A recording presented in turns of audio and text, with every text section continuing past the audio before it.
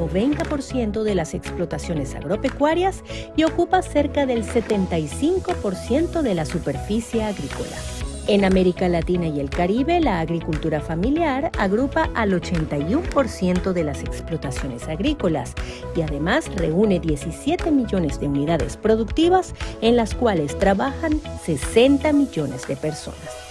Sin embargo, la distribución de la tierra en la región se caracteriza por altos niveles de desigualdad, donde el 1% concentra el 50% de la superficie agrícola.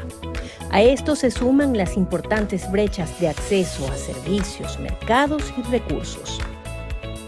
Todo esto ocurre en un difícil y cambiante escenario global, pero donde los agricultores familiares de la región tienen un rol importante en la recuperación y la transformación de los sistemas agroalimentarios.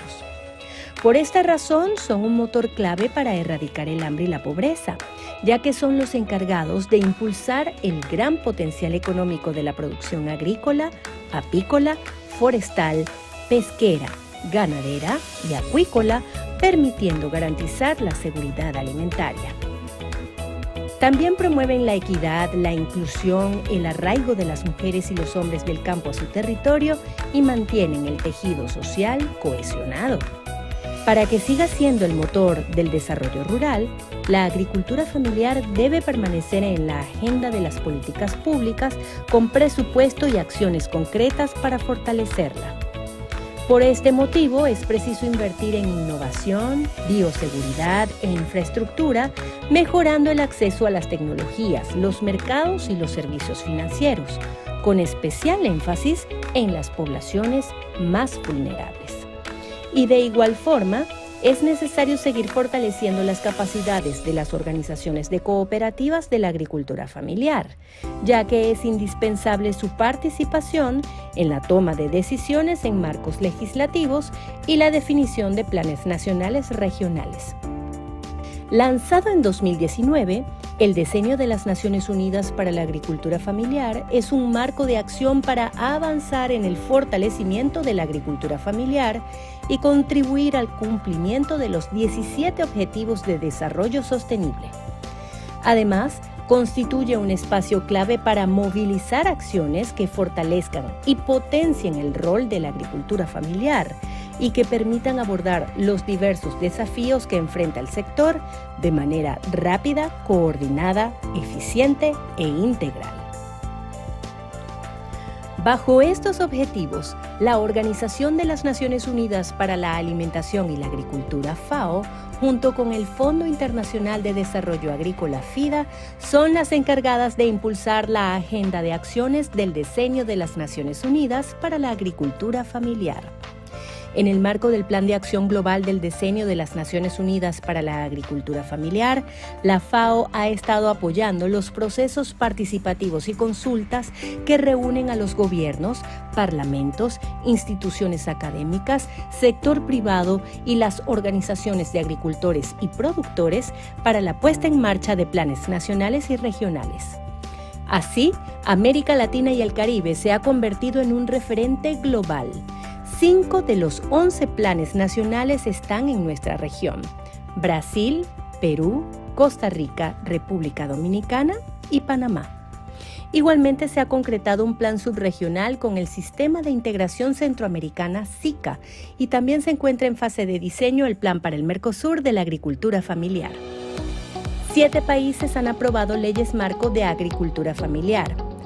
9 cuentan con políticas de apoyo a este ámbito y 12 han incorporado a los agricultores familiares en sus sistemas de compras públicas. Todo esto nos demuestra que vamos en la dirección correcta, pero aún falta más. El Diseño de las Naciones Unidas de la Agricultura Familiar está impulsando la creación de un entorno político propicio para el fortalecimiento de la agricultura familiar, garantizando un compromiso político constante y recursos adecuados por parte de actores públicos y privados. El apoyo a los jóvenes para asegurar la sostenibilidad generacional, permitiendo que los jóvenes tengan acceso a la tierra y los mercados. la equidad de género en la agricultura familiar y el papel de liderazgo de las mujeres sin espacio, ampliando el acceso de las agriculturas a los recursos naturales, los bienes productivos, la información, las infraestructuras, los servicios financieros y los mercados.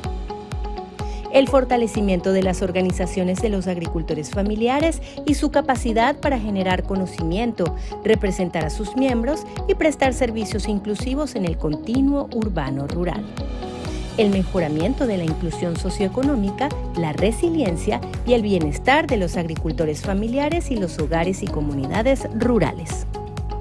La promoción de la sostenibilidad de la agricultura familiar para conseguir sistemas alimentarios resilientes al cambio climático y reforzar la multidimensionalidad de la agricultura familiar para lograr innovaciones sociales que contribuyan al desarrollo territorial y a sistemas alimentarios que salvaguarden la biodiversidad, el medio ambiente y la cultura. Esto permitirá avanzar hacia sistemas agroalimentarios más innovadores, más inclusivos, más resilientes, más sostenibles y más eficientes sin dejar a nadie atrás. Para estas tareas se requiere el apoyo decidido y la participación de todos los sectores involucrados. Renovemos nuestro compromiso con el Decenio de las Naciones Unidas para la Agricultura Familiar. Sigamos trabajando para lograr una mejor producción, una mejor nutrición, un mejor medio ambiente y una vida mejor.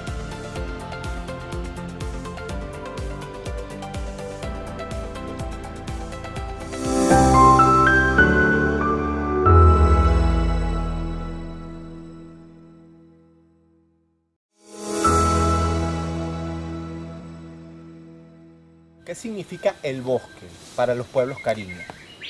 El bosque para ellos es su casa.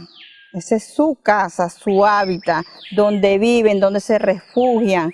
Entonces nosotros, como indígenas, queremos superar, cuidar nuestro bosque. Eso es lo que queremos nosotros.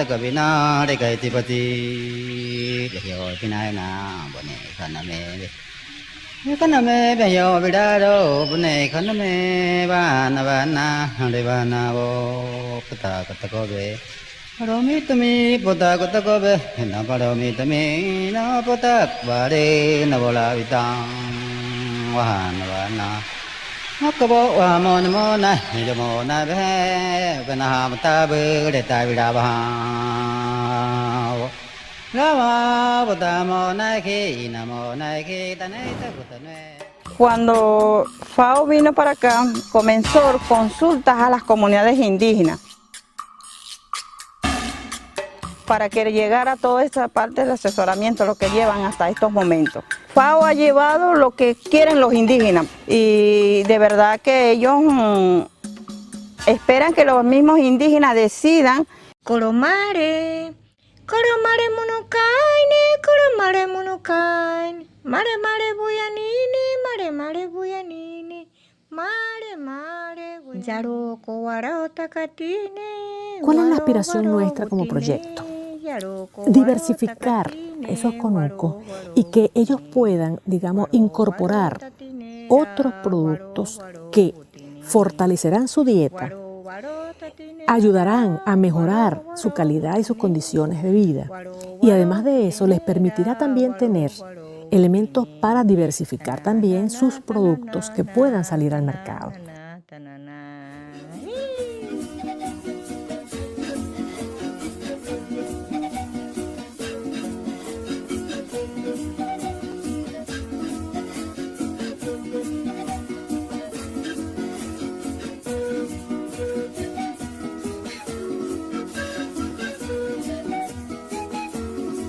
Nosotros teníamos conversaciones con nuestras hermanas indígenas y con hermanos indígenas porque nosotros mismos no podíamos hacer nuestra empresa. Deberíamos solicitar al Estado o el gobierno para que nos otorguen un espacio para nosotros trabajar a nuestra manera. que no vaya destruyendo nuestro ambiente, nuestros ríos, nuestros sitios de pesca, sitios de cacería, sitios donde nosotros tenemos frutales. De este proyecto dijimos, bueno, vamos a hacer nuestra manera, pues, que sea sustentable, y aparte de eso que vamos a sembrar y vamos a estructurar nuestros conucos para hacer para el día de mañana.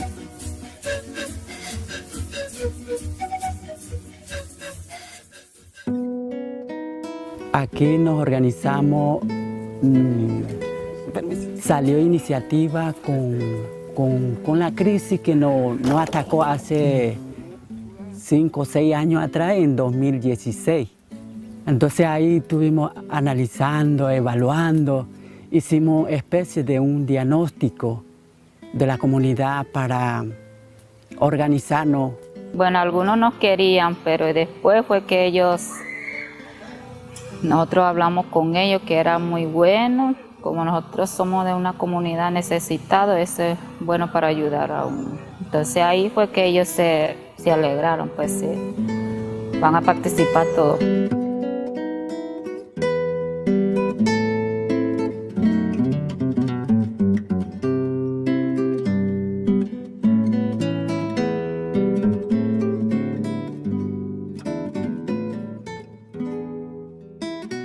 Y anteriormente dicen, no, porque los indios quieren mucha tierra, si los indios no siembran, no trabajan. Nosotros trabajamos, pero no destruimos nuestra hábitat y vivimos, dejamos que crezca esta planta y volvemos otra vez en 10 años, pero vivimos sin destruir nuestra hábitat.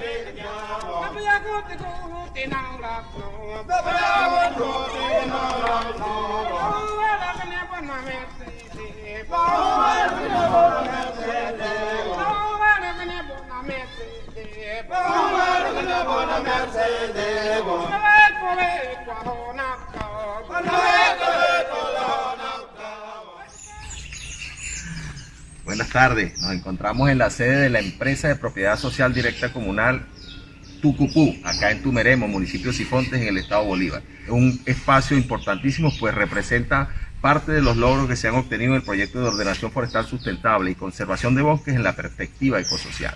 Esta es la concreción, podemos decirlo así, de una política pública que está llevada a la práctica en el haberle otorgado un territorio, una concesión forestal de 6.487.2 hectáreas a la empresa de propiedad social directa comunal Tucupú, que es la expresión organizada de las comunidades indígenas, de las 12 comunidades indígenas cariñas del sector 9 de la Reserva Forestal Imataca.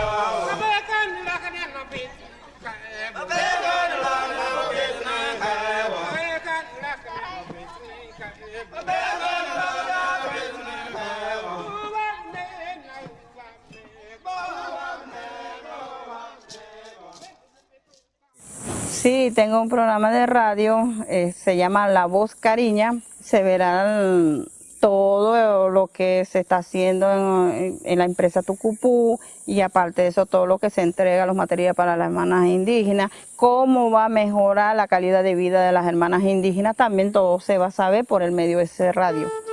Sifonteña 104.5, la emisora de la cordialidad, te invita a escuchar La Voz Cariña. Un programa para conectarse con nuestras raíces y abordar los temas más importantes de las comunidades indígenas de la Reserva Forestal Imataca. Bienvenido a La Voz Cariña. Erome tatoko cariña eulango. Entonces, bueno, profe, gracias por su presencia aquí en este programa. Saludos, municipio Sifontes, a nuestra capitana general Cecilia Rivas, al Consejo de Capitanes, a los capitanes de todas y cada una de las comunidades que desde 2016 han venido trabajando a partir de lo que es la política de consulta previa, libre e informada. Es un proyecto de los pueblos indígenas que reivindica el papel de ellos como preservadores, como cuidadores, como gente que está garantizando que el bosque permanezca. Y gracias a todos mis compañeros de ustedes, profe, bienvenidos a este municipio. Espero que vuelvan a venir para el próximo programa. naruki, nabaita burumato era, nabaita burumato era, nabaita burumato era, serayo naruki maraisa, serayo naruki maraisa, serayo, nabaita burumato era. Tobe amu, mamu sebuhi, tobe amurokohi. Estamos trabajando ahorita en lo que será el establecimiento de viveros en cada una de las comunidades, de manera tal de que ellos puedan producir sus plantas, aprendan a producirlas y luego a establecerlas. Hay muchas cosas que ha hecho FAO con este proyecto de Tucupu. Por lo menos ya tenemos viveros, varias comunidades indígenas, tenemos Cafetal, tenemos La Fortaleza, tenemos Pozo Oscuro. Nos falta una sola comunidad para completar, tener 10 viveros en cada comunidad.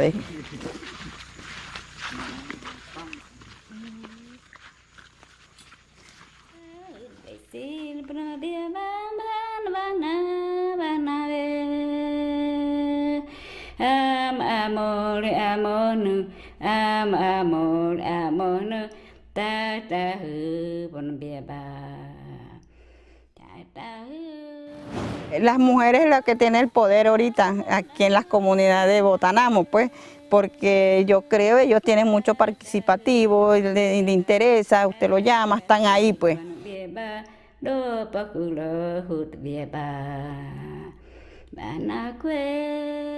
Ay, maminya toko ko maminya sen vivero poco ko maminya senga no na tiwa puhat. Kene maminya na joki na miaro ni. Ori yengo kene maminya. Jombo kali nyaka. O se tambara me kene maminya tan. Apokoro me maminya ri koma. Ambore o maminya no hasta kene maminya tan. Kene maminya no na. O maminya na. Ya estamos viendo la capitana general en primera vez en historia como capitana general del sector bochinche y estamos contentos pues que siga llevándoles liderazgos a las comunidades y nos señala que es un ejemplo de inicio de liderazgos femeninas para las comunidades. Porque las mujeres también tienen la misma capacidad del hombre. Como capitana general y aparte de que soy indígena, me siento orgullosa de ser indígena, yo creo que con todos nosotros en el equipo podemos rescatar esta reserva forestal de Imataca. Porque nosotros lo estamos haciendo no solamente para nosotros, hermanos indígenas, nosotros estamos criando la siembra. Todo lo que queremos trabajar a Reserva Forestal de Imataca es para la humanidad. Como indígenas queremos superar, cuidar nuestro bosque, eso es lo que queremos nosotros.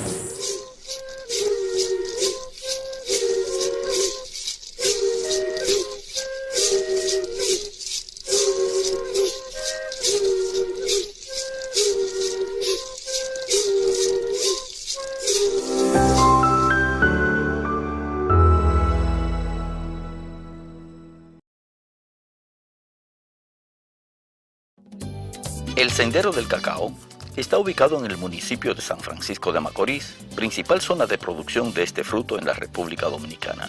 Este proyecto permite al turista entrar en contacto con el proceso de producción del cacao, desde su siembra y recolección hasta el proceso de fermentación, secado y elaboración del delicioso chocolate, para lo cual ha establecido una exitosa estrategia de marketing digital. El Sendero del Cacao consiste en hacer una demostración exhaustiva de todas las etapas y procesos por donde pasan las almendras del cacao desde la germinación, para dar a conocer el desarrollo sostenible del sector agropecuario, evidenciando las bondades del cacao. El impacto positivo que ha provocado la expansión de lo que es el Sendero del Cacao a partir de las redes sociales es sumamente gigantesco, debido a que por medio de las redes sociales tú tienes el planeta al cual tú te le puedes dirigir en términos de publicidad y llegar hasta ello. Esta experiencia es la que FAO pretende replicar en el municipio de Las Galeras, provincia de Samaná, junto al Consejo de Turismo Galeras por el Desarrollo Sostenible, Contugal, en apoyo a los más de 14.000 habitantes de esta comunidad, cuya principal actividad económica es la agricultura, la pesca y el turismo. La vinculación de los pequeños productores de las galeras a nuevos mercados incluye la incorporación de modelos de negocios basados en un sistema de circuito que los acerquen directamente con los hoteles, restaurantes y balnearios de este municipio costero, que ha sido reconocido como el primer destino turístico del mundo responsable con la biodiversidad. Incorporar de manera sistemática a todos estos productores en un sistema organizado que puedan tener acceso a otros mercados, no solamente le va a brindar poder colocar a mejor precio los productos, sino colocar más productos, porque la gente va a tener oportunidad de saber lo que se está produciendo en las galeras y en qué fecha esa producción puede estar disponible. A través de Contugal se establecerán plataformas digitales que permitirán a las asociaciones de pescadores, agricultores y artesanos promover sus productos en tiempo real, asegurando mejores mercados y precios. Fabricamos queso de hoja, el mejor queso de la región, lo hacemos aquí. Este negocio nosotros, lo iniciaron mis padres antes de yo nacer y se han venido sustentando con eso. Hacemos una producción diaria de 100 libras, 150 más o menos. Nosotros recibimos pedidos por vía de teléfono, WhatsApp, y lo distribuimos a las personas que vienen y a los negocios de la comunidad. La ruta hacia un turismo rural digital en las galeras llevará a esta región a un turismo más inclusivo y sostenible que cambiará las condiciones de vida de sus habitantes y de su entorno.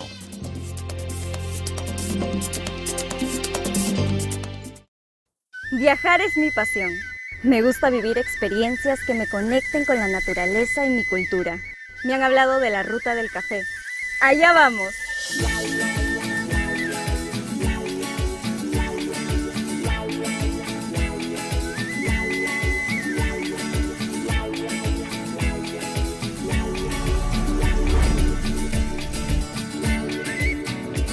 En Chanchamayo encontrarás unas cataratas maravillosas. Luego de una caminata podrás sentir la conexión con la naturaleza y sus increíbles paisajes. También podrás conocer cómo se cosechan los frutos que produce esta zona. Y al final del día, disfrutar de uno de los más exquisitos cafés del mundo. Las agricultoras y agricultores son personas muy acogedoras y te enseñan cómo se cultiva la tierra. Realizar esta actividad es una bonita experiencia y te ayuda a comprender la importancia de esta labor. C'était vraiment une super expérience que de passer quelques jours au fond de Madalena. On a rencontré des gens extraordinaires, on a été très bien accueillis et on a profité d'un lieu superbe. La pandemia golpeó mucho a estas personas y a raíz de esto buscaron nuevas formas de promocionar sus productos y servicios. Hoy, ellas y ellos usan las herramientas digitales y redes sociales para mejorar sus ingresos. Cuando las personas conocen todo lo que hay detrás del café, le dan un valor diferente, lo toman como algo espiritual.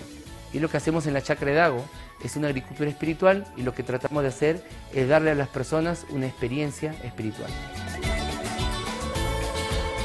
Este viaje fue increíble. Conocí lugares y paisajes hermosos. Compartí con las agricultoras y los agricultores.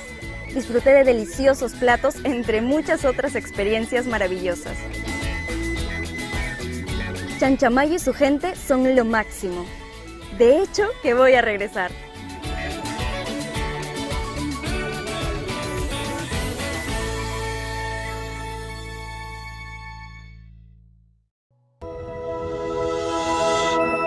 Kolonga mito kamarama niko onguti napkorkoroy. Nakita marakimarama ninga tui napkoroye nito hurimarama tia chituiti orokihoy. To naoktenge Alfredo nakita marakimarama echenge mi kwamarama naunge pai naptong hurimarama niko onguti tui napuka. Costa Rica posee una riqueza biológica y cultural que permite el encuentro de gran biodiversidad de especies y manifestaciones culturales, y se destaca por sus esfuerzos de conservación y protección del medio ambiente. Este emprendimiento inicia con una idea acorde a nuestra enseñanza que nos dieron nuestros ancestros, para que el turista conozca nuestra costumbre, porque aquí está lo espeso de mi cultura. En las últimas décadas, el turismo ha sido un motor de la economía, ofreciendo oportunidades en las comunidades rurales, como es el caso de don Alfredo, dueño del Centro Ecocultural Toina Fueja, en la zona norte de Costa Rica. Si yo no tengo yuca, yo le compro a otra persona. Si yo no tengo pejibaye, se lo compramos a otra persona. La artesanía y todo lo que se vende aquí es producto de aquí mismo y es hecho por los indígenas. Son beneficiados más de 30 familias. Desde hace unos años, gracias a la ayuda de sus hijos, don Alfredo se posicionó en redes sociales, Facebook, WhatsApp, como una forma de promocionar su negocio. Se creó una página de Facebook con algunas de las fotos de acá, del lugar, algunos de los animales que tenemos por acá, también las actividades que hacemos. Nos gustaría más como capacitarnos, como que hubieran capacitaciones que nos ayudaran a saber sobre páginas web, sobre cómo utilizar las redes. La pandemia del COVID-19 ha mermado el emprendimiento de don Alfredo, como a todos los negocios turísticos del país. El turismo rural intenta migrar a plataformas digitales para comercializar y potenciar sus oportunidades. Sin embargo, es necesario eliminar la brecha digital. Nuestro CESI, Centro Comunitario Inteligente, número 36, se ha enfocado mucho en el desarrollo de las destrezas digitales.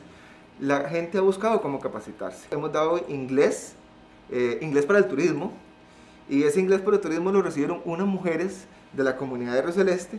Hace poco se grabó un grupo por profesores del MISIT en marketing digital. Tomamos la decisión de que Copelesca brindara los servicios de infocomunicaciones, especialmente internet, con el fin en aquel momento de disminuir la brecha digital, donde llevamos internet a más de 3.500 familias dedicados a la agricultura. Les transformó lógicamente la vida. El gobierno de Costa Rica ha priorizado la franja de desarrollo de la zona norte con el fin de atender a las poblaciones en condición de vulnerabilidad. Hoy la conectividad está relacionada con las posibilidades de hacer comercio de los pequeños productores locales. Está directamente relacionada con la capacidad de educación. Es una manera de promocionar el turismo de la zona, y tanto el gobierno, la empresa privada, las organizaciones productivas como la comunidad demandan mejor productividad para su desarrollo. Para Costa Rica es clave continuar promoviendo el turismo rural comunitario y la digitalización comercial, con el objetivo de eliminar las brechas digitales en la zona, generar nuevas oportunidades y mejorar la economía de las familias rurales.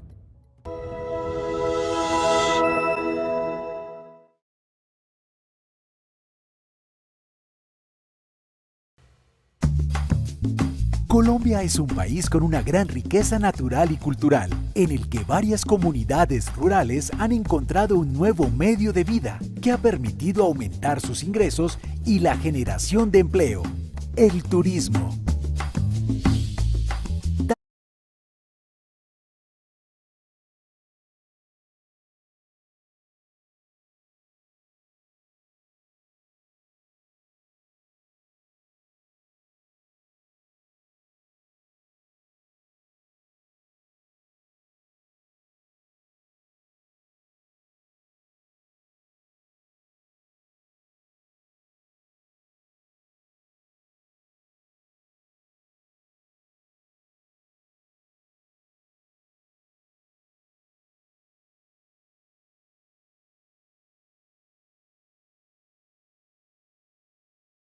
Esta iniciativa de ecoturismo la conformamos 8 comunidades. Entre ellas tenemos la cabecera municipal, que está el Puerto, y está Ticolé, Marriaga, Tumaradó, El Roto, Bocas del Atrato, Arena y Santuario, donde se encuentra el Museo Arqueológico, que está cimentado sobre la primera ciudad fundada en tierra firme, como lo es Santa María la Antigua del Darién. El corredor ecoturístico Darién-Atrato integra 4 reservas naturales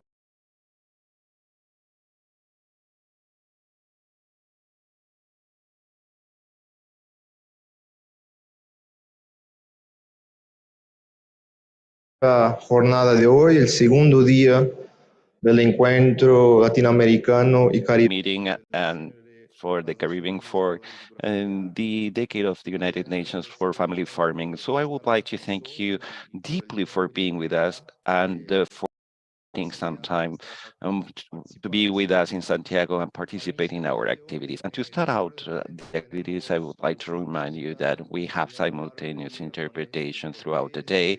We will have presentation in English, Portuguese, and Spanish. So if you feel more comfortable, you can have access to those languages and have the support from the simultaneous. I would like to invite now Juan Carlos Belusky from the policies of the sector in Latin America and the Caribbean, so that he can describe the context that we will be working in, how we will develop our activities, and also quote the topics that we're going to develop today. Luis, you have the floor.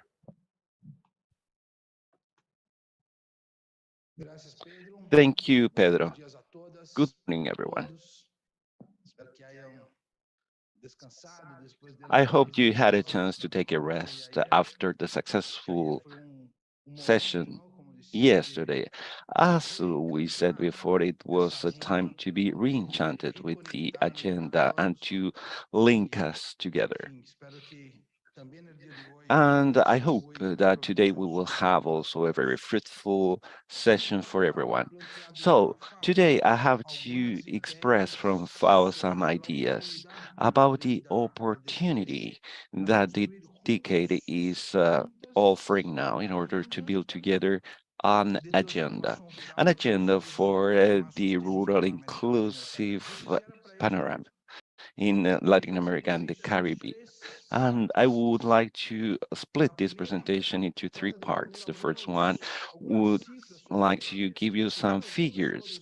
And although everyone here is convinced about the importance of family farming and how this family farming plays a role in the food system, there are some other factors that we should bring along. And therefore, it's very important to include some figures sometimes. And immediately, I would like to put the family farming in the present context that is not the same that we used to have some 20, 25 years ago, when the most important innovations at the level of the society and institution appeared for the family farming.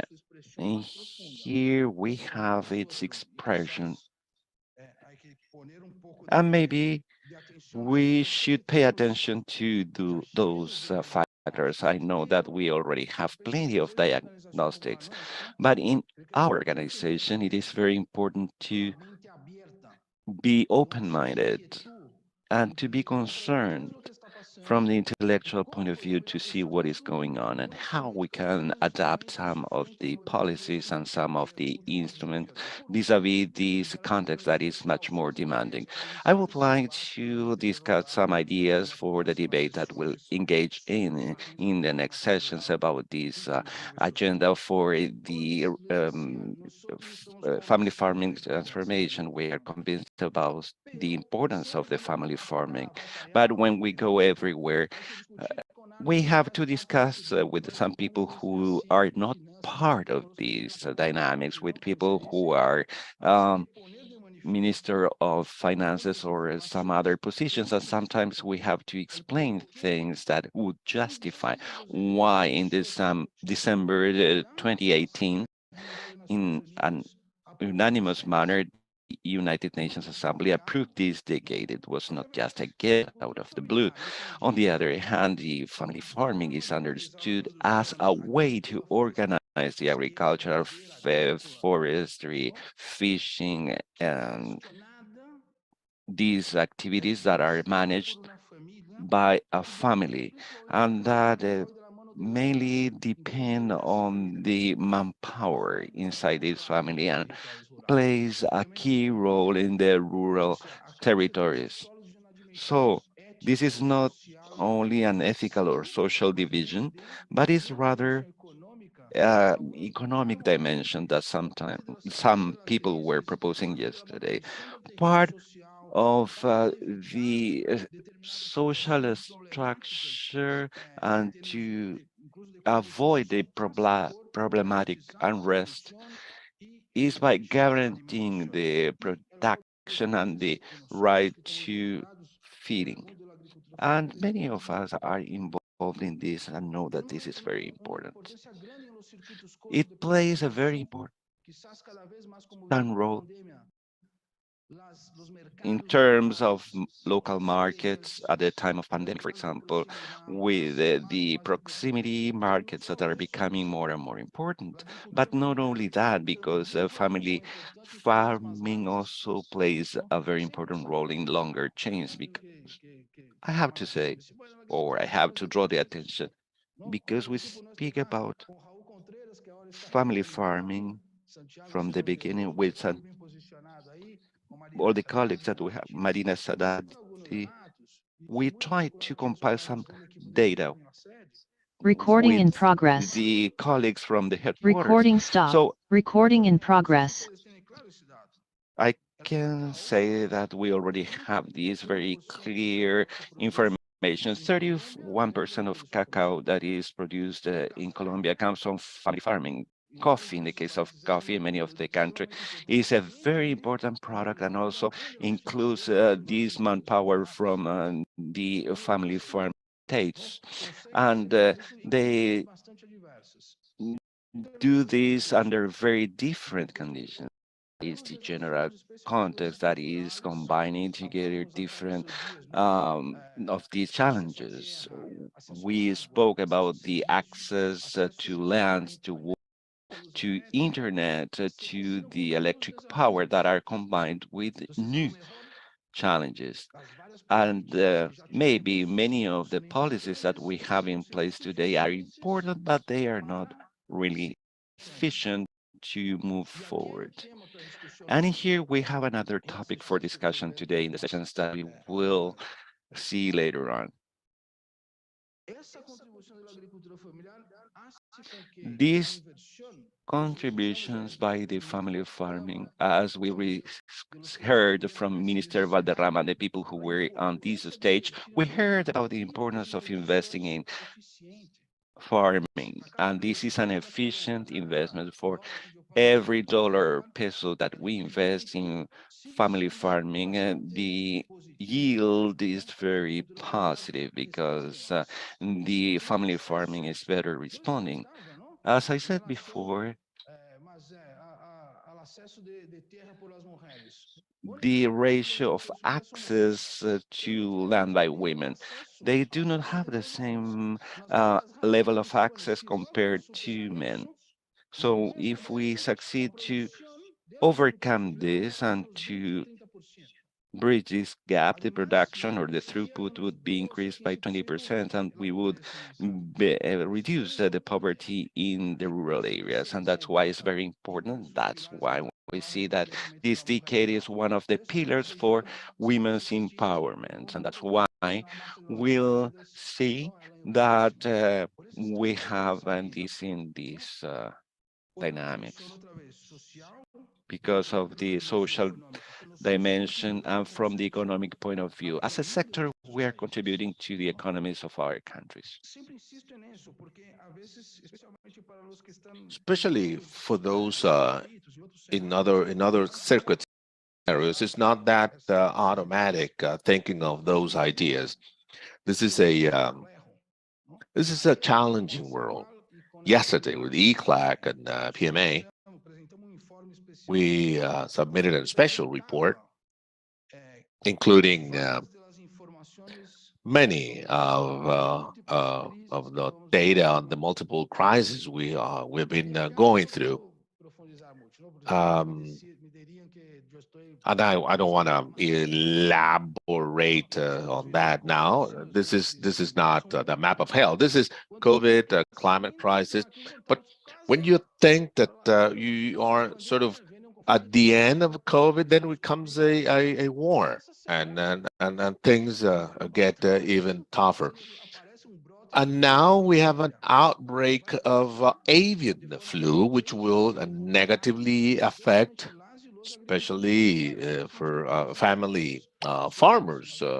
They produce eggs, they produce birds.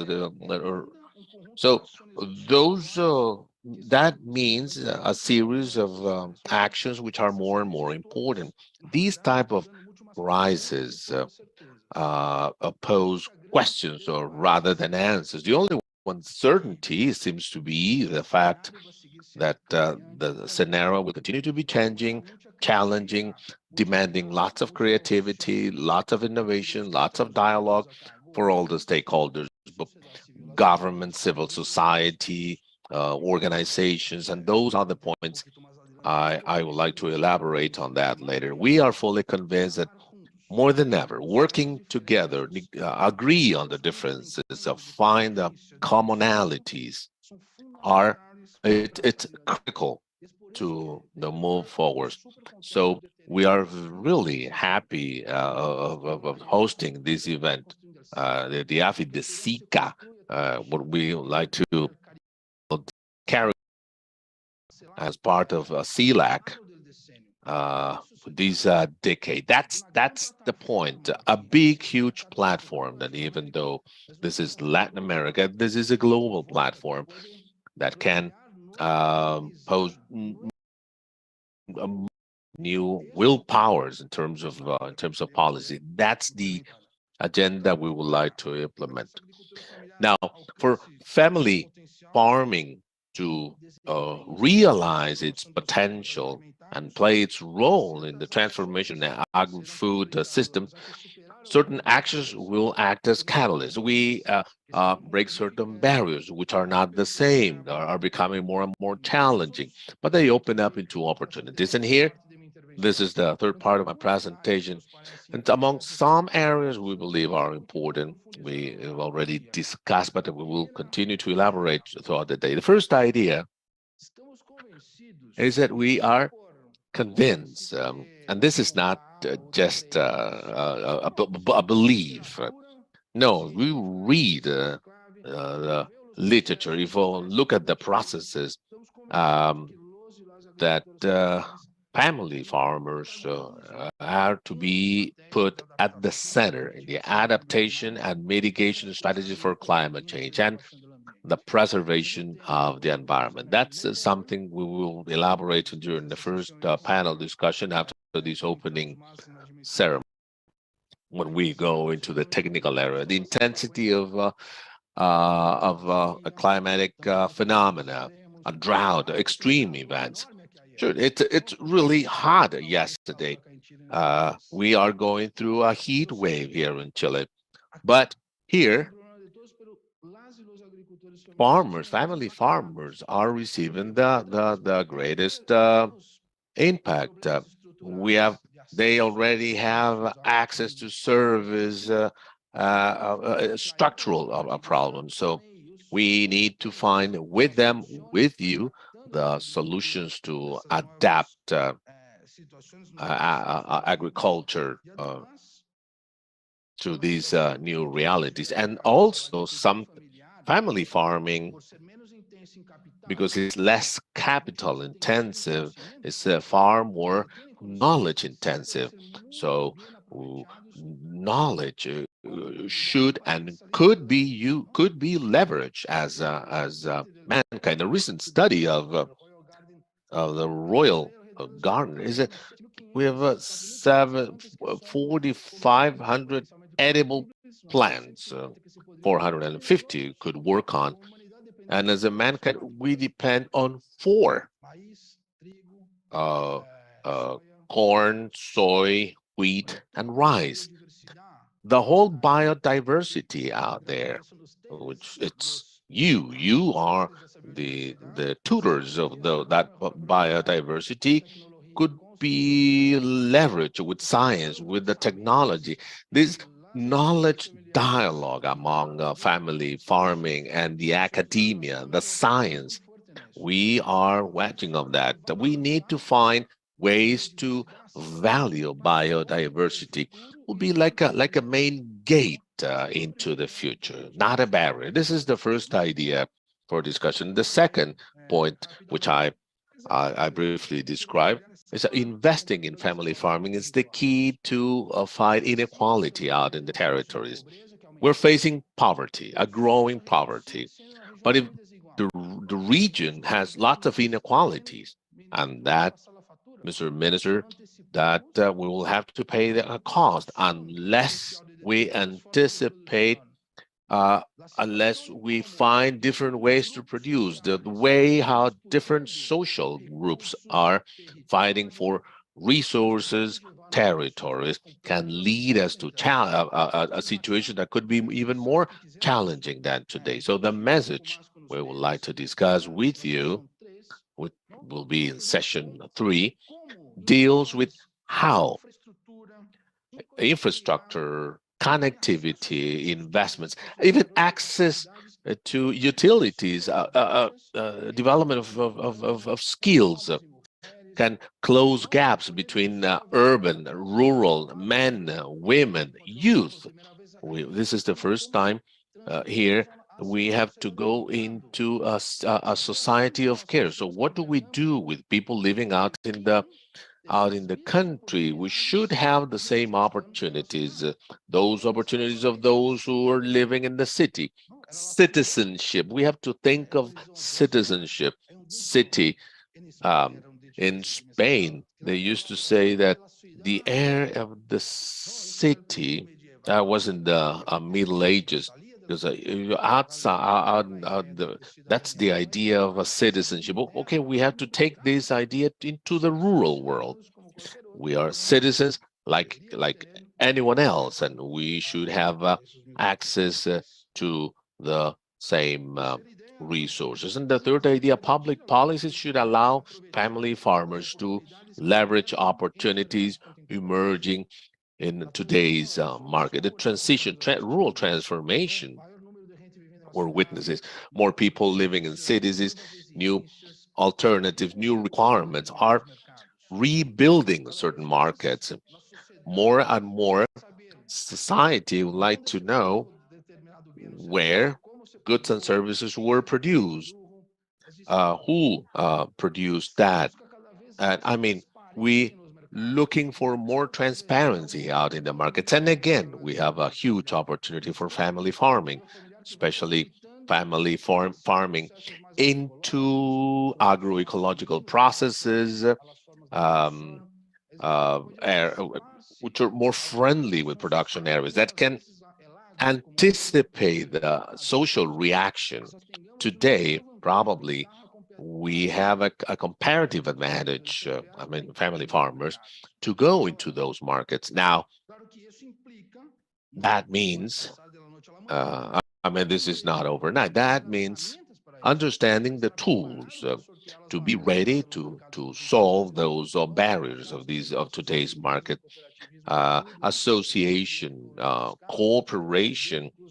We need more scale to export, especially in Jamaica, with all the experience of coffee, and how the strength of the organization can help break those entry barriers.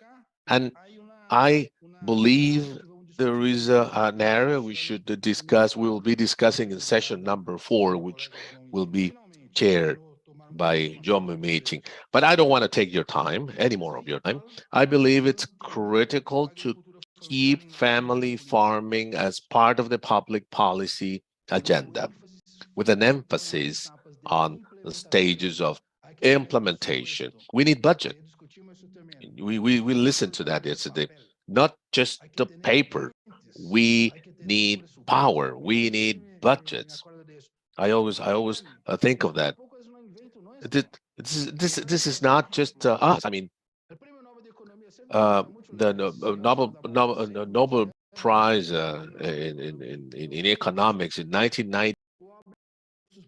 One of the main papers is development as freedom. The idea underlying that is that development does not only, it's not only the ability to increase production, technologies, or social organization to achieve the production of those goods and services. Actual development according to this idea, means the expansion of substantial freedom of people, the right to food, which is so important for all of our organizations. This is not just a piece of paper.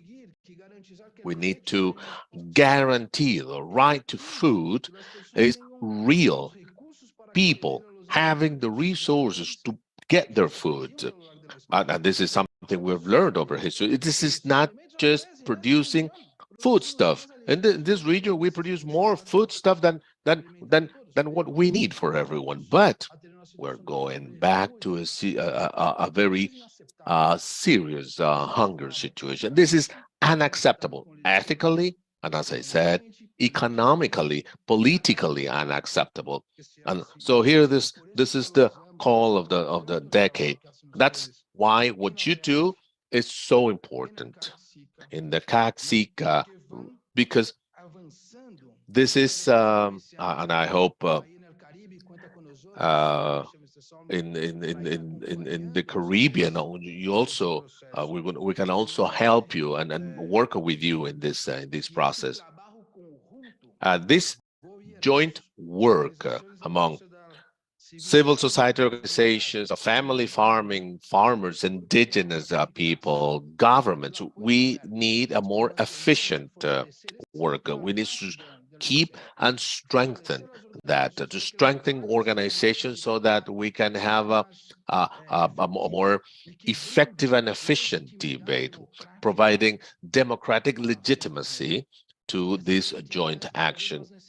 That is more and more necessary for public policies, for our organizations, and that's why I believe it is more and more important to have these type of discussions, which are the opportunity to listen to the voice of the organizations as co-builders of policies.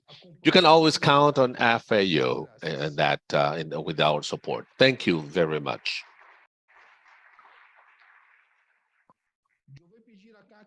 I will now ask our colleague and friend Guilherme Brecht. He's the head of the family farming unit and communications for development in Rome, and one of the main leaders or champions of this agenda in our organization. Thank you.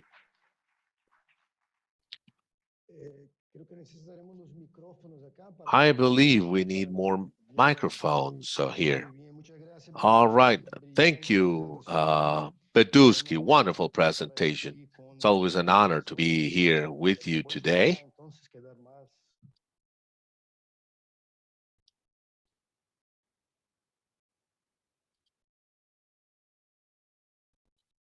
Hola. Okay. Hello, can you hear me? Okay. Good morning, good afternoon, good evening, depending on where you are. I'm Guilherme Brady, and besides the role in FAO as a unit coordinator, I'm also responsible for supporting the decade for family agriculture of the United Nations together with the IFPA, with Mikel. We have a joint secretariat between the FAO and FIDA for the implementation of these decades. So without further ado, let me have the panel members of for these blog on the main challenges of public policies for the strengthening of family farming in the region. Faustino Torres, he's with the CLOCA, Via Campesina. He's their VP of the pilot program for the decade.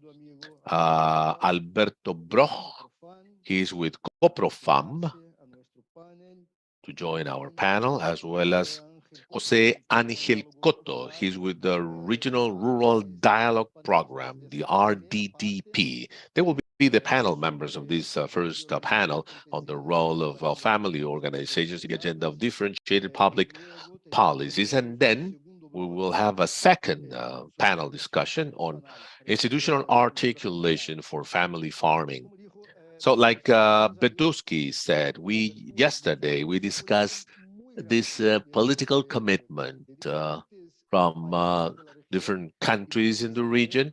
And it's interesting to see countries in South America, authorities of the highest level, Chile, Bolivia, from Central America, we had Panama, Costa Rica, from the Caribbean, the Belize, RIAF, Mercosur, SICA, represented by Uruguay and Dominican Republic. How those regional integration arrangements are working on these agendas. So we would like to hear from the authorities. What's the contribution of family agriculture? How they see this as strategic for achieving the local priorities. Like Bedusky was referring to today, the new agenda, the new topics. So let me now, Alberto, Fausto, and Jose Angel, would like to listen from you, from the producers' organizations, some thoughts on the role that organizations can play in the implementation of policies, emphasizing the contribution of civil society in different areas. How do you see this new agenda and that we can put together for public policies for family farming and the contribution that we can make within this new context? 5 minutes for each one of them. And then I will start with Faustino. Then we can follow the same order. Thank you, Guillermo. So, the family farming issue is a historical topic because the farming has been in place for over 3,000 years, and the peasants movement and all the people who participate in this line of business would like to greet the effort of what has been referred to as a decade for these 4 years. Unfortunately, this decade starts in a very complicated context with the pandemic, and now when facing the situation that is difficult as a result of warlike conflicts. And this shows that 2023 would be likely to become a food catastrophe if we do not succeed to reinforce once again the family farming sector from the social movement with governments and also with the contributions that could be given by the International Fund for Agricultural Development and the FAO and other agencies. So the family farming is now knowing the best time for agriculture because the pandemic made the model kneel down and the whole arrangement. So it showed that the resilience was only possible with the production of healthy products, and this is only produced by the family farming, so that the ecosystem would be able to be self-sustaining within the context. And we, from the peasants movements, are urging people to provide more force to this, to the access to land, to the access to water and the territory. And this implies working jointly with the governments. As we have seen here in the RIAF, this is necessary in Central America, and we need to include the CARICOM in this whole endeavor. As a matter of fact, we should now, as peasants organization, do the follow-up of the family farming in this context. However, we need to be closer to the work with the governments, the different organizations we're working with. And to this end, is fundamental to have the right budget in order that these can overcome the work that we're developing right now. Finally, I think that the topic that we have to engage in is to build Latin America on peace and also to solve the things that could come from the food crisis that is on the verge to happen. The peasants movement has shown that we can face that crisis and build the necessary resilience in order to tackle these crises we have now. And this will be of paramount importance with the participation of the peasant movements of the First Nations and all the people, the players who are in front of this good business, that is to say, the production of foodstuffs, because um, the statistics are showing that 75% of the production that is consumed is produced by small-scale growers, that is to say, the peasants who are outside in the field. And therefore, it's important to have the food sovereignty concept. Fortunately, I come from a country that is reaching 80% of this concept, that this is fundamental in order to get out of this crisis. So I would like to take this opportunity to invite the governments, FAO, and the agencies of the cooperation and the development fund to make this the best opportunity in order to face the crisis that is impending, and even more after this pandemic and with this warlike conflict. Thank you very much. Thank you very much. I have here some 2 or 3 important items that appear to be very important or important to investigate in order to reinforce the policies and not going into a food crisis. We see also the need to reinforce the resilience, and then we have the nutritional aspects, for example, healthy food in order to tackle these issues. Jose Angel, I will accord you 5 minutes also so that you can speak from the point of view of the organizations and this dialogue, how you are seeing all of these, this new cycle of public policies, the new agenda, and how you can contribute. Thank you, Guillermo. First of all, I would like to greet the representatives of FAO and the representatives of the different government institutions, the representatives of the Development Fund who are with us today, and very particularly the organizations of growers who are present here in this Latin American and Caribbean meeting. I would like to point out that we, the representatives from the growers associations and peasants, as Fausto was saying, we have played a very important role in the production of food, and we, the organizations, are the ones who have been countering in manner policies that are not in our countries. We have also been tackling the natural phenomena that are striking us very hardly, and the family growers are the people who make feeding of the world possible. That is to say, the associations of family farmers play a very important role. Today, the situation of our production is changing. The agricultural production is changing as a result of the COVID-19 and also as a result of a conflict between two countries, which are striking our territory strong because we are not producers of raw materials. That is to say, we need raw materials coming from other countries that do have this possibility to produce them.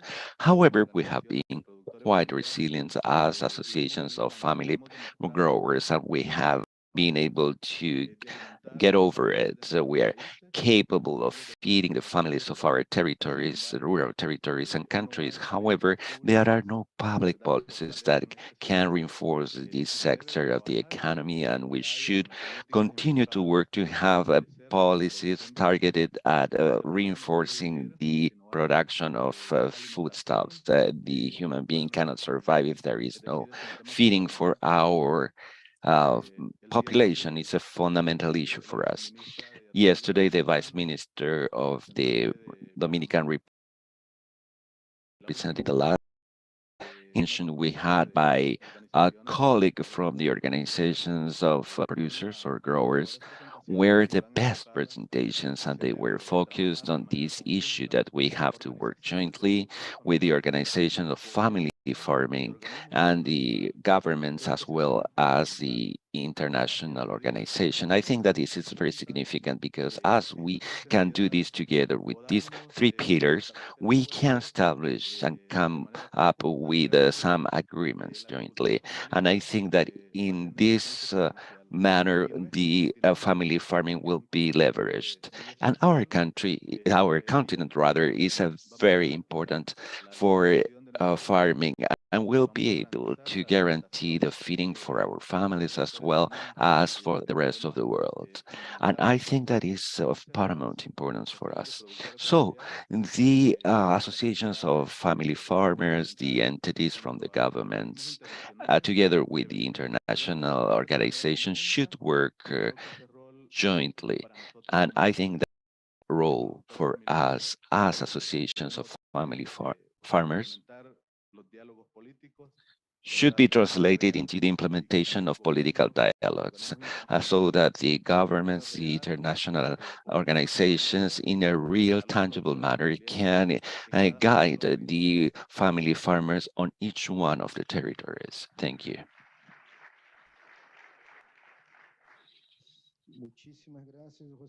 Thank you, Jose Angel. So you're adding up some items to the previous intervention, highlighting some aspect of the different crises and the impacts on the already family, the natural phenomena, the conflict and resilience ability. So from the FAO, we have seen that there is an increased demand as a result of this crisis we are going through, and seeking to have a more resilient food sector, more decentralized, and also seeing the family farming as a reinforcement to this. We'll give the floor now to Alberto Broto, for Copper Farm, that had a very important role in the restructuring of family farming with different governments from Mercosur.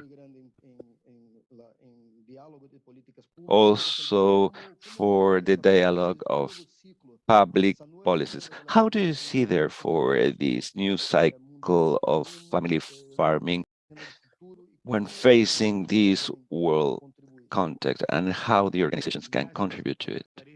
Thank you, my dear friend Guilherme. I'm going to speak in Portuguese because I heard that you have a translation. So this will make possible to have our languages more comprehensible, because we need to reinforce our partnership in Mercosur and Latin America, as well as in the Caribbean. I would like to greet our colleagues, everyone present in this event, and particularly the government authorities that explained very clearly everything during the opening of this session, and in connection with this decade for family farming. Copra Fama, myself, think, because now I'm speaking on behalf of all of the COPREFAM, that is the Confederation of the Representative Organizations of Family Farming, and the extending Mercosur. We are all together here participating, and we believe that we are facing now a major opportunity to reinforce family farming around the world. It is clear that the challenges are huge. We have hunger, misery, war, the pandemic, and those challenges are sizable. However, we are not going to solve problems of hunger, misery, inequality, and poverty if we do not come together as brothers to reinforce family farming, because this is the only way to tackle the inequality, poverty, malnutrition, and particularly hunger. So we do believe in this. And why are we here? We are here because United Nations approved this decade for family farming. We believe that the most important recognition of the United Nations is taking family farming as something valuable. And therefore, all of us, the people from the organization, the people from Latin America too, we would expect to reinforce the organizations. We do believe that will get to overcome these challenges by creating strong representative organizations. That's why we are against the criminalization of the governments, against the criminalization of the organizations. We do need to provide a right value to them. This is the opportunity also so that the governments can tap the best out of this moment to reinforce the public policies, providing the right funding, and also reinforcing the public policies for funding and support to increase the throughput and the yield or profitability of these family farming to deal with. Muito que esse debate ele possa acontecer verdadeiramente lá nos territórios, lá onde as pessoas vivem. Por isso nós precisamos tanto da FAO. Eu quero fazer um chamamento muito grande ao FIDA. Aqui está a nossa querida Fernanda, do Escritório da América Latina. O FIDA tem um papel muito importante. O Programa Mundial de Alimento, ou seja, as representações das Nações Unidas com sede em Roma, do ICA, nós precisamos muito do apoio, não só aqui em Santiago, mas nos estados, nas nossas representações de cada país, para que ajudem as organizações, inclusive com o diálogo com os governos, para a gente poder melhorar as nossas políticas públicas. Então, nós estamos diante de uma grande oportunidade. E eu acredito que... So this is a great opportunity, and I believe that by 2028, we will be able to be victorious of these United Nations Family Farming Decade, valuing the youth of Aboriginal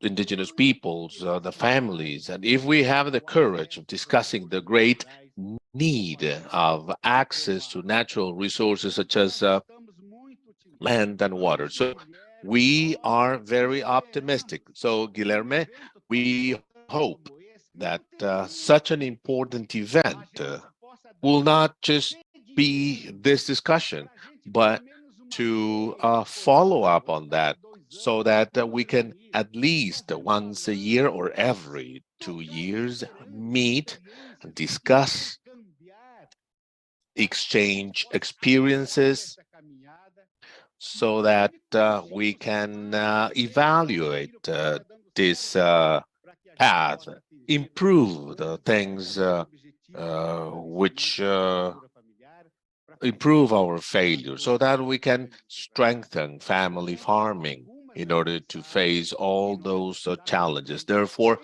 those are some of the messages on behalf of COPRO. Thank you.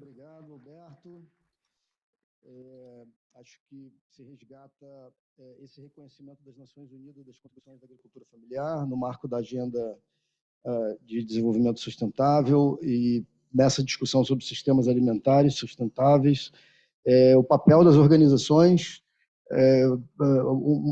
acho que um ponto muito importante das organizações são os serviços que as organizações oferecem nos territórios. Não sei por que estou falando em português, perdão, me entrou acá. I'm sorry. I was just confused with this language mix. I'm so sorry.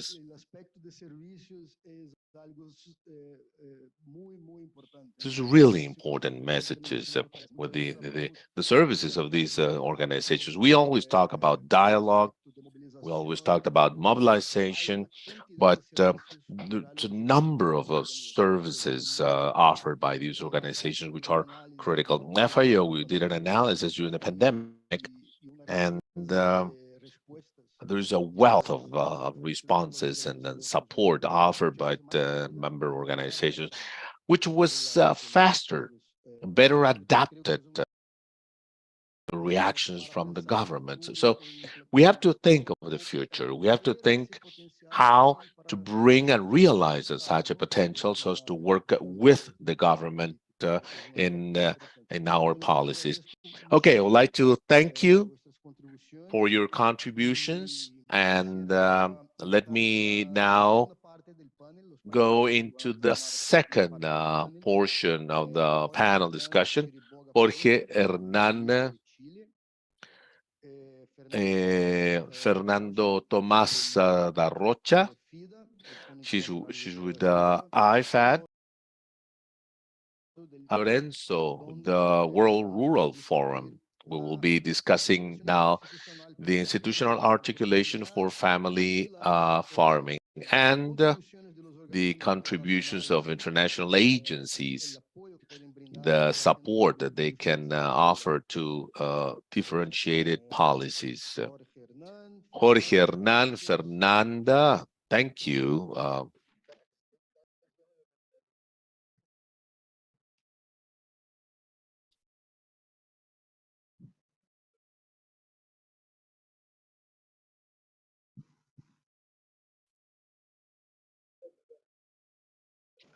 Para la presentación. Muy bien. Bueno, muchas gracias. Okay, thank you. It's a pleasure being with you. Jorge, he's with the ICA, Chile. Jorge, if you could please share with the decade agenda.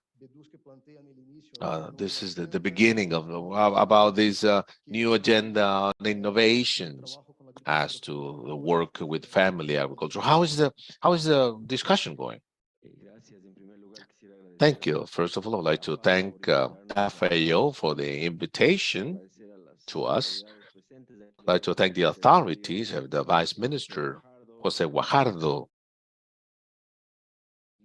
and the leaders of family farming in the continent. ICA has been working. We've been 80 years in technical cooperation in the continent. 80 years. That's our birthday. We worked a lot with the FIAC, PMA, with FAO. So we want to make ourselves available to the family farming organizations, our network of representatives in the Americas and also in Spain. And among the challenges we see is that world population is still growing. Big cities in Latin America are full of people. There is migration.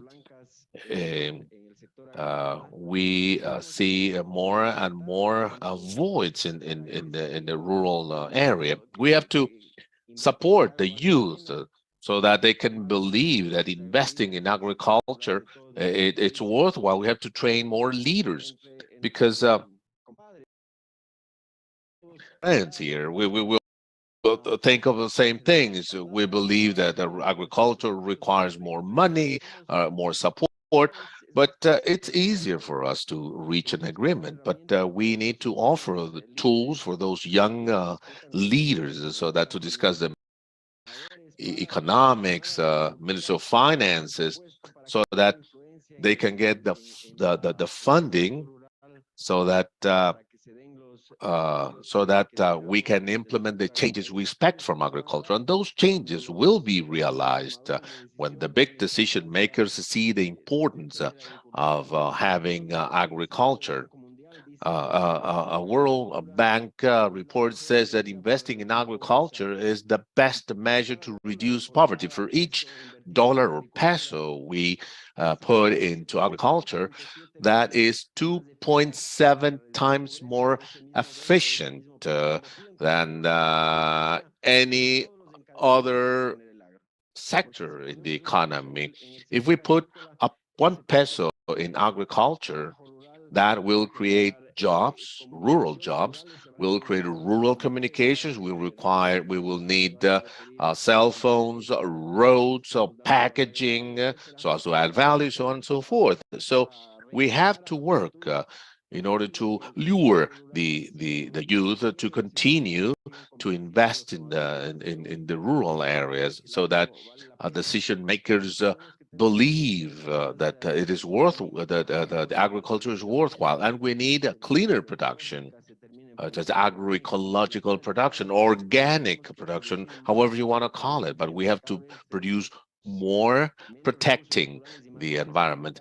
We have less natural resources and more mouths to feed. So we have to see how we change production. And the market is demanding cleaner production. Like Luis Carlos said, it's demanding to know where, how was produced, a value added. A short example of something we support here. We have Orlando Contreras with the Mosech here in the northern Chile. Water, the lack of water, it's a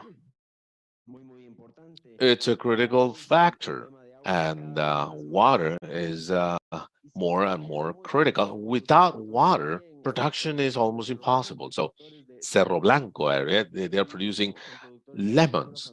They have a family farming, and Universidad de Santiago, we're supporting the production of this Italian limoncello. But when we start working with them, we realized that it was protected. So now we will have a problem. So it's called limoncete. It's a liquor out of the skin of the lemon. We use the lemons there that as a bigger size lemon. We add value and we keep lemons for other things. So that type of examples, sustainable value added. This is a small example we're supporting here in Chile, but I would like to offer the ICA's resources to governments, to your organizations in family agriculture in the Americas, to continue to work as a team. The only way to work as a team with governments, producers, and international cooperation, which has been made available through all of you. So I always say that a farmer is necessary 3 times a day. Thank you. Thank you, Jose. I mean, those are aspects of key future agendas for growth, youth, working with the youth, environmental issues which have to be better attached to public policies, and a key element is the economics, the economic contribution. Many times we see investment in family farming as as not so important, but this is an investment that's going back to the territory. It will go to businesses, so it builds the economy. There are little evidence on that, but I believe we, the agencies, have the responsibility there that requires further development. So thank you for the topic. Okay, now Fernanda, she's with FIDA. And how do you see those, how do you face those challenges, the new policy agenda? What contributions are you trying to offer? Thank you, Guilherme. Good morning, everyone. Good morning, our colleagues and the authorities. It's an honor, it's a pleasure being with you in this dialogue. I have a presentation which I will be sharing with you.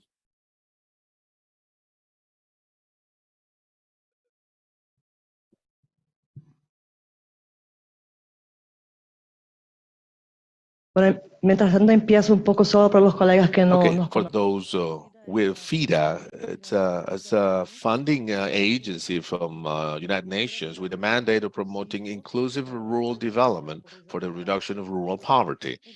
So we invest together with the national governments with grants and loans in rural development projects with the poor rural populations. Okay, that's my presentation. So next slide, please.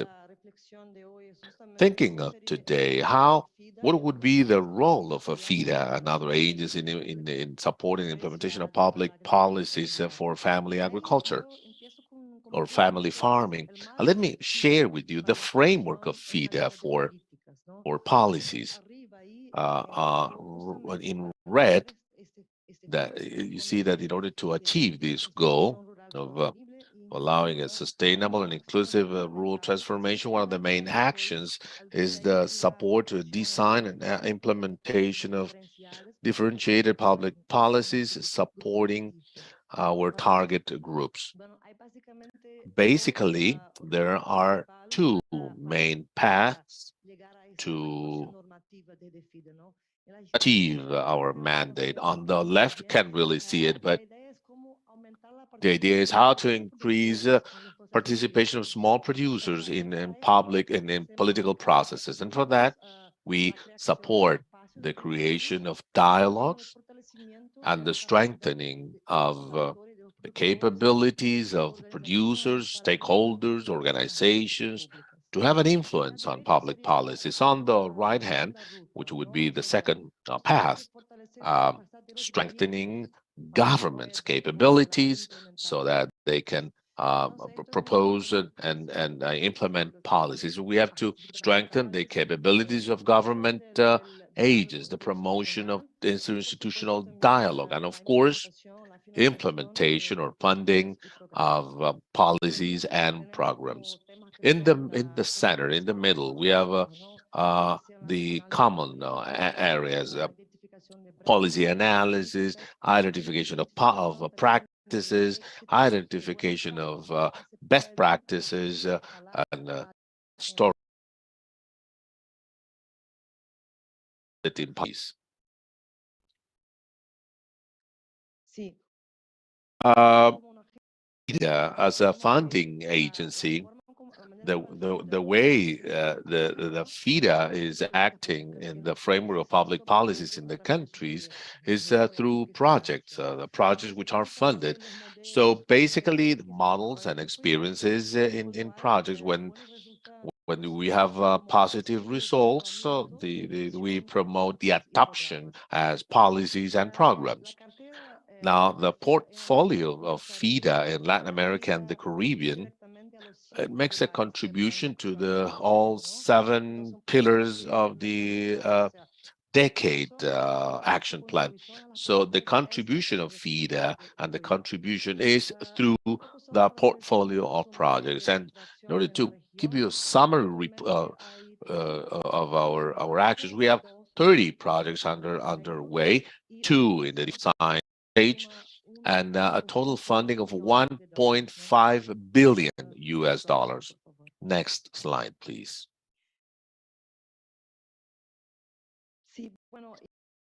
And over and above the portfolio of loans, the other line of action in support of the implementation of public policies is working with small producers organizations.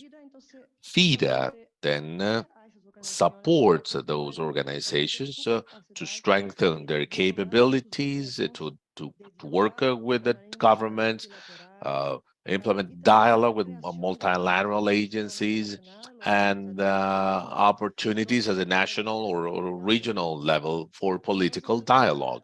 So FIDA supports through regional offices and alliances with these farmers organizations, will contribute to Pillar 4 of the decade, which is to strengthening the farmers organizations. And a couple of examples of alliances which have been very successful and important for FIDA. FIDA Mercosur program, which, as you know, has strengthened the consolidation of regional dialogue opportunity, long-term processes to strengthening of COPROFAM, and the ability to have a qualified political influence in governments and multilateral agencies. Likewise, strengthening of PDER at the SICA region, more recently to programs which is FA4 in the Caribbean and in Latin America, which I would say are like a new generation of programs, because besides strengthening political influence, these programs are working strengthening economic services, that is the ability for the organizations to provide economic services to their membership. A very strong alliance with the World Rural Forum, the national committees of family agriculture, family farming, and international agencies. The next slide, please. Before the last slide, it's just a couple of examples of policies which have been approved in the region in the last 4 years. In El Salvador, the law of family farming, supported by FAO, FIDA. In Panama, the special fund for family farming. In Peru, the state procurement from family farming. The sub-regional plan for family farming in SICA region, and more recently, through the support to COPROFAM in the RIAF, the new policy which is being discussed on a sub-regional plan for the Mercosur. And this is the last slide. and these are some of the topics, the hot topics, or the main challenges for the implementation of right policy. First, institutional capabilities. Programs require this capacity building among farmers organizations and other stakeholders. And the second one is unequal a struggle for resources between agribusiness and family farming. So we have to have a view into the development of a family farming included in the national budget. The third point, something we always discuss with CoproFarm and other agencies, how to increase representativeness of these regional and domestic organizations and the rural organizations. Some organizations are not represented by these regional organizations, so we need to expand the dialogue. And the other challenges are the structural barriers, which are so familiar with, which are still a challenge. Loans, the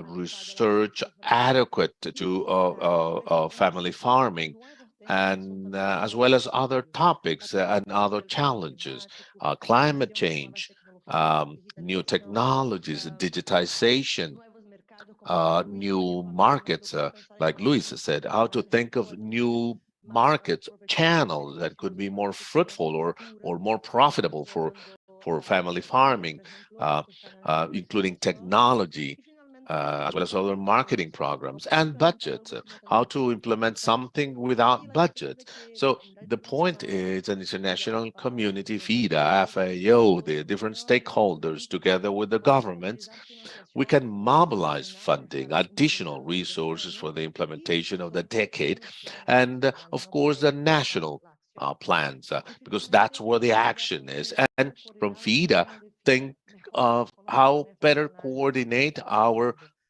plans with the national programs. Thank you very much. That's the end of my presentation. E pontos muito importantes. Primeiro, uma carteira de projetos muito relevante de apoio direto às organizações, uma grande contribuição de FIDA para o desenho, não? Esse trabalho direto com organizações. E quero só señalar dois pontitos importantes: isso de mobilização de recursos adicionais, pero também de ajustes, não, de los programas que existem, de como podemos usar desde FAO, ICA, FIDA, las iniciativas existentes para how we también can work on with the existing initiatives to promote our processes and coordination with the country plans and national countries. That's a challenge for the agendas. And the last panel member to close this discussion panel, Laura Lorenzo. She's with the World Rural Forum.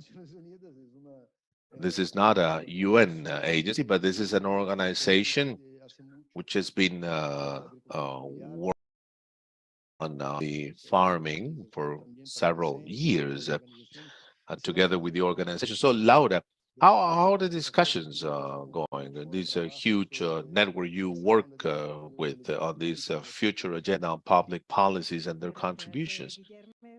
Thank you, Guilherme. First, let me greet all the representatives of governments, different agencies, FAO and FIDA for organizing this event, and the organizations of family farming with us. I have a presentation, if you could please share that. So next, please. Okay, I can't really see it, but the point here is that we believe that decade is not a goal in and of itself, but part of a process where we are all involved in strengthening family farming with the different events, different things. Today, this is part of this is a link in that process. We have strengthened family farming. That's what we all want, because we are at a disadvantage situation requiring tools to grow and grow strong. Probably the decade is probably the greatest success of agreement among stakeholders.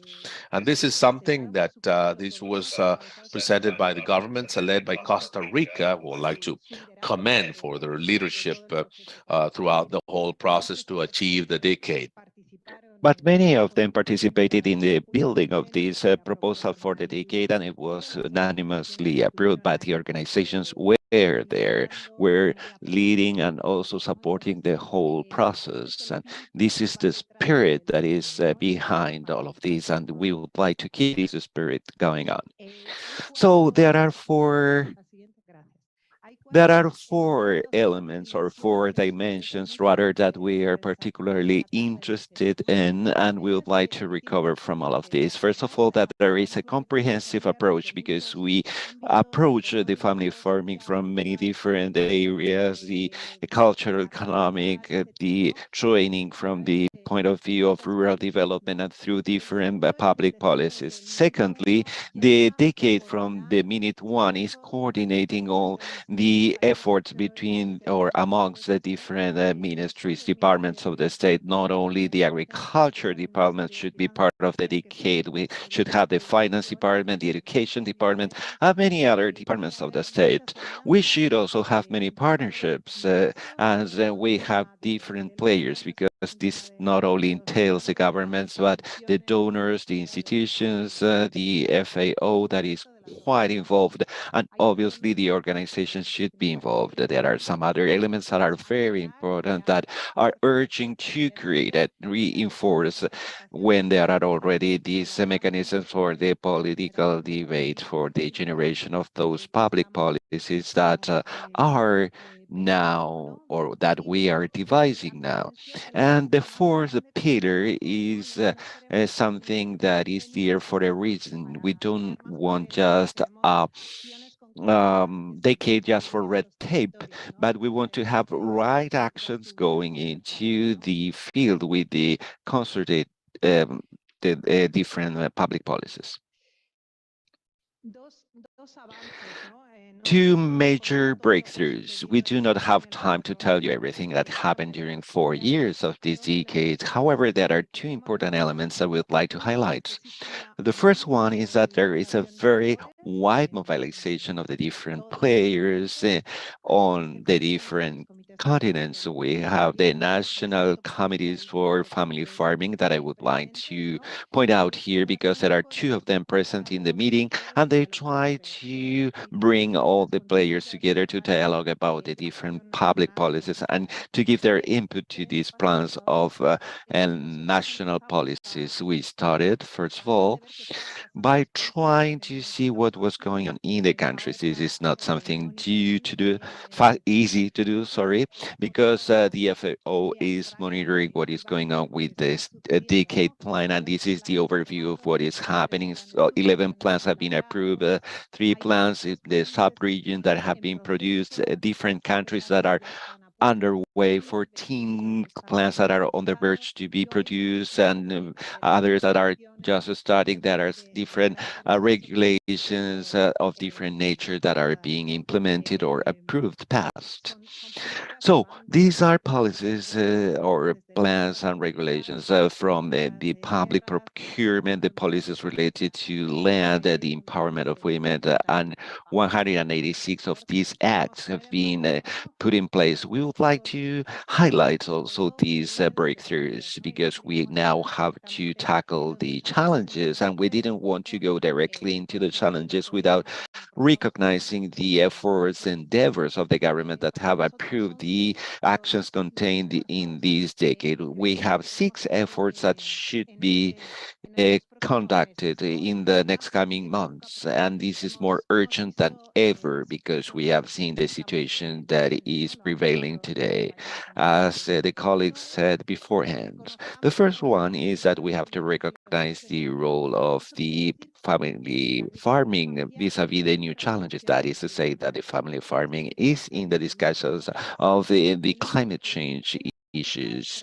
If they are affected by the climate change, they cannot just receive less than of the allocations earmarked. This is a part.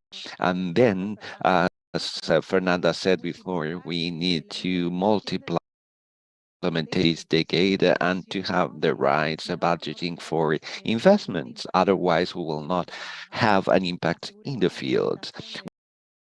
Ensuring implementation of the plans, because not only through budgeting, but also we need to have the right regulations, because the plan is very encompassing many aspects. We have another issue that is related to the fact that within the regulations there are some issues that appear to be more important. The practice should be more agro research is urgent to have a leading role by women. Organizations already pointed out, and we should reinforce a political dialogue with multi-actors and from all organizations. Yesterday, colleague from the National Committee of Family Farming said that the ones who are more or having these associations that are strong and reinforced are the states themselves, because they have someone who know the reality, the proposal, and engage in a dialogue and relationship that is much better. The last call thing that is fundamental is honoring the commitments by all of us, because it's not just a point in time where we're took with the policy and produce a paper and then go back to the office. We need to continue our commitments. And since I am the last to take the floor, I would like to finish with a statement that is a summary. We do not seek to have a poetical kind of resistance from the family farming sector. It's not a intent, but enjoying the international arena and sub-regional area in order to have the right conditions for a decent livelihood of the farmers and producers. Thank you. Thank you, Laura. Creo que aprovecho tus reflexiones para hacer el cierre. So we have just 2 minutes to do the closing.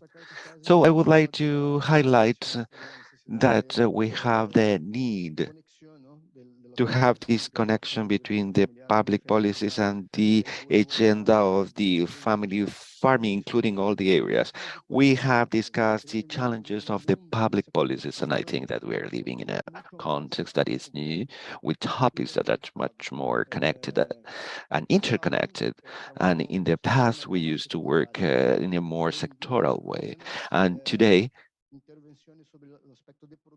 we have the aspects of production that are not enough to tackle all of those issues. That is this intersectoral challenge on how to move forward and to have innovation in policies, although we know that our governments, our states, well, we have already the structures in place, and this is a major challenge to coordinate the policies. And I think that a point that is present is that the policies are not enough. We should find a way to be more adapted to reality from the perspective of efficiency from the state and delivery of the state, how we can better customize what we're doing so that it can reach the right sector to think of innovations or new areas of policies, additionally to those we have already. And a discussion we are participating is to see the fiscal policies, because we need to reduce the operational activities, the operational cost by the state, because we have a diagnosis in different countries showing the critical situation of state investment with very low resources. We have to find the right way, a more dynamic way to reach the people. So I think we have to think out of the box, out of the policies we have now, and to connect with those agendas. It is crystal clear that we need resilience, and to do this, we need diversity, decentralization, and these are the keywords for this new period of time, to connect all of this with the climatic agenda, technology, and everything we have alluded to. So thank you very much. We'll go to the coffee break now, and we'll have this pause and be back at 11 o'clock. Thank you.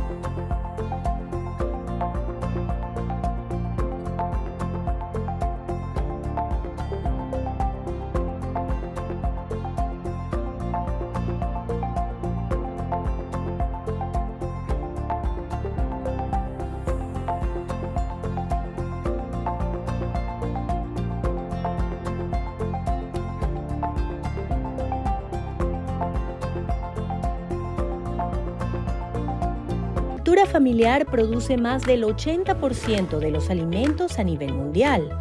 Además, representa más del 90% de las explotaciones agropecuarias y ocupa cerca del 75% de la superficie agrícola. En América Latina y el Caribe, la agricultura familiar agrupa al 81% de las explotaciones agrícolas y además reúne 17 millones de unidades productivas en las cuales trabajan 60 millones de personas. Sin embargo, la distribución de la tierra en la región se caracteriza por altos niveles de desigualdad, donde el 1% concentra el 50% de la superficie agrícola. A esto se suman las importantes brechas de acceso a servicios, mercados y recursos.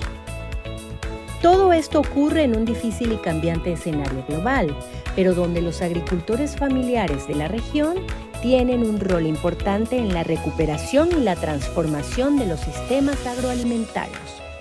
Por esta razón, son un motor clave para erradicar el hambre y la pobreza, ya que son los encargados de impulsar el gran potencial económico de la producción agrícola, apícola, forestal, pesquera, ganadera y acuícola, permitiendo garantizar la seguridad alimentaria.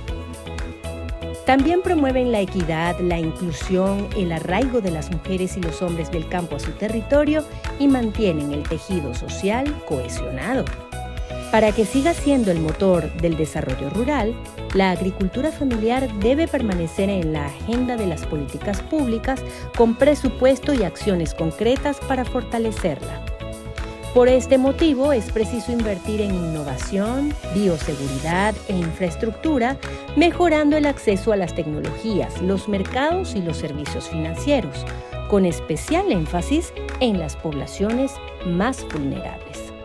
Y de igual forma, es necesario seguir fortaleciendo las capacidades de las organizaciones de cooperativas de la agricultura familiar, ya que es indispensable su participación en la toma de decisiones en marcos legislativos y la definición de planes nacionales regionales.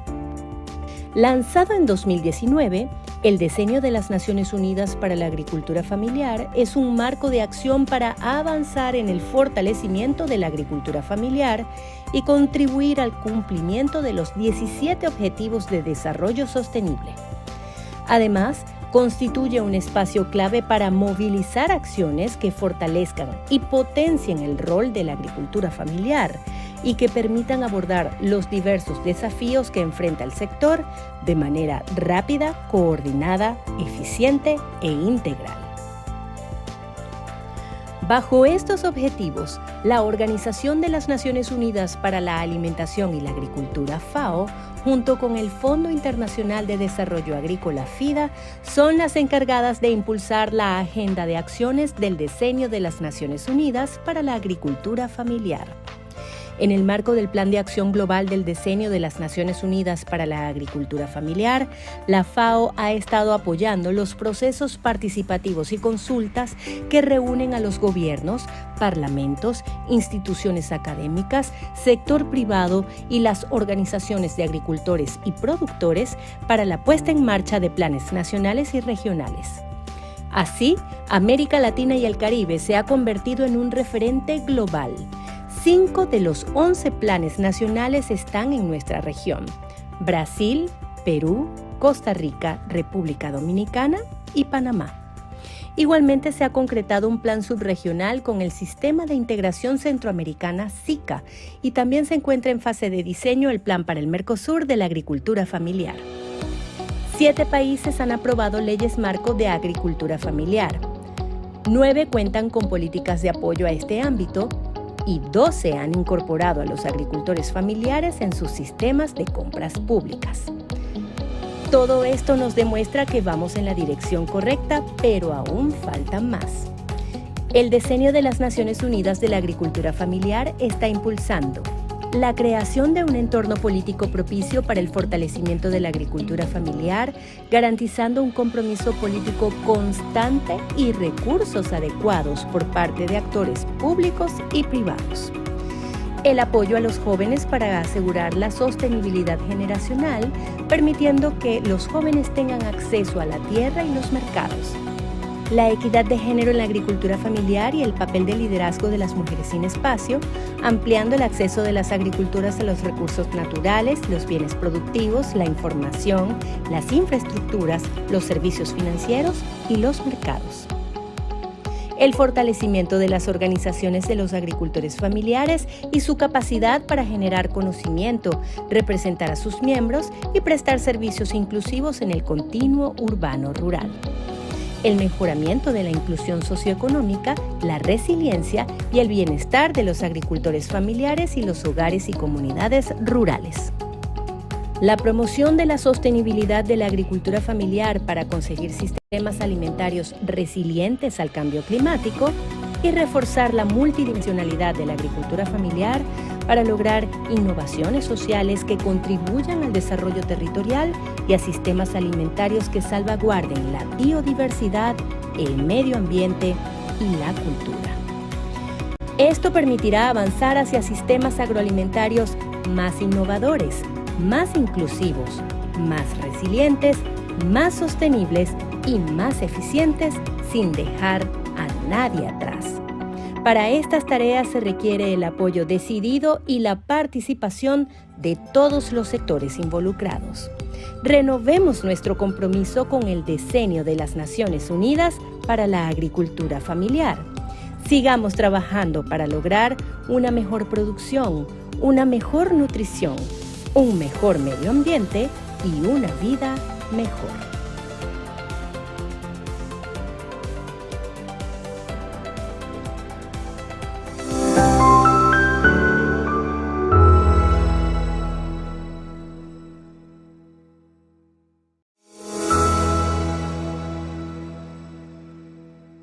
¿Qué significa el bosque para los pueblos caribeños?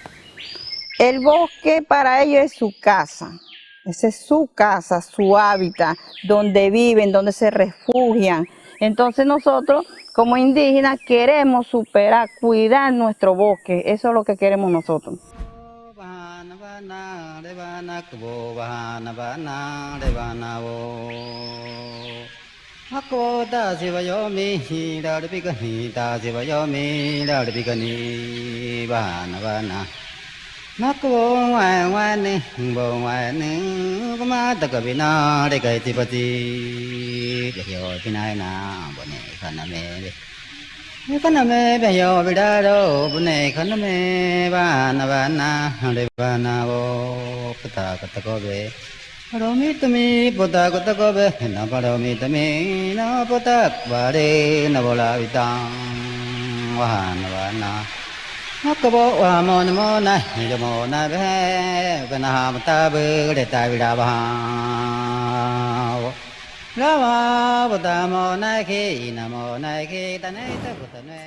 Cuando FAO vino para acá, comenzó consultas a las comunidades indígenas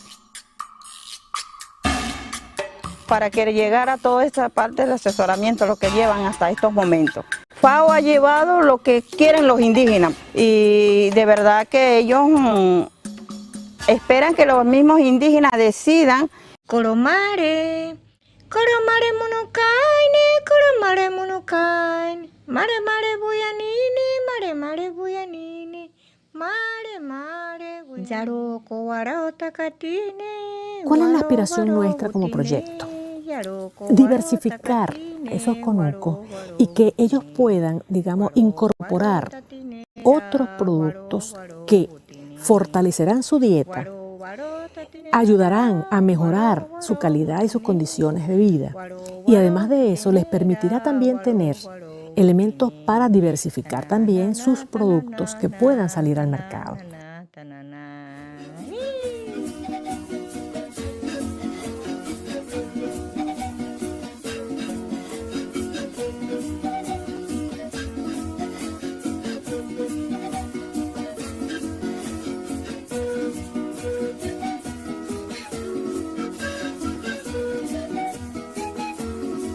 Nosotros teníamos conversaciones con nuestras hermanas indígenas y con hermanos indígenas porque nosotros mismos no podíamos hacer nuestra empresa. Deberíamos solicitar al Estado o el gobierno para que nos otorguen un espacio para nosotros trabajar a nuestra manera. que no vaya destruyendo nuestro ambiente, nuestros ríos, nuestros sitios de pesca, sitios de cacería, sitios donde nosotros tenemos frutales. De este proyecto dijimos, bueno, vamos a hacer nuestra manera, pues, que sea sustentable, y aparte de eso que vamos a sembrar y vamos a estructurar nuestros conucos para hacer para el día de mañana.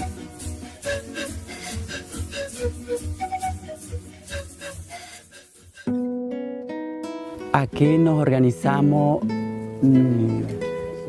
salió iniciativa con la crisis que nos atacó hace 5 o 6 años atrás, en 2016. Entonces ahí estuvimos analizando, evaluando, hicimos especie de un diagnóstico de la comunidad para organizarnos. Bueno, algunos nos querían, pero después fue que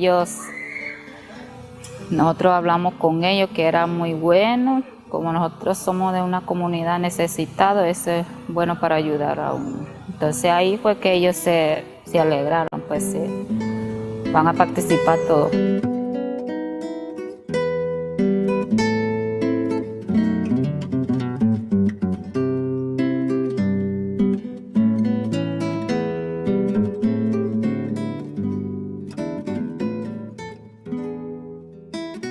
Y anteriormente dicen, no, ¿por qué los indios quieren mucha tierra? Si los indios no siembran, no trabajan. Nosotros trabajamos, pero no destruimos nuestra hábitat. Y vivimos, dejamos que crezca esta planta y volvemos otra vez en 10 años, pero vivimos sin destruir nuestra hábitat.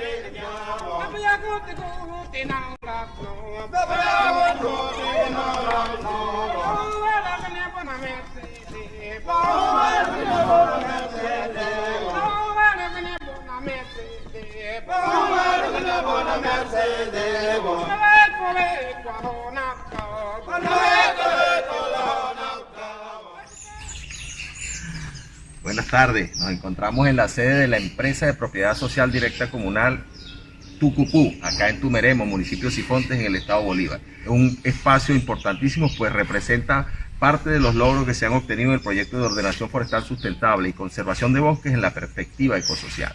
Esta es la concreción, podemos decirlo así, de una política pública que está llevada a la práctica en el haberle otorgado un territorio, una concesión forestal de 6.487.2 hectáreas a la empresa de propiedad social directa comunal Tucupú, que es la expresión organizada de las comunidades indígenas, de las 12 comunidades indígenas cariñas del sector 9 de la Reserva Forestal Imataca.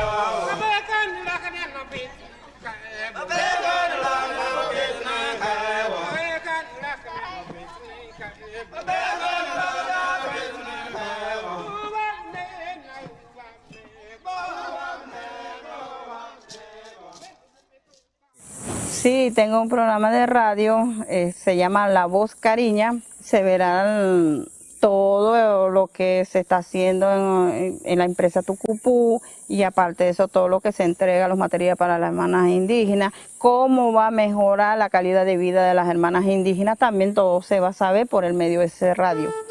Sifonteña 104.5, la emisora de la cordialidad, te invita a escuchar La Voz Cariña, un programa para conectarse con nuestras raíces y abordar los temas más importantes de las comunidades indígenas de la Reserva Forestal Imataca. Bienvenido a La Voz Cariña. Erome toco cariña eurango. Entonces, bueno, profe, gracias por su presencia aquí en este programa. Saludos, municipio de Sifontes, a nuestra capitana general Cecilia Rivas, al Consejo de Capitanes, a los capitanes de todas y cada una de las comunidades que desde 2016 han venido trabajando a partir de lo que es la política de consulta previa, libre e informada. Es un proyecto de los pueblos indígenas que reivindica el papel de ellos como preservadores, como cuidadores, como gente que está garantizando que el bosque permanezca. Y gracias a todos mis compañeros de ustedes, profe, bienvenidos a este municipio. ellos. Espero que vuelvan a venir para el próximo programa. Serayo naruki nabaita buruma toira nabaita buruma toira nabaita buruma toira serayo naruki maraisa serayo nabaita buruma toira tobe mamu sebuhi tobe amurokohi. Estamos trabajando ahorita en lo que será el establecimiento de viveros en cada una de las comunidades, de manera tal de que ellos puedan producir sus plantas, aprendan a producirlas y luego a establecerlas. Hay muchas cosas que ha hecho FAO con este proyecto de Tucupu. Por lo menos ya tenemos viveros, varias comunidades indígenas. Tenemos Cafetal, tenemos La Fortaleza, tenemos Pozo Oscuro. Nos falta una sola comunidad para completar, tener 10 viveros en cada comunidad.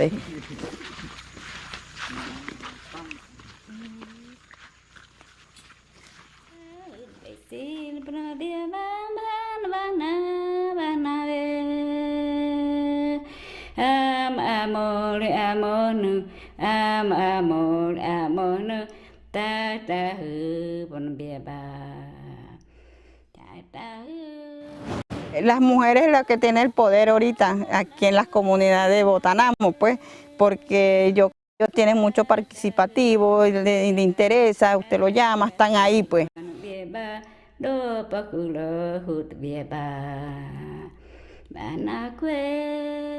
Ay, maminya toko ko maminya sen vivero poco ko maminya senga no na tiwa puhat. Kene maminya na joki na miaro ni. Ori yango kene maminya. Jombo kali nyaka. O se tambara me kene maminya tan. A poco me maminya rikoma. Ambore o maminya no hasta kene maminya tan. Kene maminya no na. O maminya na.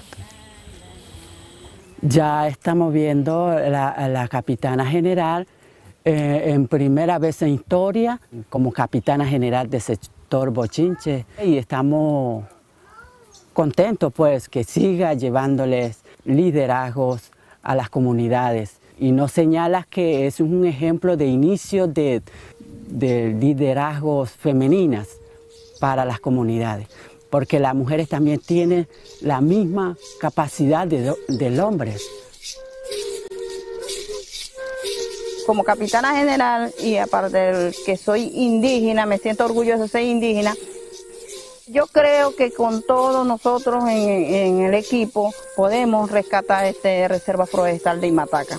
Porque nosotros lo estamos haciendo no solamente para nosotros, hermanos indígenas, nosotros estamos criando la siembra. Todo lo que queremos trabajar a Reserva Forestal de Imataca es para la humanidad. Como indígenas queremos superar, cuidar nuestro bosque, eso es lo que queremos nosotros.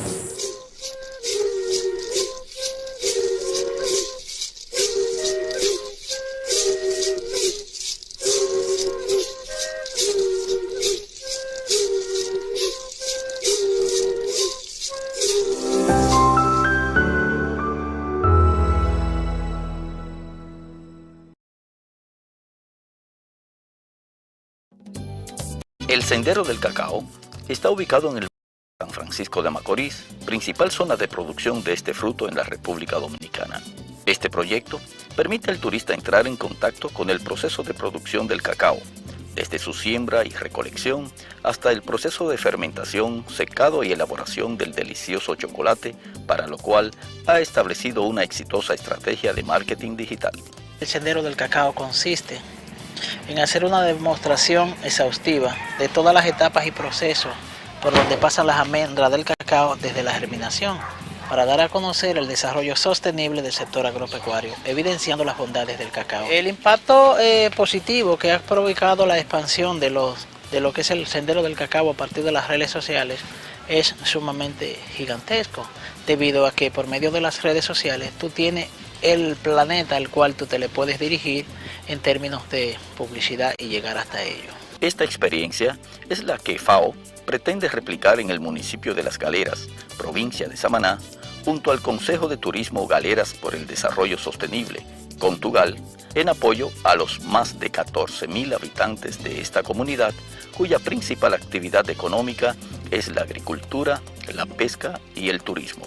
La vinculación de los pequeños productores de las galeras a nuevos mercados incluye incorporación de modelos de negocios basados en un sistema de circuito que los acerquen directamente con los hoteles, restaurantes y balnearios de este municipio costero, que ha sido reconocido como el primer destino turístico del mundo responsable con la biodiversidad. Incorporar de manera sistemática a todos estos productores en un sistema organizado que puedan tener acceso a otros mercados, no solamente le va a brindar poder colocar a mejor precio los productos, sino colocar más productos, porque la gente va a tener oportunidad de saber lo que se está produciendo en las galeras y en qué fecha esa producción puede estar disponible. A través de Contugal se establecerán plataformas digitales que permitirán a las asociaciones de pescadores, agricultores y artesanos promover sus productos en tiempo real, asegurando mejores mercados y precios. Fabricamos queso de hoja, el mejor queso de la región, lo hacemos aquí. Este negocio nosotros, lo iniciaron mis padres antes de yo nacer y se han venido sustentando con eso. Hacemos una producción diaria de 100 libras, 150 más o menos. Nosotros recibimos pedidos por vía de teléfono, WhatsApp, y lo distribuimos a las personas que vienen y a los negocios de la comunidad. La ruta hacia un turismo rural digital en las galeras llevará a esta región a un turismo más inclusivo y sostenible que cambiará las condiciones de vida de sus habitantes y de su entorno.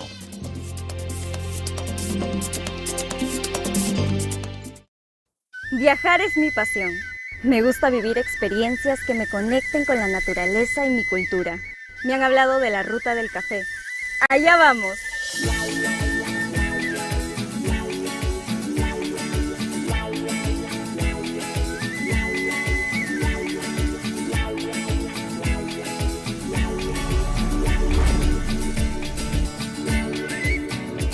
En Chanchamayo encontrarás unas cataratas maravillosas. Luego de una caminata podrás sentir la conexión con la naturaleza y sus increíbles paisajes. También podrás conocer cómo se cosechan los frutos que produce esta zona. Y al final del día, disfrutar de uno de los más exquisitos cafés del mundo. Las agricultoras y agricultores son personas muy acogedoras y te enseñan cómo se cultiva la tierra. Realizar esta actividad es una bonita experiencia y te ayuda a comprender la importancia de esta labor. C'était vraiment une super expérience que de passer quelques jours au fond de Madalena. On a rencontré des gens extraordinaires, on a été très bien accueillis et on a profité d'un lieu superbe. La pandemia golpeó mucho a estas personas y a raíz de esto buscaron nuevas formas de promocionar sus productos y servicios. Hoy, ellas y ellos usan las herramientas digitales y redes sociales para mejorar sus ingresos. Cuando las personas conocen todo lo que hay detrás del café, le dan un valor diferente, lo toman como algo espiritual. Y lo que hacemos en la Chacra de Dago es una agricultura espiritual y lo que tratamos de hacer es darle a las personas una experiencia espiritual. Este viaje fue increíble. Conocí lugares y paisajes hermosos, compartí con las agricultoras y los agricultores, disfruté de deliciosos platos entre muchas otras experiencias maravillosas. Chanchamayo y su gente son lo máximo. De hecho, que voy a regresar.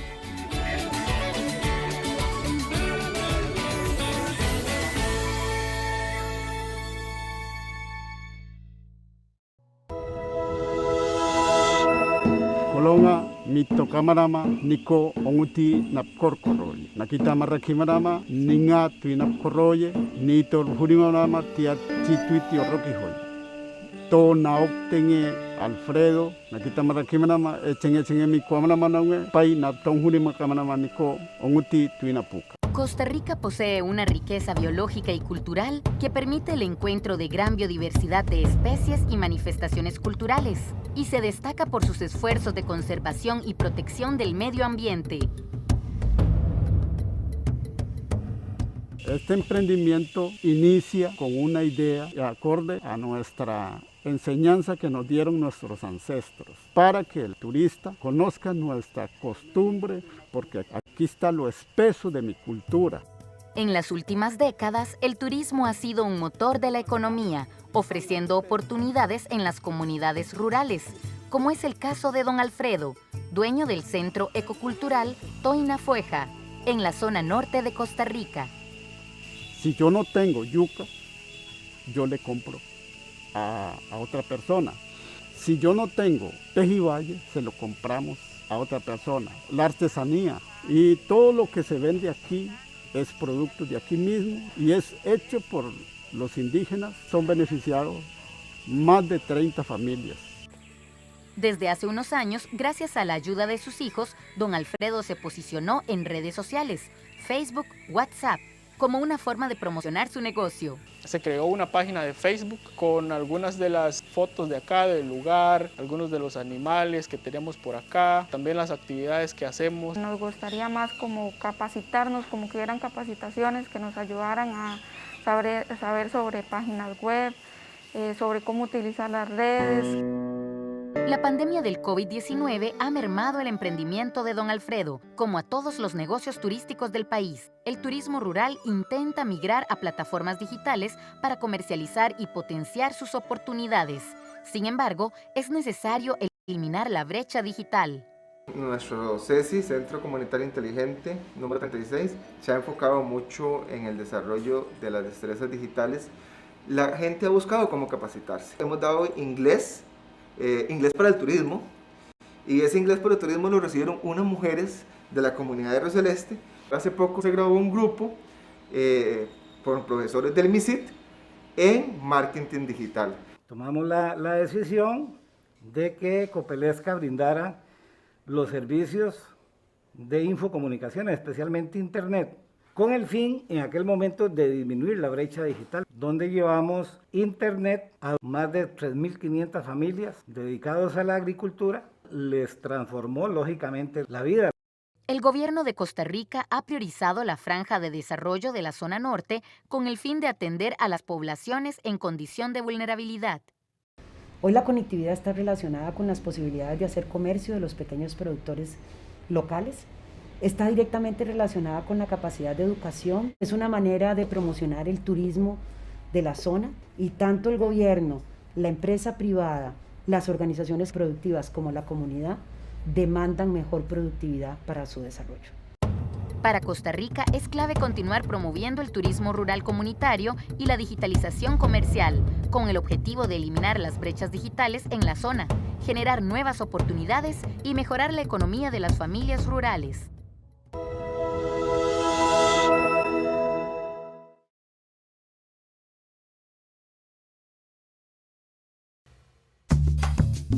Colombia es un país con una gran riqueza natural y cultural, en el que varias comunidades rurales han encontrado un nuevo medio de vida que ha permitido aumentar sus ingresos y la generación de empleo: el turismo. Tal es el caso del corredor ecoturístico Darien Atrato,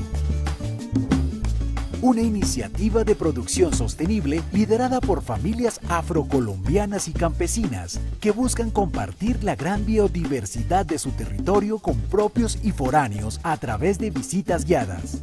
Mi nombre es Roberto Rosa Rodríguez y estamos aquí porque queremos invitarlos que vengan a conocer este hermoso paraíso entre ciénagas, ríos, mares.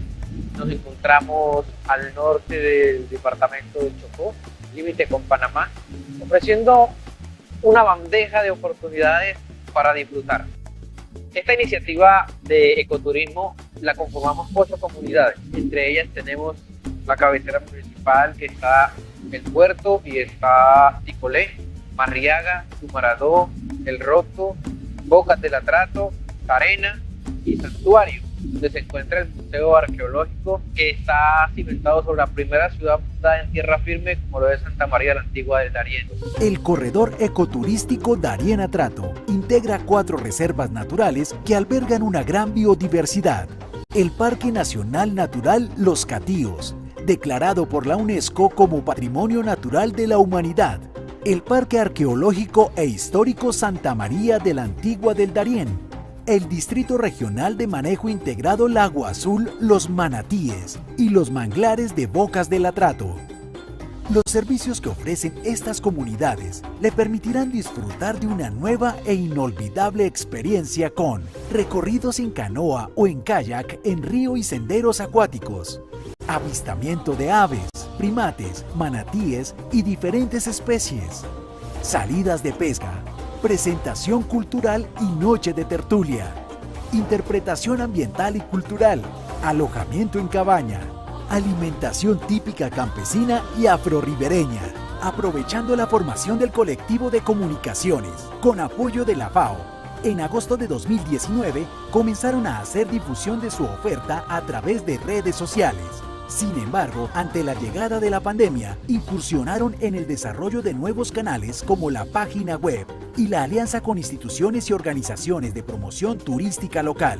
Hoy, gracias al uso de las plataformas digitales, han incrementado sus ingresos en un 25% aproximadamente. Encuentren su página web y cuentas en Facebook e Instagram como Ecoturismo Darién Atrato. Quiero invitarlos a que vengan a conocer y a darse el gusto de mirar algo diferente y probar lo que es estar en un territorio donde usted consigue selva, consigue lagos, consigue ríos, consigue playa, consigue aves, consigue cualquier cantidad de cosas hermosas para conocer y para disfrutar.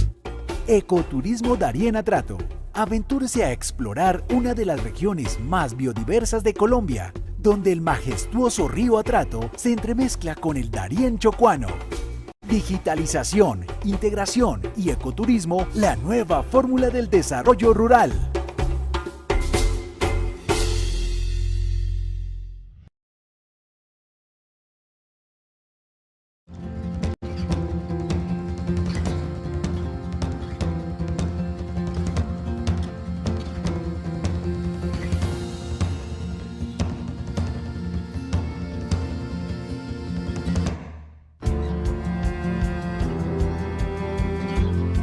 Vive los colores. Vive los paisajes.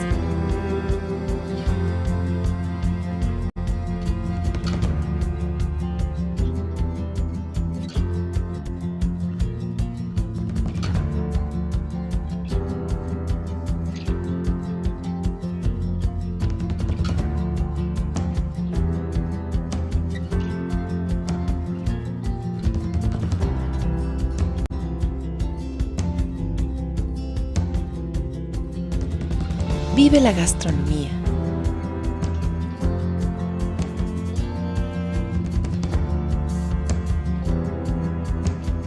Vive la conectividad.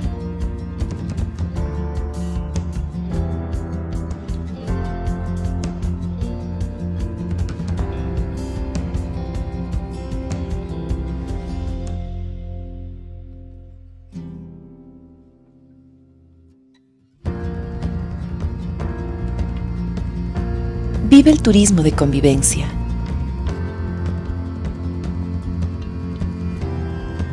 Vive la experiencia yunguilla.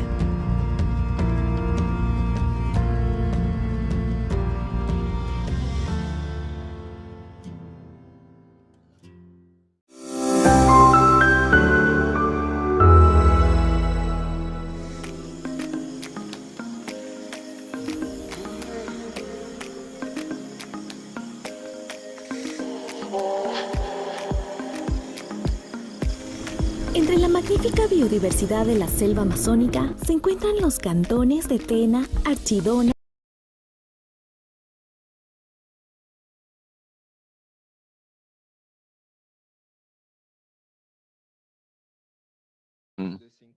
into this panel number 2 of the meeting. And before going to our moderator, and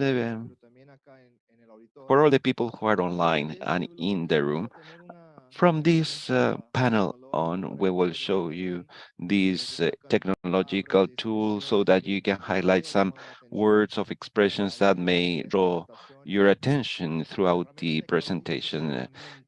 It's called Menti, this technological tool that is written down on the left side of the screen.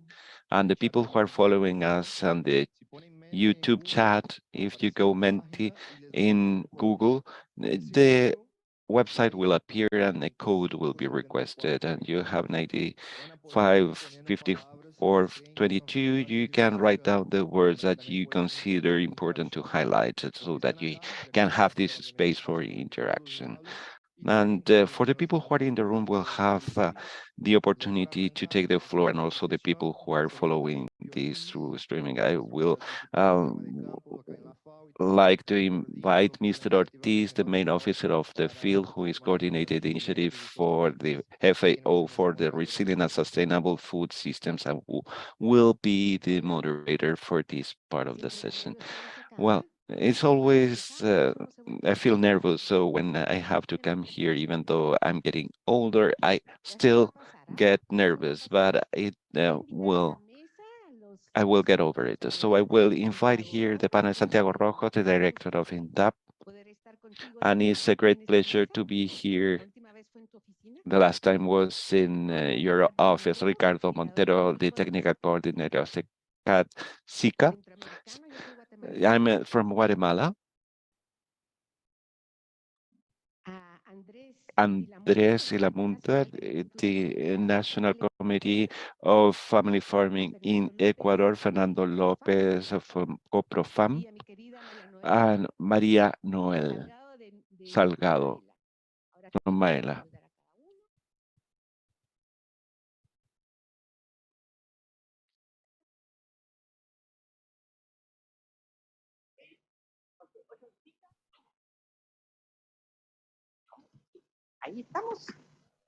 So here we go.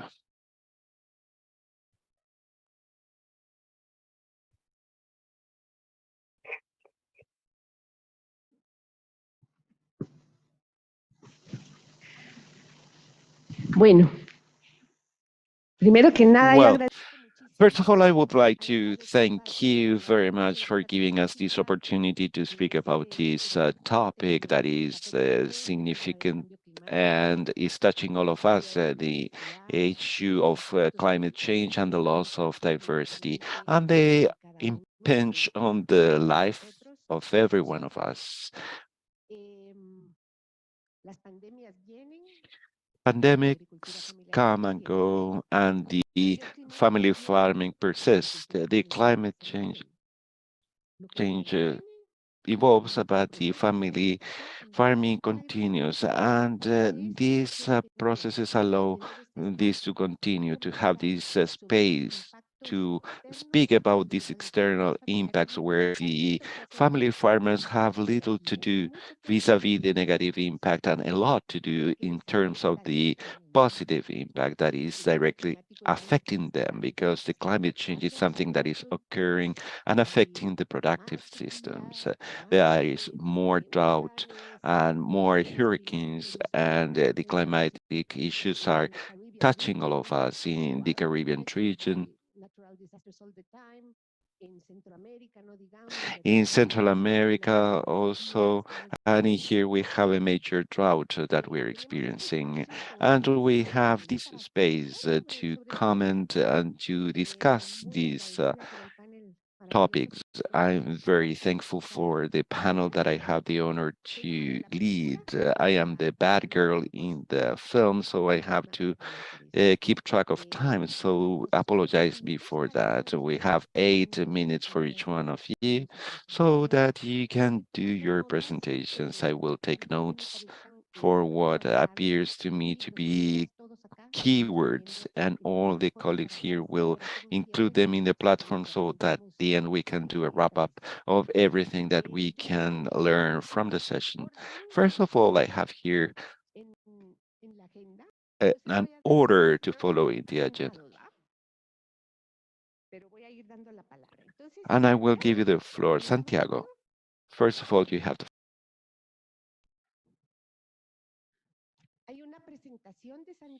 There is a presentation by Santiago.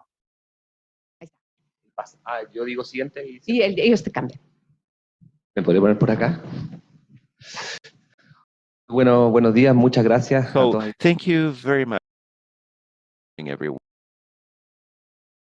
know the ocean of Latin America and the Caribbean. It's a great pleasure to share with you this space. And to serve the time limits, I will go straight into the National Director of INDAP, Ministry of Agriculture that works. We celebrating 60 years of existence. This started back in 1962. I will go very fast. The next one. So I would like to elaborate about the rural population in our country. 20%, but if we use the OCDE, it's 25%. This is a fourth of the population, which is not minor. We can see that in the recent year there has been an evolution of poverty in both rural and urban settings, and then the curve started to flatten, and we have increased the urban poverty as a result of pandemic in the recent years. As we can see here, there are data, hard data, and also valid for the rest of the Latin America, including the access to drinking water, the income, also the domestic violence, and the gap which is increased in the rural setting. And here we have many impacts of the agriculture. The loss of biodiversity, as Vicky was speaking, this is very clear in our around the world, and is also affecting the peasant. We have also the erosion of soils that is around the world, and we are very aware that the soil should be something live or living factor that should be considered. We have also pesticides, and Chile is shown as an agro-exporter. This also translated into some social environmental problems in the rural communities that have been affected by pesticides. The next slide shows that this is very serious because there are many schools around the productive sectors, and those who are most vulnerable are the adolescents and the school communities. So should we continue to do the same? I think we should not. The following slide. I will speak a little bit about a few comprehensive topics. I would like to give you some comments. Although we are working for the peasants' family farming, we cannot just stay on the agenda. We should have a very important intersectoral dialogue with all the rest of sectors and departments of the states. So what do we do as INDAP?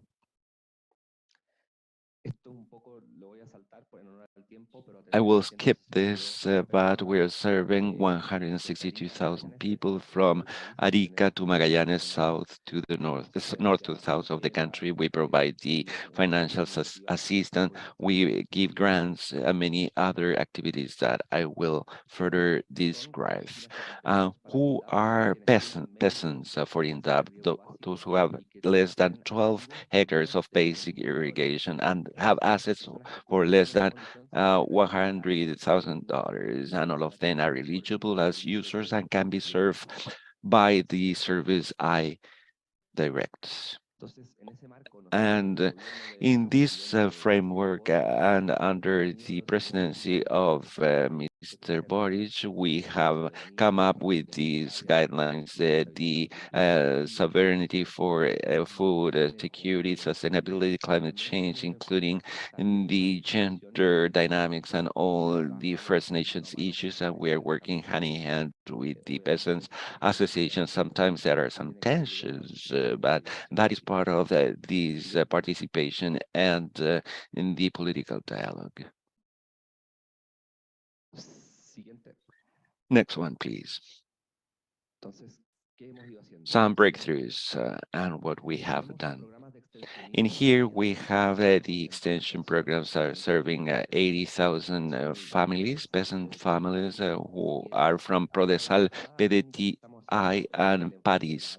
And we are doing this from the approach of agroecology by providing services of adaptation and mitigation. This is a major challenge. This is not done overnight, and we are working with these outreach teams to provide all of those services.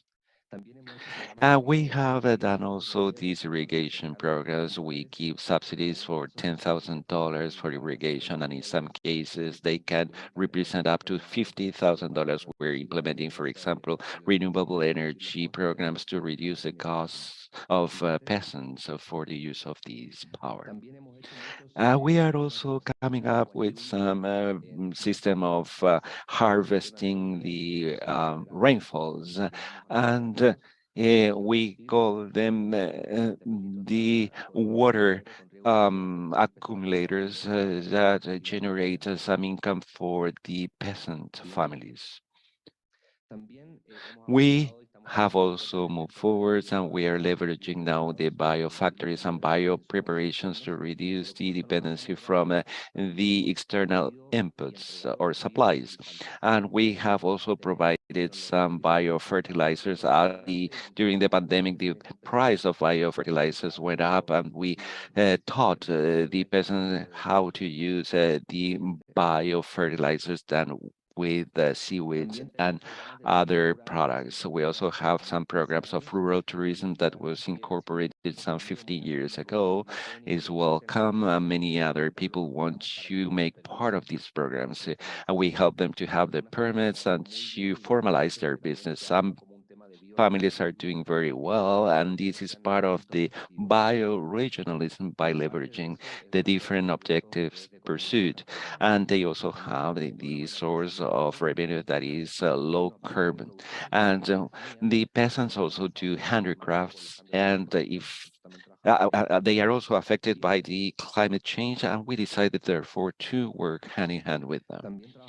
We are also working with a program for the recovery of the degraded soils that sometimes were not feasible and were just subsidies. So now we are modernizing, streamlining all of these so that these are sustainable practices in time. We also have the insurance. And this is increasing now. We have also for the beekeeping sector that is very vulnerable to the effect of the climate change.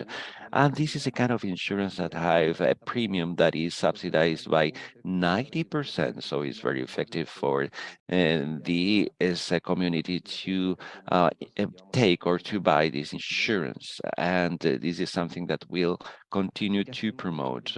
What are we going to do in 2023? Well, I still have 1 minute for my presentation, I see. For next year, we have the mission to create this new program for the transition towards sustainable agriculture with the agroecological basis, and seek to support some 1,900 users, and with me that is appropriate for sustainability, and also by providing them with the green credits. And all of this would not have sense if we do not increase the demand and inform them what the sustainable issue is. And this carries many other benefits. Next.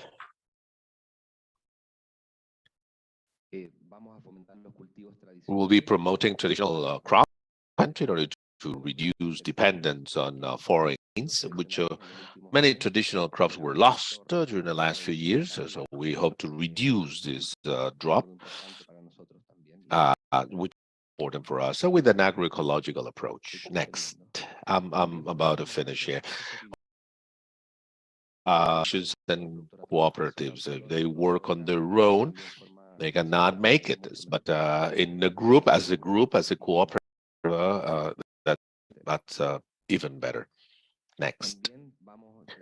We also have the mandate to put together programs for youth. The rural population youth is very low, so it's a great challenge as to how do we promote future of family without young people. The gender approach, it's critical for us as a government, as an administration, and so we work with the regional and national groups. We are including a gender approach in all the dissemination programs. That's our challenge. And of course, they identify the role of women in family farming.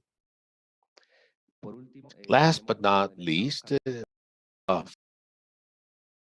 market supported by INDAP, which gap improve the profits. We also have a public procurement program. You have to commercial agreements with the big. Sorry, I was wrong with the timing, but thank you very much. I thought I had a longer period of time. Thank you. You were right on time. Ricardo. Good morning, everyone. Have a Gracias. Bueno, mi nombre es Ricardo Montero. I'm Ricardo Montero. I'm the technical coordinator, secretariat of the Central American Agriculture and in Central America, which is the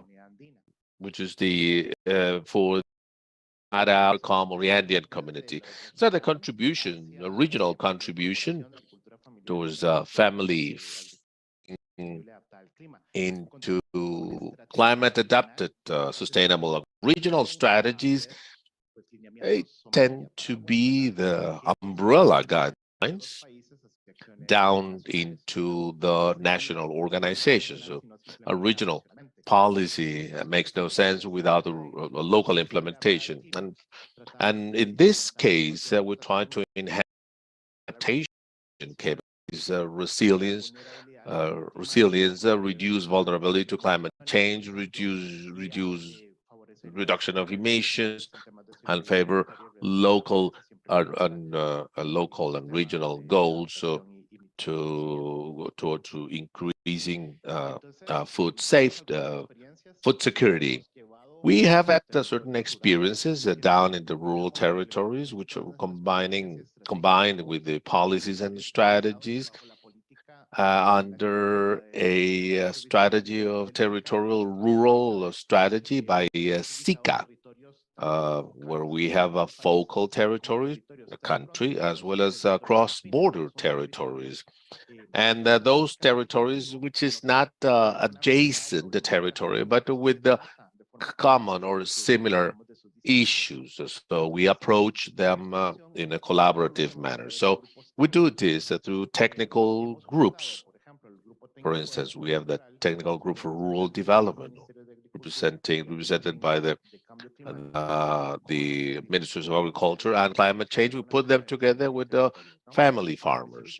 Specifically, we are collaborating with the Catholic Relief Services in a methodology called ASAP, which is Water on Land for Agriculture, with the specific actions out in the territories. We're designing regional strategies to support projects that, although regional, these are taken to different countries. Restoration of ecosystem within the framework of Restoration Decade. We will identify best practices of family farming so as to share them with the rest of the region. We have a really interesting experience, which is the technical agroclimatic groups.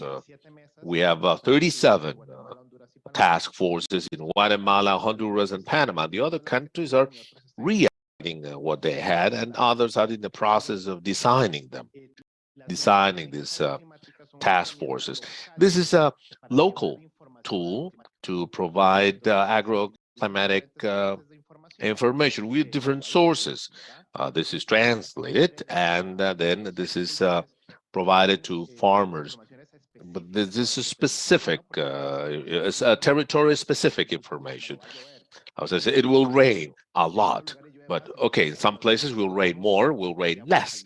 So we try to adapt that. That is important for information dissemination, because this is for this is targeted to family farmers with specific needs. And we also have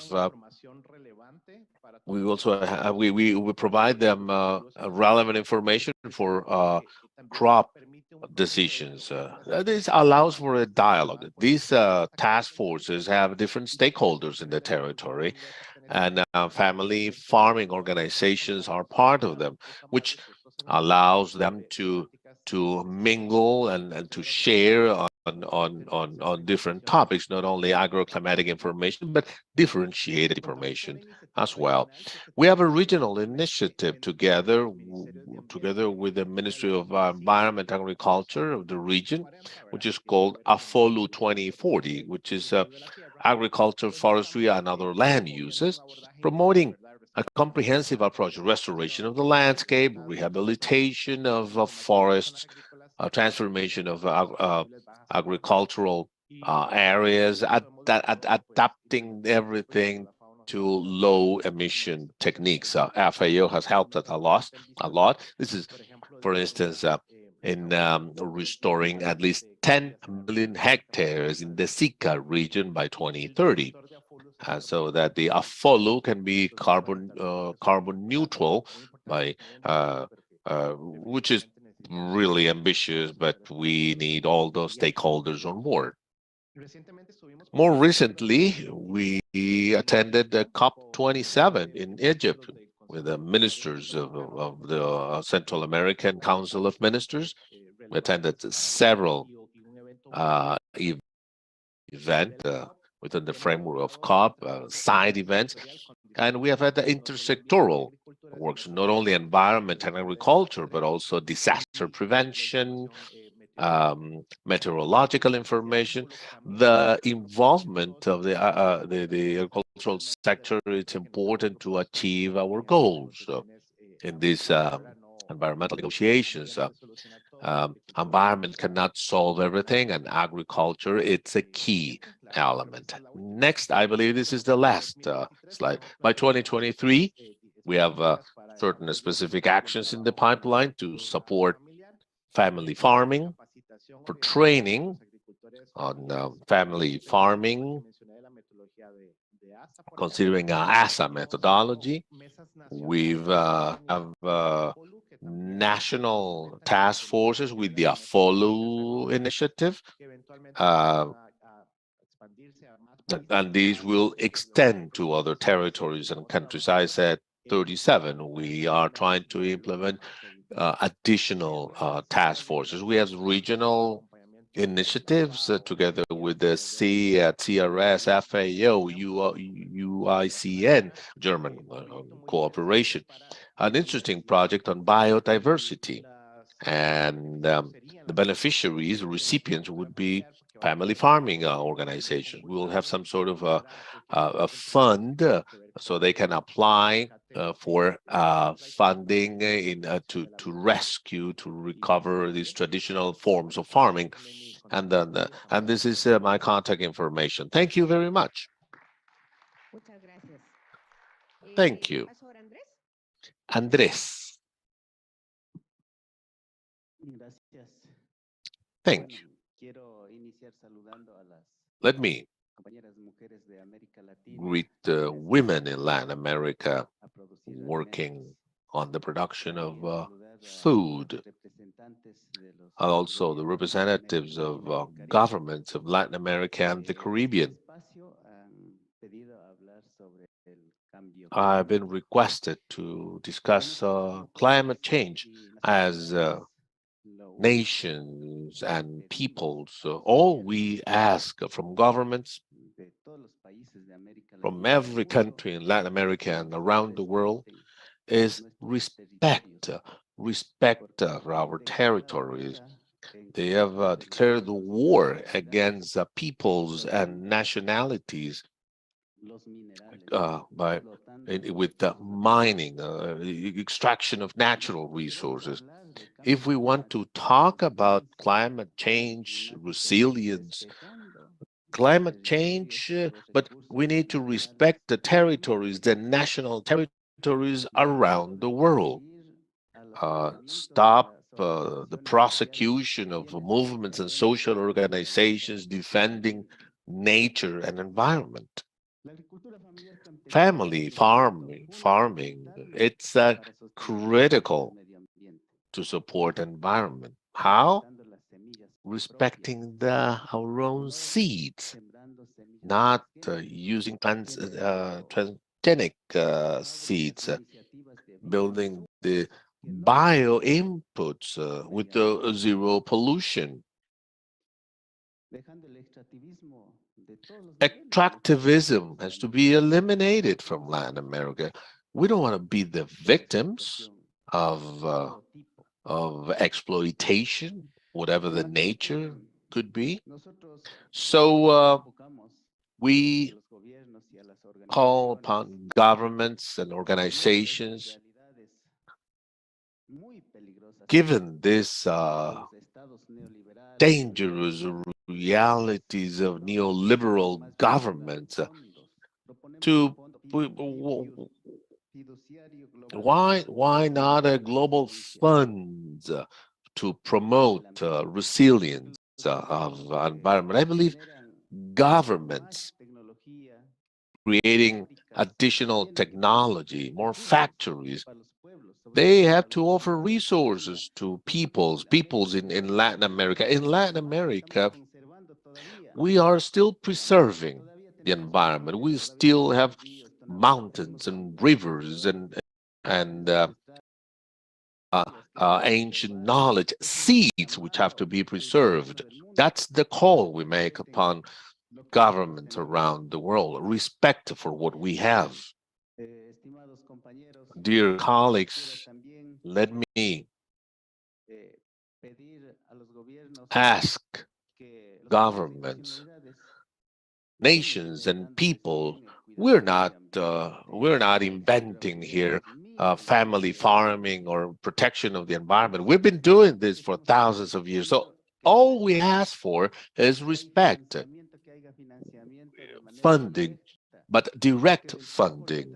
Out of the 100% of the funding of NGOs or organizations into communities or rural sectors, probably only 5% will be implemented, because everything else is spent in studies and consulting efforts.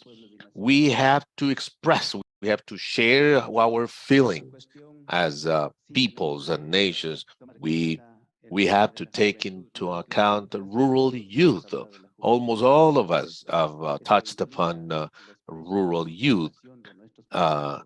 Product prices, that's a point. If we want public policies to generate fair prices for our product, why? Because that's a problem for us. When we don't receive a fair price, that's no sustainability. Chronic malnutrition in the different countries, in poor areas, we have to take that into account. Our sisters out in the fields, out in the country, during the pandemic, those of us who has been the heroes in supporting food production, it's us, farmers. But after the pandemic, we're no longer heroes. We've been neglected by government. Oh, no budget. We have budget for mining. We have budgets for bureaucracy, budget for everything, anything but farming. I'm talking about Ecuador. This is the right place to speak with a loud global voice from the indigenous, rural farmers' voices.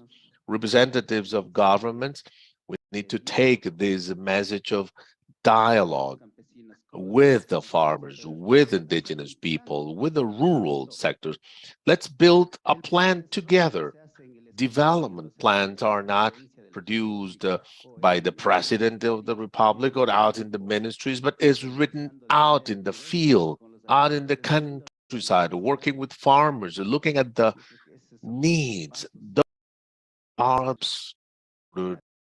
climate change. Last but not least, in Ecuador, yes, we want to say before the international community in Ecuador, we're suffering a brutal prosecution by the government led by President Lasso. Social sectors, everything we have achieved, some rights. It's after the struggles and the fight. We've been fighting out in the streets, in the roads. So not that the governments or the administrations have given us anything. And within this framework, our fight in 2019 and 2022, we went out to streets. But after the dialogues, agreements are not met, are not complied with in Ecuador. That's why peoples and nations in Ecuador are willing to join our parent organization fighting for peoples and social sectors. And thank you for the kind invitation. And indigenous peoples in Latin America and the world will stay together on a permanent, ongoing fight until we are heard by governments. And human beings have to win the nature. Pachamama has to win, not globalization, capitalism, not discrimination. Thank you. Thank you, Andres. Thank you very much. Fernando. Good morning, everyone. I don't have a presentation. It's just me, Fernando Lopez. I'm a family farmer in Uruguay, chairman of I'm a Secretary General of a Copro Farm. Clearly, this is a very important topic from Coprofam. During 2008, we signed an agreement with the platform of family farming of Mercosur, Prosisur, of the Embrapa Inia, Y Inia Chile, INTA, and the Technological Institute of Paraguay, to see the impact of climate change in family farming. In 2008, we went to a plenary in 2011, which is not only a diagnosis of the situation, but also we offered proposals. The only problem is that the situation now, it's even worse than when we first conducted the study. So in looking this climate change issue a few years ago, in Uruguay, they told us it was difficult for La Niña or El Niño would repeat several times. The Niña, in fact, it was unthinkable to have it 2 years on the row. 4 or 5 years was the first time we had it 2 years on the row. Now it's 3 years on the row. So changes really are far faster than what we thought. We don't need to be too aware about this situation because today we're seeing what happens in our region, these long-lasting droughts in Argentina, in Uruguay, most of Brazil. They have both the extreme drought and floods in other areas of the country, and Uruguay has declared also the agricultural emergency for all the territory. And now we are on that, considering that too. As it was said here today and yesterday, some of the data that come out of the COP27 are very alarming. We have, for example, the increase of global warming and the increase of 10% of emissions, and it has been a record during this year, 2022.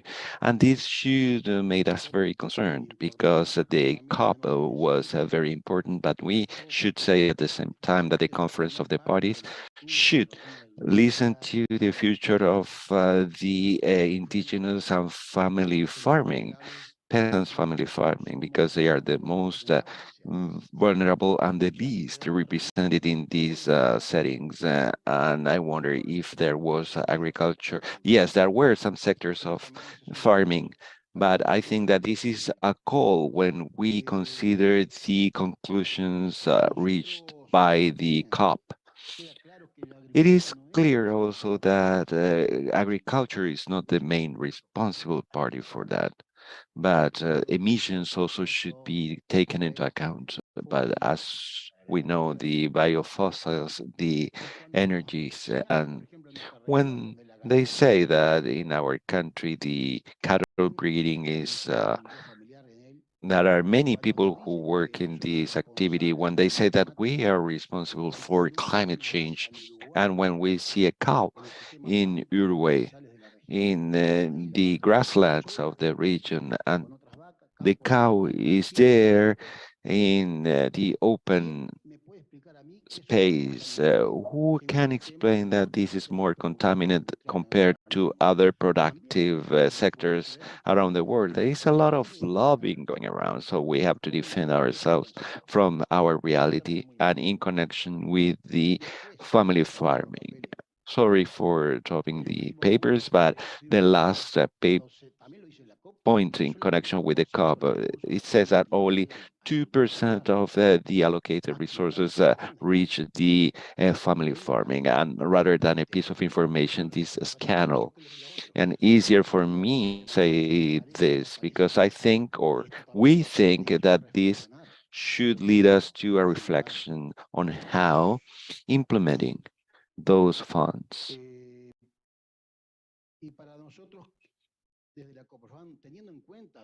From COPREFAM, we take into account the indigenous and family farming and the artisanal fishing are a fundamental part of the transition towards sustainable systems, more resilient systems. We understand that many of the proposals for the next perspective are within these pillars represented by the decade of family farming, the pillar number 5, or the economic and social inclusion, the resilience of peasants, that is pillar number 6, also to have a more sustainable food systems. And inside there is a whole set of tools to reach those goals. And then we have the multidimensional aspects and the social inclusion in order to improve the development at the scale of the territory, the food system, the biodiversity, and so on. So in order to develop and implement the policies that give a priority to the mechanisms in order to counter the effects of the climate change, we clearly need to work jointly with the governments, with the farmers, with the multilateral organizations. And there are many examples that have been given here with public policies that are targeted at that, but we see that the effects of the climate change are moving at a faster pace compared to these there are also some actions by the United Nations that are of paramount importance, and there is a need to create an instrument for the region.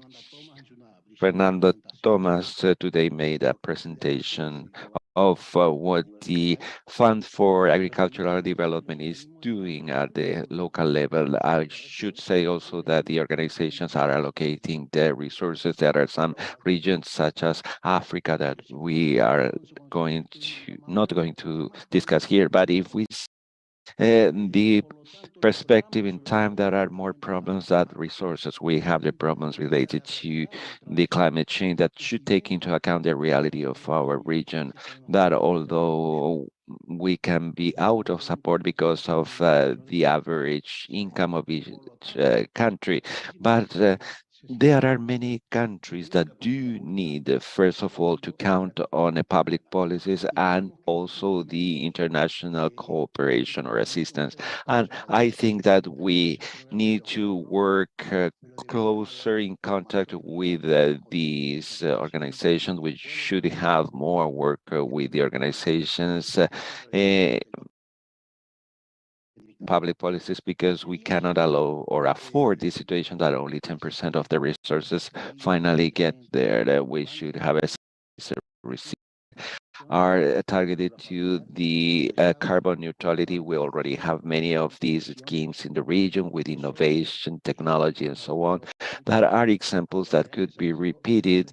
And now the great challenge is to provide them with this scalability and to render them more massive in the context of the public policies. We're convinced that when we speak of the resilient, sustainable system, we think of the food, the agroecology. Maria Noel is going to further elaborate on that.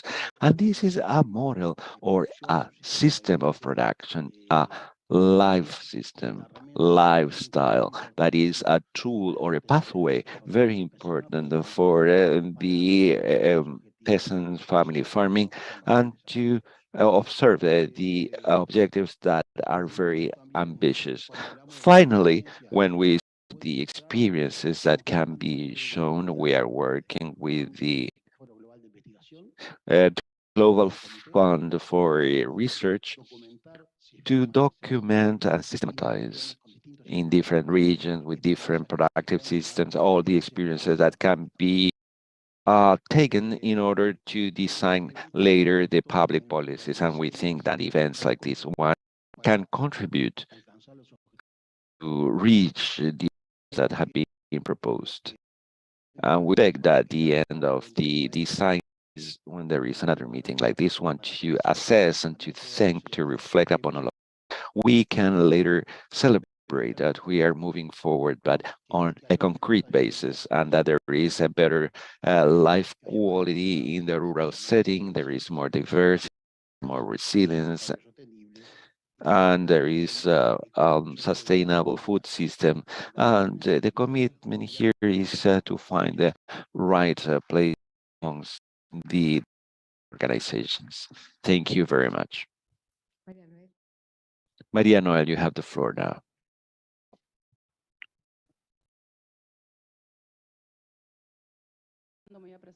I will introduce myself. I am Maria Noel Salgado. I'm a small-scale farmer. I'm a neighbor of Fernando in Uruguay in the department of Canelones. I am representing Maela, which is the agroecological movement of Latin America and the Caribbean. It's a continental organization that is present in 19 Latin America and the Caribbean. And we're working territories in order to do this agroecology. Many of the things I thought of have been already described by my colleagues, and I would like to focus on a few issues. First of all, I would like to establish a timeline, a schedule of what Fernando was discussing. When we thought of the organizations, the movements, and vis-a-vis the climate change and the contributions that the small growers are producing, and this started in 2007 with a global meeting that was the basis of work to work from the sovereignty, food sovereignty perspective. We defined first the pillars that allow the food sovereignty to be a reality and be guaranteed. This was back in 2007. In 2015, the same organizations met together when with the Fishers, the organizations of indigenous peoples, the organizations of consumers, amongst others, to define the basis, right, from which we were going to work jointly and to have a common understanding of this agro agriculture, ecological agriculture, and the central pillar allowing to speak of this agroecology. We cannot speak of agroecology if we do not consider the territory, the soils, the water, seeds, biodiversity, and so on. But we can't speak of agroecology if we don't include women violence that are constantly occurring in the territories where we produce the quality and healthy produce.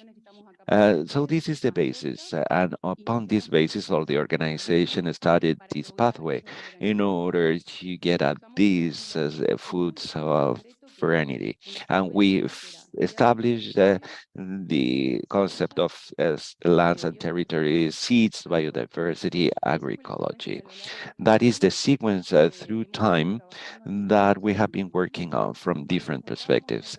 When we met in 2007, based on food sovereignty, we already speak of the climate change. We were aware of the contribution we were doing from the territory. In 2015, we reinforced it and we understood that agroecology is a pathway, a system, a model, and unlike all the other models that are imposed from outside, is built right in the territory and by the communities with the clear-cut principles that let us be working together. And there is something that is very clear for us, for all the organizations involved, and is the following one. We are aware, we take as a responsibility the role of contributing doubts, but also concerning the mitigation of the climate change. But what happens with the high number of people who are in the territories, the mega business who are producing, processing the foodstuffs and who are violent with the environment and who are in a conspiracy so that our participation is reduced and we have less real processes or resources, land, natural goods to work properly. So there is a role by the organizations so that we can be responsible for what we produce, but the governments play a role too, and they have to say how we manage this inequality. And we are responsible for what we do, but how can we manage the injustice of the other model that is gaining the terrain? And we need to give a response to this other situation that is growing bigger and bigger. And from that point of view, as my colleagues were speaking, I wondered, who are we talking to when we dialoguing around this table? Are we speaking among people who are converted themselves of the authorities who have different responsibilities? How will be spokespersons when we go back to our countries vis-a-vis the organizations or international organizations to accelerate the process of transformation? Because we should be very clear that this is a process. We have therefore the opportunity to and transform such processes. There is something that is very clear, and I would like to say publicly that there is a commitment by COPROFRAM to sustain all of these activities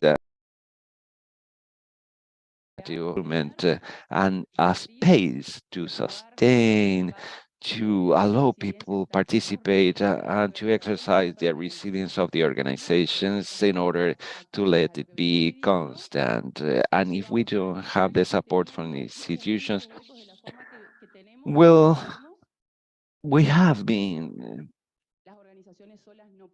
supplying, but the organization cannot do it all. We cannot be in these spaces and to say we want to do things when in practice we don't see this materialized. So we need to have a commitment more important from the governments to help us support these processes in the territories, because otherwise it's not possible. I can speak of the ecological production that has been sustained for years based on the funding by the small-scale agricultural growers. And the few exceptions, including Brazil, that I congratulate, we now have a national plan in Brazil that is expected to bear fruits. We have the process in Colombia that we would like to shorten, and we want to make our best so that this is positive, favorable for the Colombian people. We have also the experience of INDAP in Chile, but we need to reinforce this process, not only conceptually, but also from the point of view of resources. There is something that we don't speak about, what we understand when we speak of family farming. Each administration understands a different thing, and they apply that based on their understanding. And we don't want the family farming reproducing the same model as the bigger grower. As they say in Brazil, the agronegocio, agronegocinio, the little one, is not the kind of family farming that we are proposing. So this is a turning point in order to make options, to take options, and we want to move to these systems that are more sustainable and agroecological. And this is the right time to do it, because if we wait for the decisions or the resources, the field will be completely empty. We cannot give the same recipes to the young people because they are not anymore attracted by that. They are not enchanted by the field, but the agroecology re-enchants them, and it lets them to recognize again the ancestral knowledge and the contribution by the First Nations and all the inputs of the artisanal fishers and different players with all the policies that have been accumulated. So the challenge is proposed here. Each one of us has a responsibility. When we go back, we know that we contribute to feeding and to food systems that are much more resilient at that can transform the soils, generate less dependence from oil derivatives, and to tap all the resources from the territories. We have to take a responsibility of all of these in a serious manner so that the next generation has this well done. And this is what we expect also from different organizations and from the governments.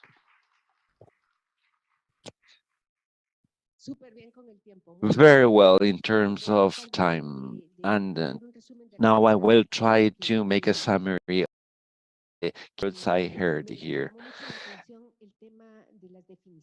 I'm really like the definitions that you have in each one of the contexts that are definitions, and we need a common understanding of what we are speaking about, and from there what we are going to do later on. This is a fundamental issue. So also the regional processes. I know the pathway very well because I participated in the creation of this. That's why I have gray hair. Back in the 1990s, I participated in that, where they established and then joined the agriculture department, the environment department at the beginning. At the beginning, it was something not invisible, but now all of them are working together, and is something that I love. I love as a Central American inhabitant. Same is true with organizations. As those processes become more regional, they go stronger. We learn. That's a new way to position ourselves in international negotiations when needed. So I believe I like that part of keeping these groups together, using the spaces of rehab. These are the spaces where we discuss interesting topics for all Latin America and the Caribbean. You talked about transformation. Transformation. What? What is such a transformation? To be the producer we don't want to be. So what is that transformation? Where are we going? What is that mechanism? How do we want to realize that differently? And one other thing,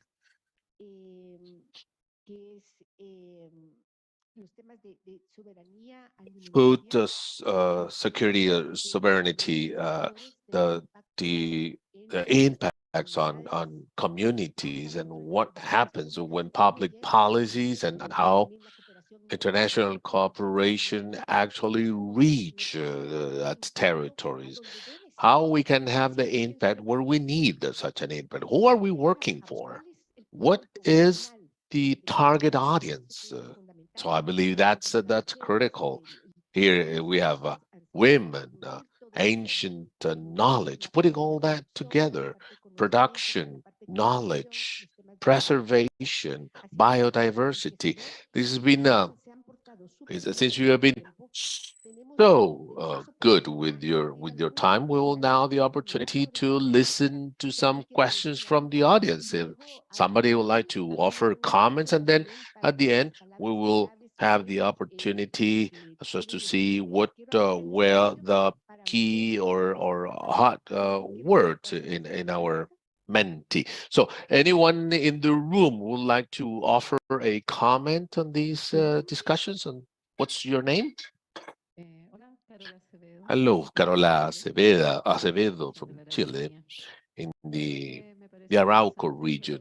It is interesting to discuss the involvement of organizations, and sometimes for us as organizations, it's hard for us to stay articulated when government changes.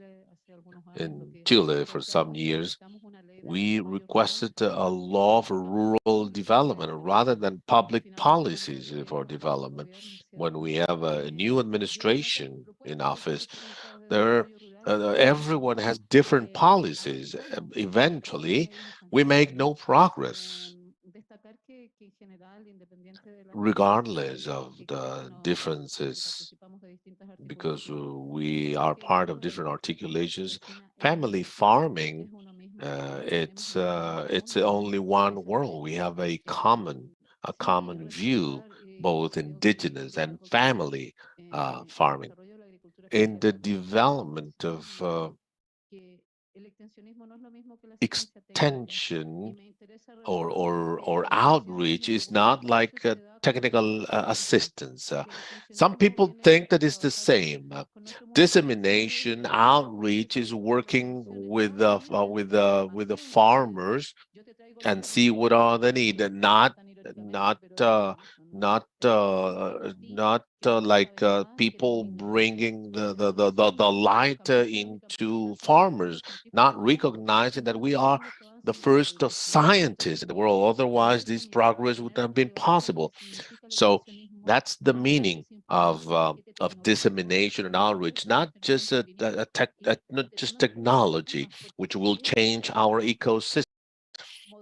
They have a view of a neoliberal model. So we are a different culture. In the group 3, in the REAF, I said, we need a holistic view. In this, we don't only need a specialist in the area, but also we need the multidisciplinary teams allowing us to grow. We are not productive individuals. We are a whole life, and we cannot be seen as a package. These are producers, and tomorrow we will see housing, and the day after tomorrow we will discuss health and reproductive rights. Thank you. Thank you for the opportunity. Thank you. Anybody else?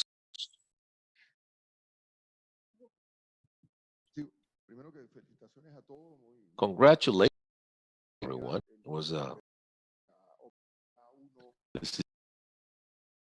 different views of all of us in this huge package. We have several views and intelligence we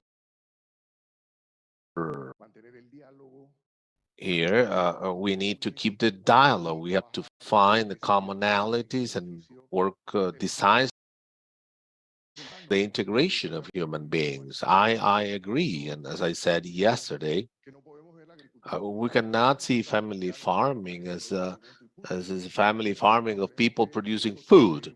No, we believe it requires the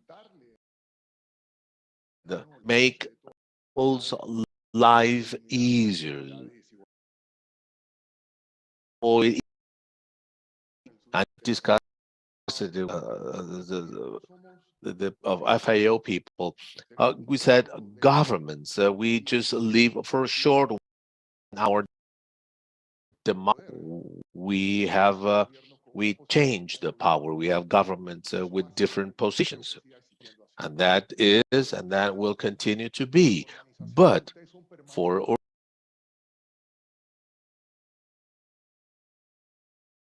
of what family agriculture is, because you have lived that for centuries. So I told the FAO director and all the agencies that we have to work in association. We have to the strength of the organizations will take us in one direction and keep that direction over time, regardless of the government, irrespective of government.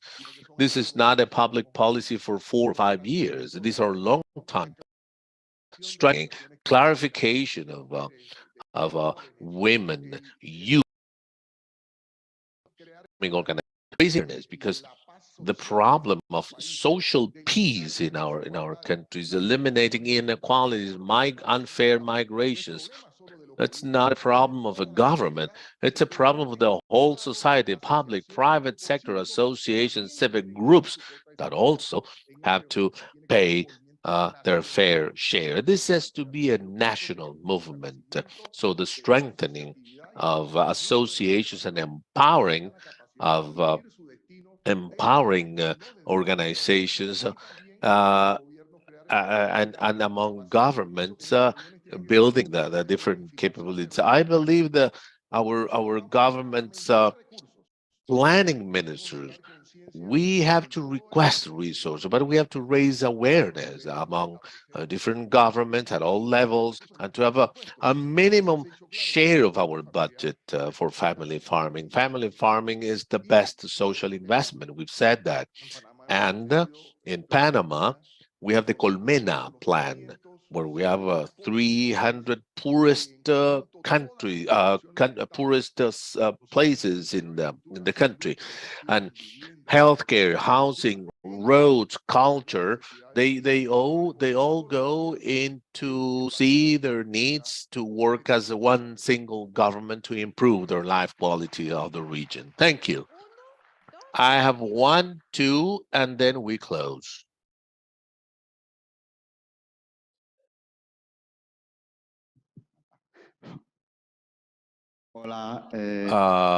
Hello, good morning or good afternoon.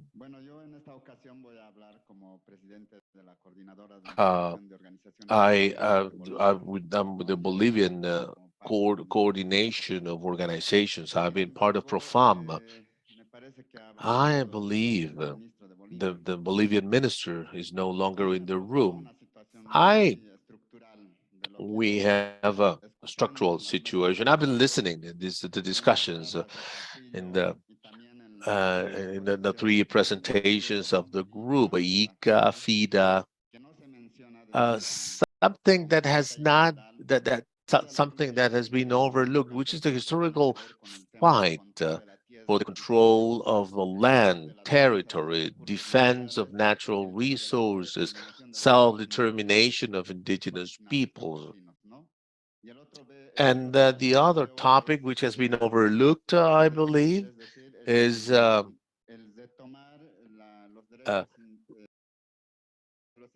taking the of indigenous peoples according to the Agreement 179, Agreement of the United Nations. So within this framework, I see this as a great limitation.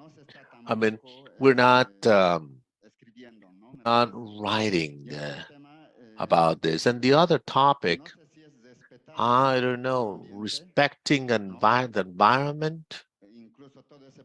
You know, this whole process of pollution, water, has to do with this, the exploitation of natural resources through multinationals. For instance, Sumitomo in Bolivia, it's is using up over 55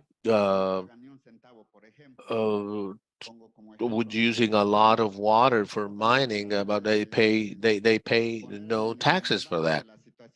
The different experiences on other countries such as Peru, Ecuador, the governments have been exploiting their natural resources. So the big question, we have to respect the environment, or the environment is to be protected. Well, let me question that. On the other hand, in the discussions, we have to increase the dialogue, interaction between the government and the civil society. Yes, we have to move forward along those lines, but the question is, how do we improve the dialogue and the interaction of civil society with the government, with the state, when all those states, because of their own nature, defend the interest of the big landowners, bankers, business people, multinationals. So the most states in Latin America have a protective policy. Civil society there, as a class in and of itself, of farmers, indigenous people, small producers, with this concept of family farming, the approach of multilateral organizations, I believe it's trying to eliminate this historical fight, protection of natural resources, self-determination, the rights and control of the land, which has been our historical claim. I believe we have to move even further. These spaces, these opportunities allow us to improve the exchange of experience, engaging, learning about our realities. In Bolivia, for instance, according to the INE data, 30,000 tons of imports of transgenic seeds. We are now 167,000 tons of transgenic imports for agricultural production. I believe most countries are going through that very same situation. Peru, Argentina, Ecuador, at least Latin American countries. But the other question, the other macro question is, even though we're making progress in family farming, but we have small plots, 20,000, 30,000 square meters. What can we produce? How we compete with the big business people? When they have big extensions of land, but most states support and protect these big businessmen. This macroeconomic view based on Adam Smith theories still prevail. There is still a neoliberal model with a capitalistic approach. But the different social organizations are fighting for this. I want to question all this, and this is, of course, the opportunity to do so. But as a representative of a national organization in Bolivia, what I see is that throughout this production process or chain with four main axes: production, transformation, marketing, and market. There is no progress from my association, the municipality and the community. We don't see, for instance, clear policies from the municipalities, from the regional government, or for the central government in support of this transformation process of the products. Bolivia This is a general view, and as well as many Latin American countries, we're becoming consumers other than producing and transforming so as to add value. Thank you.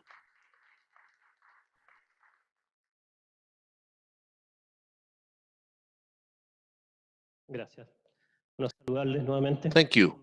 I'm Osvaldo Zúñiga. I'm a farmer here in Chile.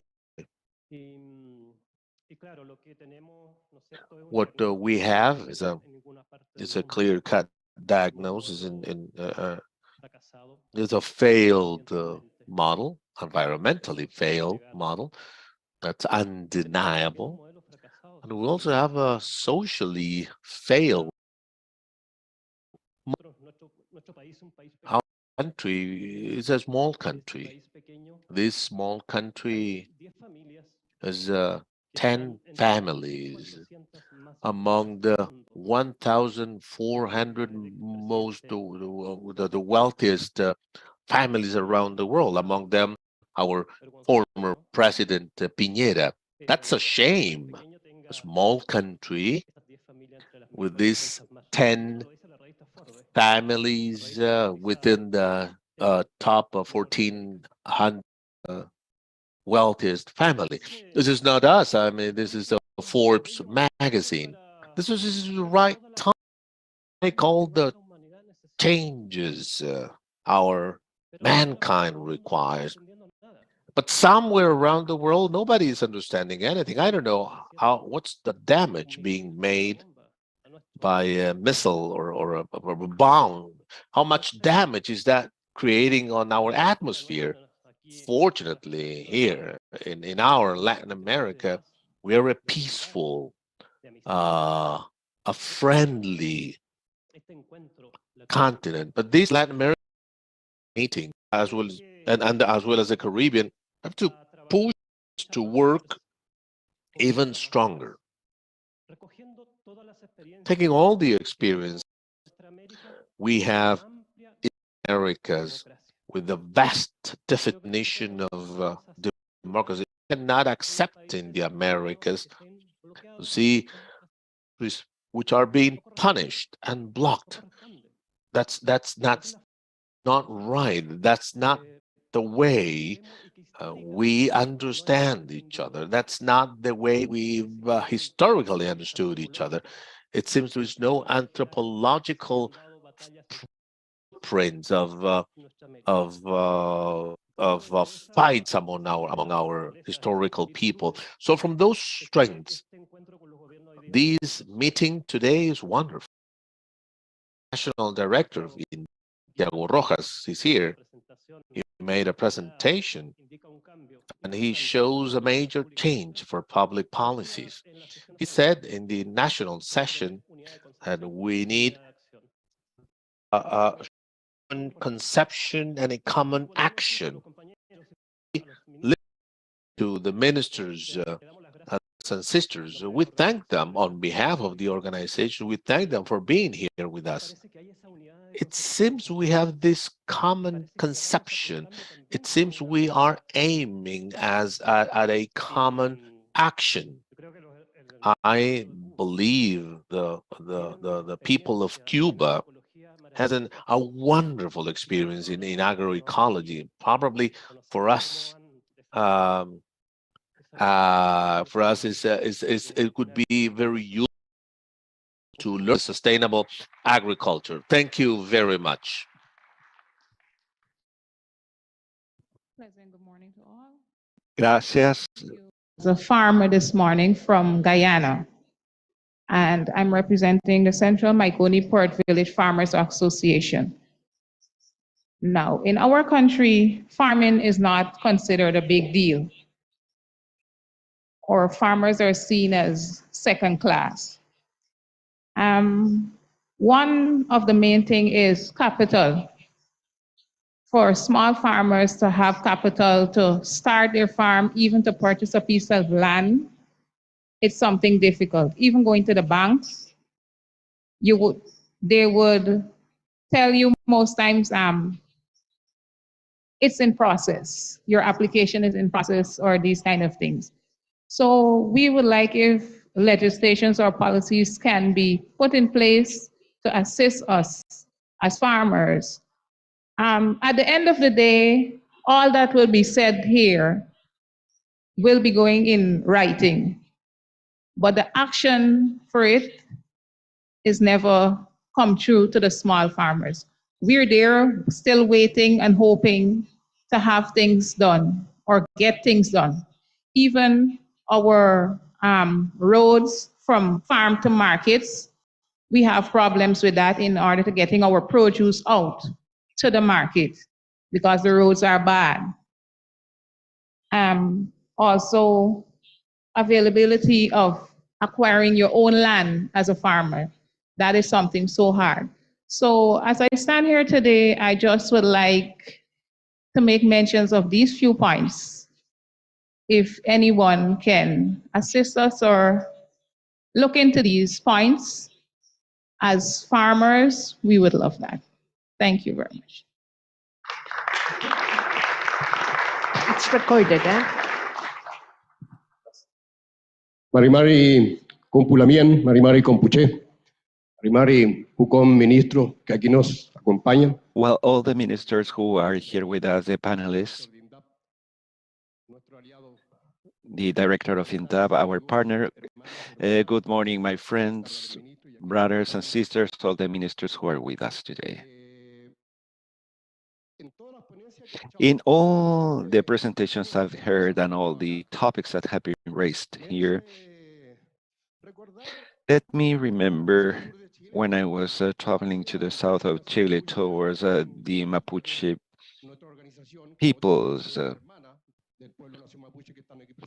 We have the Pueblo Nación Mapuche movement, and they invite me to travel to the south of Chile. And when we propose the issue of the climate change, I associate that to the effect that extractivism is having in Mapu, as we call the motherland, our Mapuche nation.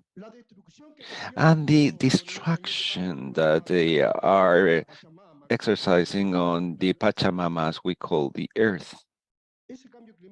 And this climate change, this destruction, is the result of the rivers pollution, is the result of the plundering of the water resources through a nightmare we suffer there. That is the forestry companies that are taking water away from us. And when the forestry companies go there, they kill everything because not even grows. There is no bird living in the area after them, or the present anymore. The nature dies absolutely. And so we'll not let them kill ourselves now. They are on the verge to do that because they are forcing us to immigrate to the major cities to survive. So I think that is very similar to the rest of the First Nations who are here, and we live exactly the same. So I think that this space, this meeting, the FAO, the specialized meeting of family farming, should be a platform to help us put pressure on the governments and also on these companies, these killing companies that are killing the motherland. But what is worse yet is that we can be paralyzed and that to happen, to have a action. And that's what we call in our language Waichan, or the struggle. Particularly for the young people, with the awareness and the drive of the young people, the heart they are facing the companies that are invading our territories for a long time now. We do not accept, and this entails a very serious problem. That means that the different administrations in power have criminalized our just struggle, and they call us names. We are the terrorist Mapuche people. Now we are narco dealer, drug dealer peoples. And they put these among the young people to erode our community, have the militarization of our communities. This is something terrible because today, children, this is a nightmare for the children. They see a police car and they shift because there is breaking in of the houses at 5 in the morning. And this has implications in the mental health of the children. They see how their grandparents are mistreated when they are taken out of their, kicked out of their houses naked. And this is related also to the persecution of the community leaders and the youngers who resist all of this. And there are over 100 political prisoners that are not recognized as such or as original people. And we have this constitution that has been inherited from the dictatorship of Pinochet. So I can say that we can have a goodwill to develop the ecological farming and to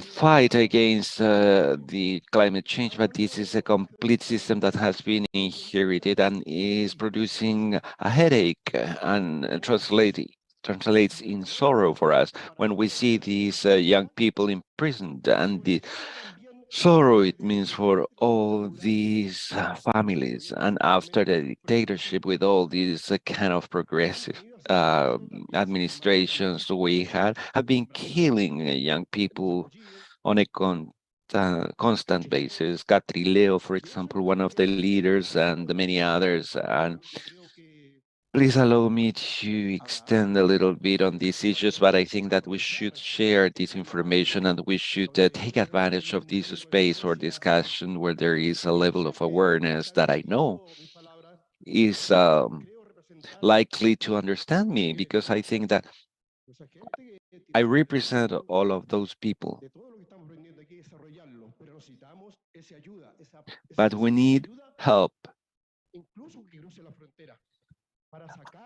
Help that should go even beyond the borders and to get away or to get free from these extractivist companies that are killing the motherland. Thank you. Well, these are open spaces for discussion and to speak. That's why we're here. Thank you very much for those comments. We have the keywords now to share with you, and we will conclude there after that.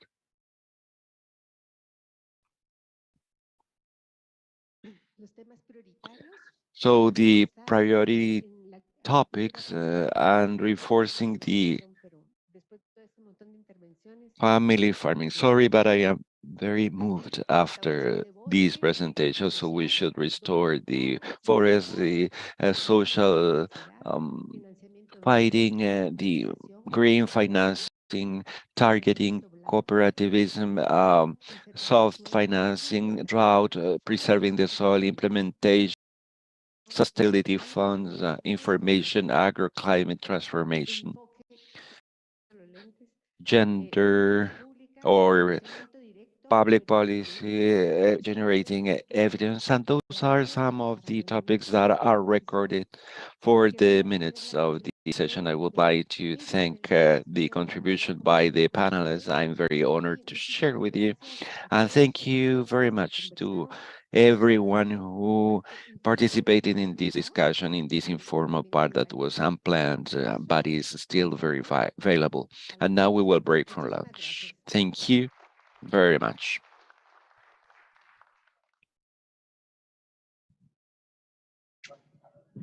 Regresamos a la 1:30. We'll be back at 1:30.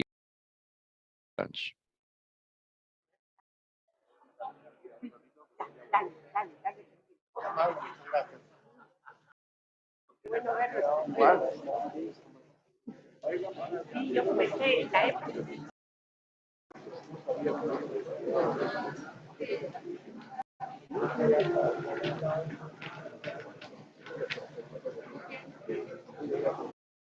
Y Carlos Julio Arosemena en la provincia de Napo, en Ecuador. Estos centros poblados son el hogar de diversas organizaciones de productores, quienes sustentan su economía en el uso sostenible de los recursos naturales. El encanto de la oferta productiva de esta zona se basa en un sistema ancestral de producción agroforestal denominada chacra, que fomenta la conservación de la agrobiodiversidad de más de 100 especies de plantas. Sobre de la chacra también es donde que nosotros enseñamos a nuestros hijos, porque nuestros abuelos, nuestros ancestros nos han dado sus dones, han dado sus rituales, que donde que nosotros podemos consumir, donde que nosotros podemos enseñar a nuestros nietos, a nuestros hijos, para que este producto ya no se termine. El cacao, la vainilla, el jengibre y la guayusa son algunos de los productos agroalimentarios con valor agregado que las organizaciones quichuas Callari, Cuiña y Satsayacu ofrecen en el mercado interno e internacional a través de procesos de certificación agroecológica y de garantía local. La evolución de la dinámica de los modelos productivos y la demanda del mercado han impulsado a que estas comunidades adapten sus formatos de comercialización a plataformas digitales, ampliando el alcance de la oferta de sus productos y servicios a consumidores responsables, conscientes e interesados en el cuidado del planeta. Poder, claro, contar con el boom, claro, digital de las redes sociales, pero también poder llegar a contar con una página web propia que nos permita también comercializar con mayor alcance a diferentes partes, no solamente del país, sino del mundo también. Esta oferta de productos y servicios agroalimentarios se complementa con la promoción del turismo ecológico. Trata de impulsar lo que es conectividad en las zonas rurales y de promover emprendimientos diferentes para diversificar ingresos. El tema del turismo rural es un ejemplo que aquí en Napo ha dado muy bien y que estamos trabajando para escalarlo. Los visitantes pueden conocer a través de los paisajes naturales y productivos los rasgos culturales de las familias quichuas y la relación de sus medios de vida con la conservación de la naturaleza, lo que ha generado mayores ingresos para las familias, dinamizando estrategias innovadoras para garantizar y reconocer la calidad de su producción y así afrontar los retos de la reactivación económica con nuevos mecanismos financieros innovadores que facilitan la inversión y las alianzas público-privadas apoyadas por la cooperación internacional y el compromiso del gobierno nacional y local. Se ha creado este fondo fiduciario que lo que busca es financiar precisamente, movilizar fondos y financiar emprendimientos para dar continuidad a los logros que se han alcanzado en el proyecto de Napo Buen Vivir y dar continuidad a lo que son proyectos de bioeconomía, conservación, sostenibilidad en la provincia de Napo. Los productores y productoras de Napo han encontrado en la digitalización y la innovación una forma de fortalecer sus capacidades de liderazgo y posicionamiento de su trabajo en el Ecuador y a nivel mundial, así como contar con insumos de incidencia política para el incentivos, para el mejoramiento de las cadenas de valor y la diversificación de sus productos y servicios.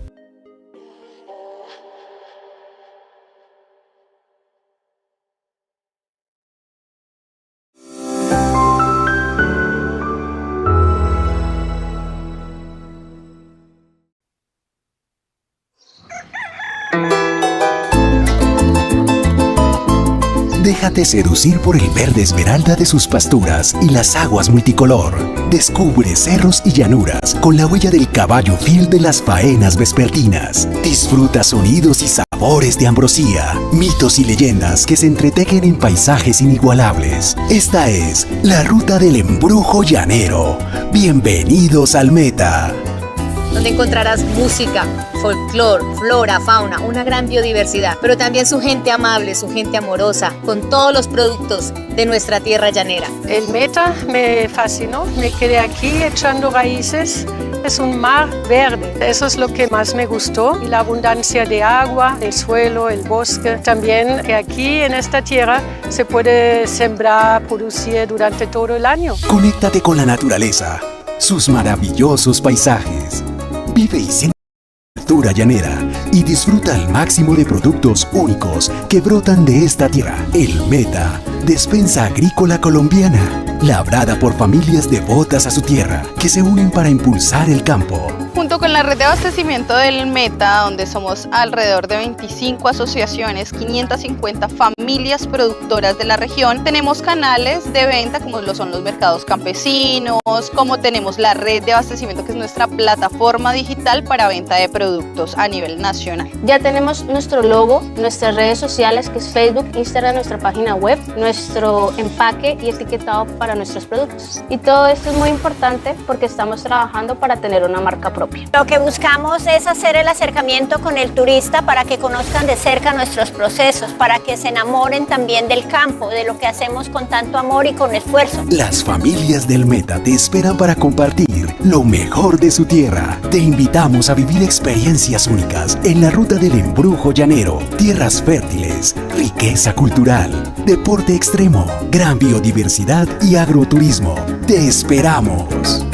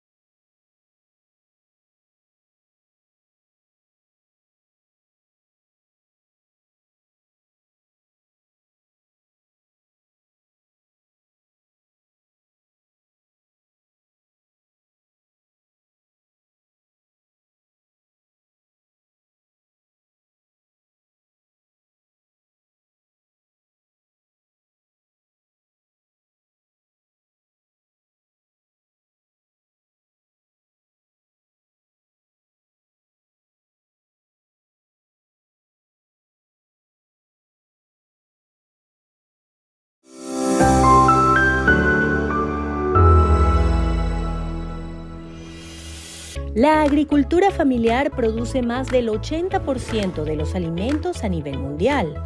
Además, representa más del 90% de las explotaciones agropecuarias y ocupa cerca del 75% de la superficie agrícola.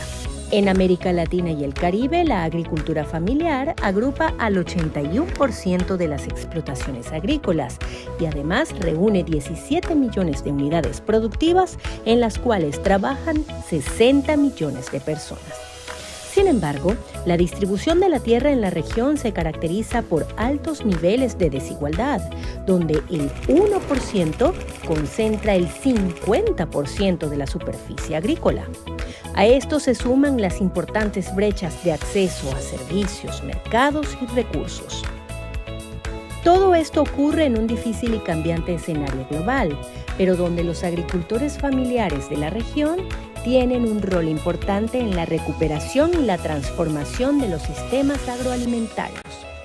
Por esta razón, son un motor clave para erradicar el hambre y la pobreza, ya que son los encargados de impulsar el gran potencial económico de la producción agrícola, apícola, forestal, pesquera, ganadera y acuícola, permitiendo garantizar la seguridad alimentaria.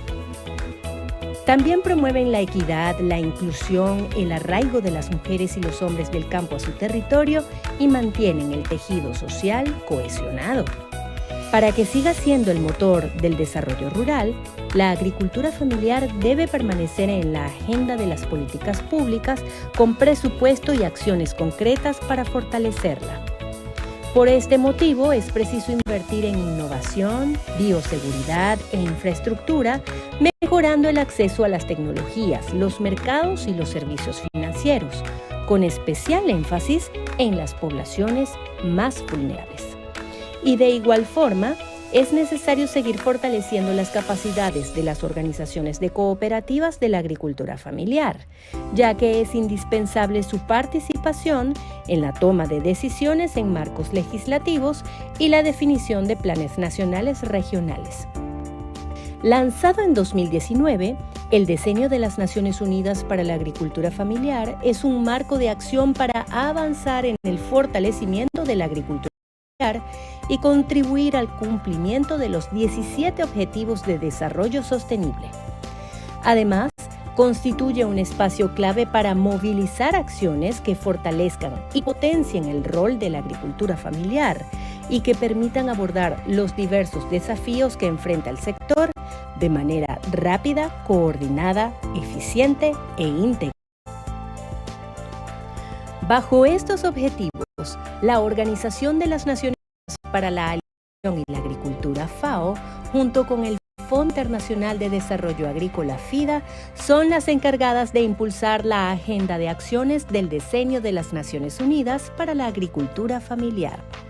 En el marco del Plan de Acción Global del Diseño de las Naciones Unidas para la Agricultura Familiar, la FAO ha estado apoyando los procesos participativos y consultas que reúnen a los gobiernos, parlamentos, instituciones académicas, sector privado y las organizaciones de agricultores y productores para la puesta en marcha de planes nacionales y regionales.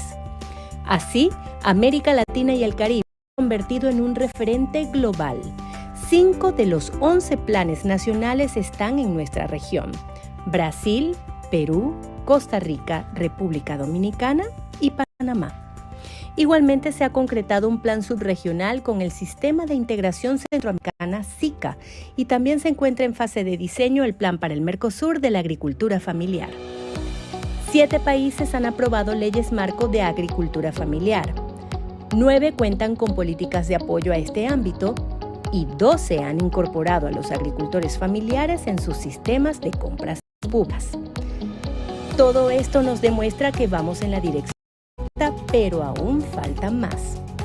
El Diseño de las Naciones Unidas de la Agricultura Familiar está impulsando la creación de un entorno político propicio para el fortalecimiento de la agricultura familiar, garantizando un compromiso político constante y recursos adecuados por parte de actores públicos y privados. El apoyo a los jóvenes para asegurar la sostenibilidad generacional, permitiendo que los jóvenes tengan acceso a la tierra y los mercados. La equidad de género en la agricultura familiar y el papel de liderazgo de las mujeres sin espacio, ampliando el acceso de las agriculturas a los recursos naturales, los bienes productivos, la información, las infraestructuras, los servicios financieros y los mercados. El fortalecimiento de las organizaciones de los agricultores familiares y su capacidad para generar conocimiento, representar a sus miembros y prestar servicios inclusivos en el continuo urbano-rural. El mejoramiento de la inclusión socioeconómica, la resiliencia y el bienestar de los agricultores familiares y los hogares y comunidades rurales. La promoción de la sostenibilidad de la agricultura familiar para conseguir sistemas alimentarios resilientes al cambio climático y reforzar la multidimensionalidad de la agricultura familiar para lograr innovaciones sociales que contribuyan al desarrollo territorial y a sistemas alimentarios que salvaguarden la biodiversidad el medio ambiente y la cultura. Esto permitirá avanzar hacia sistemas agroalimentarios más innovadores, más inclusivos, más resilientes, más sostenibles y más eficientes sin dejar a nadie atrás. Para estas tareas se requiere el apoyo decidido y la participación de todos los sectores involucrados. Renovemos nuestro compromiso con el Decenio de las Naciones Unidas para la Agricultura Familiar. Sigamos trabajando para lograr una mejor producción, una mejor nutrición, un mejor medio ambiente y una vida mejor.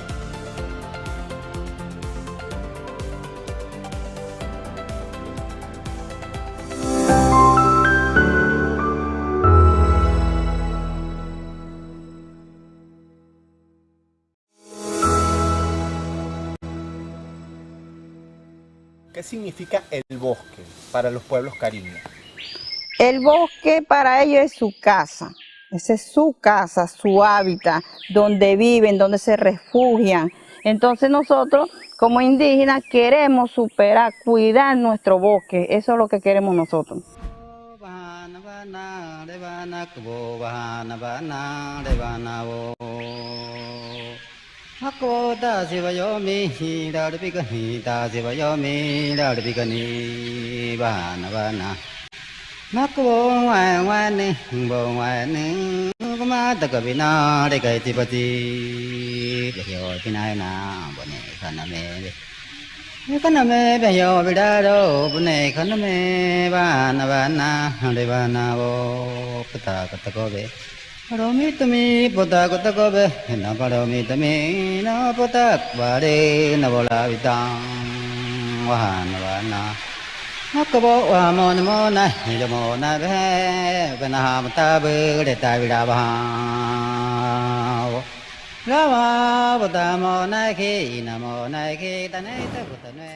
Cuando FAO vino para acá, comenzó consultas a las comunidades indígenas para que llegara toda esta parte del asesoramiento, lo que llevan hasta estos momentos. FAO ha llevado lo que quieren los indígenas y de verdad que ellos esperan que los mismos indígenas decidan. Coromare, coromare monocaine, coromare monocaine, mare mare buyanini, mare mare buyanini, mare mare yaroko warota catine. ¿Cuál es la aspiración nuestra como proyecto? Diversificar esos conucos y que ellos puedan, digamos, incorporar otros productos que fortalecerán su dieta, ayudarán a mejorar su calidad y sus condiciones de vida. Y además de eso, les permitirá también tener elementos para diversificar también sus productos que puedan salir al mercado.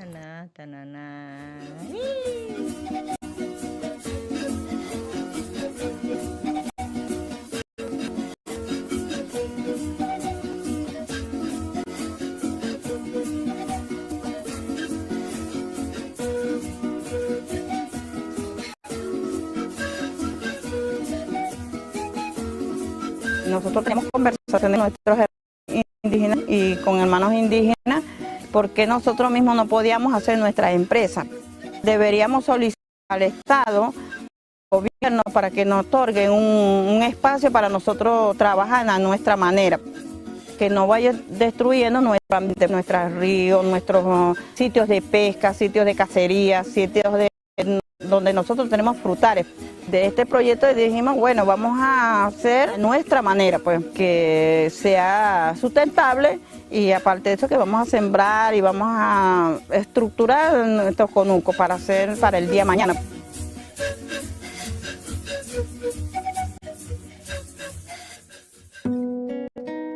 Aquí nos organizamos, salió iniciativa con la crisis que nos atacó hace 5 o 6 años atrás, en 2016.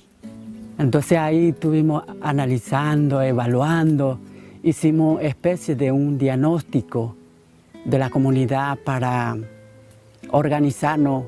Bueno, algunos nos querían, pero después fue que ellos nosotros hablamos con ellos que era muy bueno. Como nosotros somos de una comunidad necesitada, eso es bueno para ayudar a uno. Entonces ahí fue que ellos se alegraron, pues van a participar todos.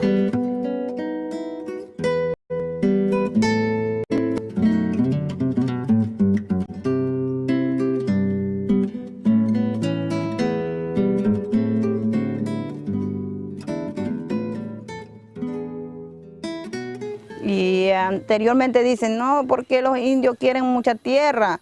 Si los indios no siembran, no trabajan, nosotros trabajamos, pero no destruimos nuestra hábitat. Y vivimos, dejamos que crezca esta planta y volvemos otra vez en 10 años, pero vivimos sin destruir nuestra hábitat.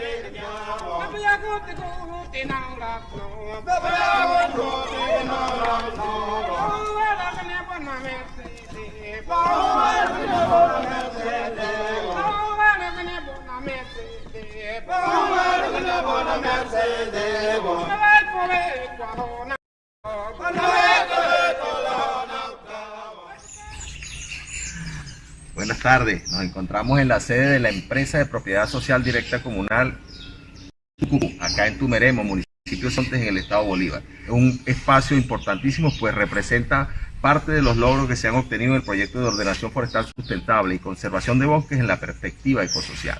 Esta es la concreción, podemos decirlo así, de una política pública que está llevada a la práctica en el haberle otorgado una concesión forestal de 6.408.12 a la empresa de propiedad social directa comunal Tucupú, que es la expresión organizada de las comunidades indígenas, de las 12 comunidades indígenas cariñas del sector 9 de la Reserva Forestal Imataca.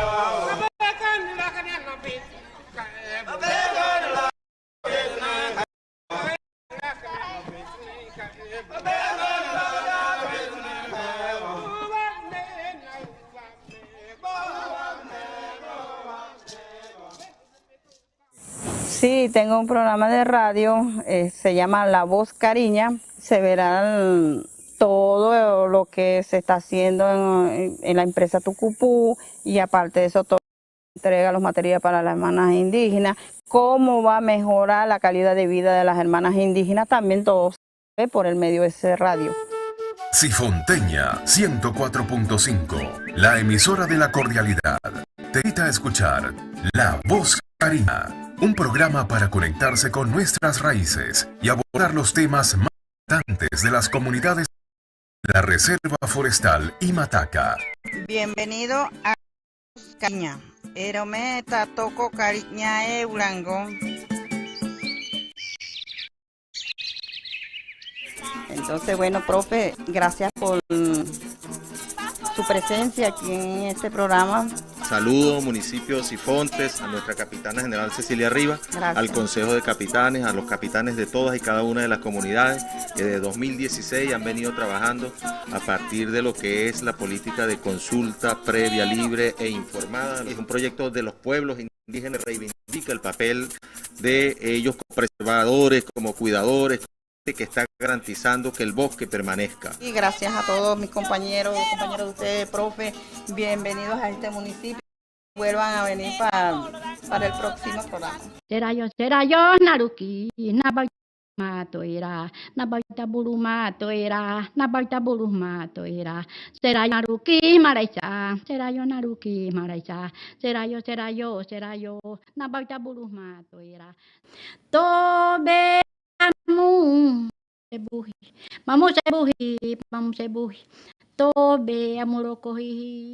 Estamos trabajando ahorita en lo que será el establecimiento de viveros en cada una de las comunidades, de manera tal de que ellos puedan producir, aprendan a producirlas y luego a establecerlas. Hay muchas cosas que ha hecho FAO con este proyecto de Tucupú, por lo menos ya tenemos viveros, varias comunidades indígenas, tenemos cafetal, tenemos la fortaleza, tenemos Pozo Oscuro. Nos falta una sola comunidad para completar, tener 10 viveros en cada comunidad.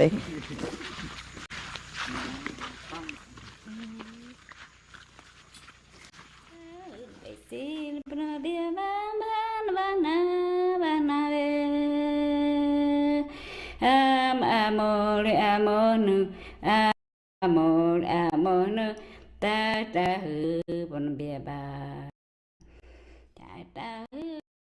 Las mujeres ahorita aquí en la comunidad de Botanamo, pues, porque yo creo ellos tienen mucho participativo, le interesa, usted lo llama, están ahí, pues.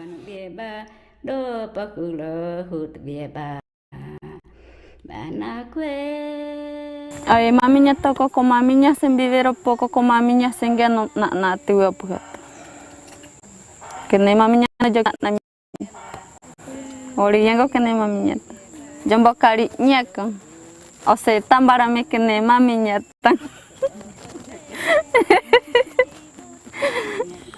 Maminya ri koma. Ambori o maminya na maminya tan. Kene maminya no na. O maminya na.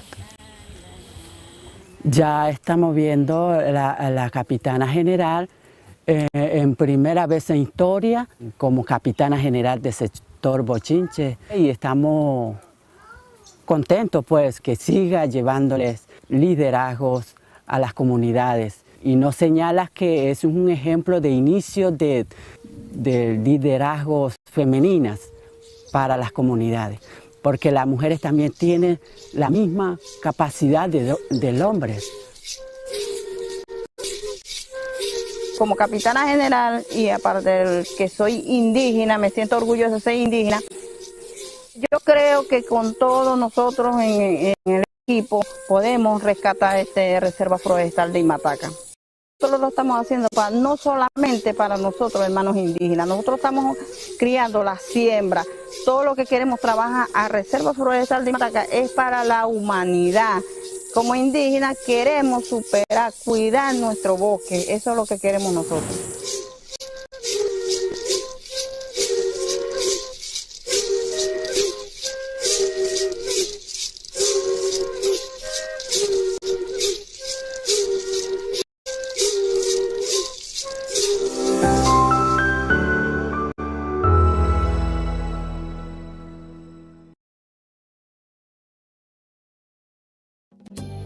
El Sendero del Cacao está ubicado en el municipio de San Francisco de Macorís, principal zona de producción en la República Dominicana. Este proyecto permite al turista entrar en contacto con el proceso de producción del cacao, desde su siembra y recolección hasta el proceso de fermentación, secado y elaboración del delicioso chocolate, para lo cual ha establecido una exitosa estrategia de marketing digital. El Sendero del Cacao consiste en hacer una demostración exhaustiva de todas las etapas y procesos por donde pasan las almendras del cacao desde la germinación, para dar a conocer el desarrollo sostenible del sector agropecuario, evidenciando las bondades del cacao. El impacto positivo que ha provocado la expansión de lo que es el Sendero del Cacao a partir de las redes sociales es sumamente gigantesco, debido a que por medio de las redes sociales tú tienes el planeta al cual tú te le puedes dirigir en términos de publicidad y llegar hasta ello. Esta experiencia es la que FAO pretende replicar en el municipio de Las Galeras, provincia de Samaná, junto al Consejo de Turismo Galeras por el Desarrollo Sostenible, Contugal, en apoyo a los más de 14.000 habitantes de esta comunidad, cuya principal actividad económica es la agricultura, la pesca y el turismo. La vinculación de los pequeños productores de Las Galeras a nuevos mercados incluye la incorporación de modelos de negocios basados en un sistema de circuito que los acerquen directamente con los hoteles, restaurantes y balnearios de este municipio costero, que ha sido reconocido como el primer destino turístico del mundo responsable con la biodiversidad. Incorporar de manera sistemática a todos estos productores en un sistema organizado que puedan tener acceso a otros mercados, no solamente le va a brindar poder colocar a mejor precio los productos, sino colocar más productos, porque la gente va a tener oportunidad de saber lo que se está produciendo en Las Galeras y en qué fecha esa producción puede estar disponible. A través de Contugal se establecen plataformas digitales que permitirán a las asociaciones de pescadores, agricultores y artesanos promover sus productos en tiempo real, asegurando mejores mercados y precios. Fabricamos queso de hoja, el mejor queso de la región, lo hacemos aquí. Este negocio nosotros lo iniciaron mis padres antes de yo nacer y se han venido sustentando con eso. Hacemos una producción diaria de 100 libras, 150 más o menos. Nosotros recibimos pedidos por vía de teléfono, WhatsApp, y lo distribuimos a las personas que vienen y a los negocios de la comunidad.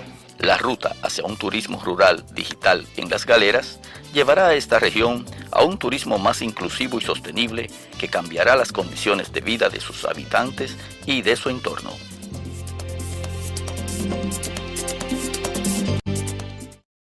Viajar es mi pasión. Me gusta vivir experiencias que me conecten con la naturaleza y mi cultura. Me han hablado de la ruta del café. ¡Allá vamos!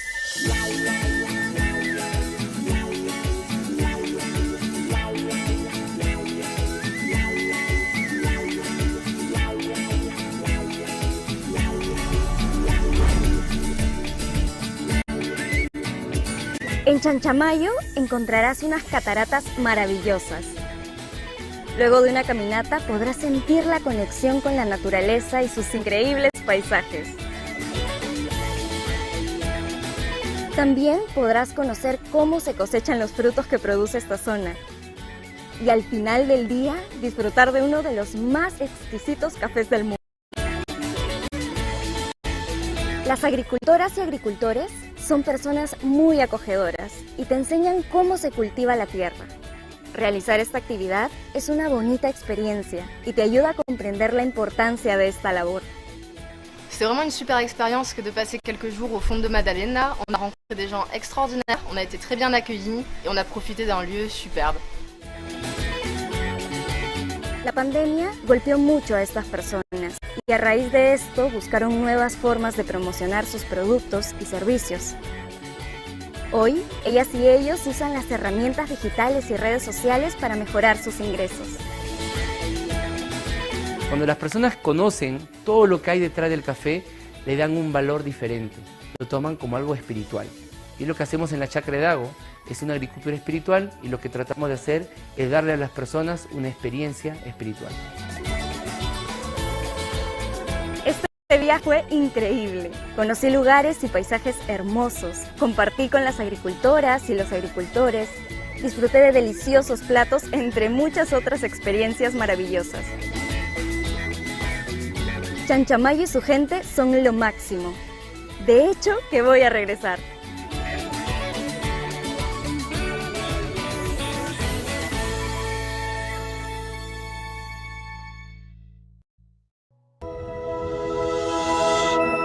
Kolonga mito kamarama niko onguti napkorkoroy. Nakita marakimarama ninga tuinapkoroye nito hurimarama tia chituiti orokihoy. To naok tenge Alfredo nakita marakimarama echenge mi kuamarama nonge pai na tonghurima kamarama niko onguti tuinapuka. Costa Rica posee una riqueza biológica y cultural que permite el encuentro de gran biodiversidad de especies y manifestaciones culturales, y se destaca por sus esfuerzos de conservación y protección del medio ambiente. Este emprendimiento inicia con una idea acorde a nuestra enseñanza que nos dieron nuestros ancestros, para que el turista conozca nuestra costumbre, porque aquí está lo espeso de mi cultura. En las últimas décadas, el turismo ha sido un motor de la economía, ofreciendo oportunidades en las comunidades rurales. De don Alfredo, dueño del Centro Ecocultural Toina Fueja, en la zona norte de Costa Rica. Si yo no tengo yuca, yo le compro a otra persona.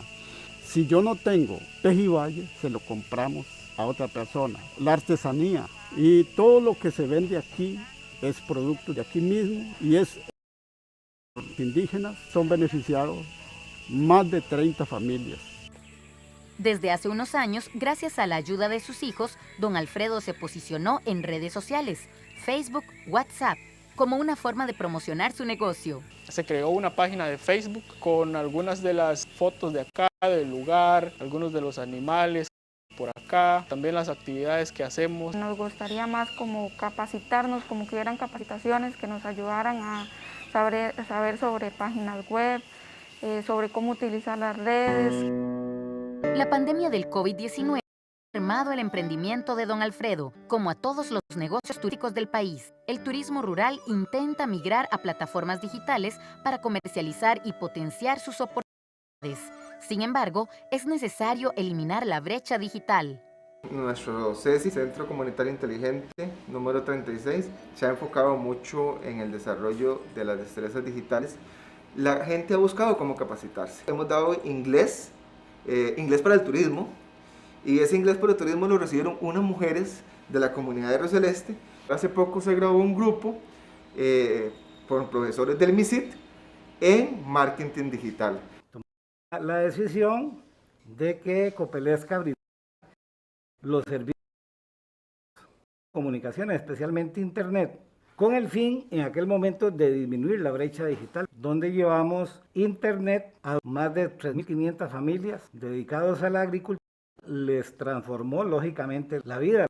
El gobierno de Costa Rica ha priorizado la franja de desarrollo de la zona norte con el fin de atender a las poblaciones en condición de vulnerabilidad. Hoy la conectividad está relacionada con las posibilidades de hacer comercio de los pequeños productores locales. Está directamente relacionada con la capacidad de educación. Es una manera de promocionar el turismo de la zona, y tanto el gobierno, la empresa privada, las organizaciones productivas como la comunidad demandan mejor productividad para su desarrollo. Para Costa Rica es clave continuar promoviendo el turismo rural comunitario y la digitalización comercial, con el objetivo de eliminar las brechas digitales en la zona, generar nuevas oportunidades y mejorar la economía de las familias rurales.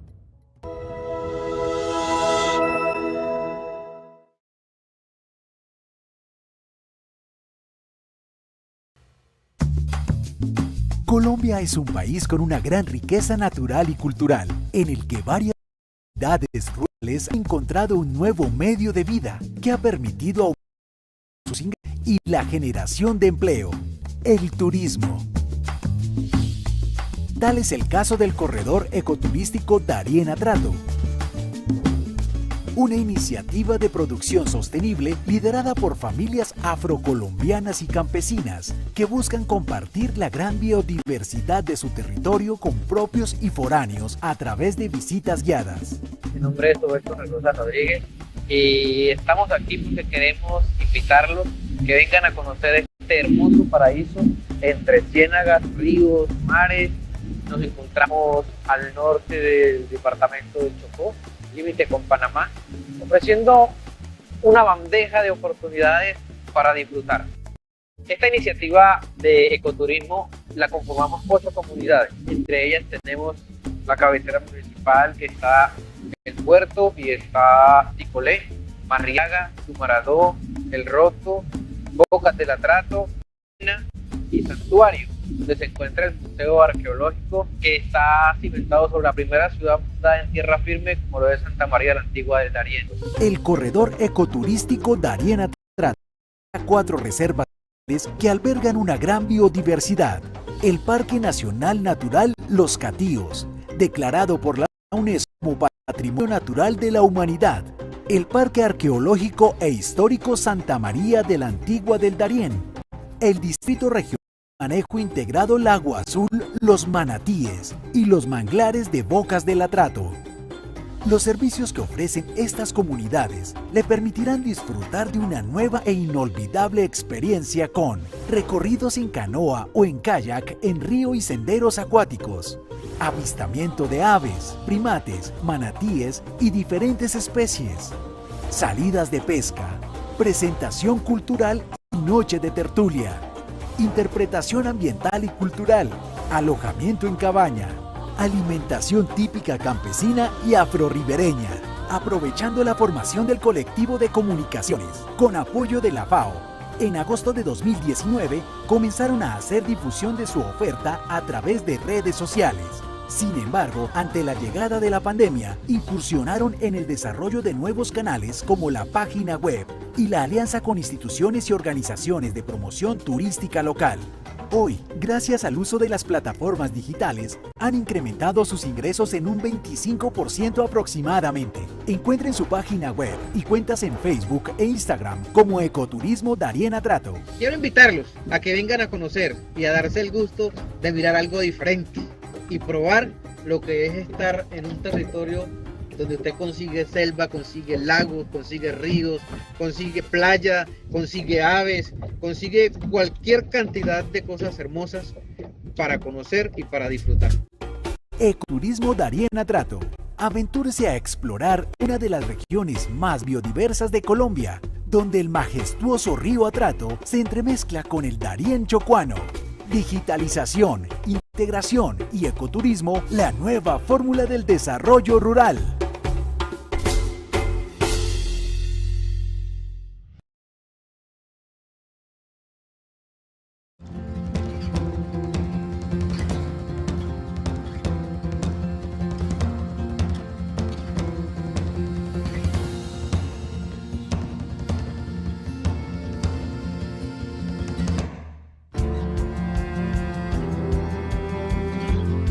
Vive los colores.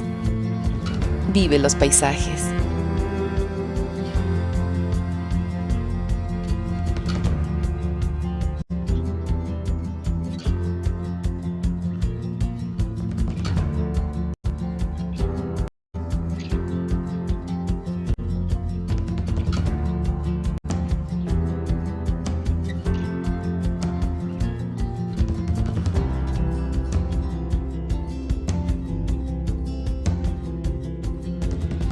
Vive la gastronomía.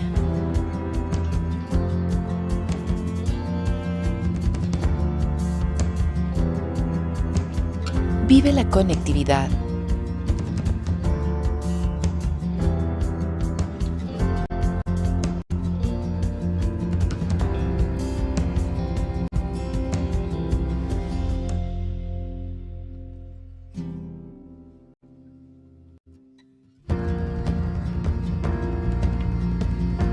Vive el turismo de convivencia.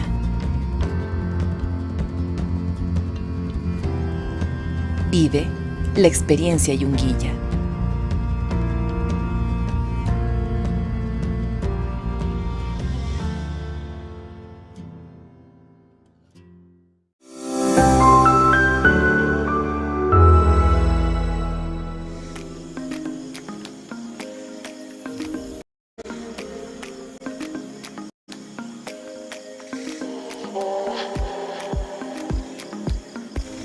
Entre la magnífica biodiversidad de la selva amazónica se encuentran los cantones de Tena, Archidona y Carlos Julio Arosemena en la provincia de Napo, en Ecuador. Estos centros poblados son el hogar de diversas organizaciones de productores, quienes sustentan su economía en el uso sostenible de los recursos naturales. El encanto de la oferta productiva de esta zona se basa en un sistema ancestral de producción agroforestal denominada chacra, que fomenta la conservación de la agrobiodiversidad de más de 100 especies de plantas. Sobre de la chacra también es donde que nosotros enseñamos a nuestros hijos, porque nuestros abuelos, nuestros ancestros nos han dado sus dones, han dado sus rituales, que donde que nosotros podemos consumir, donde que nosotros podemos enseñar a nuestros nietos, a nuestros hijos, para que este producto ya no se termine. El cacao, la vainilla, el jengibre y la guayusa son algunos de los productos agroalimentarios con valor agregado que las organizaciones quichuas Callari, Cuiña y Satsayacu ofrecen en el mercado interno e internacional a través de procesos de certificación agroecológica y de garantía local. La evolución de la dinámica de los modelos productivos y la demanda del mercado han impulsado a que estas comunidades adapten sus formatos de comercialización a plataformas digitales, ampliando el alcance de la oferta de sus productos y servicios a consumidores responsables, conscientes e interesados en el cuidado del planeta. Poder, claro, contar con el boom, claro, digital de las redes sociales, pero también poder llegar a contar con una página web propia que nos permita también comercializar con mayor alcance a diferentes partes, no solamente del país, sino del mundo también. Esta oferta de productos y servicios agroalimentarios se complementa con la promoción del turismo ecológico.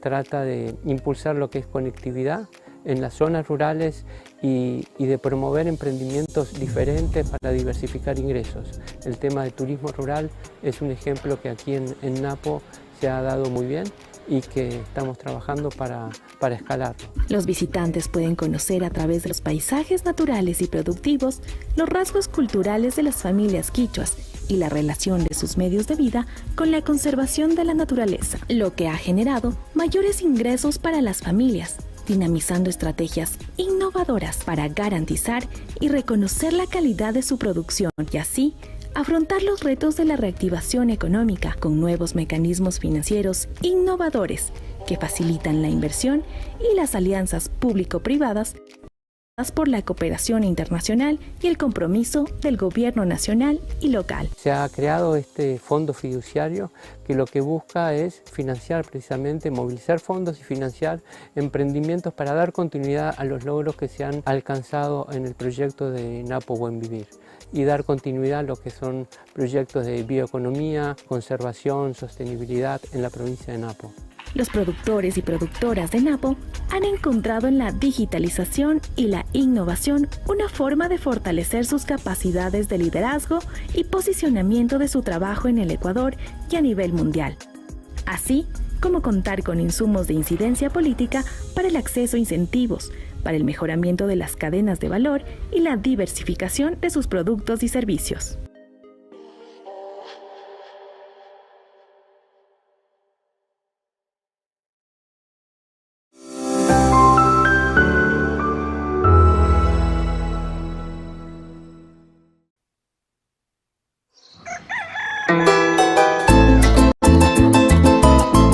Déjate seducir por el verde esmeralda de sus pasturas, las aguas multicolor. Descubre cerros y llanuras con la Biofield de las faenas vespertinas. Disfruta sonidos y sabores de ambrosía, mitos y leyendas que se entretejen en paisajes inigualables. Esta es la ruta del embrujo llanero. Bienvenidos al Meta, donde encontrarás música, folclore, flora, fauna, una gran biodiversidad, pero también su gente amable, su gente amorosa, con todos los productos de nuestra tierra llanera. El Meta me fascinó, me quedé aquí echando raíces, es un mar verde, eso es lo que más me gustó, y la abundancia de agua, el suelo, el bosque, también que aquí en esta tierra se puede sembrar, producir durante el año. Conéctate con la naturaleza, sus maravillosos paisajes. Vive y siente la cultura llanera y disfruta al máximo de productos únicos que brotan de esta tierra. El Meta, despensa agrícola colombiana, labrada por familias devotas a su tierra, se unen a impulsar el campo. Junto con la red de abastecimiento Meta, donde somos alrededor de 25 asociaciones, 550 familias productoras de la región. Tenemos canales de venta como lo son los mercados campesinos, como tenemos la red de abastecimiento que es nuestra plataforma digital para venta de productos a nivel nacional. Ya tenemos nuestro logo, nuestras redes sociales que es Facebook, Instagram, nuestra página web, nuestro empaque y etiquetado para nuestros productos. Y todo esto es muy importante porque estamos trabajando para tener una marca propia. Lo que buscamos es hacer el acercamiento con el turista para que conozcan de cerca nuestros procesos, para que se enamoren también del campo, de lo que hacemos con tanto amor y con esfuerzo. Las familias del Meta te esperan para compartir lo mejor de la tierra. Te invitamos a vivir experiencias únicas en la ruta del embrujo llanero, tierras fértiles, riqueza cultural, deporte extremo, biodiversidad y agroturismo. Te esperamos.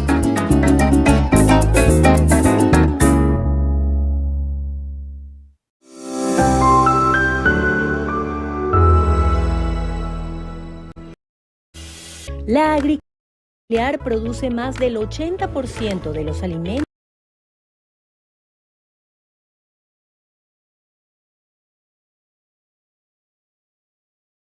75% de la superficie agrícola. En América Latina y el Caribe, la agricultura agrupa al 81% de las explotaciones agrícolas y además reúne 17 millones de unidades productivas en las cuales trabajan 60 millones de personas. Sin embargo, la distribución de la tierra en la región se caracteriza por altos niveles de desigualdad, donde el 1% concentra el 50% de la superficie agrícola. A esto se suman las importantes brechas de acceso a servicios, mercados y recursos. Todo esto ocurre en un difícil y cambiante escenario global, pero donde los agricultores de la región tienen un rol importante en la y la transformación de los sistemas agroalimentarios. Estas razones son un motor clave para erradicar el hambre y la pobreza, ya que son los encargados de impulsar el gran potencial económico de la producción agrícola, apícola, forestal, pesquera, ganadera y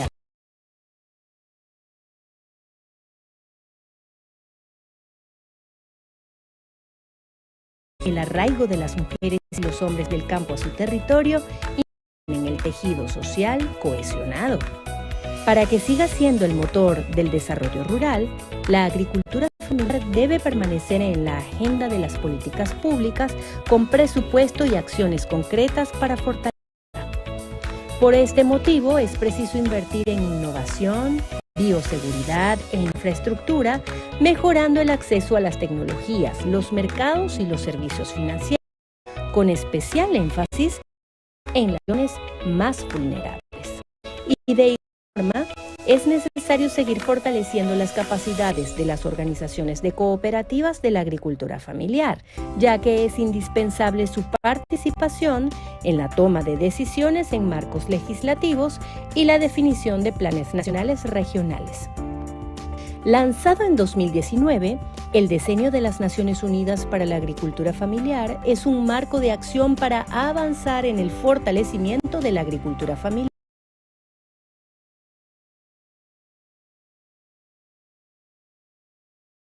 Además, constituye un espacio clave para movilizar acciones que fortalezcan y potencien el rol de la agricultura familiar y que permitan abordar los diversos desafíos que enfrenta el sector de manera rápida, coordinada, eficiente e integral. Bajo estos objetivos, la Organización de las Naciones Unidas para la Alimentación y la Agricultura, FAO, junto con el Fondo Internacional de Desarrollo Agrícola, FIDA, son encargadas de impulsar la agenda de acciones del Diseño de las Naciones Unidas para la Agricultura Familiar. En el marco del Plan de Acción Global del Diseño de las Naciones Unidas para la Agricultura Familiar, la FAO ha estado apoyando los procesos participativos y consultas que reúnen a los gobiernos, parlamentos, instituciones académicas, sector privado y las organizaciones de agricultores y productores para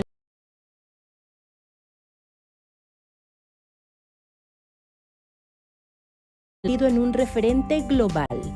5 de los 11 planes nacionales están en nuestra región: Brasil, Perú, Costa Rica, República Dominicana y Panamá. Igualmente se ha concretado un plan subregional con el Sistema de Integración Centroamericana SICA y también se encuentra en fase de diseño el Mercosur de la agricultura familiar. 7 países han aprobado leyes marco de agricultura familiar. 9 cuentan con políticas de apoyo a este ámbito y 12 han incorporado a los agricultores familiares en sus sistemas de compras públicas. Todo esto nos demuestra que vamos en la dirección correcta, pero aún falta más. El Diseño de las Naciones Unidas para la Agricultura Familiar está impulsando la creación de un entorno político propicio para el fortalecimiento de la agricultura familiar, garantizando un compromiso político constante y recursos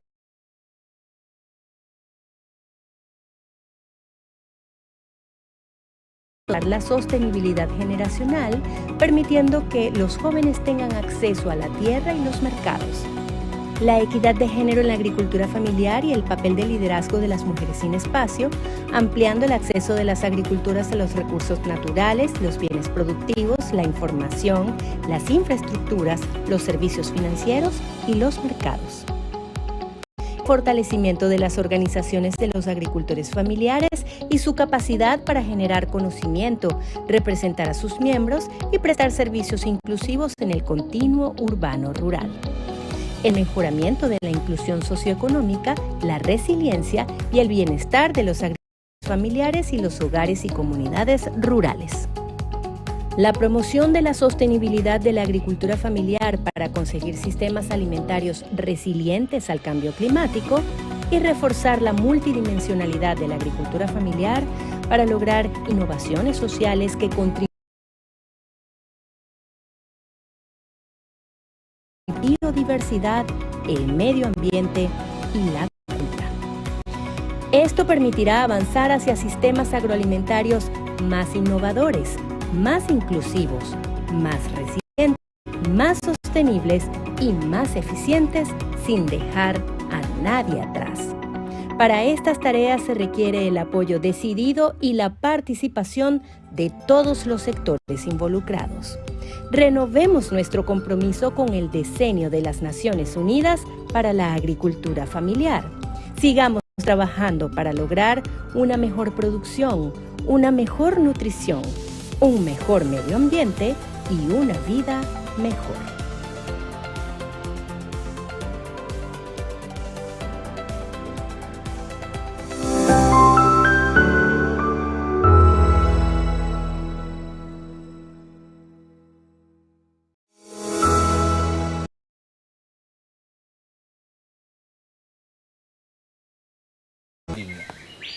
El bosque para ellos es su casa. Esa es su casa, su hábitat, donde viven, donde se refugian. Entonces nosotros, como indígenas, queremos superar, cuidar nuestro bosque. Eso es lo que queremos nosotros.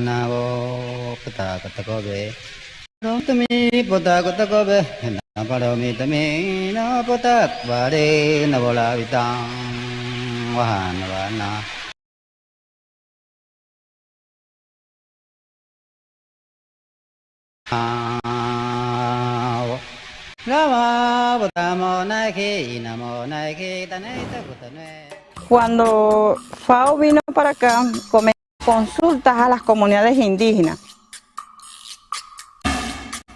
para que llegara toda esta parte del asesoramiento, lo que llevan hasta estos momentos. FAO ha llevado lo que quieren los indígenas y de verdad que ellos esperan que los mismos indígenas decidan. Coromare, coromare monocaine, coromare monocaine, mare mare buyanini, mare mare buyanini, mare mare buyanaro coarota catine. ¿Cuál es la aspiración nuestra como proyecto? Diversificar esos conucos y que ellos puedan, digamos, incorporar otros productos que fortalecerán su dieta, ayudarán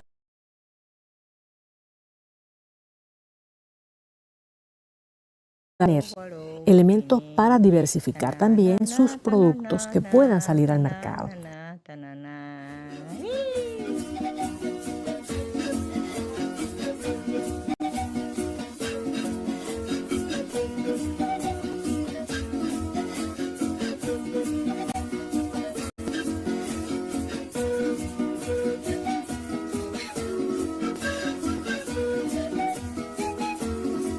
Nosotros teníamos conversaciones con nuestras hermanas indígenas y con hermanos indígenas porque nosotros mismos no podíamos hacer nuestra empresa.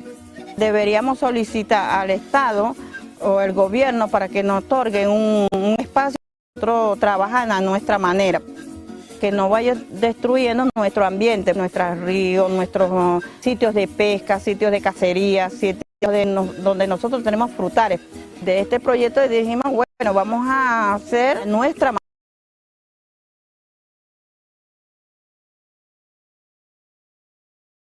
Estructurar nuestros conucos para hacer para el día mañana.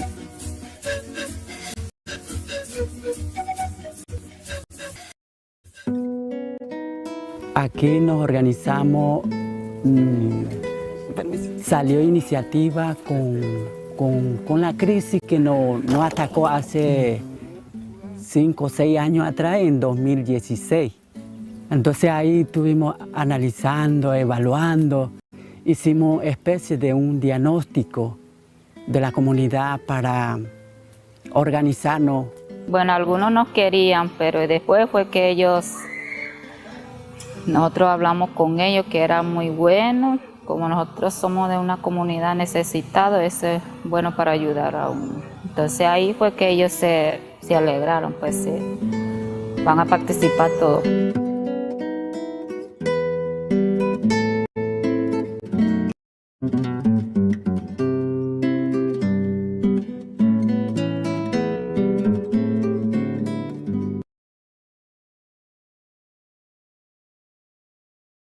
Anteriormente dicen, no, porque los indios quieren mucha tierra, si los indios no siembran, no trabajan.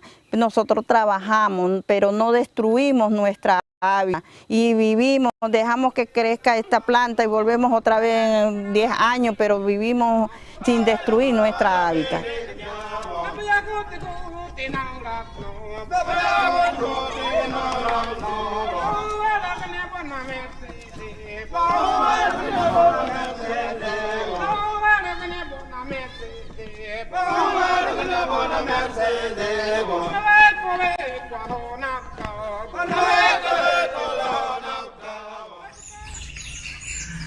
Buenas tardes, nos encontramos en la sede de la empresa de propiedad social directa comunal Tucupú, acá en Tumeremo, municipio de Sifontes, en el estado Bolívar. Es un espacio importantísimo, pues representa parte de los logros que se han obtenido en el proyecto de ordenación forestal sustentable y conservación de bosques en la perspectiva ecosocial.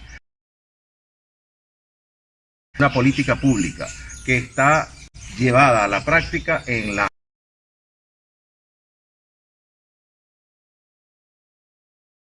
7.2 hectáreas a la propiedad social directa comunal Tucupú, que es la expresión organizada de las comunidades indígenas, de las 12 comunidades indígenas cariñas del sector 9 de la Reserva Forestal Imataca.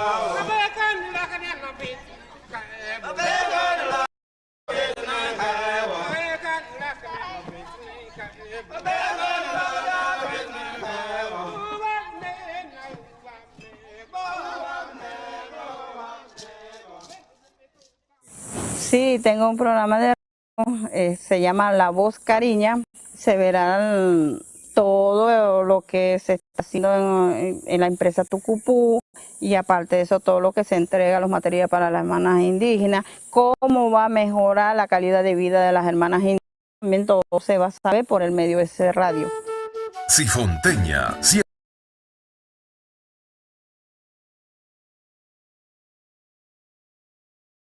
Un programa para conectarse con nuestras raíces y abordar los temas más importantes de las comunidades de la Reserva Forestal Imataca.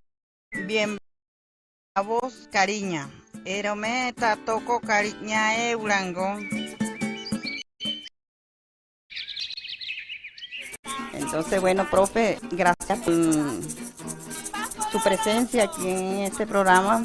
Saludos, municipio Sifontes, a nuestra capitana general Cecilia Rivas, al Consejo de Capitanes, a los capitanes de todas y cada una de las comunidades que desde 2016 han venido trabajando a partir de lo que es la política de consulta previa, libre e informada. Es un proyecto de los pueblos indígenas que reivindica el papel de ellos como preservadores, como cuidadores, como gente garantizando que el bosque permanezca. Y gracias a todos mis compañeros de ustedes, profe, bienvenidos a este municipio, espero que vuelvan a venir.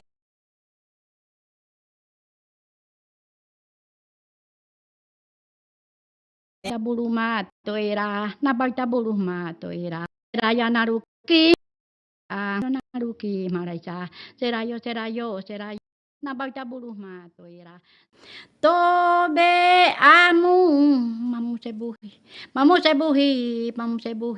tobe amurokohi. Estamos trabajando ahorita en lo que será el establecimiento de viveros en cada una de las comunidades, de manera tal de que ellos puedan producir sus plantas, aprendan a producirlas y luego a establecerlas.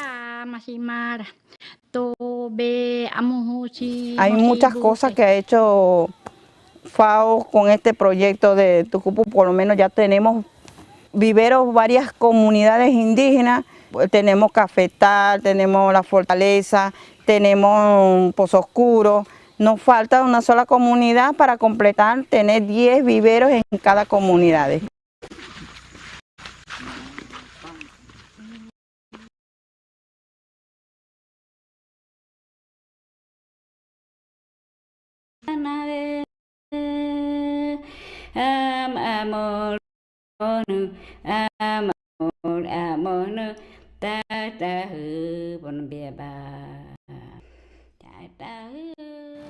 Las mujeres son las que tienen el poder aquí en las comunidades de Botanamo, pues yo creo que ellos tienen mucho participativo, le interesa, usted lo llama, están ahí pues.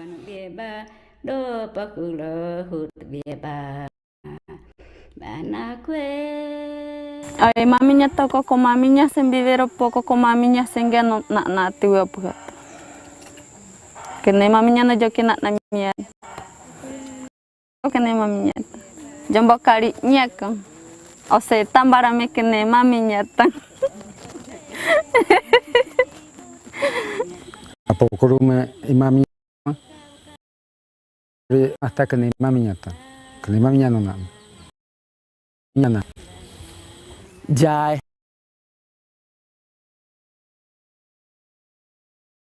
historia como capitana general del sector Bochinche y estamos contentos pues que siga llevándoles liderazgos a las comunidades y nos señala que es un ejemplo de inicio de liderazgos femeninas para las comunidades.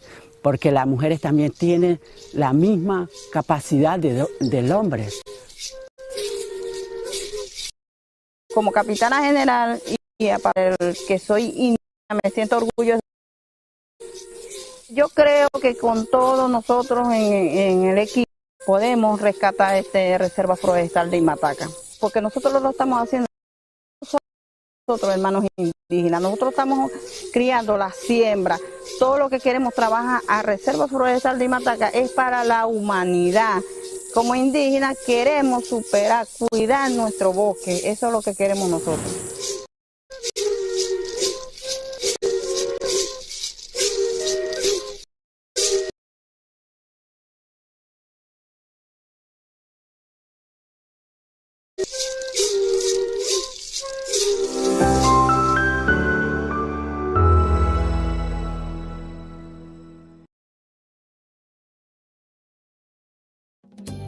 El Sendero del Cacao está ubicado en el municipio de San Francisco de Macorís, principal zona de producción de este fruto en la República Dominicana. Este proyecto permite al turista entrar en contacto con el proceso de producción del cacao, desde su siembra y recolección hasta el proceso de fermentación, secado y elaboración del delicioso chocolate, para lo cual ha establecido una exitosa estrategia de marketing digital. El Sendero del Cacao consiste en hacer una demostración exhaustiva de todas las etapas y procesos por donde pasan las almendras del cacao desde la para dar a conocer el desarrollo sostenible del sector agropecuario, evidenciando las bondades del cacao. El impacto positivo que ha provocado la expansión de lo que es el Sendero del Cacao a partir de las redes sociales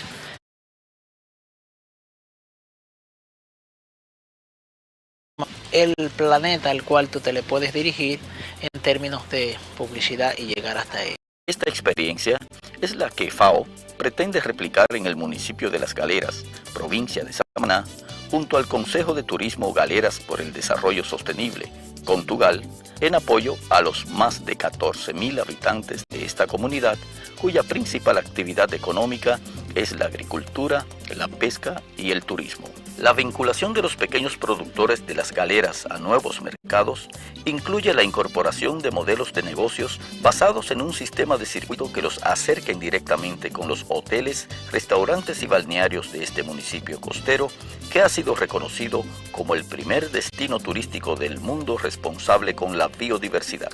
Incorporar de manera sistemática a todos estos productores en un sistema organizado que puedan tener acceso a otros mercados, no solamente va a poder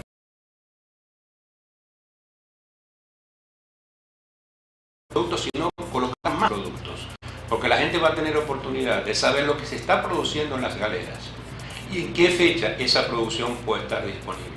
A través de Contugal, se establecerán plataformas digitales que permitirán a las asociaciones de pescadores, agricultores y artesanos promover sus productos en tiempo real, asegurando mejores mercados y precios. Fabricamos queso de hoja, el mejor queso de la región, lo hacemos aquí. Este negocio nosotros, lo iniciaron mis padres antes de yo nacer y se han venido sustentando con eso. Hacemos una producción diaria de 100 libras, 150 más o menos. Nosotros recibimos pedidos por vía de teléfono, WhatsApp, y lo distribuimos a las personas que vienen y a los negocios de la comunidad. La ruta hacia un turismo rural digital en las galeras llevará a esta región a un turismo más inclusivo y sostenible que cambiará las condiciones de vida de sus habitantes y de su entorno.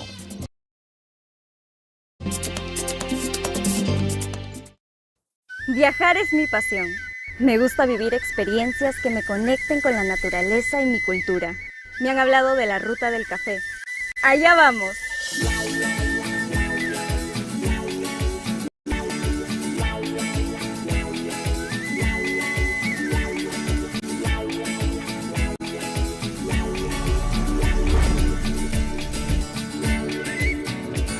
En Chanchamayo encontrarás unas cataratas maravillosas.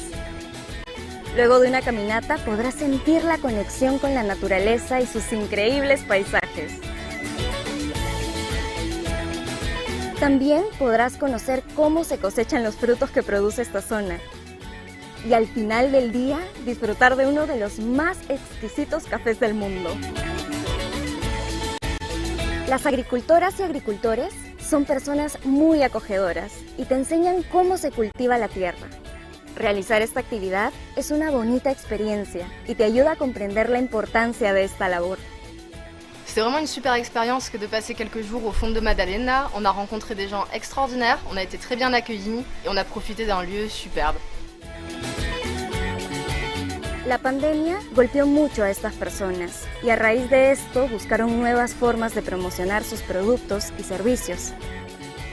Hoy, ellas y ellos usan las herramientas digitales y redes sociales para mejorar sus ingresos. Cuando las personas conocen todo lo que hay detrás del café, le dan un valor diferente, lo toman como algo espiritual. Y lo que hacemos en la Chacra de Dago es una agricultura espiritual y lo que tratamos de hacer es darle a las personas una experiencia espiritual. Este viaje fue increíble. Conocí lugares y paisajes hermosos, compartí con las agricultoras y los agricultores, disfruté de deliciosos platos entre muchas otras experiencias maravillosas. Chanchamayo y su gente son lo máximo. De hecho, que voy a regresar.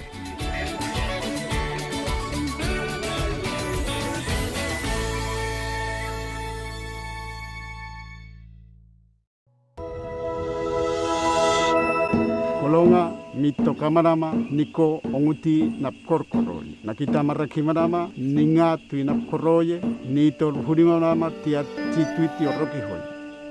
To naok tenge Alfredo nakita marakimarama echenge mi kwamarama naunge pai naptong hurimarama niko onguti tui napuka. Costa Rica posee una riqueza biológica y cultural que permite el encuentro de gran biodiversidad de especies y manifestaciones culturales, y se destaca por sus esfuerzos de conservación y protección del medio ambiente. Este emprendimiento inicia con una idea acorde a nuestra enseñanza que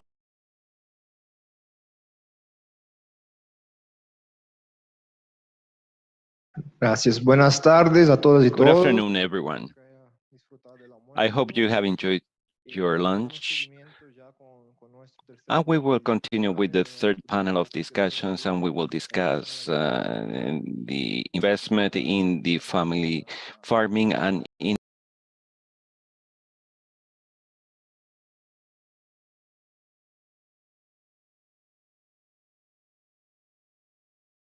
tool. You'll see that the code change. Every one of these sessions will have a different code. If you put this code in mente, you will have the words. And those who are following by streaming, you can have access through the YouTube chat.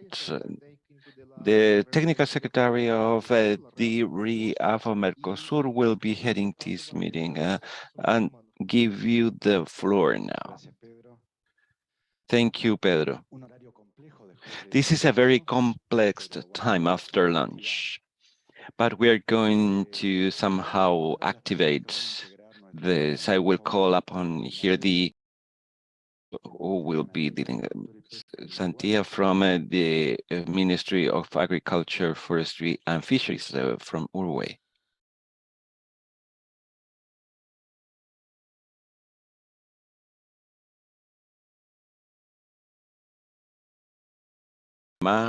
Welcome. Carmen Nurse from the Caribbean Women's Network, and Laura Hernandez Perez from ECMIA, and Elsa Johanna Sanchez Via Campesina. Welcome, everyone.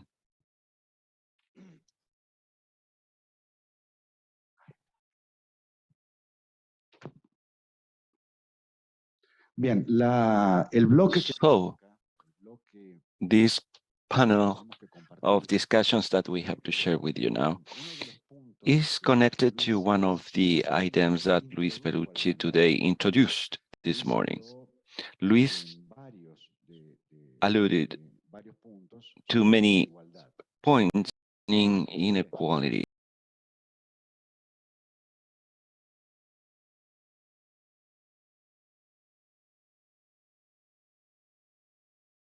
All the difficulties that the family farming is undergoing, and how inequality is a persistent barrier precluding the development of our rural societies. I remember that Luis was also reflecting upon the ethical imperative, because he referred to the care agenda.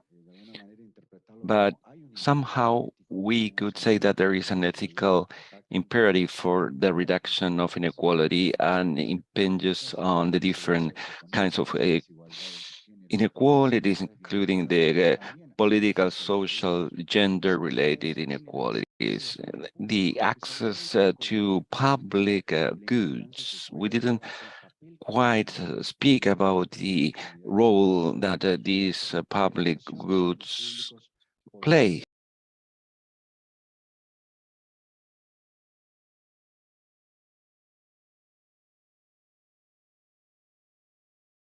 Is related to education. This is a whole set of inequalities that persist and exist, and in many cases have been increased after the pandemic. In the previous messages, we heard also about the level of economic concentration that we have worldwide, and this is not different in our region, and this translates into differences, inequality between those that earn the most and those who earn the least, and this huge universe of people that are going in day by day. So in this panel of discussions, we'll focus not only raise once again the inequality, but to see what are the convergences, linkages, policies that we need in order to face ethical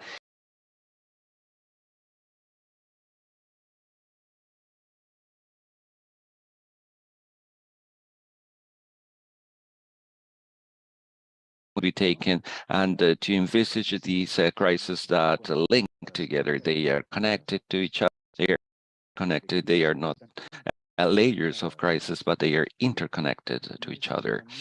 And this also deserves that we need to face all of these through policies, mechanisms in order to build these public goods at the local level. We'll speak also about the public investment, the investment by the society to tear down these inequalities. So I will call upon you one by one, and we have to be very respectful of the time restrictions.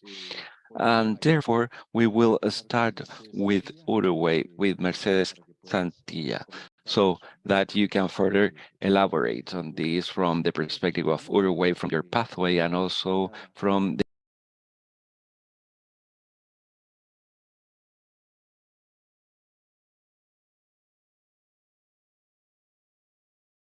the good practices or examples that we can install in Uruguay. Buenas tardes, gracias Lautaro. Good afternoon, and thank you, Lautaro. Above all, let me say that in the original agenda, this was the REAF Mercosur.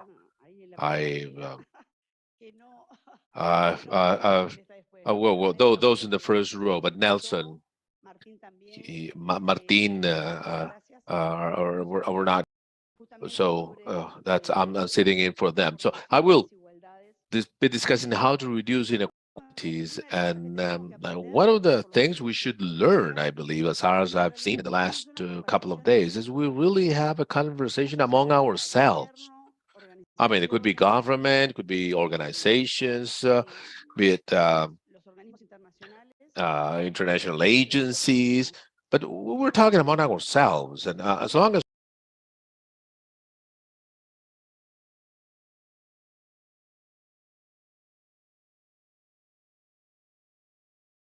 of infrastructure, we need people working on planning, not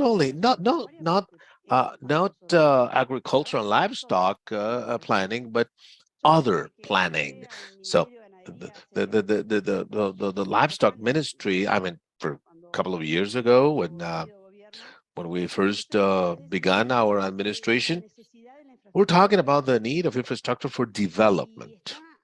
And yesterday, Miriam referred to this, what it means for a producer to use poor roads to take his or her production, but what it means for him, the necessary infrastructure to take his son or daughter to the doctors in case of an emergency, those suffering a labor accident, and we have to take them, and the difficulties are huge.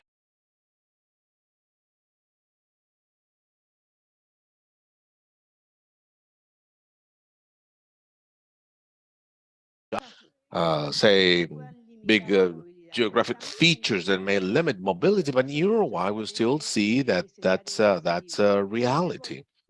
I'm fortunate enough to do policies, but with certain knowledge. I mean, I've been around. A lot has been said. Sometimes from the desktop, we have this dual vision from a desktop and those on site, but those sitting at the desk are really important, and those those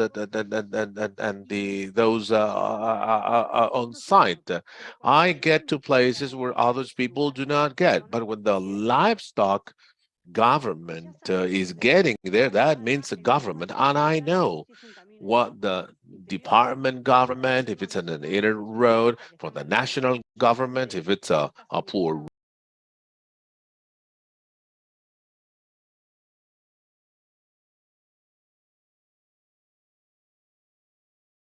rings, but also left us a lesson that would have been taken years, which is the use of technology. We're using technology. We have we can select the keywords here using our phone.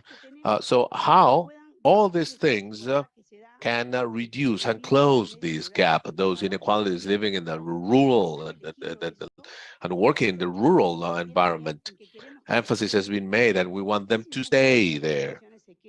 New generations will hardly stay in those places. No comfort, where there's no possibility yes, a selfie, right? I mean, studying, remote studying. Go so.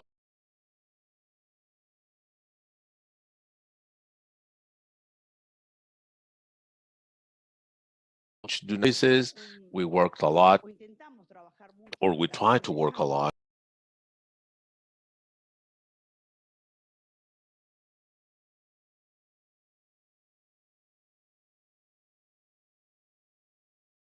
But I mean, raise awareness, raise the value of the livestock in the for the economy.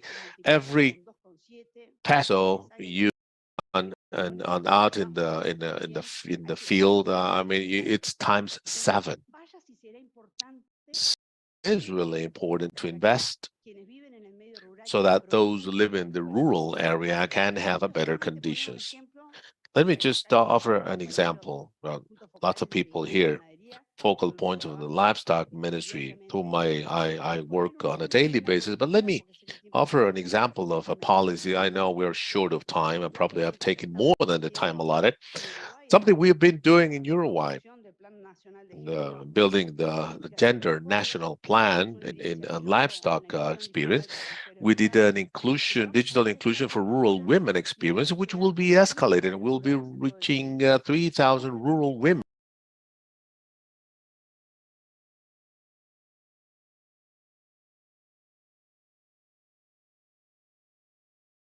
I've seen in Uruguay, and probably you have seen that in other places. Women that they used to take 500 kilometers way up in the morning to attend a 3-hour meeting. Today, she can stay at home. At one of the first virtual meetings we had, one of the ladies, she was Rivera, I would have to leave 3 a.m. from home to reach the bus stop, wait for the office to open and have the meeting. Well, I worked during the morning, and now I'm doing this, and she was actually cooking while we were talking. So the democratization of technologies, it's probably one of the big things we will have in the coming years, insisting of those housing improvement, of access to education.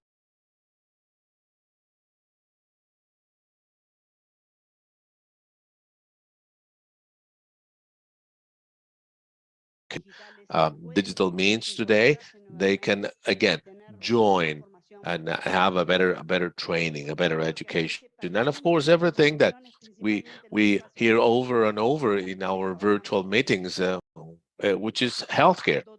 So providing the necessary infrastructure so that the rural population stay there. So they can choose to stay, can choose to go, but let's give them the possibilities to have a better life quality. Thank you, Mercedes. Thank you. No, we're right on time. Okay, you follow Mercedes' example on with the time wise. There's one point there, Jose. You're next. We've been working on the family farming registers or records.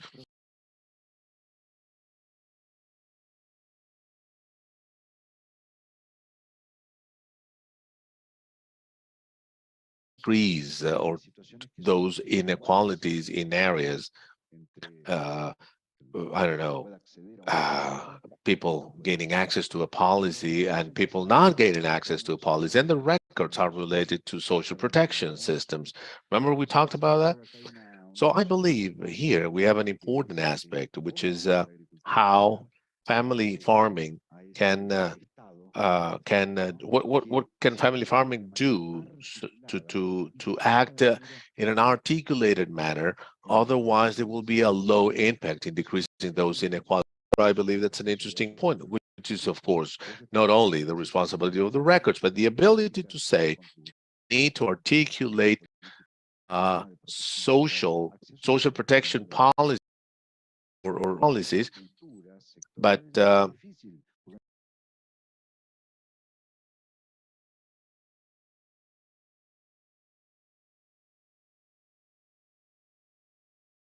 more power to link this to other protection systems and access to rights, aiming at closing those gaps out in the countryside, bringing about these huge inequalities. So, Jose, you're next. Thank you, Jose, for joining us and for sharing. Thank you for. I would like to thank the minister. It's a great opportunity to interact with this beautiful country. Thank you, Lautaro. Thank you, everyone. Good afternoon. Not an easy question. I mean, yeah, I know. That was hard. Anyway, in Panama, we've been working on these records, as you know. However,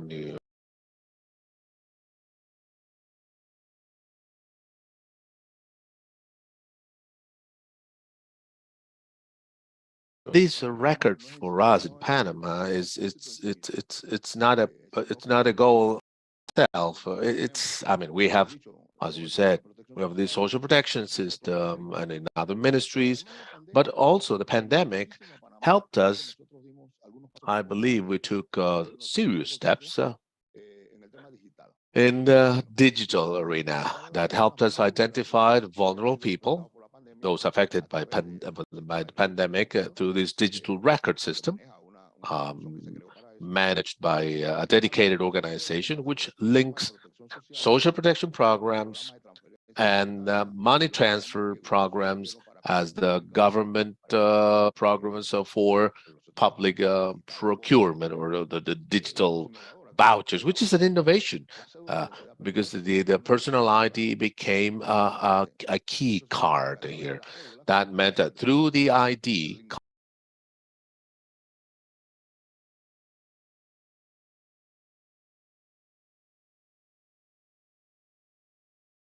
so what are the other policies which can be requested? Because that's powerful, because now from the ministry with the IT department, we're trying to see how we link family farmers, how we can link family farmers to this whole system.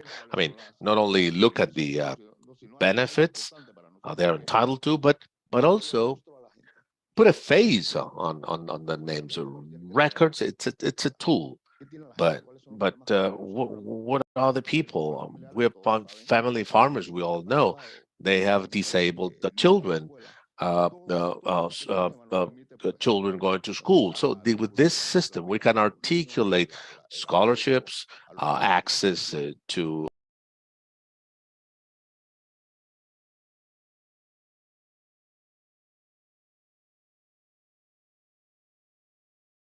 an articulated and consistent intervention. It was a colmena or a honeycomb program. That's because bees work collaboratively.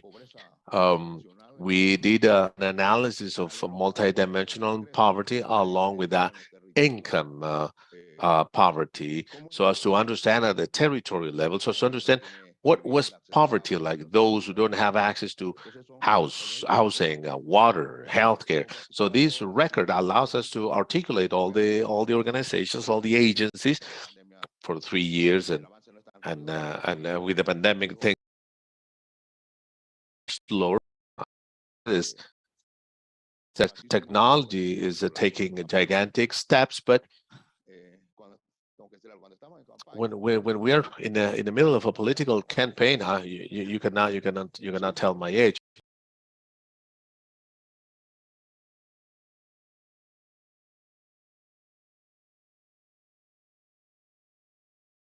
It's a young kid, right? Young kid. So I told him I believe in digital and records for the articulation, but we have to the terrorists. We have to talk to people. Unless you talk to people, I mean, the record, it means nothing, because people, you cannot keep expectations, suffering, aspirations, and the Colmena plan this is a mandatory governance, to look at the needs of people so as to guide the public policy. The Planning Institute was established. That's for territorial, with a territorial mandate that will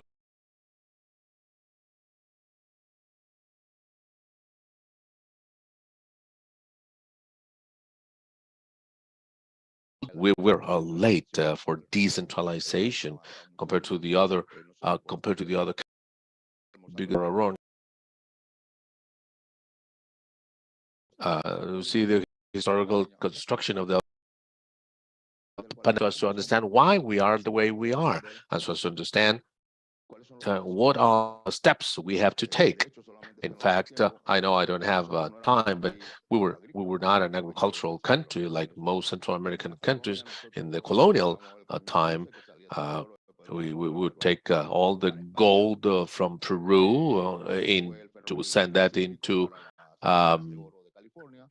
Spain, then the railroad for the gold from California, and then the Panama Canal. After that, his whole production was focused on consumption. We're a young country.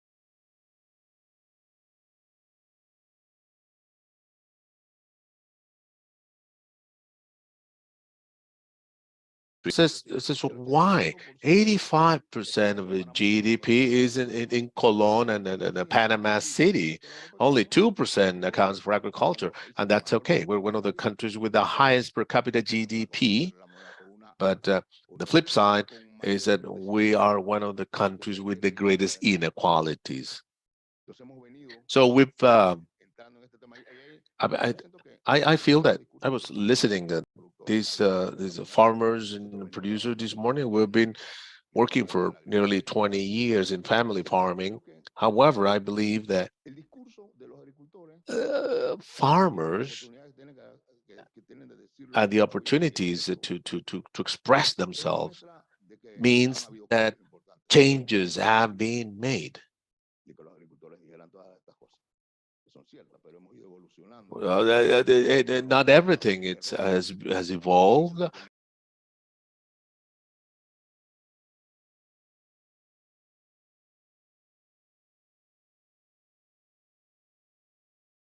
The importance of guaranteeing the social peace. Social peace is more important than anything else, and it starts from stopping hunger and inequalities. People leave their countries because of inequalities, because they are poor. Nobody wants to leave. No one wants to leave his or her country. So public policies, these tools, are good to understand what are the public policies, but also infrastructure. But more importantly, with the Minister Valderrama has been pushing for these topics, the strengthening of territorial investment, so as to close those territorial development gaps. As a centralized country, public investments is centralized, and then the people will all go to the urban areas. So we have to invest out.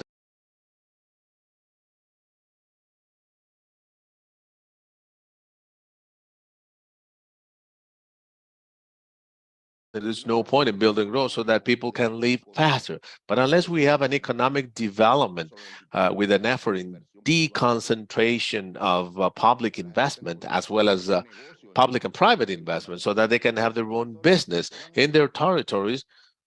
So it's not just public investment, but also the whole private economic system supporting that. And here is an economic model issue. We believe that this is not the economic model. Other models, we know what happens. The experience in 100 years have shown us what happens. What to make adjustments to the distortions and the evils of the model we have. But for that, not only we need the other institutions, we need the private sector on board. Business people have to understand that unless they invest on guaranteeing equality and the right of people to live better, and at least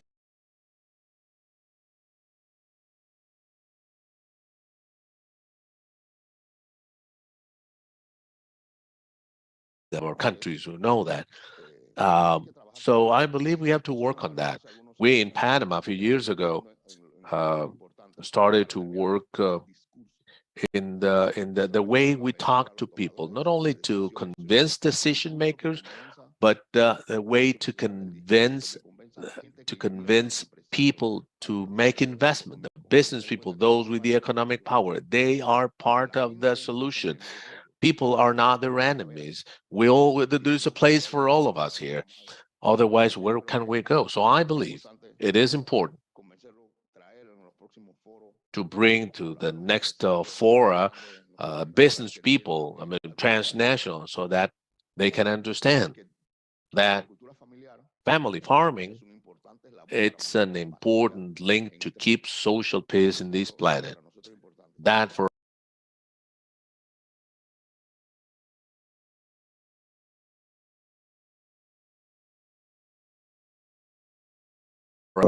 La saltaste algunas cosas Well, you antes. raised your hand and you raised a few questions, a few comments before going to the next panelist. So I would like to call other players, as Marcela said.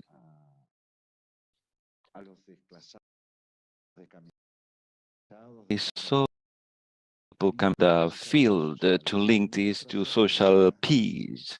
And the minister was saying, you know, Lautaro, we need to convince people that investing in agriculture means peace, social peace.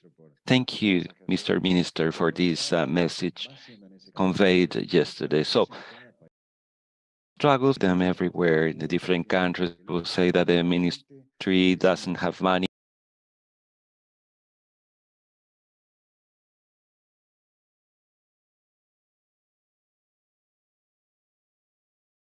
Them, there is no democracy, there is nothing at all. So I think that investing in agriculture, I mean that we should include the whole construct.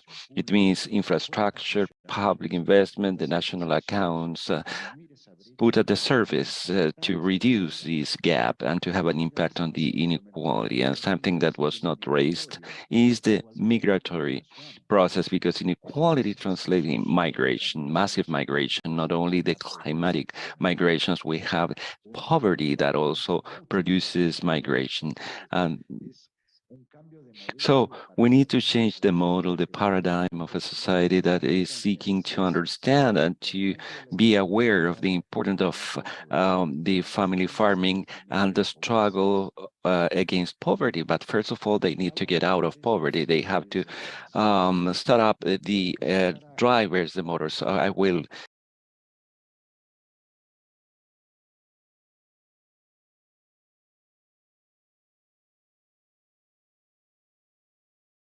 Women's Network, Carmen. Something that Jose was saying is okay. The records should have a face, but poverty in our region has a female's face, a girl's face. So the poverty has a face of a woman, as all the panelists ask. So I will ask you please to give the microphone to Carmen.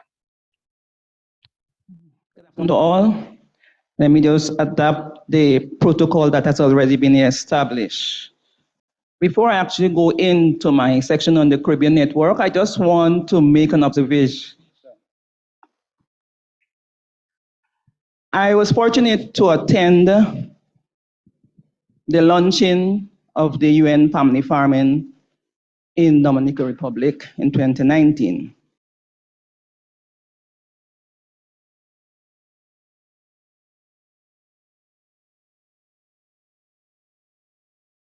Representative in the forum, and that's cause for concern, because these are the persons who are in policy decision making, but on both occasions I noticed the absence of those individuals. I hope we don't continue along that line. So let me now speak about the Caribbean Network of Rural Women Producers. This is the umbrella body that facilitates the national networks of rural women producers. We are presently in 10 countries, namely Guyana, Suriname, Trinidad and Tobago, Barbados, Grenada, St. Vincent and the Grenadines, St. Lucia,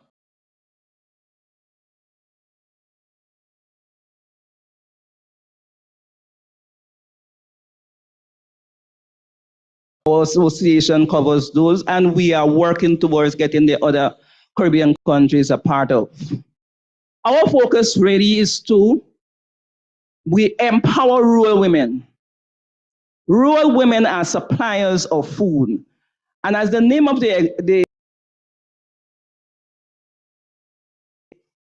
Caribbean Network of Rural Women Producers, they are in production. And let us look at our market right now. If we just be where we can market, what do you see in the market? Who is selling the food? Mainly women. But the women don't have the same rights like the men. They don't have the same access to land, the same access to loans, the same access to funds. But as an organization, we are here and we are working to change.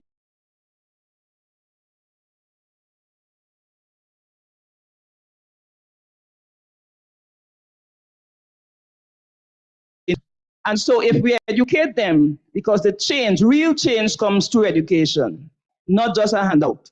And so if we educate them, we are hoping that they will be able to negotiate.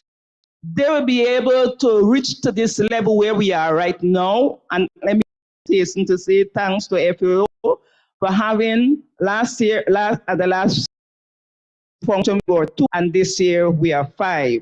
So kudos to FAO for recognizing what we do and continue to increase our numbers and representation. The network, we are working towards continually producing not just food, but everything agriculture, maintaining culture in agriculture, so that whenever you visit the Caribbean,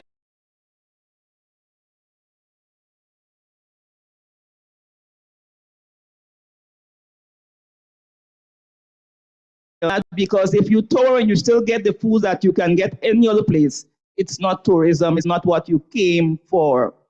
And so if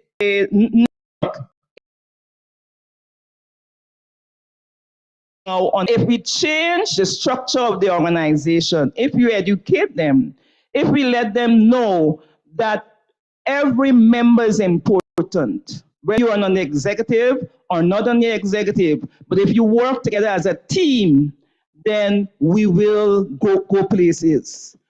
Secondly, and so we just completed a bond training exercise through FAO, where we learned about bonding relationship, to bonding relationships within, and then we have linking relationships, where we're going to be linking with other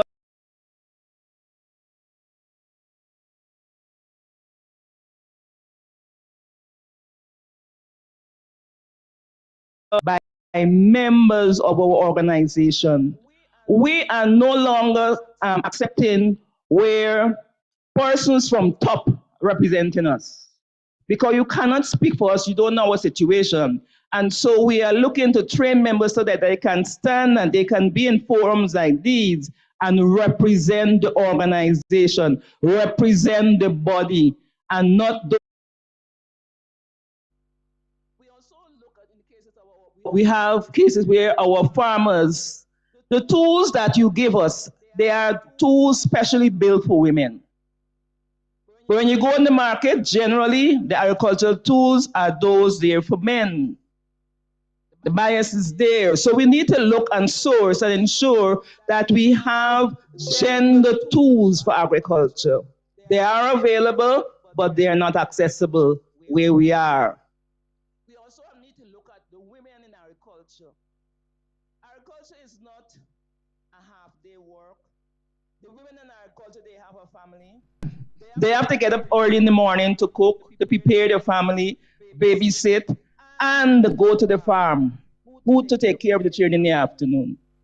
After school, when they leave, who to take care? No consideration. There is nothing in policy to take care of such.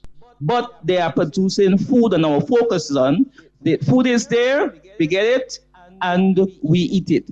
But the steps it getting there remains an issue for us. In the Caribbean, we have moved also in terms of the network, not just at the basic product, but we are now encouraging our members for value-added products. The value-added products now encourage the members to go into agro-processing and not just farm to table, where they can get a higher value for what they do, and they can see the benefits. What is it that they can go, they can take the mango and make the mango powder, they can chutneys and achar, and so we go the whole chain, the whole value chain with our products now on the farm where they are, and so that they can see and even improve the economic situation. Access to equipment is still a problem, and processing facilities. We have problems in terms of training, and after receiving training, not being able to produce so as to meet the market levels. Here again, we need intervention. I must mention at this point that ICA in the Caribbean is very helpful. They have been there from the inception, and they continue to work with the Caribbean organization in every country, and they have brought us very far. So we applaud them for so doing, but we look forward to more assistance.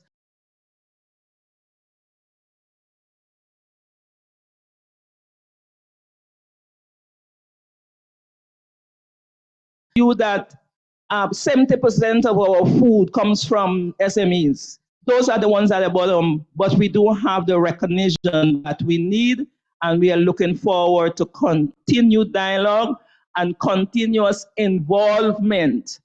And more importantly, we were asking, because we have qualified and engaged, we are asking that when funding is given, don't give it to the top. We get very little at the bottom. We can now manage it. We are trained now to write our own plans so as to be able to get what it is that we need. And I encourage you to let the Caribbean be a part of this organization at a bigger level. I thank you.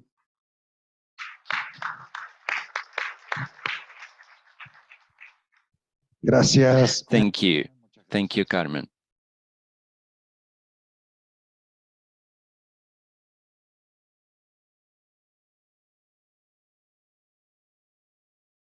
Carmen is bringing here a point that I wrote down and always has appeared before, and that is social capital. The building of social capital, as you said, in order to have an impact on the processes of inequalities, and they are built right from the grassroots, from the rural setting, because the network is the most immediate social capital for immediate response. The at the low greatly on the territories, on the quality of that social capital, the confidence of the place they feel in the society and on these rural territories. So I think that this is a dimension that has not been explored enough by the governments. I cannot say this in a general manner, but at the time of programming the policy, the social capital is not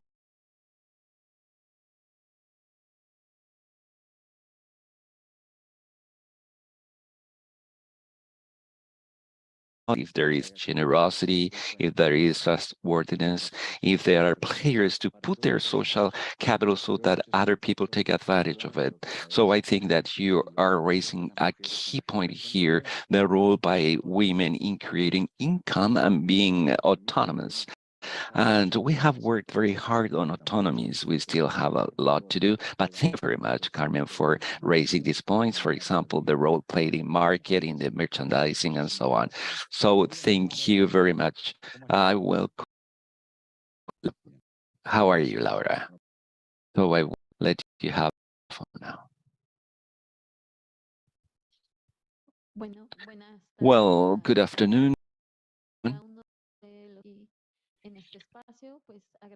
I would like to thank you for your participation, and the organization I'm part of is Enlace con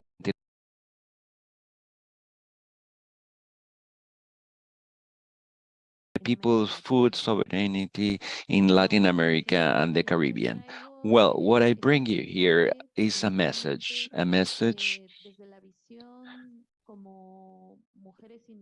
from the perspective as indigenous peoples, but also the idea of sharing with the people who work in the field, the peasants. And we are aware that the family farming has good practices that are developed inside the territories and that are targeted to reducing the inequalities. But in regard with this topic, that is to say, investing in family farming,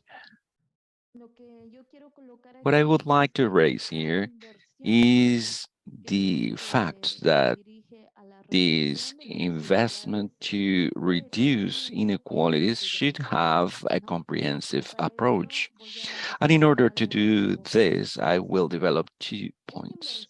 First of all, this investment should not just be focused on the financing the development of both knowledge and infrastructure, but it should also encompass the social and economic settings and serving the problems and the structural inequalities existing in the communities and inside the peoples. What do I mean? Right from the situation of the indigenous peoples and the peasants, we can share that the protection and the preservation of the Mother Earth or the earth, the natural resources or whatever you want to call it, is fundamental for the family farming. Without earth, with land, there is no agriculture. Without water, there are no fish. And therefore, it is necessary. And we require the mega projects of extraction to be closed-ended, as well as to curb the violence existing amongst the peoples. Some of the people who were present here yesterday may have heard that in the indigenous community of Izabala in Guatemala, people were evicted from their ancestral lands so that some companies could be let in, companies that produce palm oil. And this is just one single case that we heard of yesterday, but in Mexico there are some indigenous communities and peasant communities that are living close to the city that are resisting there because there is a new plan for land management and where a part of their lands will be taken away. So we would like to call to put an end to the eviction and violence in these territories in Guatemala, in Mexico City, but also in each one of the communities and territories that are resisting to this, the resistance against the mega projects and the extractive industry projects. We have been recommended to consider that as something personal in safeguarding the territory, not, but the safeguard measures are for all the people who make part of this world. So for the indigenous peoples, it's very important to preserve, to keep the land, because not only the indigenous people live there, but it represents us all.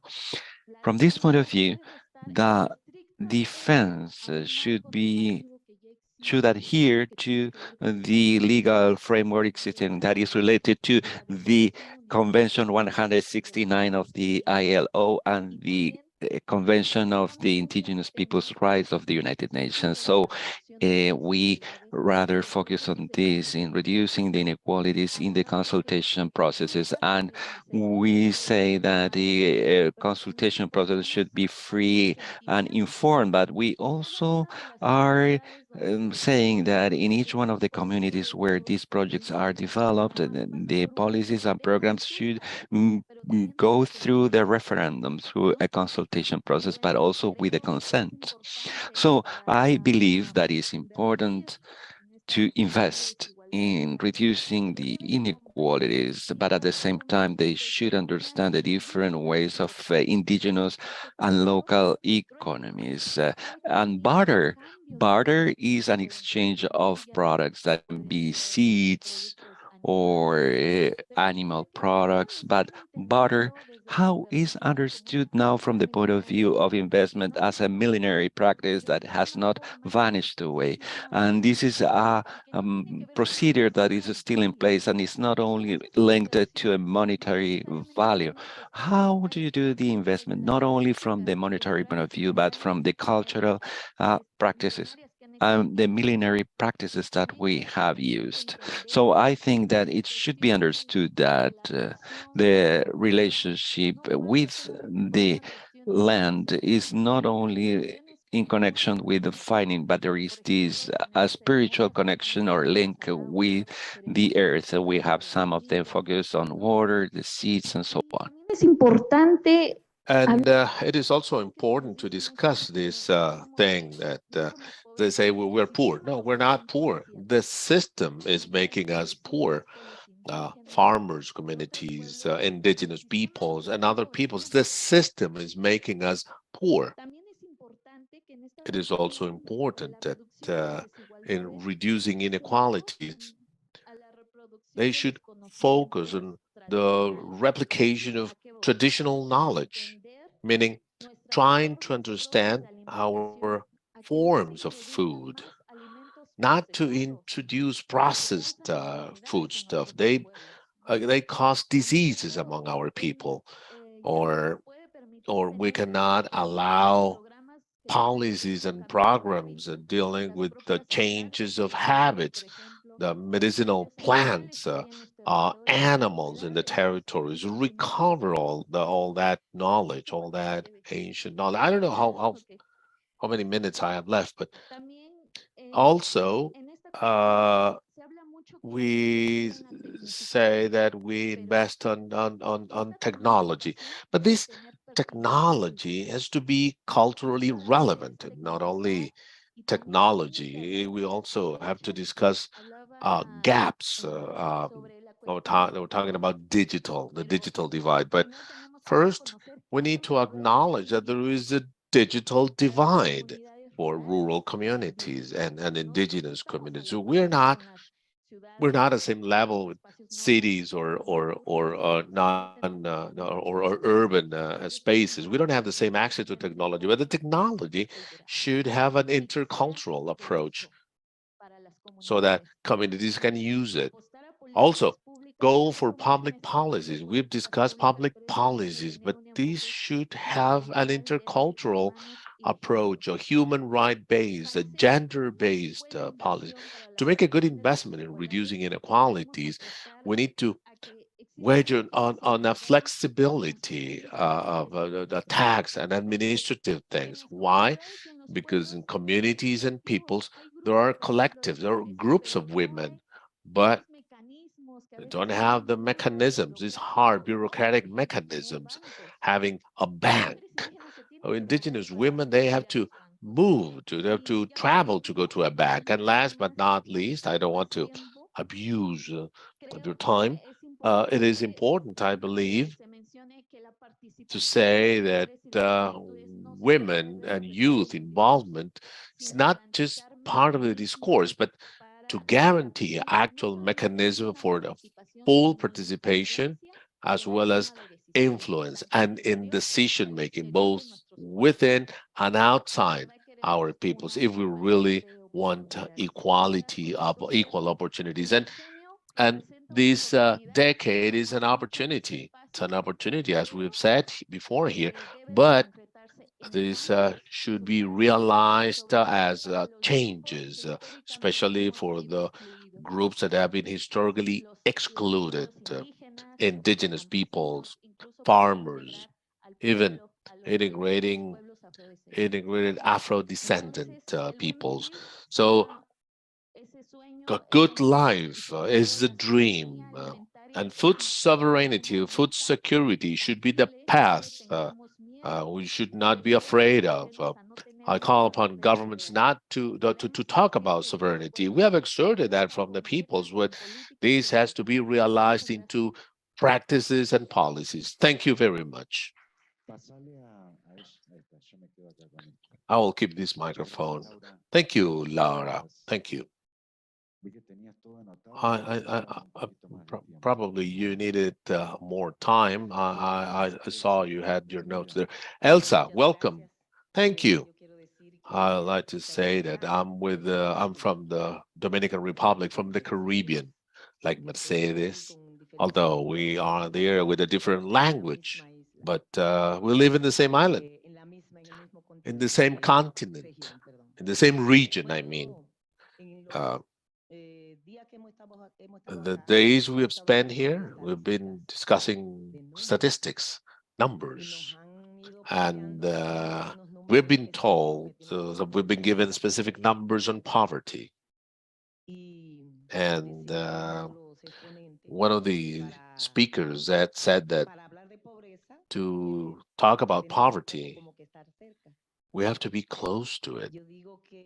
I'd say that we feel poverty because we are part of those faraway communities located in those statistics discussed here. I'm coming from the central range, mountain range in my country. Dominicans know where that is. So we say that to talk about investment, we need numbers, we need the diagnosis, and to define where investments should and could be made. That's why we say that the problems should be well located and differentiated. And that's why from our organizations, we say that we need a differentiation agenda with women, young people, indigenous people, our fishermen, a well-differentiated approach, because we all have our own issues and problems. And that's why from CLOC and Via Campesina, we say that these models should be consistent with this agenda. That's why we talk about this agroecological model, food security. That's why we're talking about family farming. I mean, family farming, closely related, as somebody said, closely related to what we actually do, because projects, actions out in the territories have a name, like she said, a cooperative with an investment, with experience, with a vision, a youth group, a federation, an association. Those experiences sometimes have logistics behind. So why not to make an investment from what we have, from the existing, from what is out there? A Mexican sister said that yes, that our sister from Ecuador, handcraft materials as a result of a work, as a result of an action. So that's our proposal from governments, from this dialogue. We could say take into account those elements. So let me offer you an example. we just in Dominican Republic, we just hosted the first forum on urban women. We did consultations, actions with associations in order to define our issues and to suggest our proposals and to build an agreement and submitted that to the ministry. So we talked about differentiated agendas. We take key, well-defined elements. And I do believe that it's not possible for all these actions and everything, our proposals is achievable. From the territories, we are being removed, we are being expelled, we have migration, we have, Lautaro, you referred to that, that in our case as an island, migration and immigration, because we share an island with Haiti, we share an island with a country that we make a call to support that people that requires our support.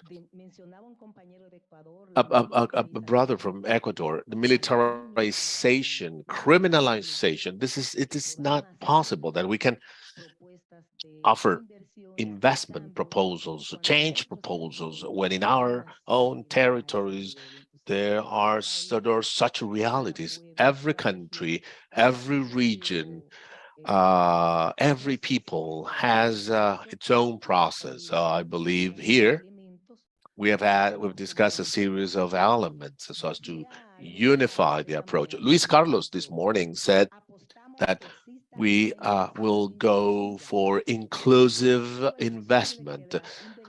Only investment is only inclusive investment is only possible if these elements are unified. It is true that investment of governments has to be consistent with what Mercedes says, which I fully agree with those elements. Now, for instance, we say from Via Campesina, a comprehensive agricultural reform with the examples we have in the Caribbean. Taken in Cuba, there is a proposal of agrarian or agricultural reform, which is an example for farmers with why models, why all those positive elements in our countries are not put into practice. So again, let's take what we do, what we have. That's the path into the future. Family farming, it's just a gate for exchange. Like our sister from Mexico said, to exchange, to share knowledges. It's a gate into continuity, despite the fact that we are in a process of changes in production. We cannot afford that. What we were taught by our grandparents, or what we do out on the countryside, can be changed. Okay, it can change, but from this coordination, from this articulation that I've just described, to believe that the value chain of what we produce out there is to be made visible. One of the strongest link is marketing. How do we do that? And transformation. Yeah, I agree that we could do that, but from governments, in governments, there are departments, there are agencies that can help or that can support us so that we can go into exchange. Now, for that, we need to produce. And there again, I'm with you. You said early on, we cannot say we're small, because if we are small, then we're not competing. So we have to say that we're big producers. Why? Because we are part of an association, because we have a link to Mother Earth. We're coordinated, we're articulated, because we have clear proposals and clear agendas. In my country, Lautaro, they say that a friend sitting out there, he always says, if you're not planting out in the countryside, the people will not eat. So producers are there to plant, we are there to take food to the table, but we need public investment. We need autonomous investment, as you said, from self-management concept, so that we can use as a support so as to achieve the processes. And last but not least, yeah, I agree with the technical support. A sister in the previous blog, she elaborated on that. But a technical support without changing what we have. They help us, they teach us new elements, they support us in training, but we will keep this 1,000-year-old production form, which we have to continue to push. You go to a market, and consumers are looking for what? Are looking for organic product. So we are there as a pillar, as farmers, traditional farmers. Thank you.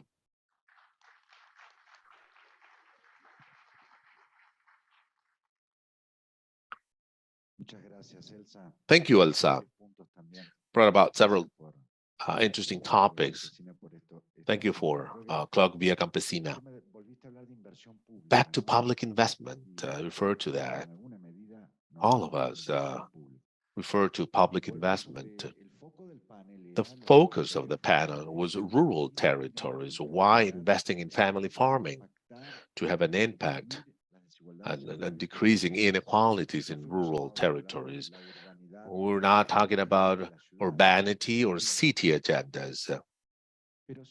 But I do believe that the elements we received allows for a with an inclusive public investment, but also a smart public investment.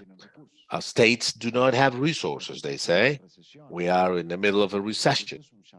This is a call to a new cycle of public policies, a new cycle of public policies with a big ear close to people, big, huge ear close to people, big, close to problems, close to solutions. It's not just problems, it's solutions.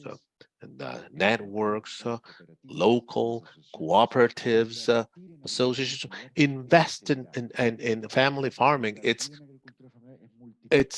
multiplying, it's creating jobs, because we're creating just family farming. It's a huge we have to rethink policies. We have to try to be more efficient together with organizations. Investing in family farming, we have to invest in farmers associations to have an impact on inequalities. And when we talk about co-construction, co-building, co-creation of policies, okay, that might be the way to change. What do we really need? Because we don't have ample time here. We don't have time, actually. We have lessons. So we have to be brave, to have a more flexible policy so that the state can have transparency, control systems, but to work with the organization. See if I'm right here. She said, I'm angry, she said. I'm really angry because if I would get what they invest every day, per day, and I don't know what was the industry, Ministry of Public Works, if I could have 10 days of what they invest in public works, we can change the rural environment or access to water. The example doesn't matter. I mean, this has to do with the GDP. Where do we put the eggs? in what basket, so as to have an impact with the public investment. I do believe, and this is not romanticizing thing. I, like Jose, I believe that we have to work with other industries. We have to be more and better.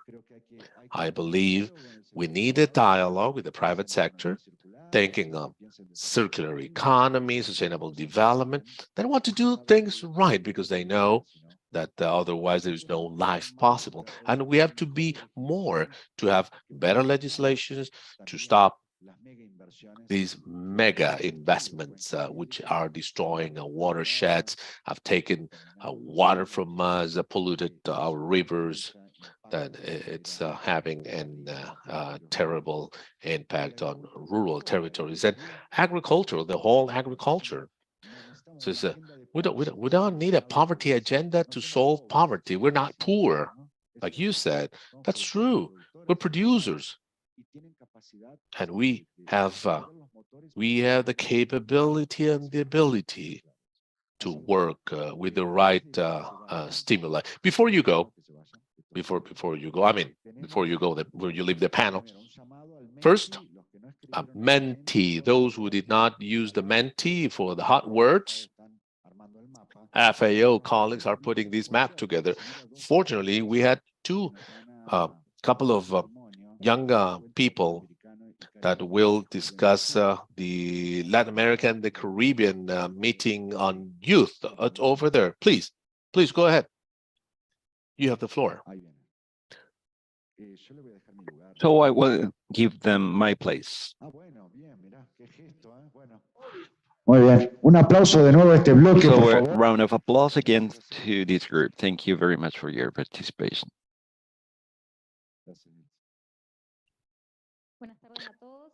Good afternoon, everyone.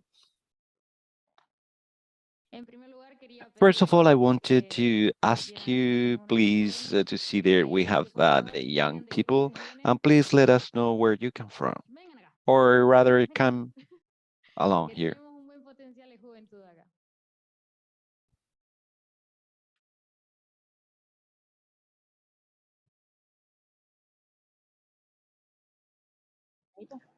Vamos a pararnos. Vamos a pararnos todos.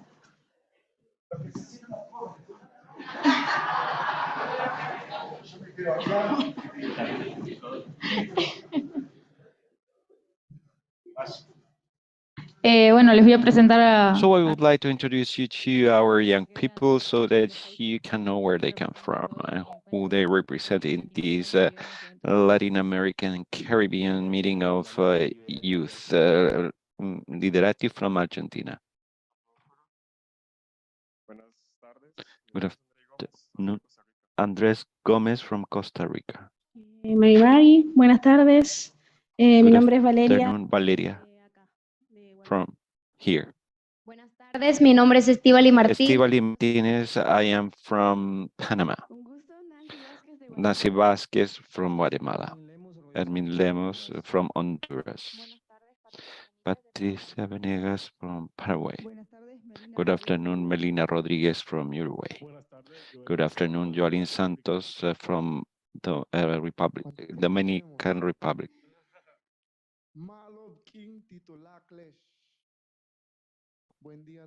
Good morning, everyone. I am from Belize, Central America, where we do farming with culture, with love. What is a culture? Poultry, animal, vegetables, and that's what we produce. By Lucia Sosa from the Commission of Youth in RIAF from Uruguay.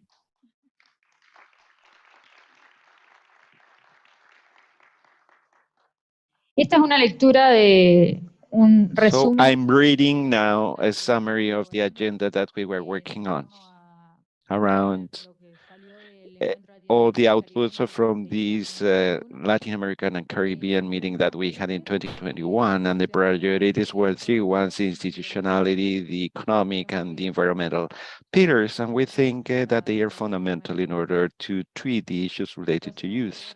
So we'll read this summary now. In this meeting, as rural youth in Santiago of Chile, in the framework of this alimentary and health crisis that acute the situation of the youth in Latin America and Caribbean, we urge the international organizations and the Caribbean and Latin American states the following items. And I would like to underscore, we request, because we have a lot of documents concerning the things that we have been requiring, and we say, point out what we need, and today we are going to tell them, or we are rather saying what is lacking. We could say that we need things to be changed in order to reinforce the youth issues. First of all, guaranteeing the commitment by the authority organizations and institutions in order to create resources supporting the creation and reinforcing of the dialogue for the rural youth in the fields of the decision making and decision policy making. And when we submitted yesterday this to the authorities, I had an example in my mind. When you were meeting here, we were separate, and it's like when people are in the Christmas supper, the adults are in the big table and the children are in the small one. So I think that that should be changed. We have to include the youth in these spaces because very good outputs are obtained. In my particular case, we were working with RIAF and we had to present the work. I read the rest of the presentations by the groups, but because I was working with youth. So we need to come up with new spaces where everybody can mingle together and to have not only these living together, but have the right to give our opinion and to be taken into consideration. So secondly, designing and implementing policies through which it is allowed to the youth people to train themselves or the participation and advocacy in public spaces and training for the civil organizations. In this case, we require for further training because we are tired of trying to contact an organization to help us and to provide information on terms of legal issues, how to carry out the organizations of youth.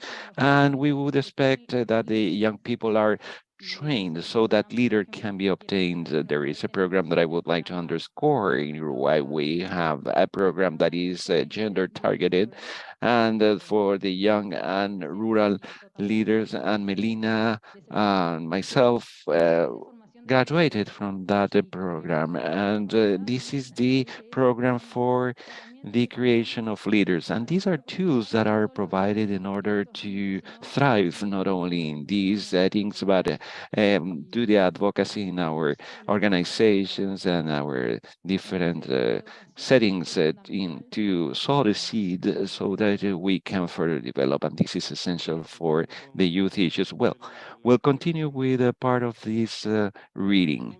We require the active access to financial services accompanied with technical assistance in order to provide the rural youth with the access to land collectively and individually, also inclusion in markets based on the demand of products at the local level and in connection with the urban centers, reinforcing the capabilities for the creation and transfer of the technological facilities adapted to the production, and giving also the opportunities of employment and guaranteeing through policies of social protection better is standards of living. And this is a feeling that we all have in Latin America. The young people have to migrate to get out of the rural setting because we have to prepare ourselves. Sometimes it's not our own decision, but our parents want a better future for us. But if we have to go out, we have to train ourselves and maybe come back to the field. I think that the objective of our personal growth and development will always in line with developing, but keeping the rooting to the land to collaborate in the development of our rural area or our square meter, as we say. Well, based on this, I think that we would like to highlight that idea. And also the generation of employment, the employment creation, if we have the possibility to create our own projects and develop our work, we'll have more opportunities for people who are in our own situation. So these are very important points. Also fostering the investment and creating a specific differentiating policies for the services that are necessary for the rooting of the youth, allowing the access to land, water for the sustainable development and in accordance with the climatic crisis, respecting life and the biodiversity of the different biosystem in order to mitigate the food insecurity and going towards the good level that is required in the Caribbean. So we have grown by listening to this idea of crisis, climatic crisis. So this is part of our ADN, that is to say, DNA, sorry. So we grow up like always taking this idea. So we are tired of listening that the young people are the future. Yes, we are the future, but if we don't have a present, there will be no future for us. We need to have the right conditions right now to improve our future. And obviously, we're working all together. It doesn't mean that the youth will be working on one side and the decision makers on the other side, but the idea is to work together with you and to decide together. In this particular case, we would like to highlight that the slogan of the Latin American and Caribbean meeting is "the time is right now." And this came out of our meeting in Uruguay, and this idea has been growing for 4 years now. I would like to reinforce the idea that the youth is here today. We don't want to have solutions for tomorrow, but we want to have them right now. We have to reinforce this idea.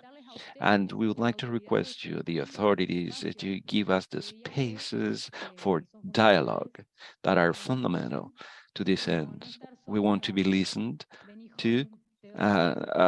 It doesn't mean that you have to give us a place, I show you, and we need to have an opportunity to develop ourselves.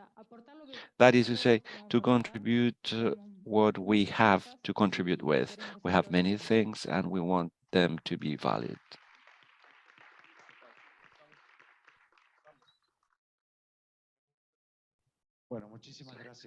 Thank you. Thank you very much. I understand that you are going to work now. And the coffee is outside. You can take a coffee, have a coffee, and then work. Bueno, no se vayan, tenemos el café, pero Don't antes... leave because we have the coffee break, but before we are going to project on the screen the mentee. No, todavía no. Y voy avisando que tomamos un café. So we'll have a coffee break. We'll have a break for 20 minutes. In 20 more minutes, the next panel of discussions will start. So the linkage of institutions, ongoing and training, local dialogue space, partnership, that is very important, connectivity, cooperativism, records, infrastructure, the social protection, roads, use of right technologies, knowledge on the territory. Maybe I forget a few ones because I don't see them.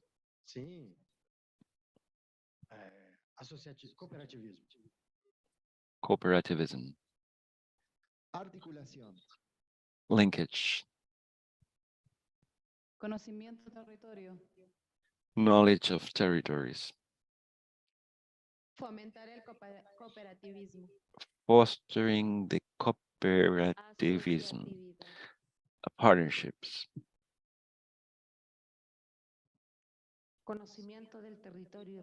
Knowing the territory and respect for the territory.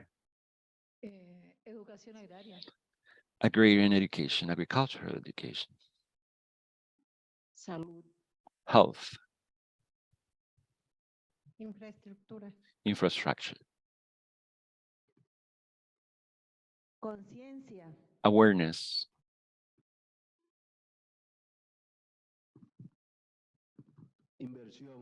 Investment. Partnerships. Knowledge and territory. Better conditions. So now we'll break for coffee and a round of applause for all of you.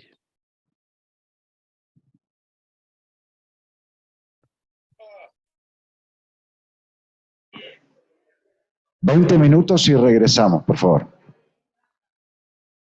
20 minutes for the coffee break and we'll resume.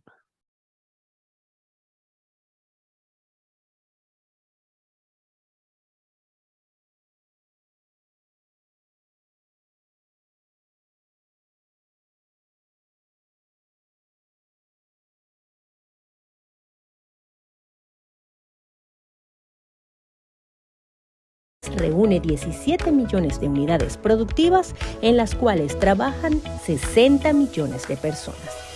Sin embargo, la distribución de la tierra en la región se caracteriza por altos niveles de desigualdad, donde el 1% concentra el 50% de la superficie agrícola. A esto se suman las importantes brechas de acceso a servicios, mercados y recursos.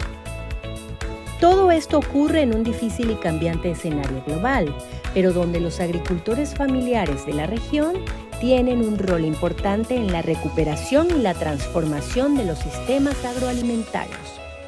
Por esta razón, son un motor clave para erradicar el hambre y la pobreza, ya que son los encargados de impulsar el gran potencial económico de la pesquera, ganadera y acuícola, permitiendo garantizar la seguridad alimentaria.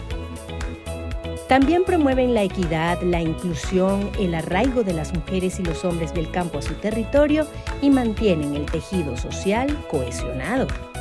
Para que siga siendo el motor del desarrollo rural, la agricultura familiar debe permanecer en la agenda de las políticas públicas con presupuesto y acciones concretas para fortalecerla. Por este motivo, es preciso invertir en innovación, bioseguridad e infraestructura, mejorando el acceso a las tecnologías, los mercados y los servicios financieros, con especial énfasis en las poblaciones más vulnerables. Y de igual forma, es necesario seguir fortaleciendo las capacidades de las organizaciones de cooperativas de la agricultura familiar, ya que es indispensable su participación en la toma de decisiones en marcos legislativos y la definición de planes nacionales regionales.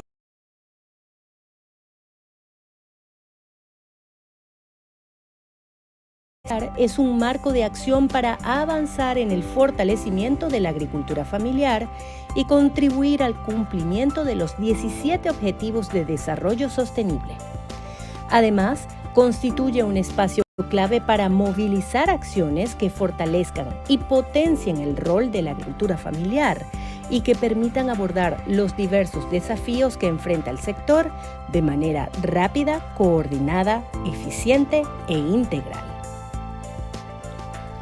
Bajo estos objetivos, la Organización de las Naciones Unidas para la Alimentación y la Agricultura, FAO, junto con el Fondo Internacional de Desarrollo Agrícola, FIDA, son las encargadas de impulsar la agenda de acciones del Diseño de las Naciones Unidas para la Agricultura Familiar.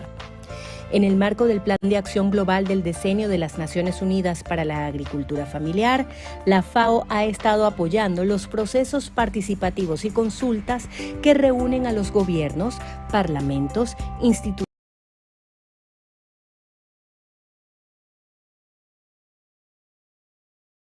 en marcha de planes nacionales y regionales. Así, América Latina y el Caribe se ha convertido en un referente global. 5 de los 11 planes nacionales están en nuestra región: Brasil, Perú, Costa Rica, República Dominicana y Panamá. Igualmente se ha concretado un plan subregional con el Sistema de Integración Centroamericana SICA y también se encuentra en fase de diseño el Plan Sur de la Agricultura Familiar. 7 países han aprobado leyes marco de agricultura familiar.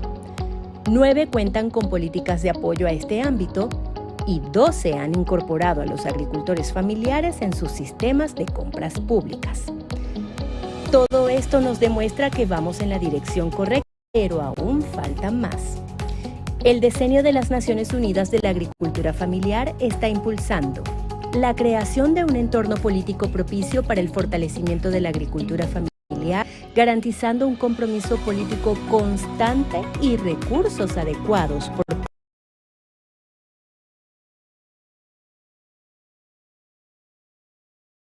generacional, permitiendo que los jóvenes tengan acceso a la tierra y los mercados. La equidad de género en la agricultura familiar y el papel de liderazgo de las mujeres sin espacio, ampliando el acceso de las agriculturas a los recursos naturales, los bienes productivos, la información, las infraestructuras, los servicios financieros y los mercados. El fortalecimiento de los agricultores y su capacidad para generar conocimiento, representar a sus miembros y prestar servicios inclusivos en el continuo urbano rural. El mejoramiento de la inclusión socioeconómica, la resiliencia y el bienestar de los agricultores familiares y los hogares y comunidades rurales. La promoción de la sostenibilidad de la agricultura familiar para sistemas alimentarios resilientes al cambio climático y reforzar la multidimensionalidad de la agricultura familiar para lograr innovaciones sociales que contribuyan al desarrollo territorial y a sistemas alimentarios que salvaguarden la biodiversidad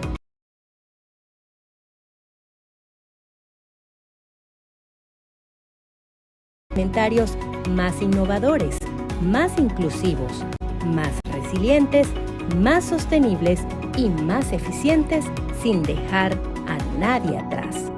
Para estas tareas se requiere el apoyo decidido y la participación de todos los sectores involucrados. Renovemos nuestro compromiso con el Decenio de las Naciones Unidas para la agricultura familiar. Sigamos trabajando para lograr una mejor producción, una mejor nutrición, un mejor medio ambiente y una vida mejor.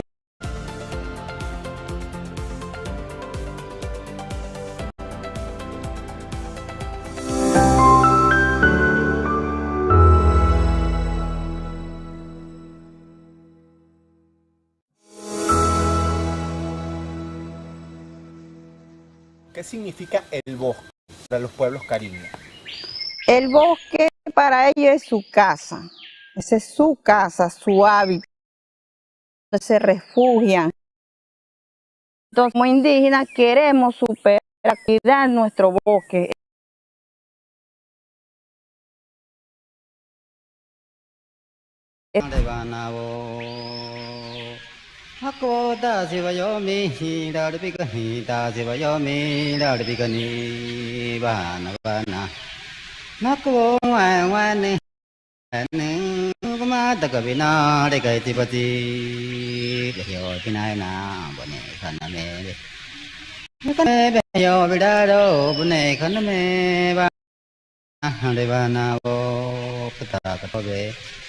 Paromitami pota kota kobe na paromitami na pota bare na bola vitang wahana wana nakabo wa mo na hijomo na be bana mata be de ta vira ba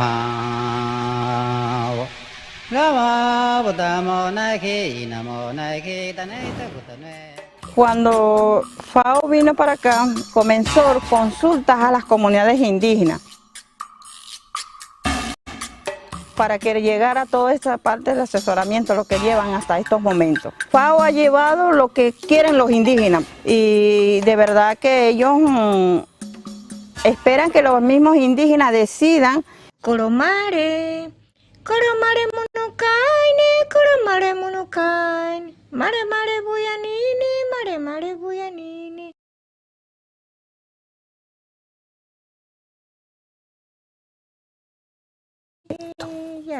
Diversificar esos conucos y que ellos puedan incorporar otros productos que fortalecerán su dieta, ayudarán a mejorar su calidad y sus condiciones de vida.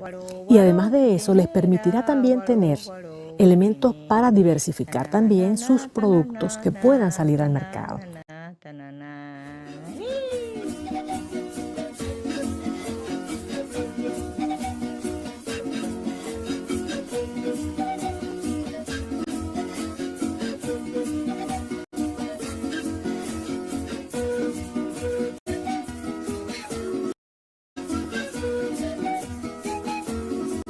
Nosotros teníamos conversaciones con nuestras hermanas indígenas y con hermanos indígenas porque nosotros mismos no podíamos hacer nuestra empresa.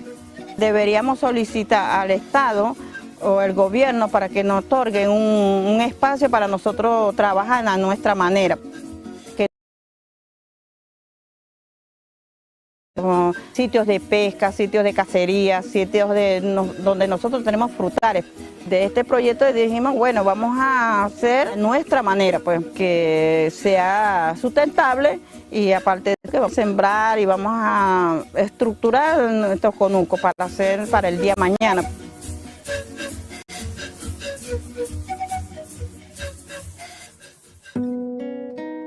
Aquí nos organizamos.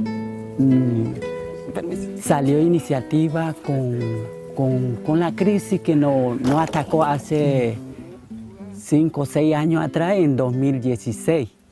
Entonces ahí estuvimos analizando, evaluando, hicimos especie de un diagnóstico de la comunidad para organizarnos. Bueno, algunos nos querían, pero después fue que nosotros hablamos con ellos que era muy bueno. Como nosotros somos de una comunidad necesitada. Entonces ahí fue que ellos se alegraron, pues van a participar todos.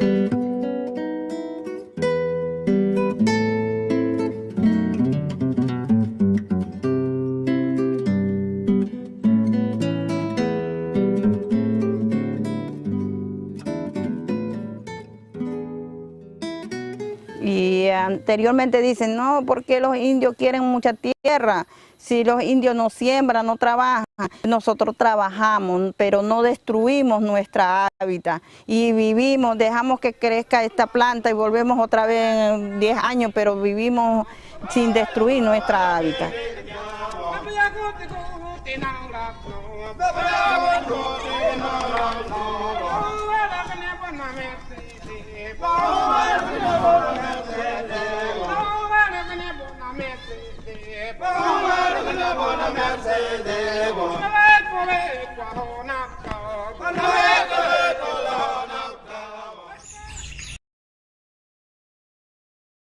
La sede de la empresa de propiedad social directa comunal Tucupú, acá en Tumeremo, municipio de Cifontes, en el estado Bolívar. Es un espacio importantísimo, pues representa parte de los logros que se han obtenido en el proyecto de ordenación forestal sustentable y conservación de bosques en la perspectiva social.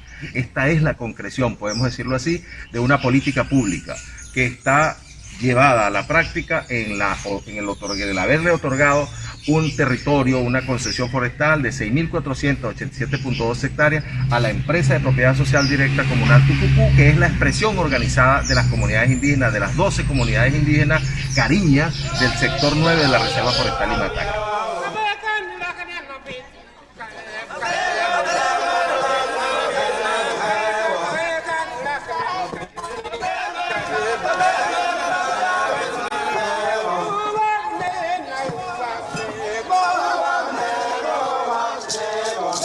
Sí, tengo un programa de radio, se llama La Voz.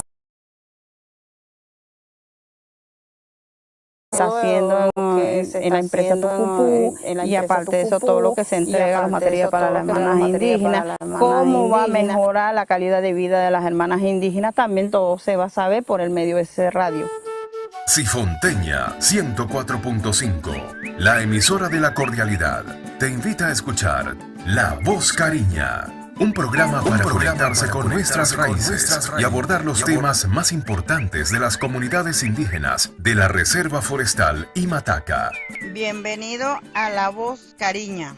Erome tatoko cariña eurango. Entonces, profe, gracias por su presencia aquí en este programa.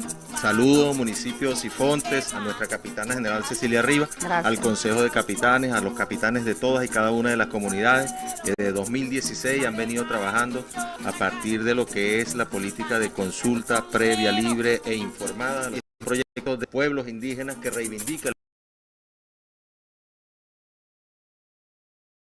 que está garantizando que el bosque permanezca. Y gracias a todos mis compañeros de ustedes, profe, bienvenidos a este municipio. Espero que vuelvan a venir para el próximo programa. Será yo, Naruki, Nabaita Buluma Toira, Nabaita Buluma Toira, Nabaita Buluma Toira, será yo, Naruki, Maraisa, será yo, Naruki, Maraisa, será yo, Nabaita Buluma Toira.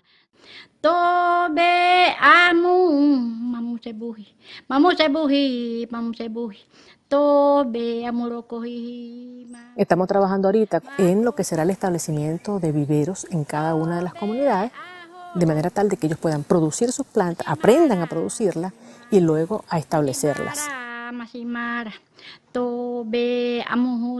Hay muchas cosas que ha hecho FAO con este proyecto de Tucupu. Por lo menos ya tenemos viveros, varias comunidades indígenas, tenemos cafetal, tenemos la fortaleza. Unidad para completar, tener 10 viveros en cada comunidad.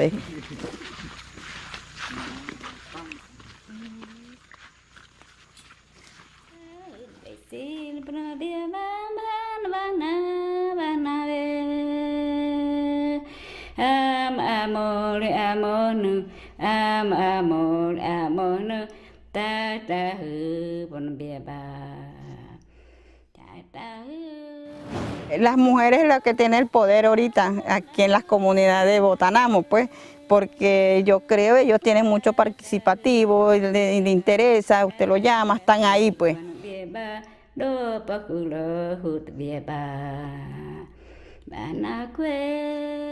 Ay, maminya toko ko maminya sen vivero poco ko maminya senga no na tiwa puhat.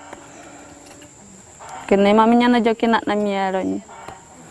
Ori yango kene maminya. Jombo kali nyaka. O se tambara me kene maminya tan. Apokurume imaminya rikoma. Ambori o maminya no hasta kene maminya tan. Kene maminya no na. O maminya na. Ya estamos viendo la capitana general en primera vez en historia como capitana general del sector Bochinche y estamos contentos pues que siga llevándoles liderazgos a las comunidades y nos señala que es un ejemplo de inicio de liderazgos femeninas para las comunidades. Porque las mujeres también tienen la misma capacidad del hombre. Como capitana general y aparte de que soy indígena, me siento orgullosa de ser indígena, yo creo que con todos nosotros en el equipo podemos rescatar esta reserva forestal de Imataca. Porque nosotros lo estamos haciendo no solamente para nosotros, hermanos indígenas, nosotros estamos criando la siembra, todo lo que queremos trabajar a Reserva Forestal de Imataca es para la humanidad. Como indígenas queremos superar, cuidar nuestro bosque, eso es lo que queremos nosotros.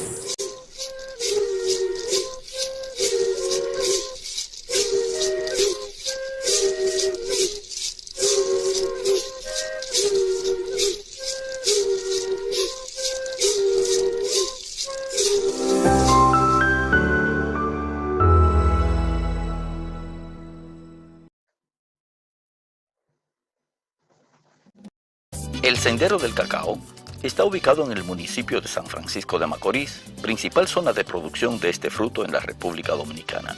Este proyecto permite al turista entrar en contacto con el proceso de producción del cacao, desde su siembra y recolección hasta el proceso de fermentación, secado y elaboración del delicioso chocolate, para lo cual ha establecido una exitosa estrategia de marketing digital. El sendero del cacao consiste en hacer una demostración exhaustiva de todas las etapas y procesos por donde pasan las almendras del cacao desde la germinación, para dar a conocer el desarrollo sostenible del sector agropecuario.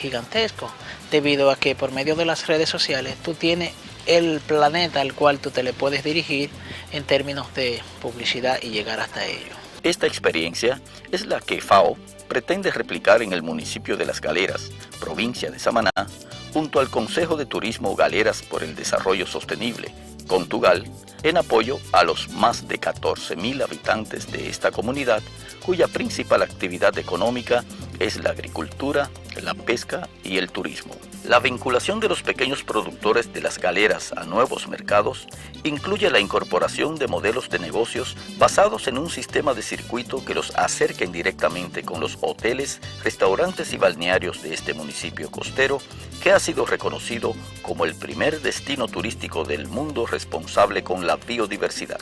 Incorporar de manera sistemática a todos estos productores en un sistema organizado que puedan tener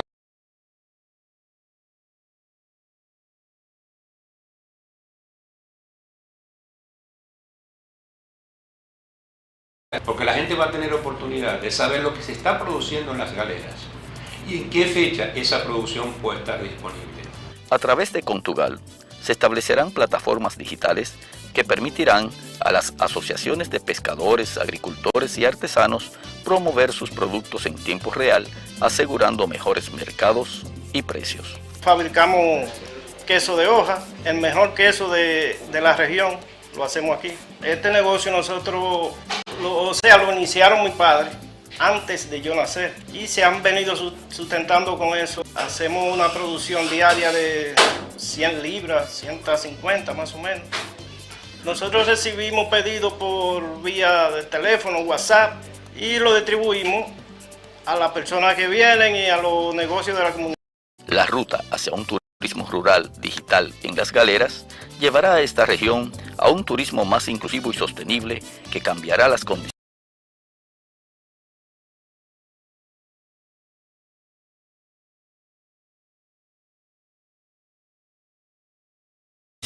Me gusta vivir experiencias que me conecten con la naturaleza y mi cultura. Me han hablado de la ruta del café. ¡Allá vamos!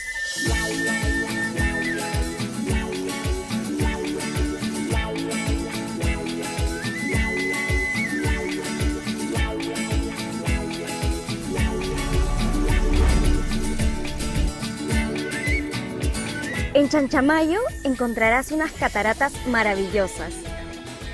Luego de una caminata podrás sentir la conexión con la naturaleza y sus increíbles paisajes. Podrás conocer cómo se cosechan los frutos que produce esta zona.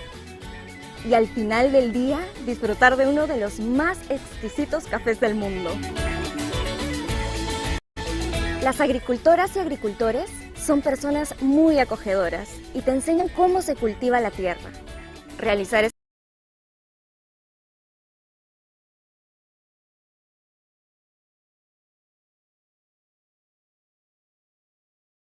des gens extraordinaires, on a été très bien accueillis et on a profité d'un lieu superbe. La pandemia golpeó mucho a estas personas y a raíz de esto buscaron nuevas formas de promocionar sus productos y servicios. Hoy, ellas y ellos usan las herramientas digitales y redes sociales para mejorar sus ingresos. Cuando las personas conocen todo lo que hay detrás del café, le dan un valor diferente, lo toman como algo espiritual. Y lo que hacemos en la Chacra de Dago es una agricultura espiritual y lo que tratamos de hacer es darle a las personas una experiencia espiritual. este viaje fue increíble. Conocí lugares y paisajes hermosos. Compartí con las agricultoras y los agricultores. Disfruté de deliciosos platos, entre muchas otras experiencias maravillosas. Chanchamayo y su gente son lo máximo. De hecho, que voy a regresar.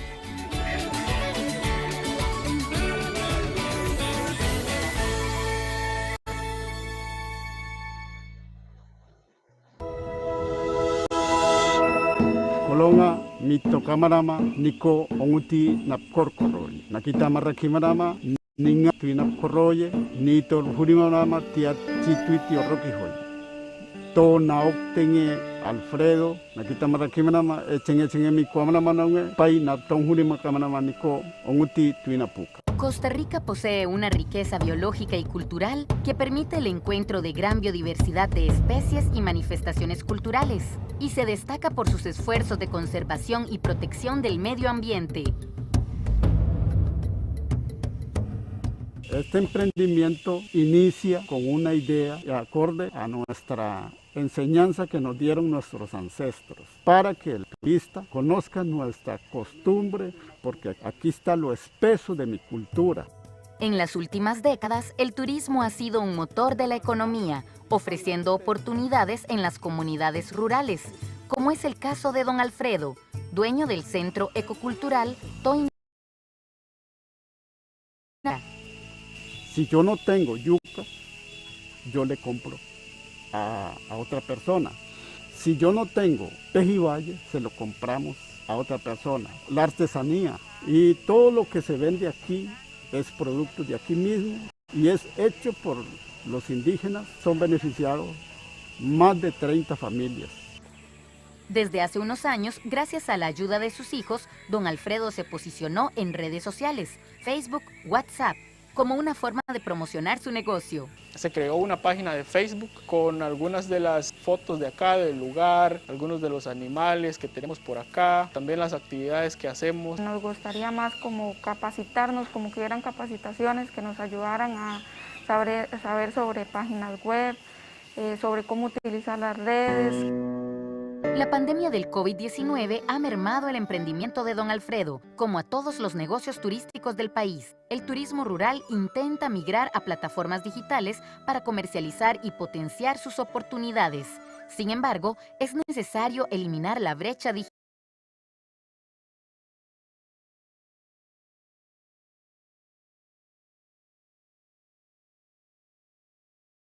Buscado cómo capacitarse. Hemos dado inglés para el turismo, y ese inglés para el turismo lo recibieron unas mujeres de la comunidad de Río Celeste.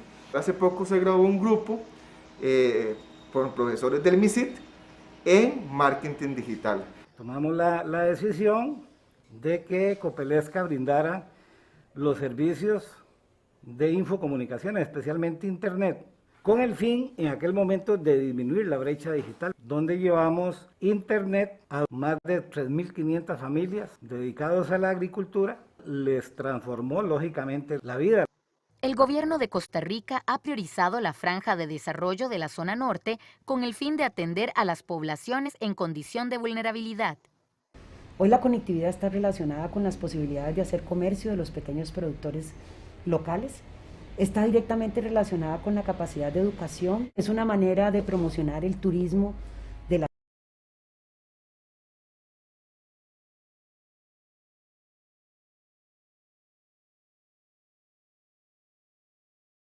Para Costa Rica es clave continuar promoviendo el turismo rural comunitario y la digitalización comercial, con el objetivo de eliminar las brechas digitales en la zona, generar nuevas oportunidades y mejorar la economía de las familias rurales.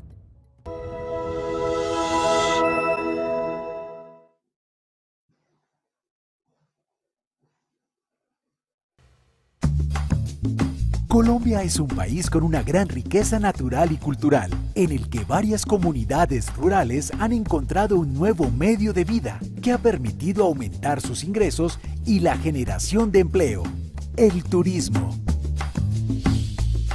Tal es el caso del corredor ecoturístico Darién Atrato, una iniciativa de producción sostenible liderada por familias afrocolombianas. campesinas que buscan compartir la gran biodiversidad de su territorio con propios y foráneos a través de visitas guiadas. Mi nombre es Roberto Rosa Rodríguez y estamos aquí porque queremos invitarlos que vengan a conocer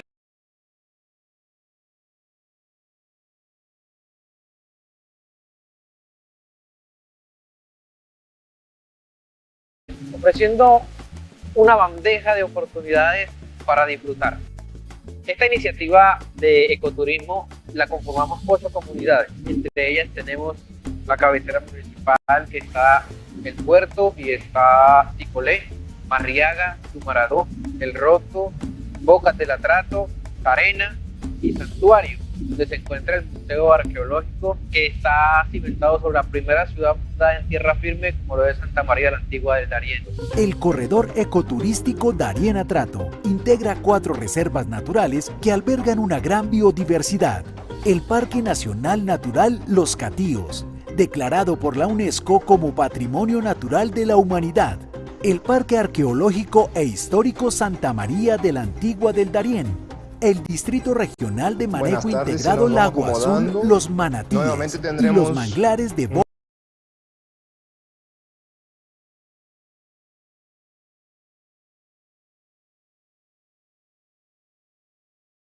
en canoa o en kayak en río y senderos acuáticos. Avistamiento de aves, primates, manatíes y diferentes especies. Salidas de pesca, presentación cultural y noche de tertulia. Interpretación ambiental y cultural, alojamiento en cabaña, alimentación típica campesina y afroribereña, aprovechando la formación del colectivo de comunicaciones, con apoyo de la FAO. En agosto de 2019 comenzaron a hacer difusión de su oferta a través de redes sociales.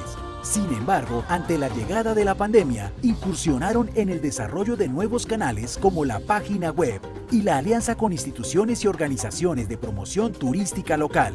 Hoy, gracias al uso de las plataformas digitales, han incrementado sus ingresos en un 25% aproximadamente. Encuentren su página web y cuentas en Facebook e Instagram como Ecoturismo Darién.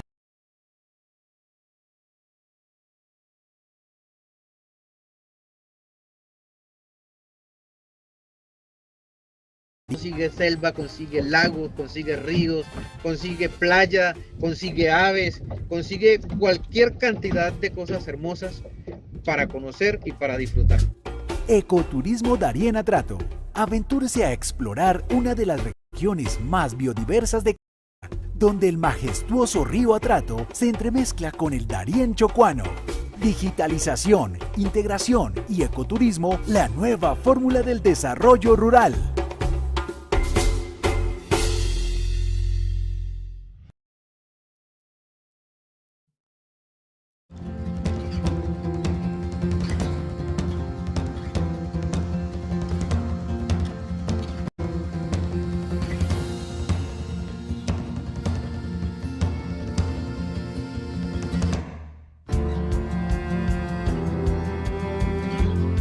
Vive los colores.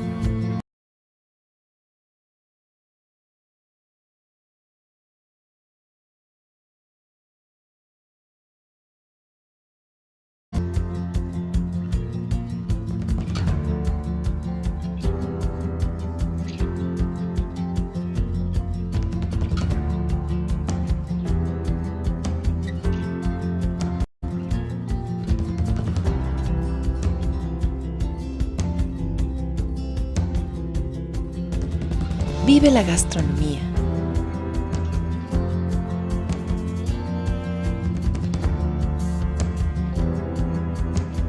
Vive la conectividad.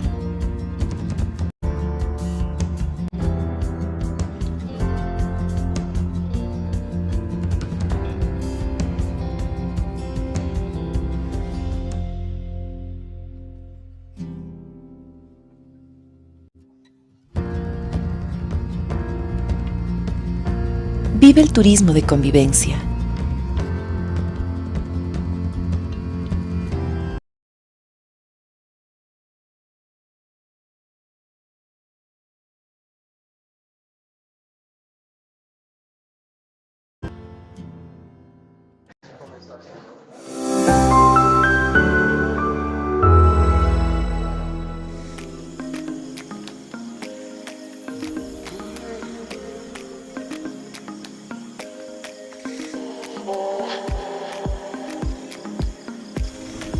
Entre la magnífica biodiversidad de la selva amazónica se encuentran los cantones de Tena, Archidona y Carlos Julio Arosemena en la provincia de Napo, en Ecuador. Estos centros poblados son el hogar de diversas organizaciones de productores que sustentan su economía en el uso sostenible de los recursos naturales. El encanto de la oferta productiva de esta zona se basa en un sistema ancestral de producción destinada chacra, que fomenta la conservación de la agrobiodiversidad de más de 100 especies de plantas.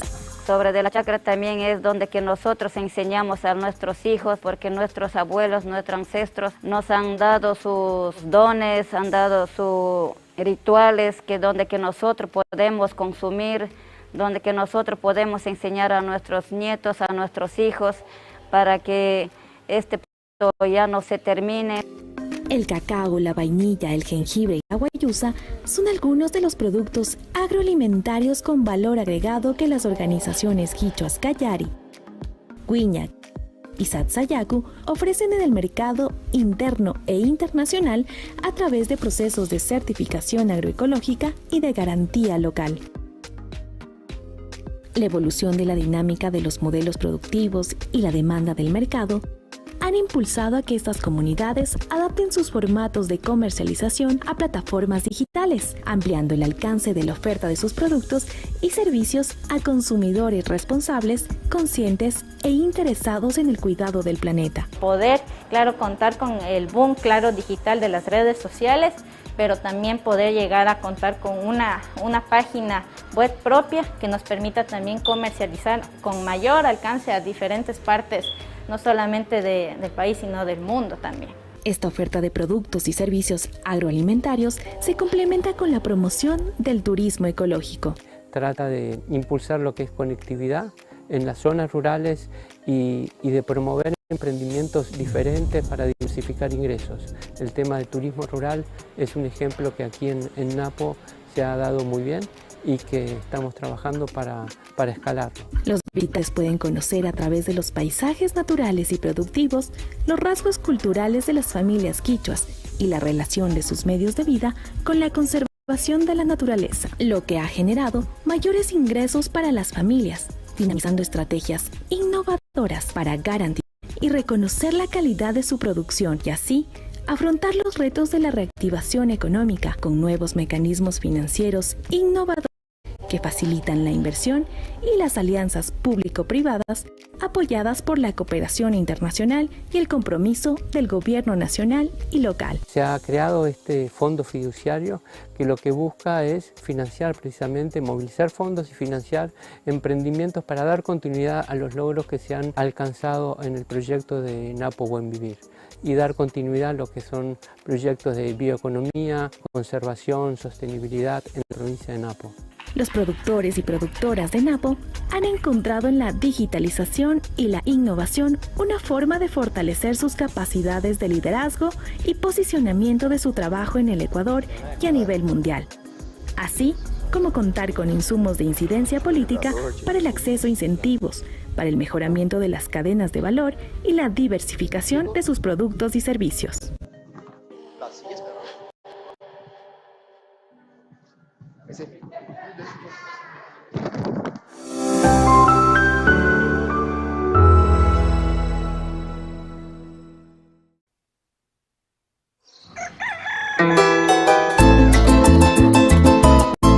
Déjate seducir por el verde esmeralda de sus pasturas y las aguas multicolor. Descubre cerros y llanuras con la huella del caballo fiel de las faenas vespertinas. Disfruta sonidos y sabores de ambrosía, mitos y leyendas que se entretejen en paisajes inigualables. Esta es la ruta del embrujo llanero.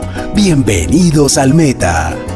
Donde encontrarás música, folclore, flora, fauna, una gran biodiversidad, pero también su gente amable, su gente amorosa, con todos los productos de nuestra tierra llanera. El Meta me fascinó, me quedé aquí echando raíces. Es un mar verde, eso es lo que más me gustó, y la abundancia de agua, el suelo, el bosque, también que aquí en esta tierra se puede sembrar, producir durante todo el año. Conéctate con la naturaleza. Iniciamos. 3, 2, 1. Adelante. Buenas tardes, vamos avançando no nosso último bloque temático. Into our last session for today. Again, we will be using Mentis for your contributions from the room as well as those in the streaming session, because we have a very intense discussion. Sometimes we exceed our time allotment, so not always we can open up for Q&A. That's why we're using Mentis, so that you can expose, so you can share your ideas and inputs. Fine. At the end of the workshop, we will have a final report. Now we will have the chairperson for this session.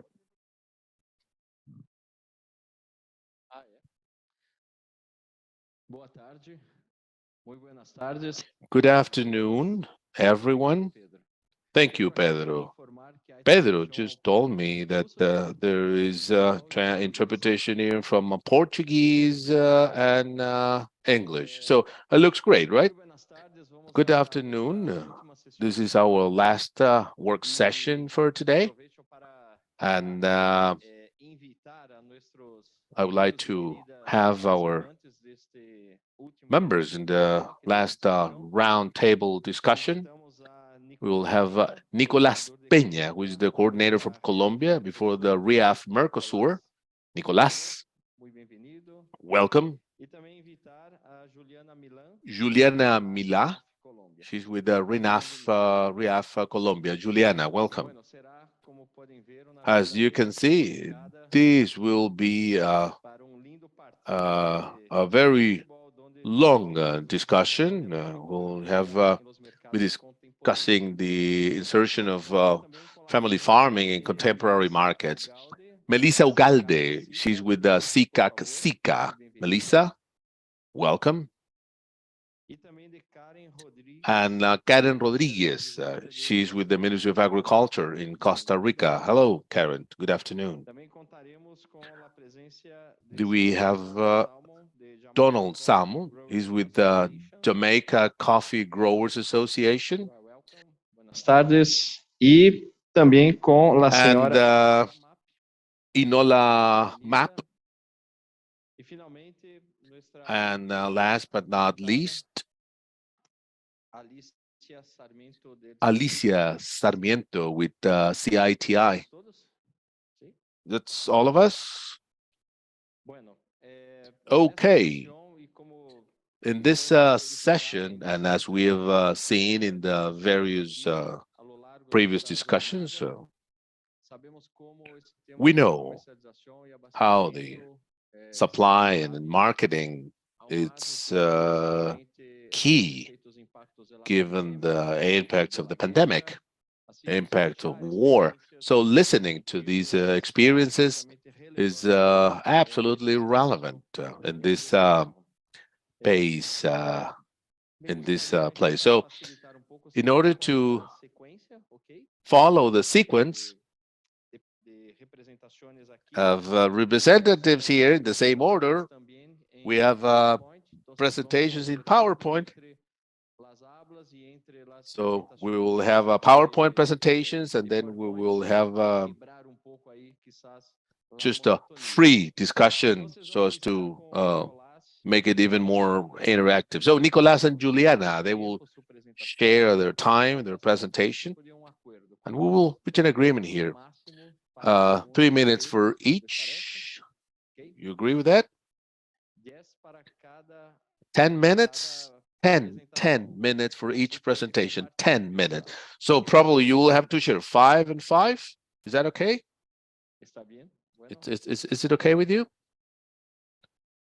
Okay.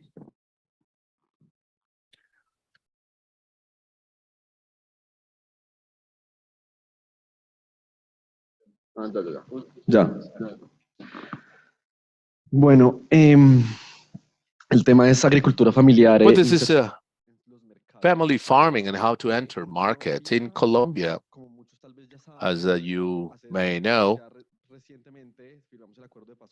We signed a peace agreement with the FARC, and more recently, the government started the dialogue with the other largest armed group, which is the ELN.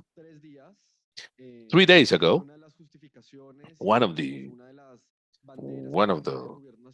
justifications, the reasons of the government to strengthen this peace dialogue is the Embera community and interventions the government had in this community. We started the dialogue, and the main message of the community to the Ministry of Agriculture was, we need to enter the markets. We need the government to invest in us, help us to join the economic markets of the country. This is a relevant topic, something that has to be part of the country's agenda. As I said Wednesday.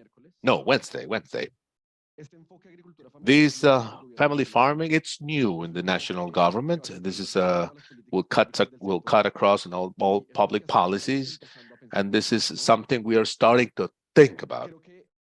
I believe the Colombian experience right now may be summarized in two little things. Family farming has not been central in agriculture in the last few years. We have the program we all know with productive alliances, which is that even the past government has not been focused on family farming. It's been a program focused on mid-size or other population. We're redesigning the program so as to have it focused on family farmers. That's the focus today.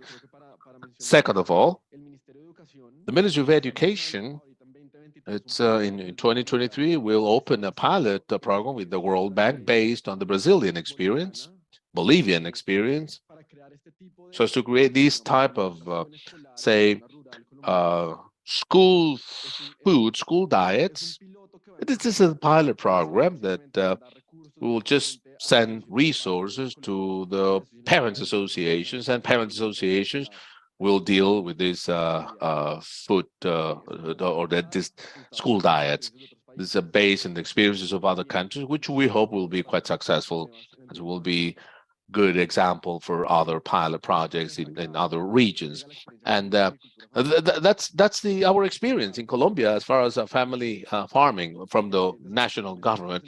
Unfortunately, this has not been central to our agenda.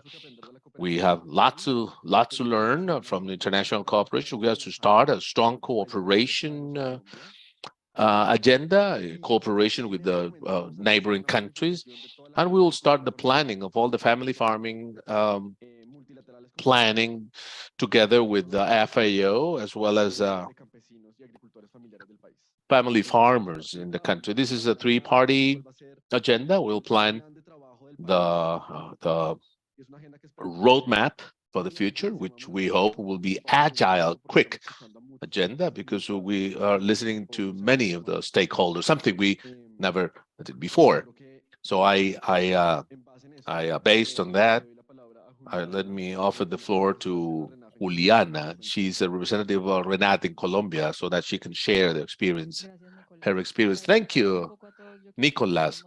I believe Nicolas show the notes about family farming. This is what the national government has done, and this is what we have done, and this is just market.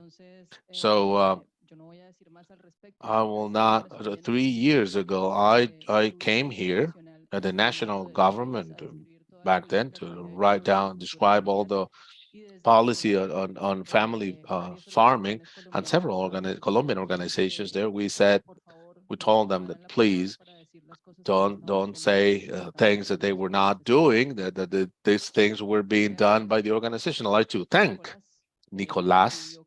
Nicolas asked the Colombian organizations to be here. So this is the first time in the history of the country that the ministry is requesting social organizations to share the stage, to say what is that we're doing in the country. That speaks highly of the things we can have in our country.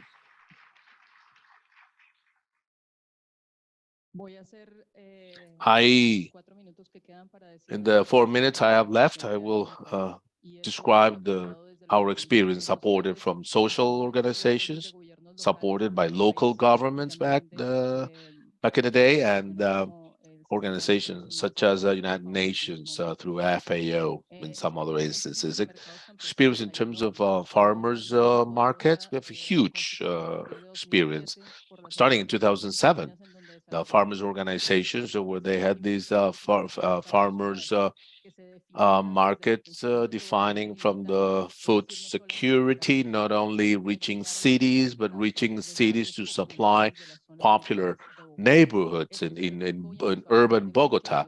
That started, it was replicated in several cities. It's a real articulation, not only putting farmers, producers, the Afro descendants in the rural areas, in urban areas of the country to say, here we are.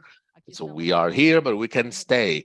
We can do, we can sell. We're here not only for beautiful shelves with Colombian production. No, we are here to supply, to feed popular schools and neighborhoods. We can do that, but we need help. In 2016, not so long ago, 2016, several years ago, we signed the peace agreement, which recognized the family and community portion and define a path to build farmers' economy, meaning, and here is the debate, this family farming, as we call it here, may really share the model with other economies. But for that, we need insertion into the market. We need to go into the logic of the big traders. We need to be part of Walmart.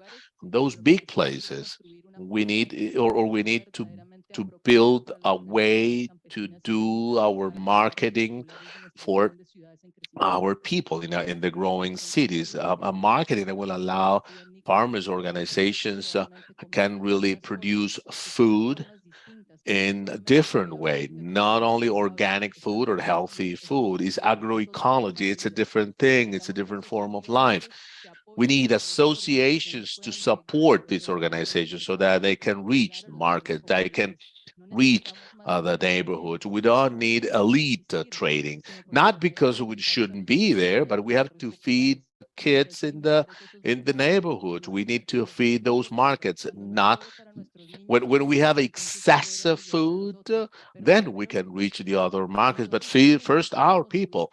For that, we need to build a different economy, economy for life, articulating the production of agroecology with novel and stable ways to reach those neighborhoods. We need then go into the market, or do we need new forms of market? What we say in Colombia, the farmers organizations, indigenous organizations, in different ways, in different forms, is that no, we don't need to be part of the market. What we need is to build a different market. We need grading. We need, of course, associations. A country in the middle of a war, it's a country that has grown in the middle of fear, lack of trust.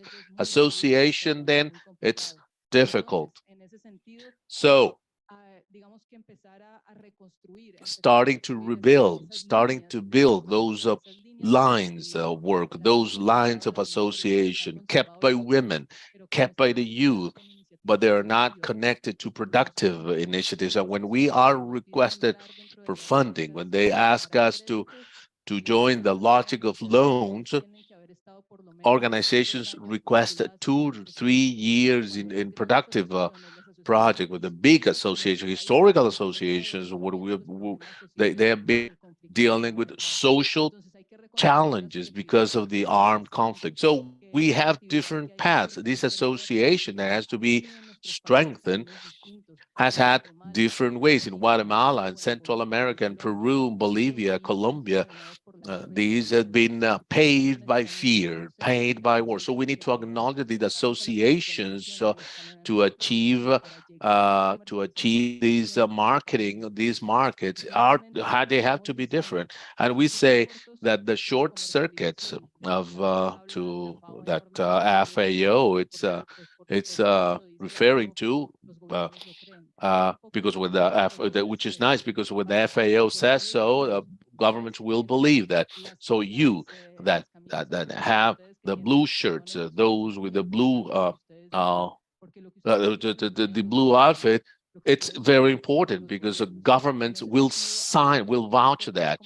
And short circuits of a marketing, what we call agro-food circuits, it's really important. That will allow us to build alliances, allow us to put the life conditions of organizations and the farmers' communities. That will allow us to build public from the territories. It will allow us to reach peace. We are changing things. Organizations have created models, have created markets, have created forms of approaching and building a different type of economy. Let's trust the organizations and let's support them. It's not just strengthening and opening participation and engagement. Also, we have to build public policies with the organizations of what we have done. Thank you. Muchas gracias. Thank you very much, Nicolas and Juliana. So when we were commenting this, we invited you to transform the food system and to redesign these systems. And you just heard how this process should look like.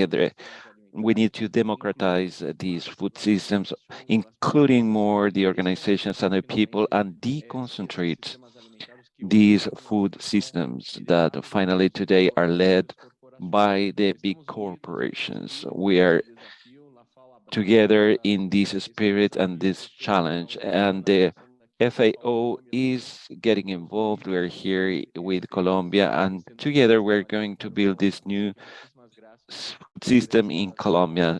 So thank you very much for these words. Now we'll go to Melissa and Karen, who will share the presentation. We are going to do that as fast as possible. I'm Melissa Ugalde. I am the specialist in rural development and family farming from the executive secretariat in the council, and we'll speak you from the regional perspective of what we're doing, the initiatives we have in place in order to work on these issues for the contemporary markets. And we have a presentation, if you can help us with the projection of this presentation. Thank you. So, concerning the insertion of family agriculture in the contemporary markets at the regional level, we have been working jointly with Sempomite, that is the instance of the SICA that works on SIs, and this is a characterization that is a part of the initiative, the project that we have been developing. And one part is the characterization of these SMI in the region, SMEs, sorry. So I will tell you about this characterization and the main outputs that were given, as well as the challenges and the actions to undertake. The following slide, please. Here we tell you about the challenges for the family agriculture, and we have approach here constantly. We have, for example, the insertion in the markets, the climate change, the recovery after COVID, and all the social issues. I will not stop here, and we go to the next slide now. I would like to tell you a little bit about the regional instruments that we have in place for the comprehensive work in the SICA region. As we said before, we have this sub-regional plan for the family agriculture for peasants and Afro descendants. We have the strategy of rural youth that is regional for the rural young people that was approved recently by the CAC, and we are working very strongly with them for this period. Then we have the strategy in Central America for the rural development. It has been in place for 10 years now, and it has been assessed this year for the 10 years of work. We have been working for positioning this strategy at the regional level. We have the policy for gender equality. We have as well the strategy for the sustainable agriculture adapted to the climate change, and then we have the regional strategy for cacao.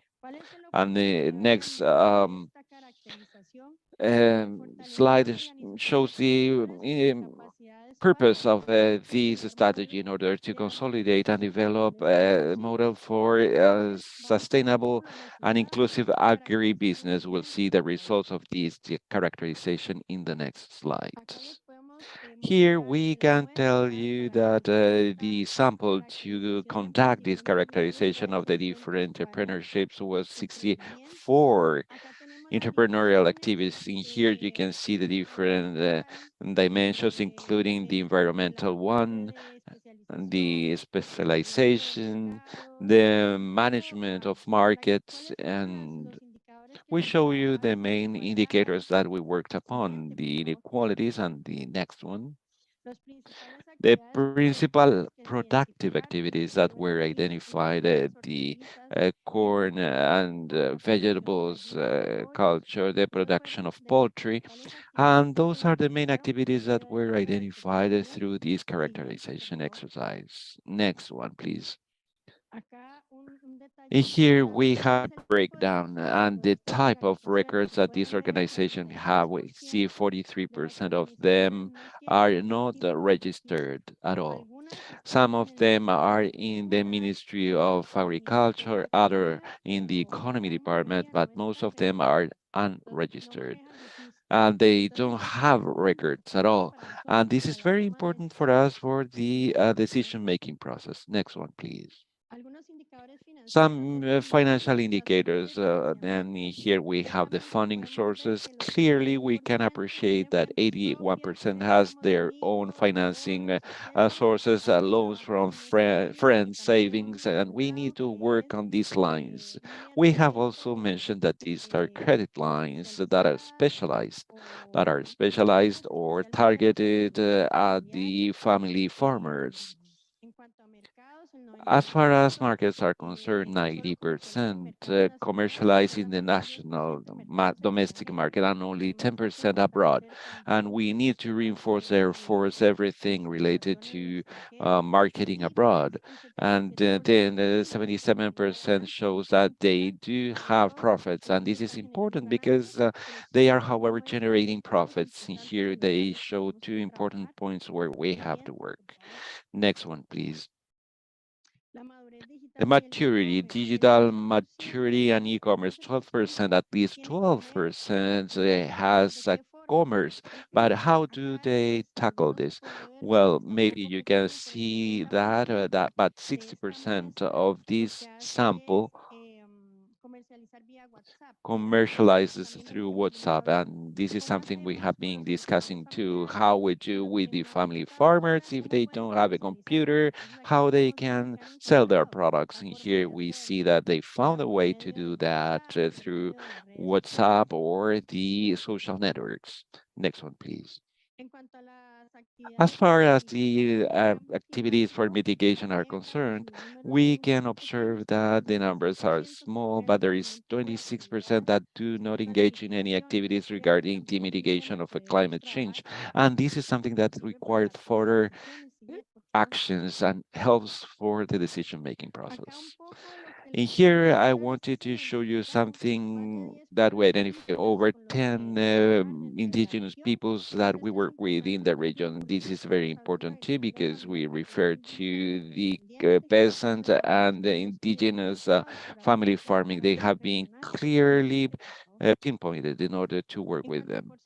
And now, concerning the percentage of gender and the gender mix, we can see that for the decision-making process of the organizations that were part of the sample, only 32% of them is led by women. 68% is led by men. So once again, we have to work on the issues of inequality and to empower women. as we have discussed here. And this is part of the challenges that we have domestically and in the region. Next one, please. And here I show the challenges for the region for the insertion of these family farming in the contemporary markets in order to have this inclusion of the organization of family farmers in productive organization cooperatives in the contemporary markets. We need to reinforce the processes of records or registration because some of them are not registered at all. We need to have the formalization of the organization that is very important to the effective design of the differentiated financial products that they may have access to credits that are differentiated with favorable conditions, accompanying also in the process of access to markets and commercialization to have more assistance and to be trained in these skills to be able to insert into the markets. And then the previous one, and we have programs of sustainability vis-a-vis the climate change. Most of these people are not taking into account this issue, and it is important to review this topic too. Next one. Here we're in the next one. We need to reinforce the programs for empowerment and inclusion of women to reduce the inequalities that we discuss. And we also have to give digitalization tools for the markets because they are very important to allow the marketing of these products in the present times. They need to count on these necessary tools.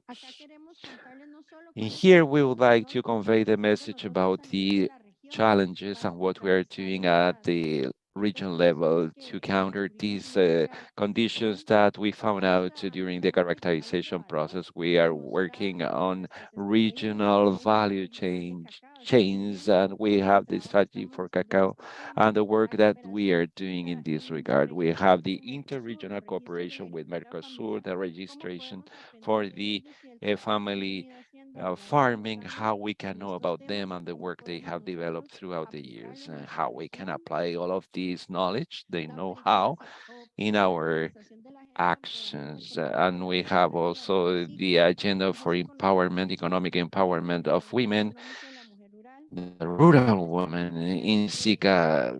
Based on this agenda, we have created in sectorial national committees in the 8 countries of the region. They have worked out a plan and a model for the follow-up of the action.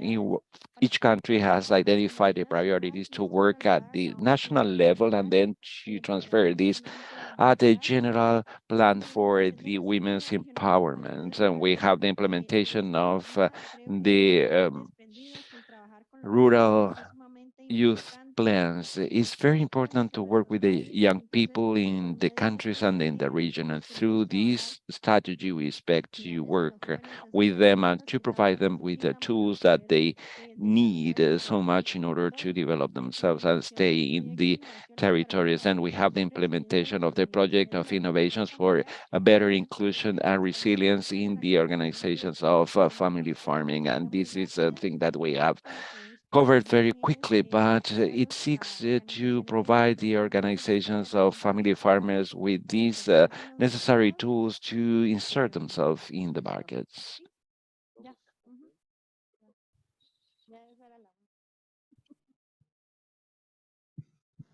Bueno, buenas tardes.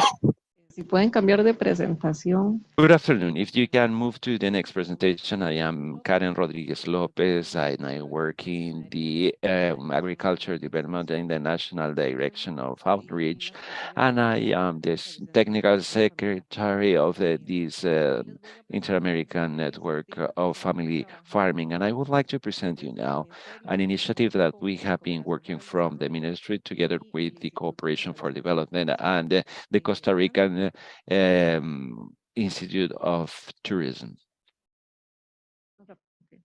Bueno, si pasa la siguiente, por favor. Next one, please.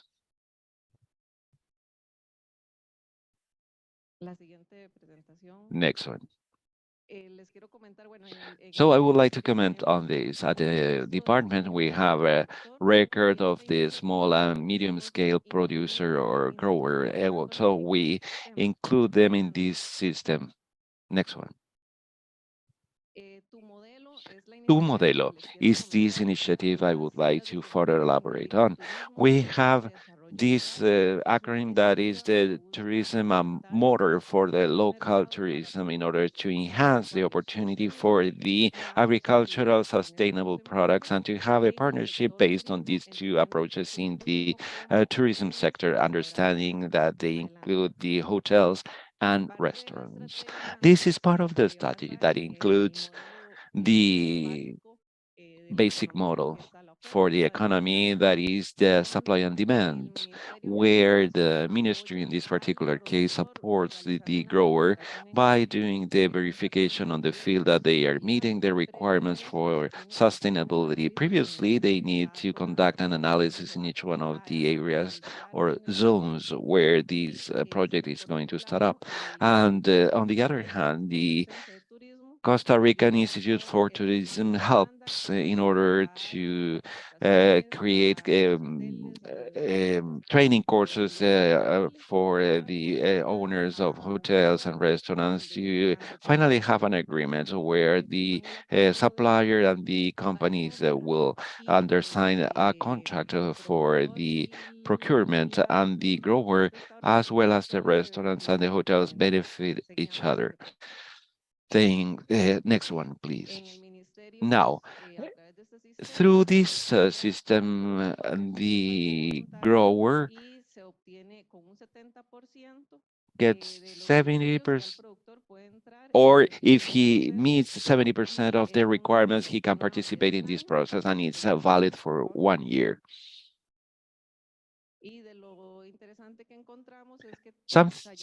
A finding that is very interesting, we already have the registration, first of all, and those who have already the certification with a blue flag have 70% of these criteria met, and if the producer is interested, he can join in.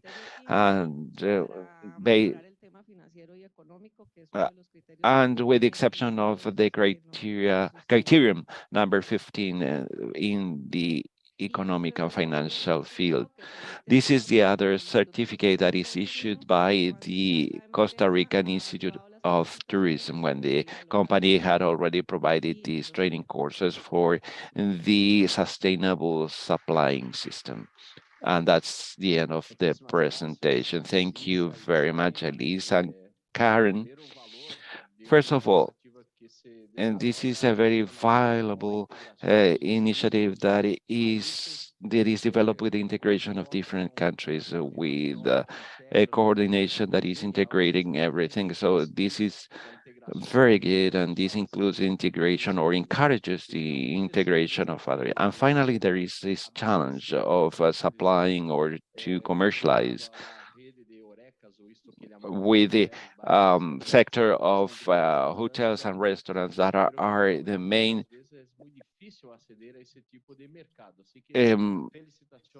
those who request these supplies the most, and sometimes it's very difficult to get into these agreements. Now we hear the presentation from Donald from the Jamaica Coffee Association. I think that there is a simultaneous interpretation for anyone who would require that. If you want to go out, you can get their headset.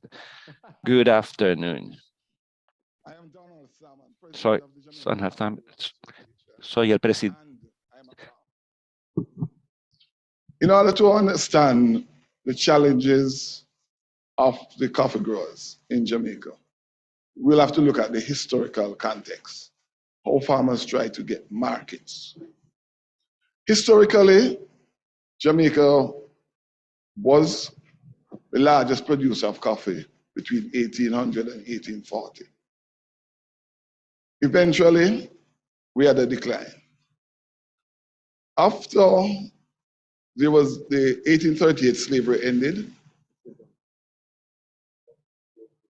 in 1838, slavery ended, most of the peasants or the ex-slaves went into the mountains where they formed free villages, where they produce various crops.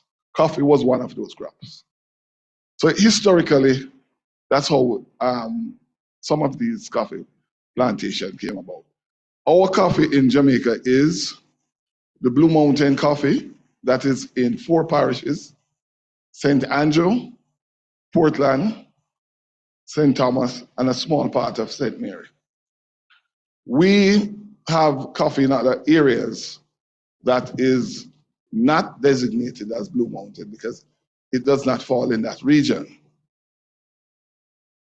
The structure of the Jamaican coffee industry made it very difficult for small farmers to go to the market, the farm family. It was difficult because of barriers that were placed before them.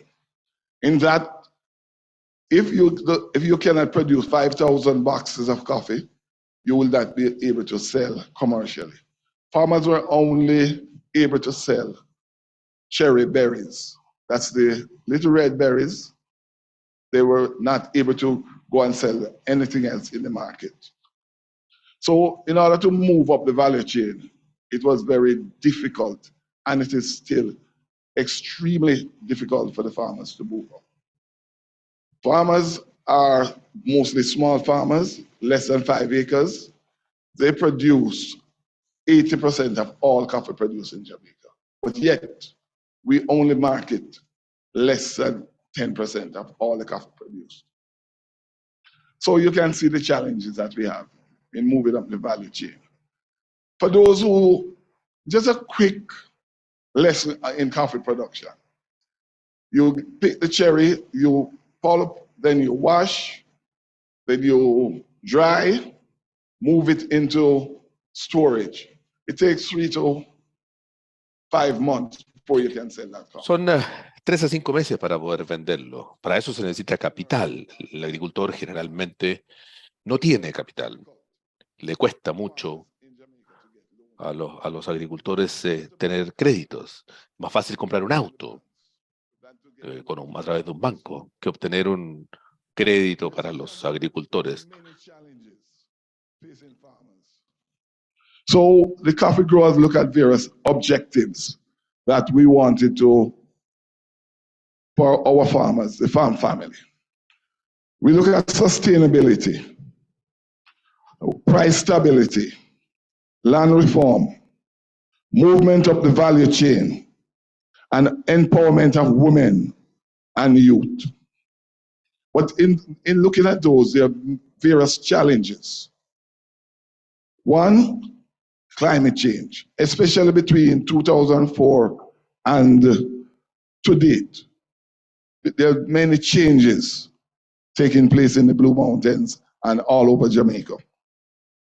The barriers to trade made it extremely difficult for the farmers to move and make the necessary money because there are profits. It's difficult to make profits because they are price takers. Whatsoever they are given by the processor, that's what they must take. Price fluctuates over time, and you find the farmers moving out of coffee. At one stage, we had 15,000 farmers. That was about in 2000. Now we have less than 5,000 coffee farmers. And it's a direct result of price paid to the farmers. The farm family, we are working as hard as we can to ensure that people stay in coffee. But because of the various challenges that we have, it makes it very difficult for farmers to stay. Many land goes in ruined. The farmers don't own the land, and it makes it difficult to get capital to produce. We have things like poor infrastructure, roads, because the terrain is very mountainous and it's difficult to travel. The high cost of input. Most of the input that we use, they are imported. Fertilizer, chemicals, and all those. And we don't have enough people producing organic coffee. That's one of the areas that we'd like to move in, especially with the ladies, because it's an area in which we think we can make a difference in the lives of these people. In moving on to give a bit more example of what we do, we also export coffee to various parts of the world: Europe, United States, Canada, China, Japan. And our aim is to diversify the trade. Japan at one stage was buying over 70% of all the coffee produced in Jamaica. The figure is less now, and that's what we would like, because we don't want to be selling directly into one market for the control because the price factor. There are opportunities for farmers, and what we are looking at is productivity, not necessarily increased land usage. How can you become more productive as a farmer? And that is what I would say, $1 million question. How do you change culture? Farmers are, in many ways, they are what I would call a creature to the thing they used to do before. And we would like to change those approaches. So we are looking at improving the earning power of farmers so that farmers can stay in the area they are working. Less movement into the urban cities where we have much different distractions to the farmers. So in doing that, we would like to reduce the rural-urban migration, because that's a big problem facing the Jamaican society. Attracting women and young farmers, that is one of our major goals. So in looking at the coffee sector in Jamaica, the challenges are huge. But we, the coffee farmers, we are willing to fight, work as hard as we can, look at the institutions, see how we can work with the government and other NGO, FAO, and other people to see how we can move farmers up the value chain so that we can have a successful, sustainable coffee industry. Thank you very much.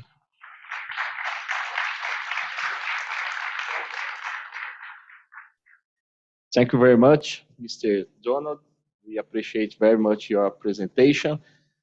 Importante verificar que os desafios escritos são enormes e não são solamente deste país, dessa realidade, pero más que todo, este final donde nos entrega uma mensagem de otimismo, uma mensagem de luta, uma mensagem de que há de perseguir e insistir, porque realmente há inúmeras oportunidades, como foram mencionadas por senhor Donald em sua apresentação.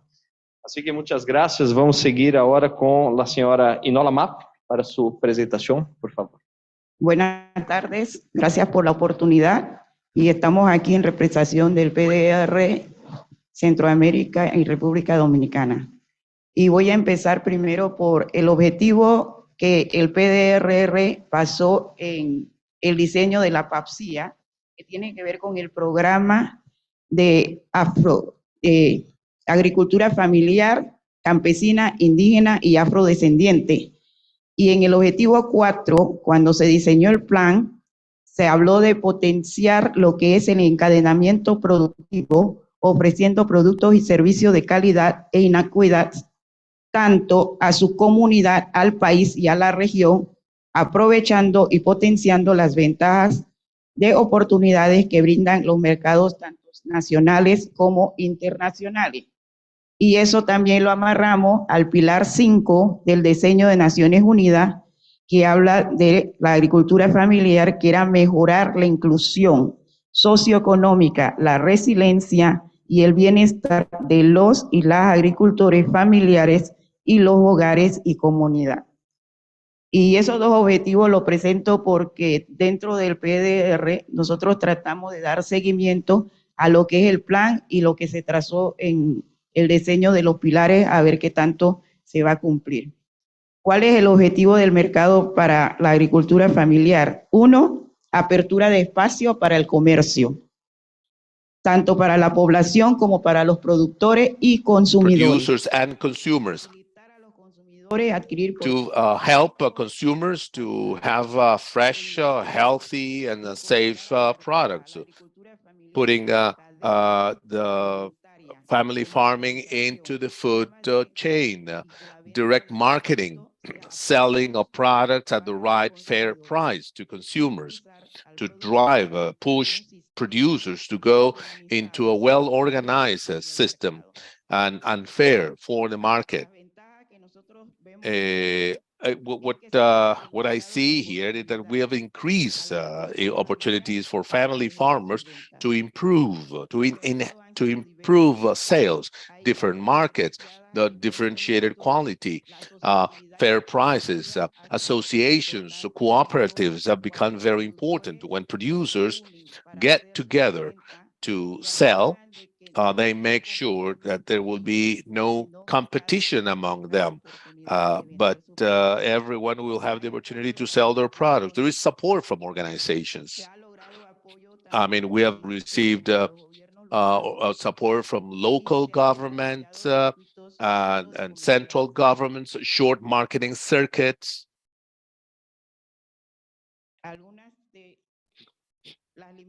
Some of the constraints, some of the limitations is production stability. There's a lack of financial support, which is something that we've been discussing the whole day today and yesterday.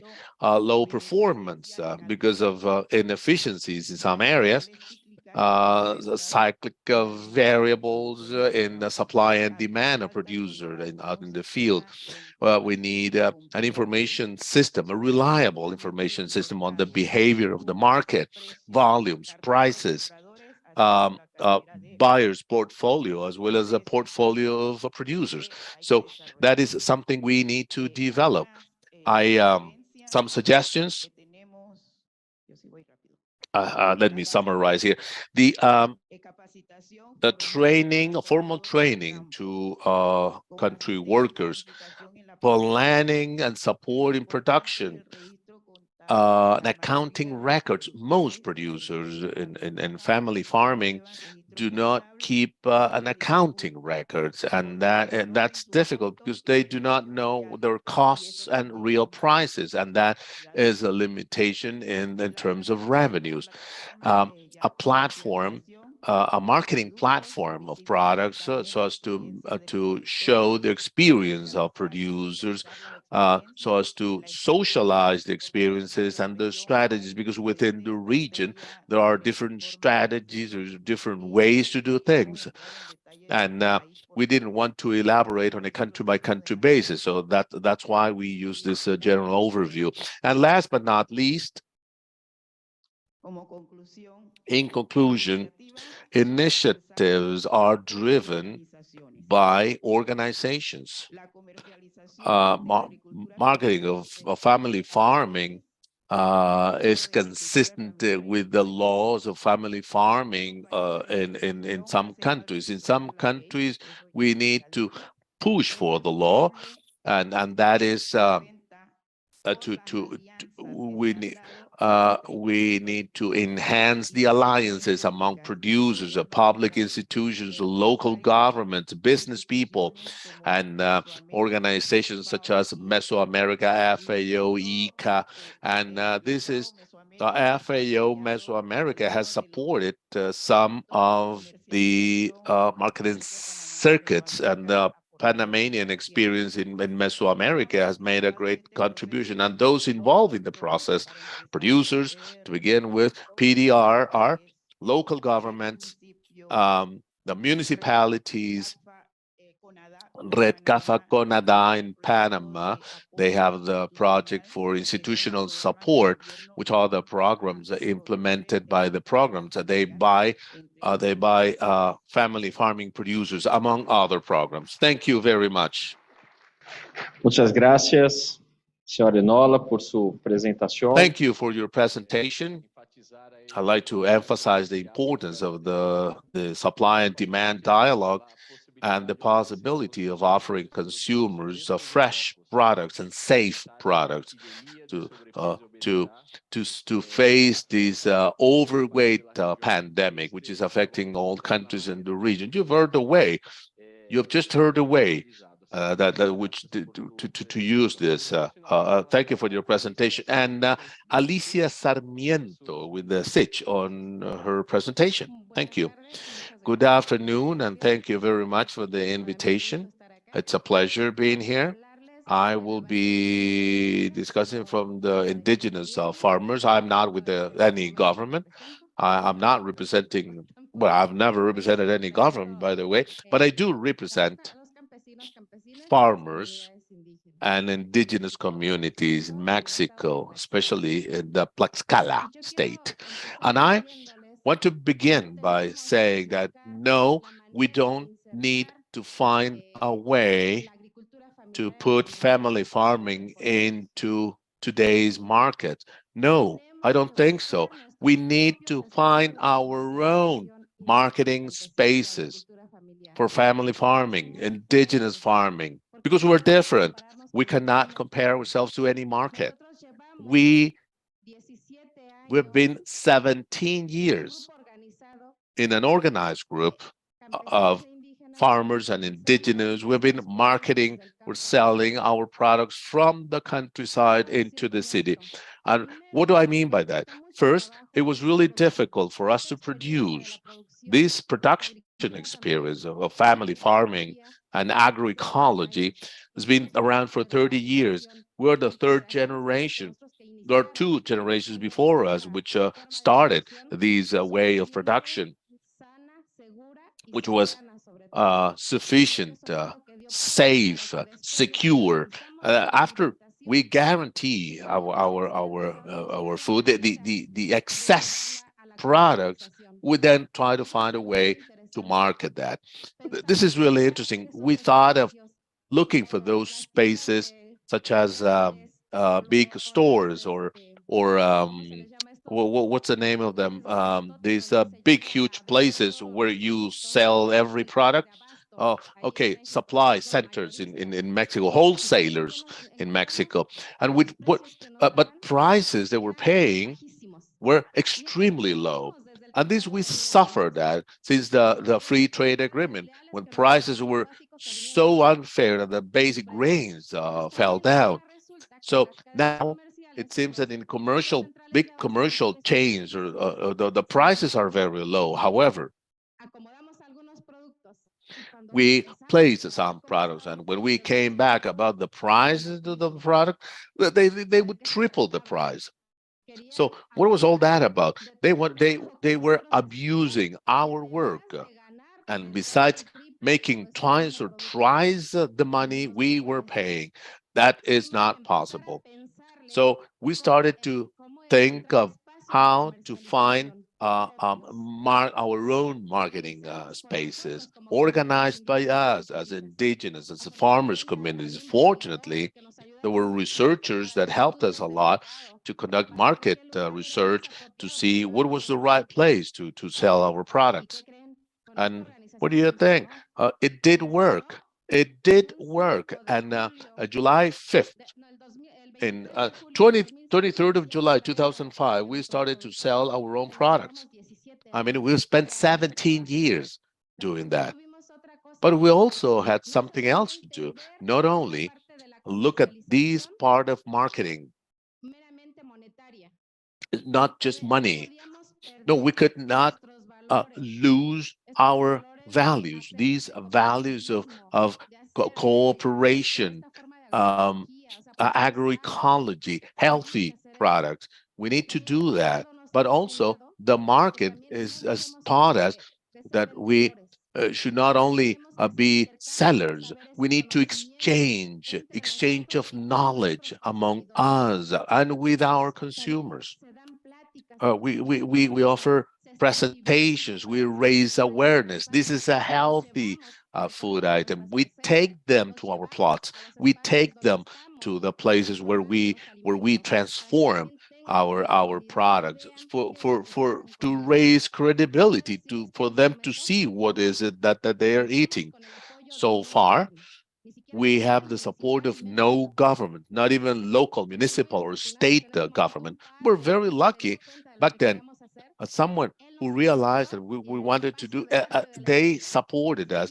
And in a church, because there was a priest, he offered the church building to sell our products. That's why we have that's how we get our consumers. Now we started, there was 11 of us. Now we are 62 in this marketing space, and out of these 62, 48 women and 12 men. So women, again, we're part of the economy, but also we are attracting the youth. We're having them involved in the production, but also in disseminating using social media. That's how they are supporting us. We are having them involved. We are making them to go back to their places of origin. So I believe that we have to start to think everywhere, governments, I mean, all the decision makers should really support these type of initiatives coming from the inside, coming from within, not only for selling. We're promoting savings, loans within the market. We have certification committees, savings committees for healthcare. Out in the countryside, it's difficult to have a social security that could really help us. There are social insurance, whatever, but very far away from us. So we guarantee whether if someone will need that, we can offer the resources. We have that promotion of savings and loans, because if we want to improve our production, savings and loans is for producing more and better, to improve the image of the product, and not for anything else. It's only for that. We have also a certification commission that is participatory in nature. We need to have people that well experienced, research, and consumers that go and visit our land plots to verify that they are ecological land plots. And also they confirm that the process of transformation of the products are okay. So they can see that we are processing food in a better manner, because unfortunately, when we go into food safety and all of those things, it's very expensive for us because they charge for that. There is no way that somebody goes there and say that they are going to support us, because this increases the costs. And I would like to add that in these spaces that we have here, I hope that we can propose and apply some policies supporting the developing of family farming, but that they are already in place and that they are practical and easy to reach, because it's not helpful to say that they are, but they cannot use them. And the small, we are big farmers that do miracles, make miracles with just a small land plot. So we need to take care of land plots and to improve them, and therefore the policies should be targeted at this. We are going to support this part of the commercialization of family farming, but without neglecting the soil, without over exploiting the soil, because you know that the land is providing it all, and we have to be very careful with these agroecological practices, with the supplies, and to even recover what we have there, and to incorporate, for example, the waste from the harvest and so on. Another thing I would like to add is that those policies existing now, we should have also some laws protecting the native seeds. If we do not protect them and we continue to improve them, will be dependent on others' seeds, and we would put an end to the production and commercialization. So I would ask you to have this protection part because they belong to us and they are for us and for mankind. Thank you very much. Thank you, Alicia. We have still some 5 or 6 minutes to finish this panel. As it was mentioned before by Julania, there is something fundamental.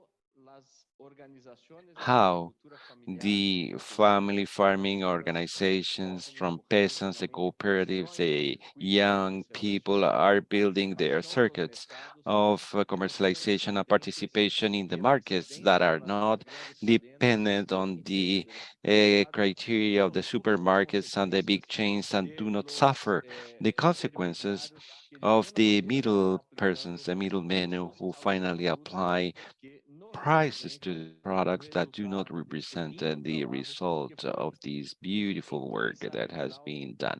That is your final message. You say that you are big producers of food in small land plots. So how we can value this effort and we can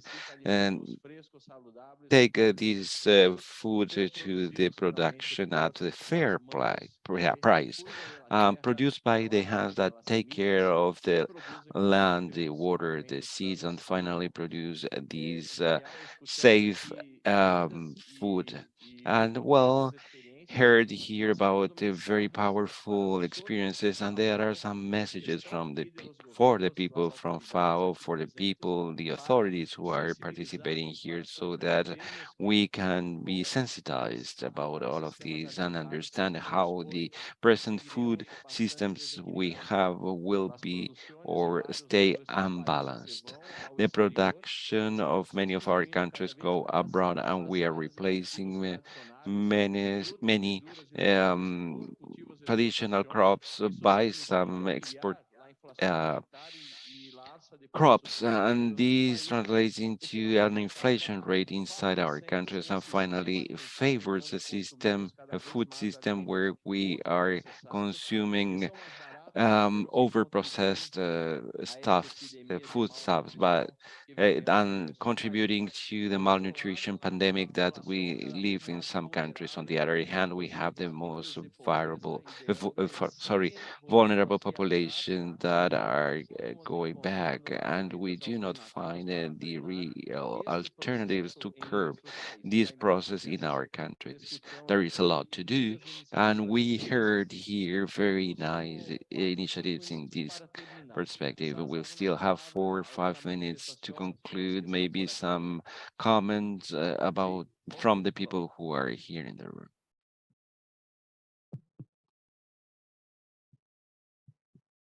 Thank you. Good afternoon, ladies and gentlemen. My name is Lurleen Less, and I'm coming from Jamaica.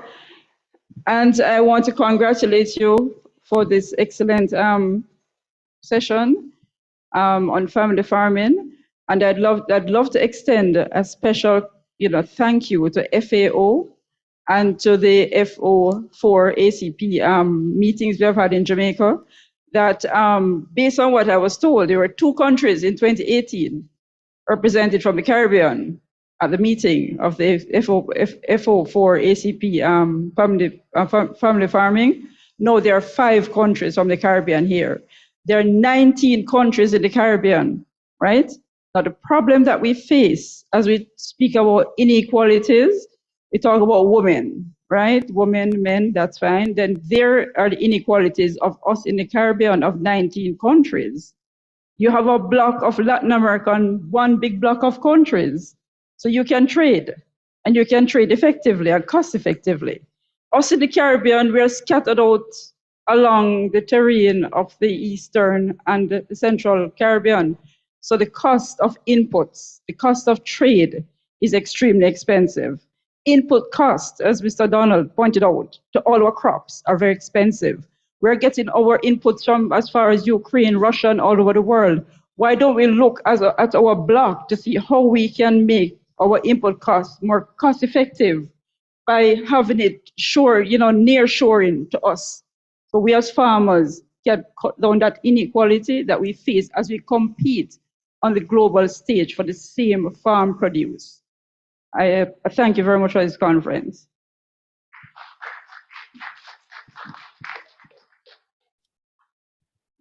Thank you very much. Muchísimas gracias. São outros desafios, não? So you're throwing there some other challenges.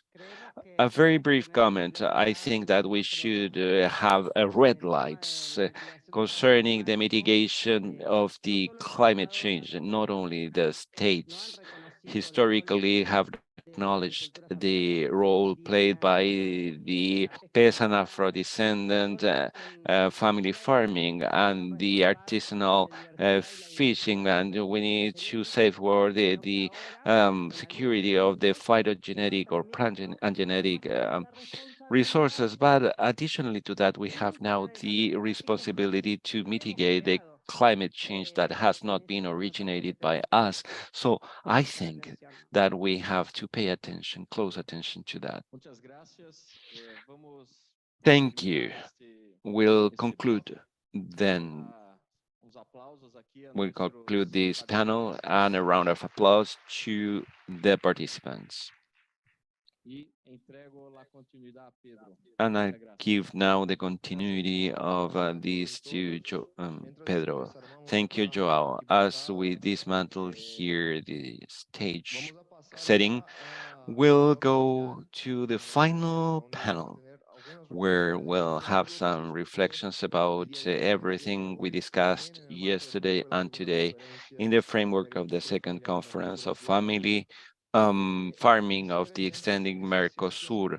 So I would ask you to get closer to the podium now. Miguel Gomez from the National Institute of Indigenous Family Farming, from Argentina, Lucrecia Rodriguez, the Executive Secretary of the Agricultural Council in Central America, so that she can be with us in this final closure. Jose Angel Coto from the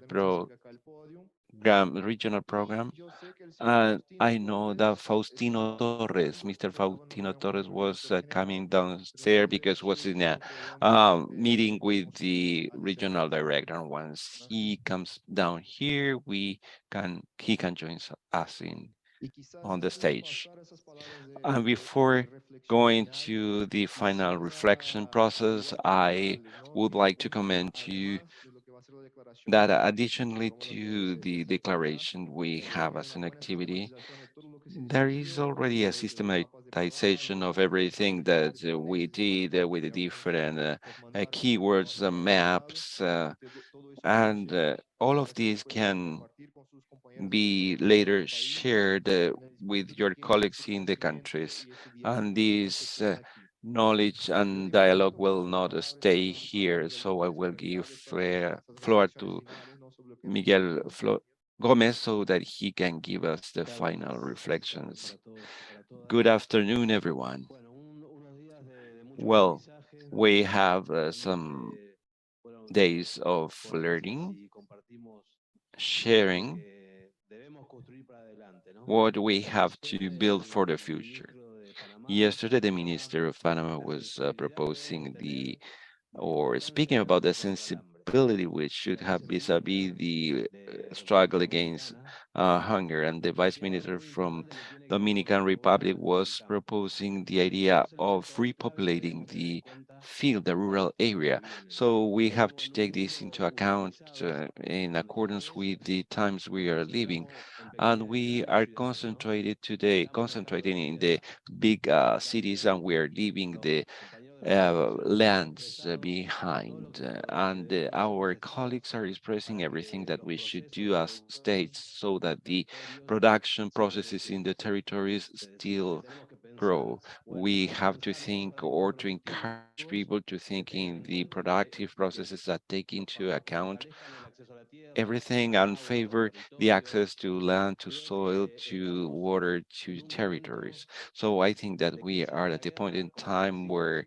there is our like a conflict in the middle of a pandemic, and the idea is that we have a challenge for all the countries, but it should be crystal clear that in order to do all of this, we have many tasks that are very hard to undertake. Deconcentrating, for example, the production of food, because it's not possible that the concentration and production of foodstuffs are in the hands of just five big corporations. So this is the responsibility of all the states and the organizations to be able to build what is proposing here from the perspective of food sovereignty. But we need to be courageous, because when some vested interests are touched on, will have immediately a reaction.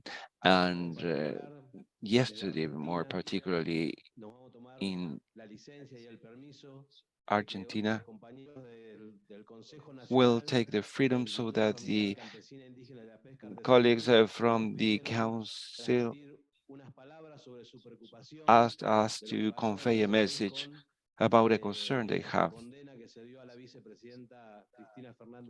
The sentence that was given to the President Kirchner, who was courageous enough to face the power, and it entailed costs, but also some recognition, the recognition that our president will have in among the countries of the region. She was always by the most vulnerable people, and those who sentenced her will stay in the darkness of lies and traditions. So it's very important that the colleagues convey their message. If you want to come upstairs, sorry, up the stage here. So I would like to hear about the reflections concerning the meeting.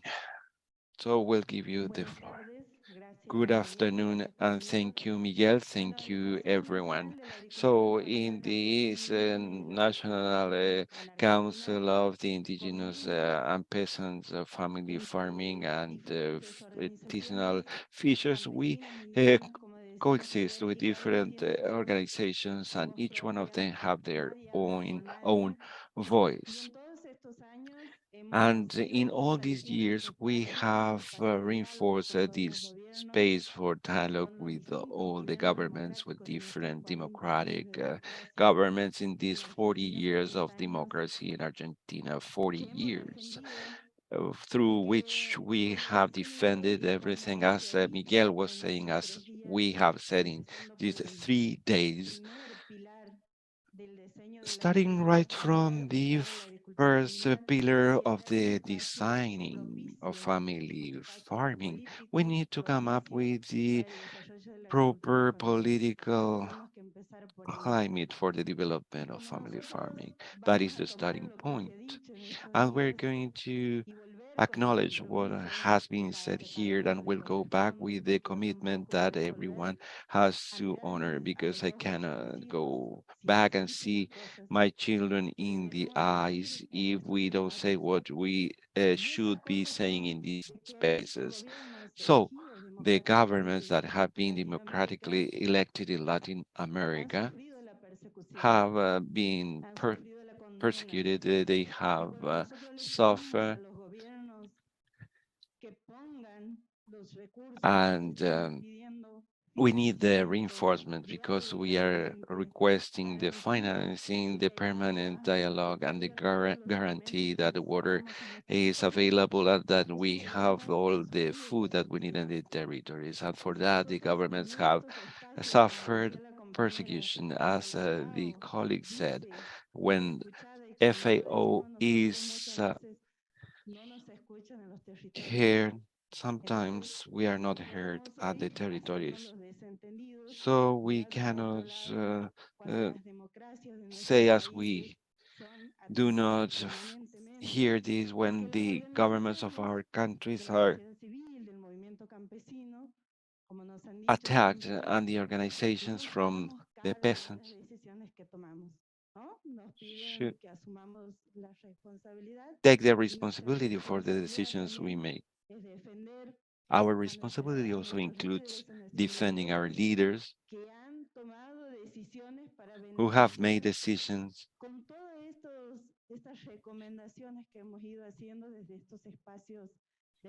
with all these recommendations that we have gained from the extended Mercosur. So we cannot ignore that as delegates of the Council, we have to mention what is going on in Argentina. At the same time, we see some other democracies that want to weaken the situation in Latin America. So each one, as delegates, should take this banner and say that we are ready to defend our leaders that can eventually be governments, but they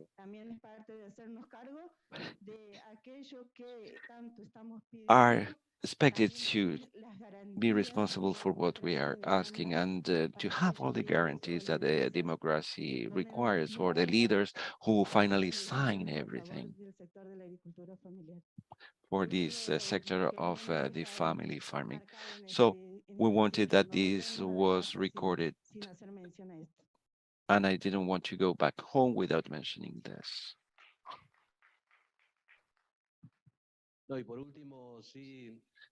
Yes, finally, we would like to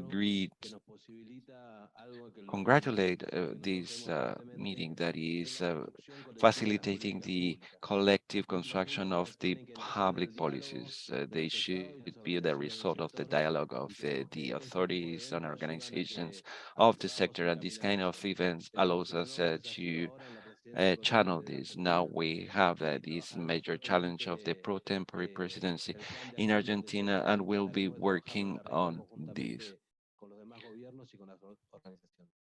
And we'll continue to work with the governments and the organizations. Thank you, Miguel.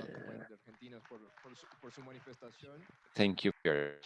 Pasaré de inmediato a doña Lucrecia Rodríguez, en su calidad de secretaria ejecutiva del Consejo Agropecuario. Now we have the next speaker who will give us some final reflections about the topics we have discussed here. So, as a matter of fact, this has been a very enriching opportunity. We have a very few opportunities for the people who work in the family farming in all the chains. And I think that this is one of the topics that we need to strengthen. We have the regulation framework, we have the technical teams, but I think, however, that we need to further reinforce the collaborative work with the certitude that on our own we cannot thrive. And each one of us should know the role in the process, and within this process we should be able to move forward and substantially. So I think that there are some political issues that will not be part of our power to resolve. So we should move in a parallel direction, because there is something that is certain, that the agricultural production doesn't stop, and that feeds the world. And so we need to know how we manage this parallel process, and will achieve by doing a joint work that everybody is responsible for. And within the integration system at the regional level from SICA with all the other countries, including Dominican Republic, we have this commitment to build for the new generations in the region.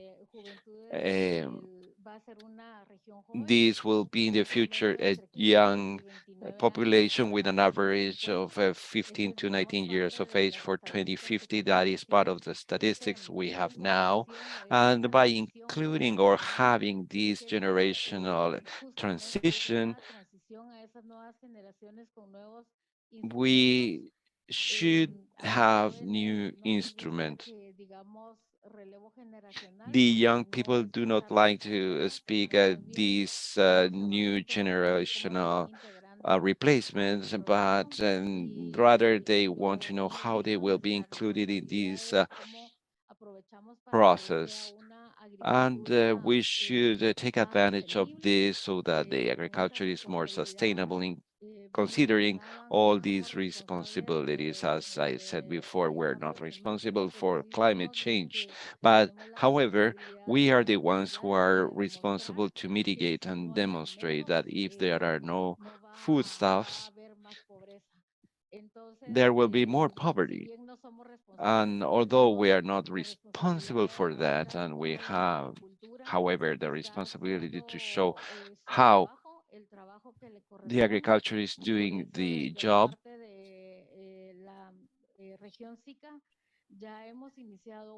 From the SICA context, we have done work in coordination with the environment department so that each one has the right responsibility. And this is a part of the development concept that I think we should take back and go back to the roots of these territories, because in the regions we also have commerce, trade, and not only agriculture. There are new opportunities to further develop, and in some countries we'll be able to attract young people back into the rural areas and to prevent them from migrating. In the region, therefore, we already have some mechanisms, and we can learn from them by participating in exchange among the countries.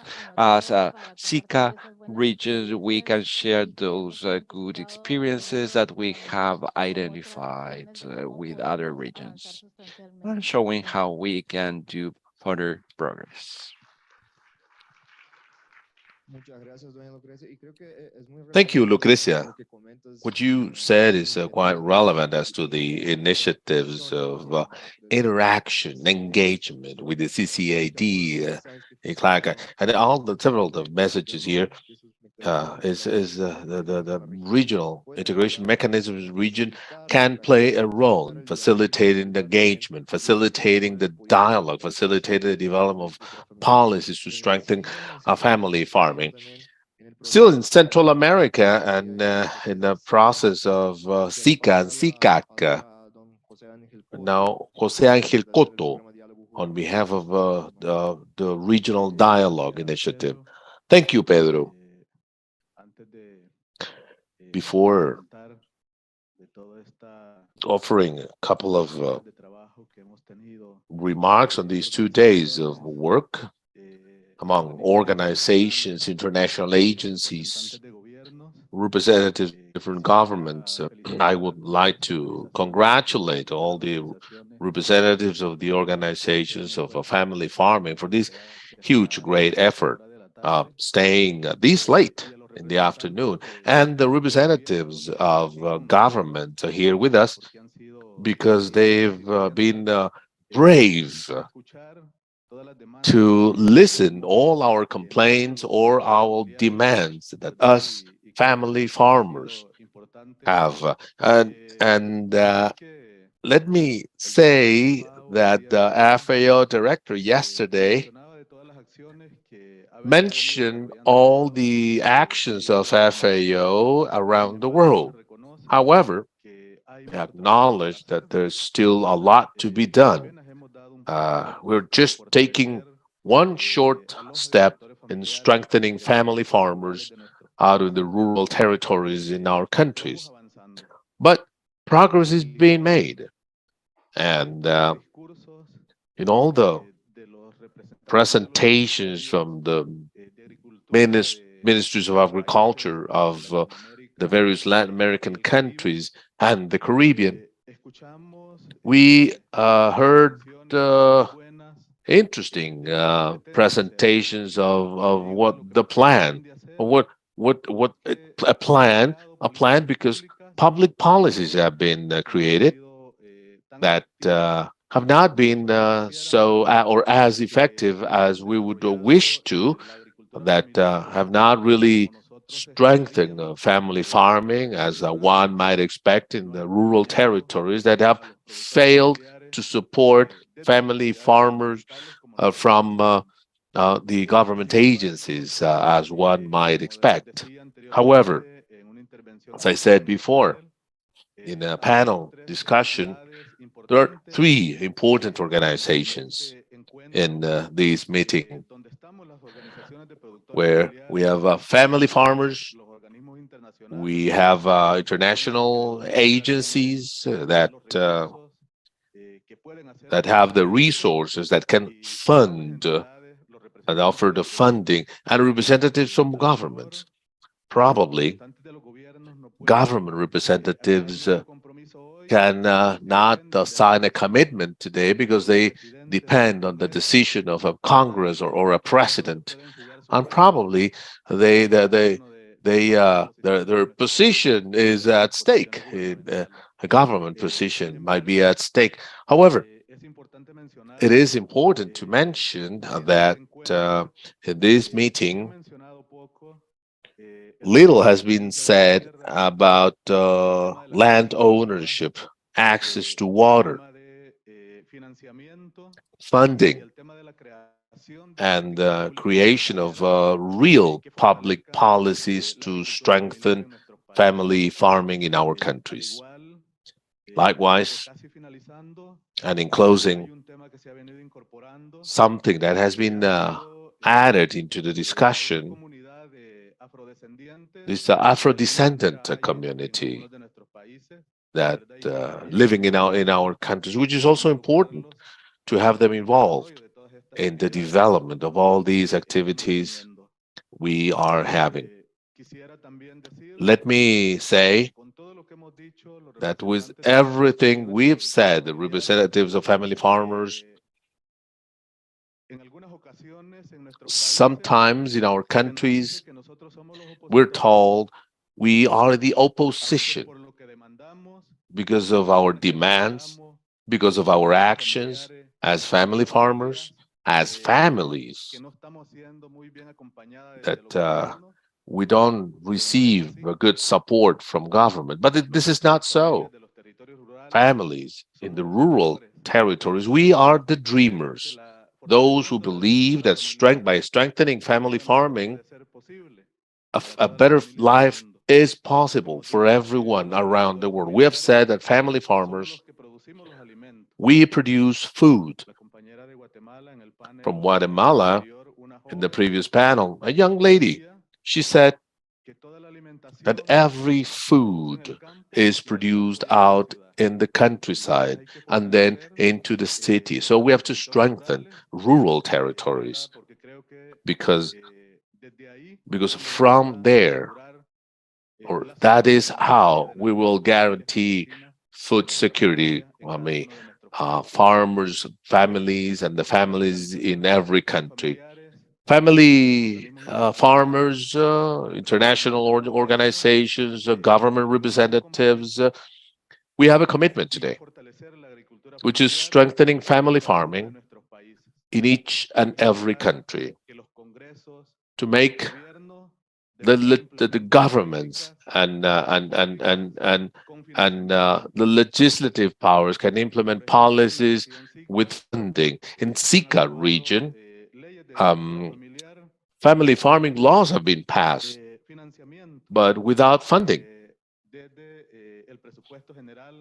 in the general budget.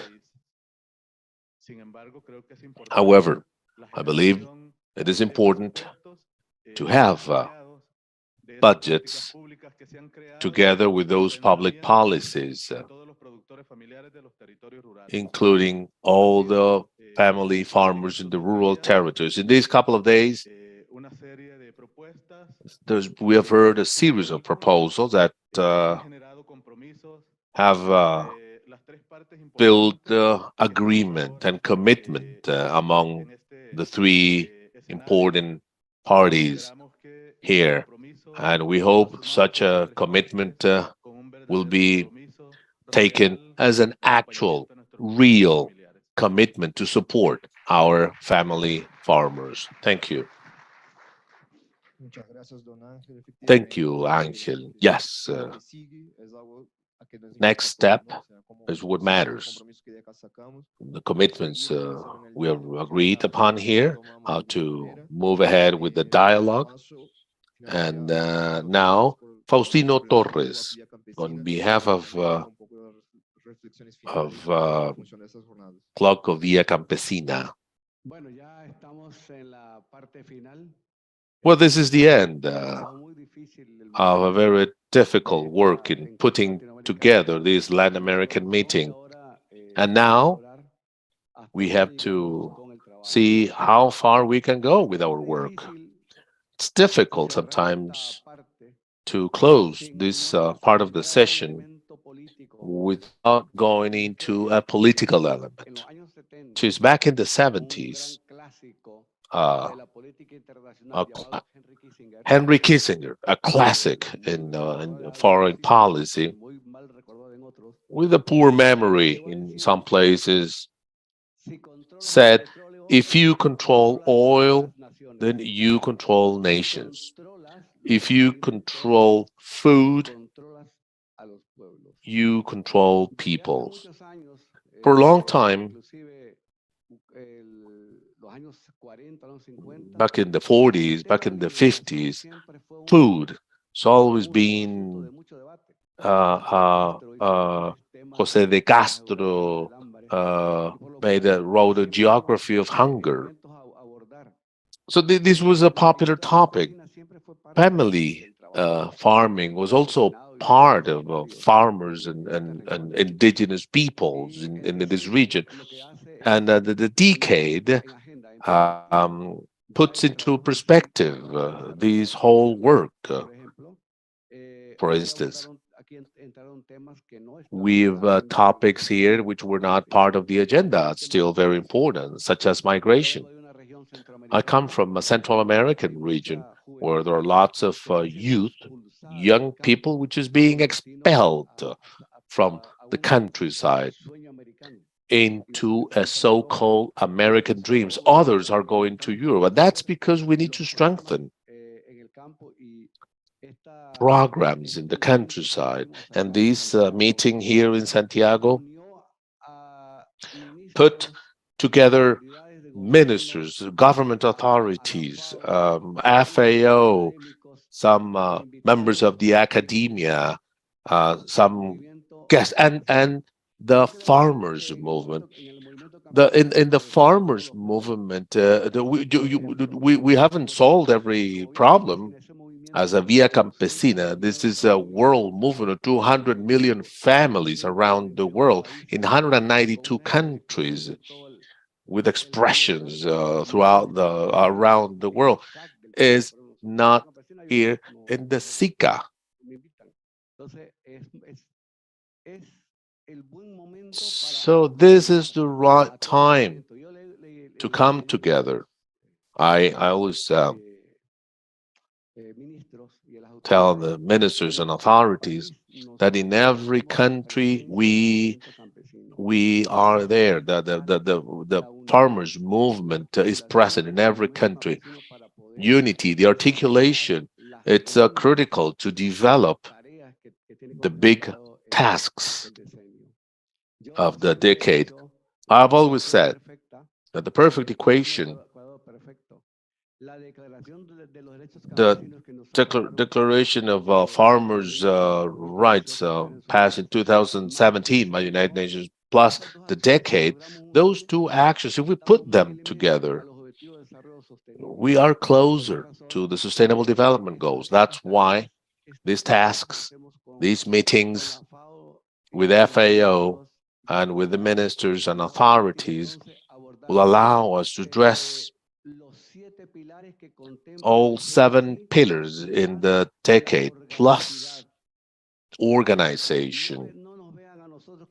Don't look as a farmers' movement in demonstrations and mobilization. No, we are always proposing. We are part of the other alternative. We are part that the fact that there will be no food security unless we have a food sovereignty as a critical pillar to solve hunger around the world and to have a more resilient society, to climate effects, climate change effects, and this war between the two countries, cereal producing countries around the world. So we have to be consistent with the Rubén Darío's. How can we organize ourselves together with governments? We don't care the color of the government. Food production, hunger, crisis, pandemics had no political color. But now it's important to try to get together, all of us, to make sure that this decade will be met. Remember, we're 4 years into the decade. First, we had the pandemic, then the Euro-Asian crisis, and so we have to speed up. So I feel really proud that as a Coprofan ECMIA, the World Forum of Fishermen, the dialogue, the city. I mean the July 28th movement in Chile. This is critical. So that whole movement with the indigenous peoples and all those actions will allow us to move ahead. But for that,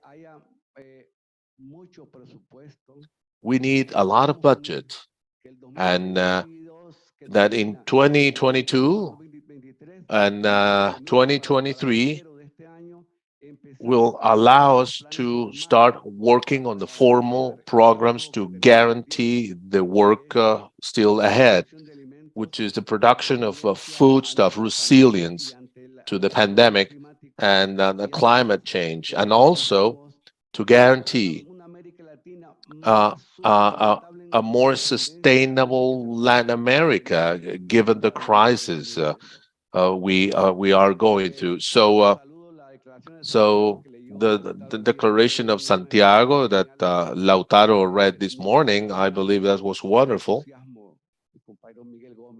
Miguel Gomez, my brother, I met Miguel in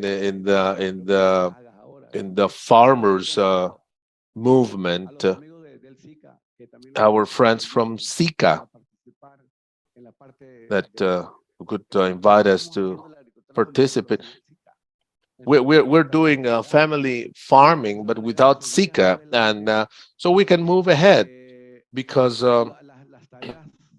the tasks always have a goal, which is improving life conditions in the countryside, improving organization, and that unity. I like what the Vice Minister of Dominican Republic said.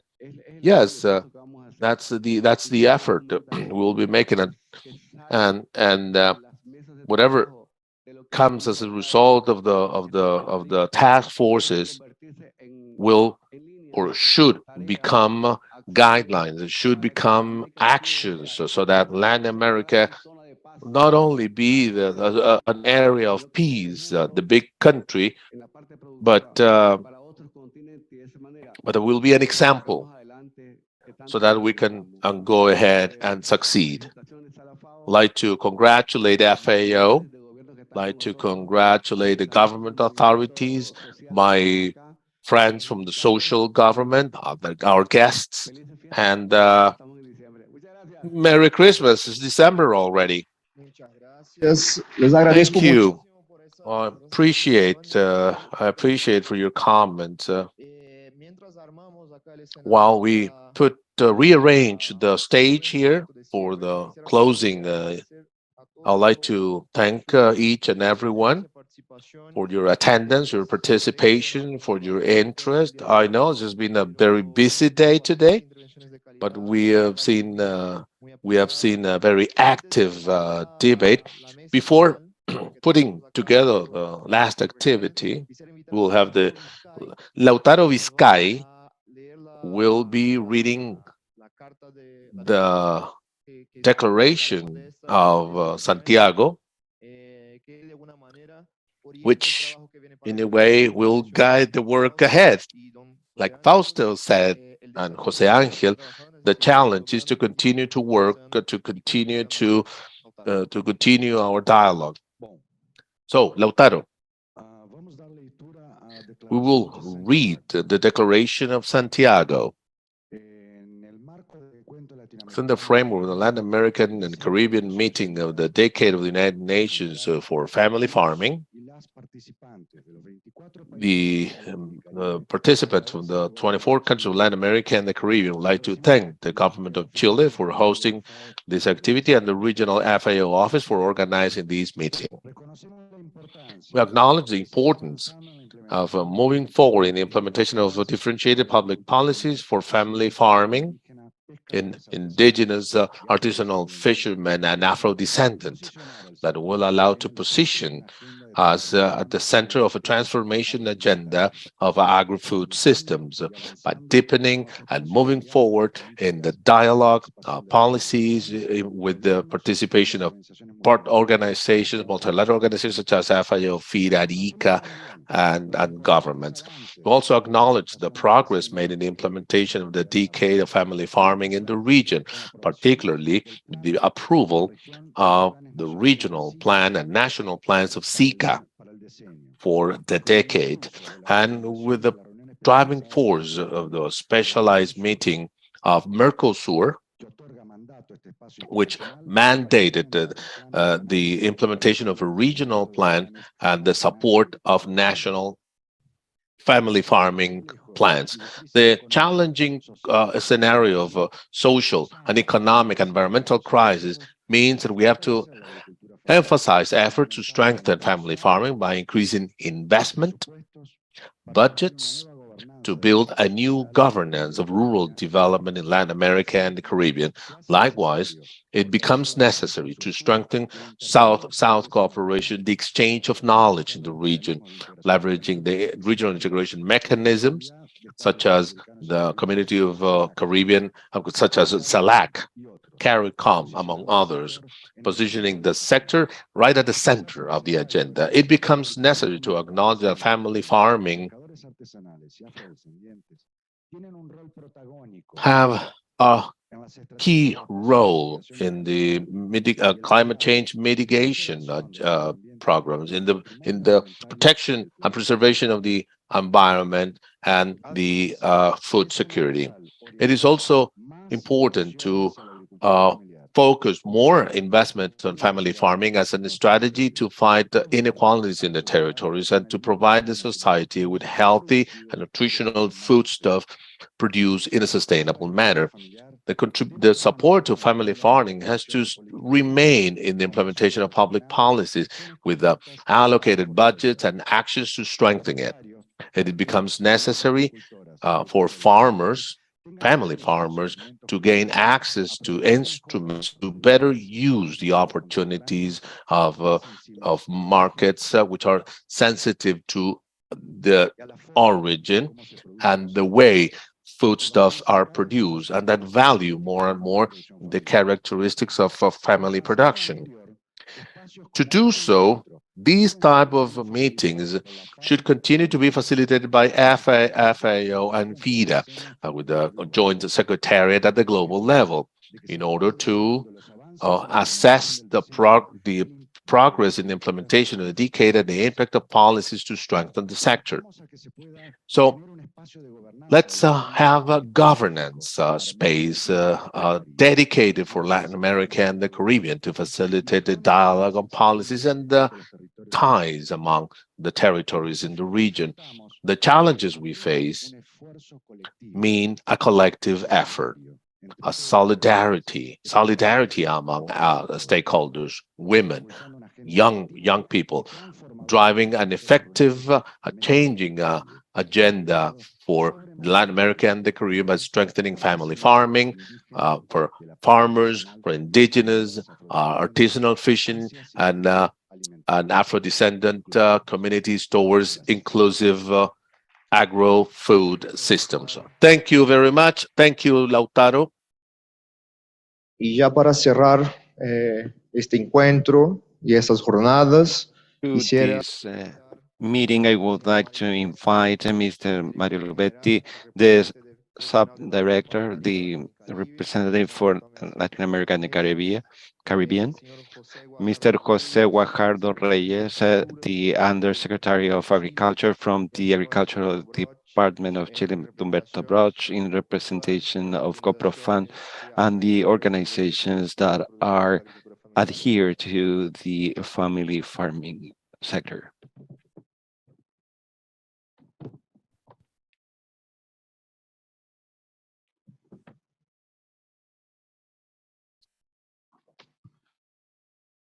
Muchas gracias y para iniciar. Thank you very much.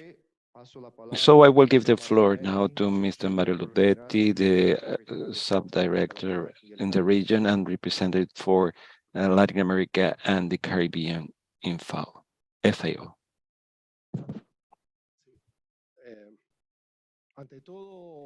First of all, thank you all.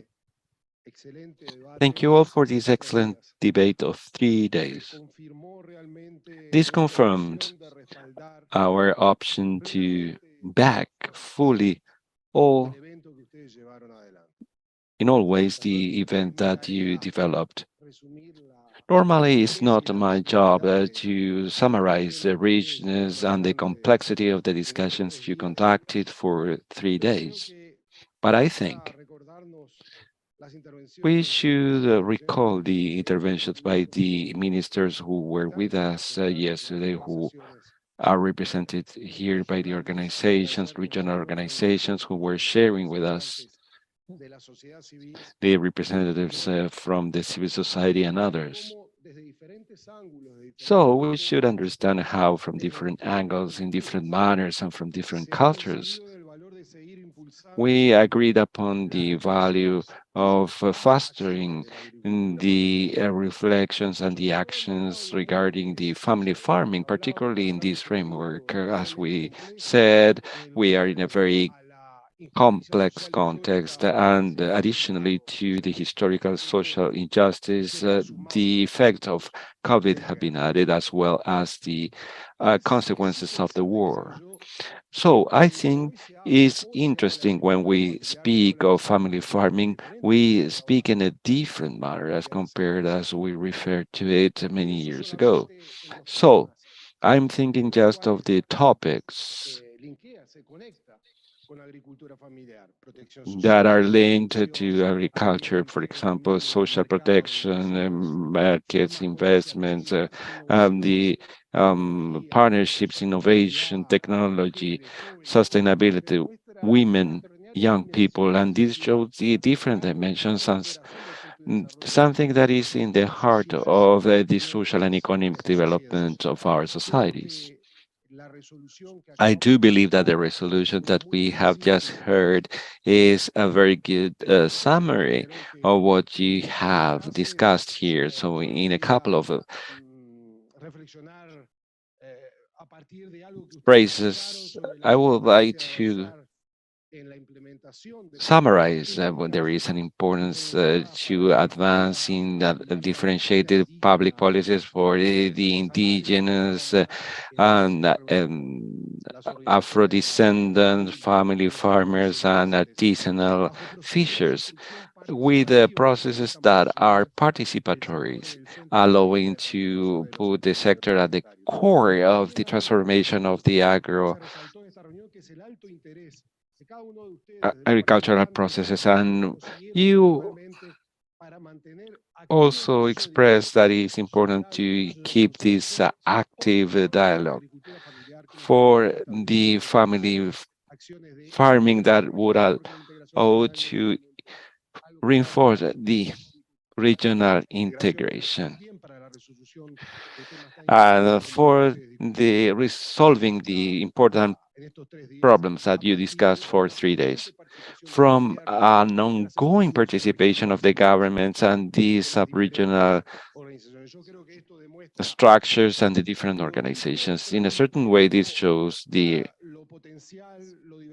wealth and the variety of these topics in order to move forward in the pathway you have chosen. I think that one of the challenges we are facing is to be tangible, because I think we do not have the right to waste time vis-a-vis this problem that has many emergencies. So I think that these debates that you conducted also are important in order to reflect for agreements. We need to think about our next meeting. So what is the end of this Santiago meeting and what is the direction to follow next? So considering this challenge, these concepts, and all of these elements that were raised in your reflections, you can count on FAO support with our capabilities, our know-how, our experience, our prestige, our operational capability, and particularly our conviction that that is the right way to follow. I have no doubt that after 3 days of discussion, we're on the right way. Although there are many complexities, but we're following, however, the right way. So I would like to thank you for coming down to Chile. And I would like to thank the Vice Minister so that you can convey this message to the Chilean authorities for the support they give us, they have given us, and they will give us in this profound cooperation agreement that we have with you. And we're sure it will evolve. I would like to thank the teams from FAO that have done an extraordinary professional work. And for many years, we have even forgotten how we needed to organize these events.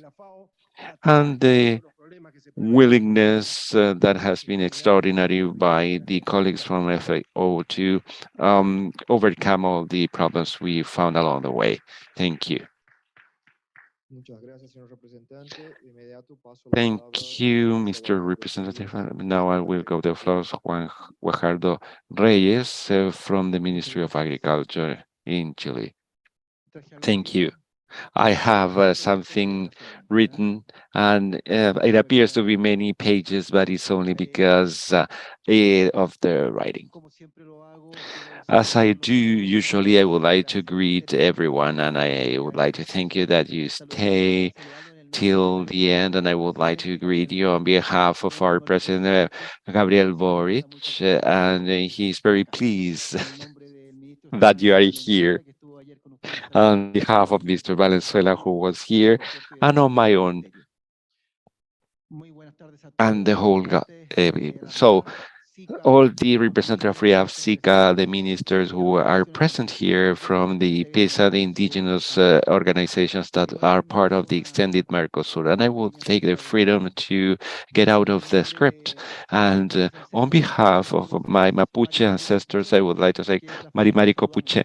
That is the way we greet each other when we meet. And on behalf of the ancestors who are Aymara, I would like Kamisaraki in Aymara language. That is the way that we greet normally here. For us as a country, it's very important to be part of this worldwide plan of action to work together in favor of the common objectives. This decade of the United Nations for family farming gives us the guidelines for the international community about the collective measures that are coherent and comprehensive to be adopted in order to help the peasant family farming, as we call it, and we should add indigenous objective to complete this statement, and we have to include fisheries too. So the forestry sector of Latin America and Chile has been stricken by many factors, as Mario said before. Drought and the water shortage has translated into desertation and deterioration of the soils and reduction of the arable lands, and also the war in Russia has increased the prices of cereals and fertilizers that have put at stake the production in our country. The health crisis as a result of COVID, the pandemic, has also touched the chain of supplies, the prices of commodities, and the inputs in general, as well as the inflation of the basic basket of foodstuffs. This situation is affecting the medium and large, small producers, but particularly touching the small-scale peasants of our country, provoking many consequences from the economic and social point of view. And all this has been aggravated by the vulnerability that the sector has per se. And particularly the people with underlying health problems, with less access to healthcare, the unemployed, the people subcontracted, and the migrant workers that are many in our country today. That's why the government understands that the agriculture and the rural context are part of the DNA of our nation, and a strong country, although it has a cohesion in the agriculture. This common responsibility for everyone, and we see in this peasant context the basis for the great and development of our country. The commitment as a government is at the end of the mandate, all the countries, the regions in the country will have a plan for development that will be the result of participatory processes that will be led by the new regional government. As you may know, our country has 16 regions, and recently we have the regional authorities that have been elected because beforehand they were designated, and this is a major breakthrough. The direction that we are facing now includes many challenges, and the world is compelling us to go into more sustainable and just models where we can guarantee the safeguard of the environmental heritage, promoting the development of the territories and the people who live there. In order to do this, and I heard many times in this word, we need courageous people. We need a lot of people who have the courage to do things. And I highlight this because in order to be here, I think you need to be courageous. To feed the world in a sustainable manner, we need a very important change in our system of foodstuffs. That the measures will be efficient if they tackle a set of objectives that interconnect, including the economic, social, and environmental spheres. And every structure is important in this, and they provide the most of the foodstuffs in the world, and they are the main investors of the economy, and they are the backbone of these dynamics. The farming provides a very good opportunity to guarantee the sovereignty, and we need to improve the livelihoods to better manage the resources and to have a sustainable development in the rural areas.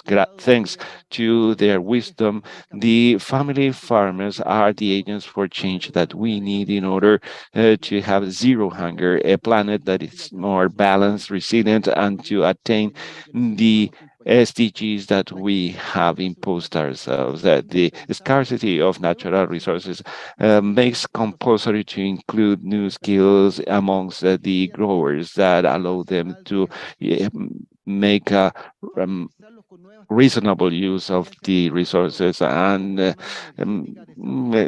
make them familiar with the demand of biotechnologies and different technologies. Although they are very complex, they require to be approached in order to tackle this problem. Yesterday, I was listening to one of the panelists who referred to something that is very important in order to be connect the family farming with the market. We needed some processing rooms with certification, sanitary resolution.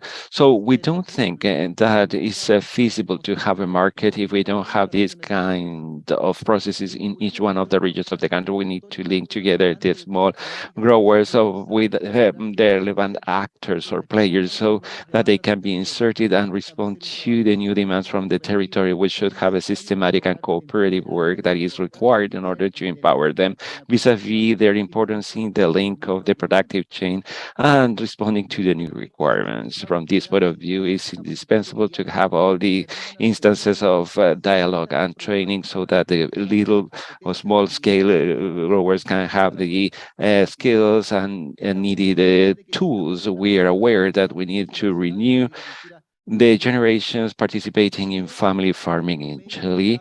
The average of age of our peasant is over 58 years of age. I don't think it's very different in the rest of Latin America, and even over that average. That is why the change is very important. It's very important that the young people are interested in working in the family farming because the future depends on them. That's why we are participating in measures to support them for their participation and let them promote this rural development. It's important to provide the conditions for the young people in the field. In another presentation, I think, in a presentation from FAO Rome, someone was saying that we need to render the field attractive for the female youngsters. We need to have connectivity. We need to have internet, YouTube out there, and to have WhatsApp and everything that we know as technology today. Because when the girls leave the field, the boys go after them. So this is very interesting to take into consideration. They are youngsters who live together and they need each other, and that's why the field should be attractive, should be appealing. And it cannot be boring, as we say. Another important point is to foster the international cooperation, to have initiatives to promote inclusiveness with the indigenous peoples and all the partners in this productive chain. With this United Nations Decade of Family Farming has the purpose of reinforcing the family farming and to provide the innovative spaces and contributing to the 2030 agenda in a more coherent manner. And our country is very committed to this initiative. That is something that we should forget, and there is no doubt that the rural women are the guardians of food security. They take most of the burden of the family nutrition, and they play a valuable role that sometimes is invisible in our sector. And that's why the gender equality in the access to resources, to technology, and the participation in the decision making is a key step towards the world we envisage. And this is the first sector to undergo the effects of the climate change, and the small farmers see the conditions that this produces, and with the drought that is more and more severe. I would like to tell you that some regions of the country are fires going on in thousands of hectares as a result of the climate change, and this is happening right now. Facing these impacts represents for the country a very important space of management, the highest strategic level, including the sustainability for a process of development, and to have resilience in the productive and social spheres. And that's why this program is in line with our objectives in terms of the peasants family farming. Our government and our president would like to thank FAO, Mario, you particularly, and all the players, Eve, and all our friends and collaborators. Would like to thank the organizers, the government, the different spaces of regional representation for this opportunity to host this international event. And Chile is committed to the peasants, family farming, and this agenda. And that's why we will be ready to help and foster the public policies promoting the development of our peasants under this framework that is provided by the United Nations Decade of Family Farming. We should continue to work together for a better future. Thank you very much. Muchas gracias, señor subsecretario, y gracias nuevamente por todo el apoyo que el gobierno de Chile nos ha dado para. So I would like to thank once again the government of Chile in order to host this event and organize this meeting. Finally, I would like to give the floor to Roberto Bosch so that he can express a few words to close this. Thank you, Pedro. I'm going to express myself in Portuguese. Espanhol e o português agora. Well, if we didn't have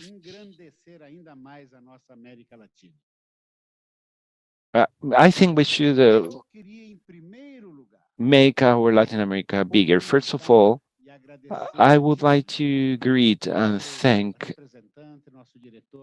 our representative for Latin America and the Caribbean in FAO. I would like to thank you, the Vice Minister of Agriculture of this beloved country, Chile.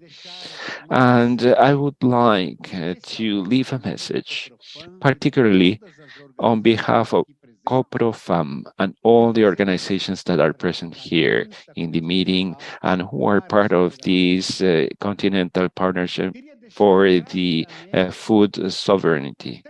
So, very quickly, I would like to convey three messages. The first one of them is a message of gratitude and acknowledgement, because we recognize publicly the importance of this event, this meeting, and the role played by FAO.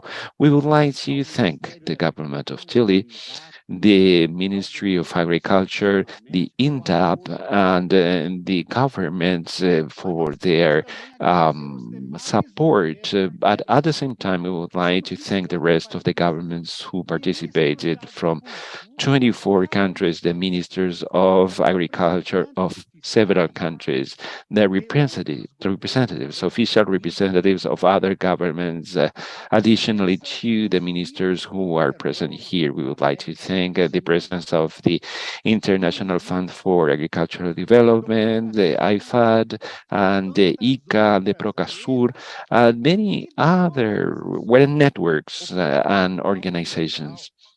The World Rural Fund with its directors, and mostly we would like to thank the organizations that are present here, because they are the main ones from Latin America and the Caribbean, the most important networks, the COPRAFAM, the World Forum of Fishermen, the women, the young people, the indigenous peoples, the movements of agroecology, and so on. So many other organizations that are participating and the main leaders of those organizations.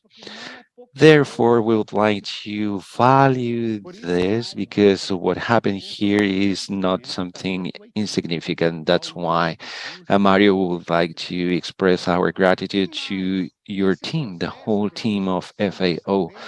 And for the process of the organization of this meeting was very participatory. We built this together. We held many meetings together with your team.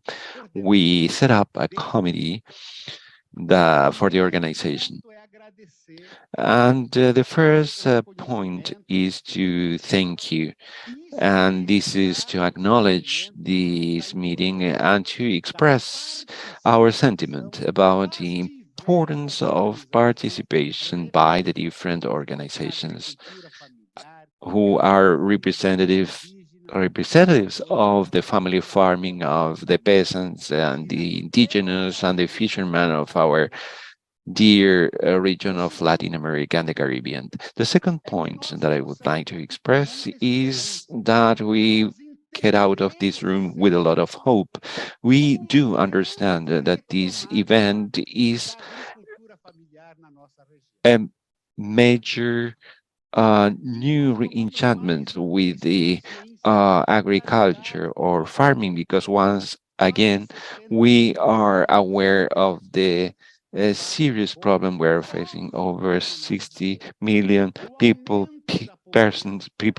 who suffer hunger in the region, the increase of inequalities, of poverty, the concentration of the natural goods, including water and soil.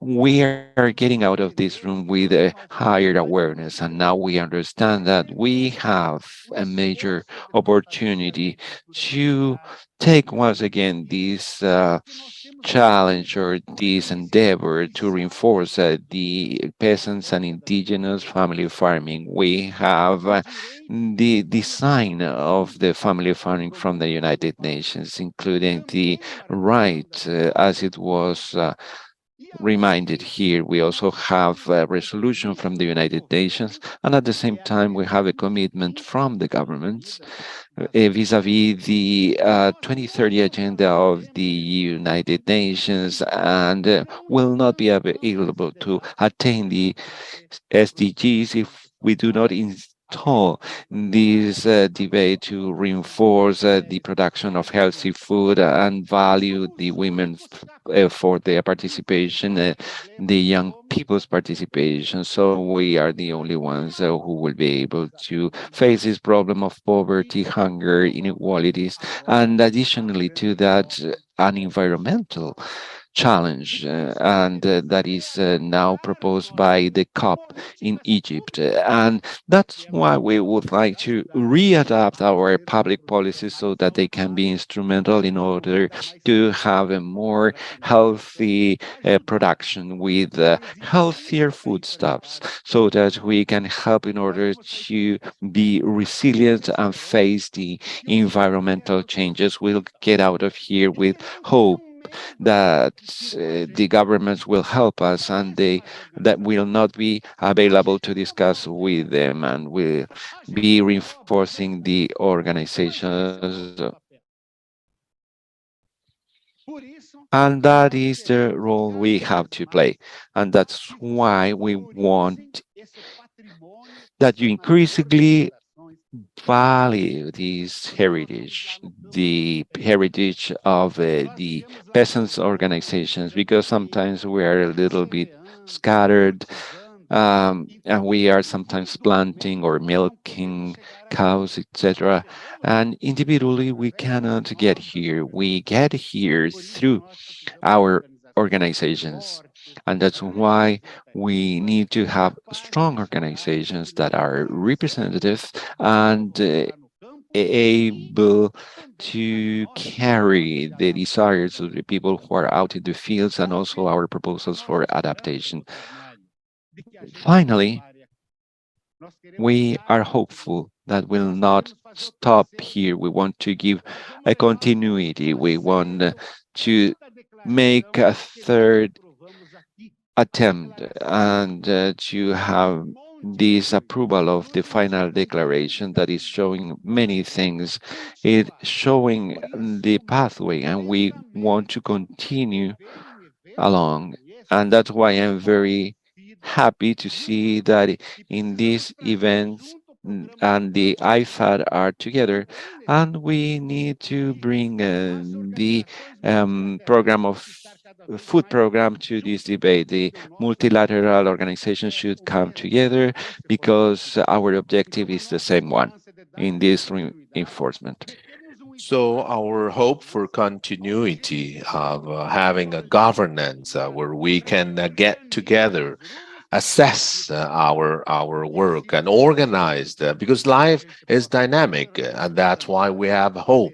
The hope that we can implement the design of family farming of the United Nations, strengthen family farming, and have a better life quality out in the countryside, and having a more humane world without hunger, without poverty. Thank you very much.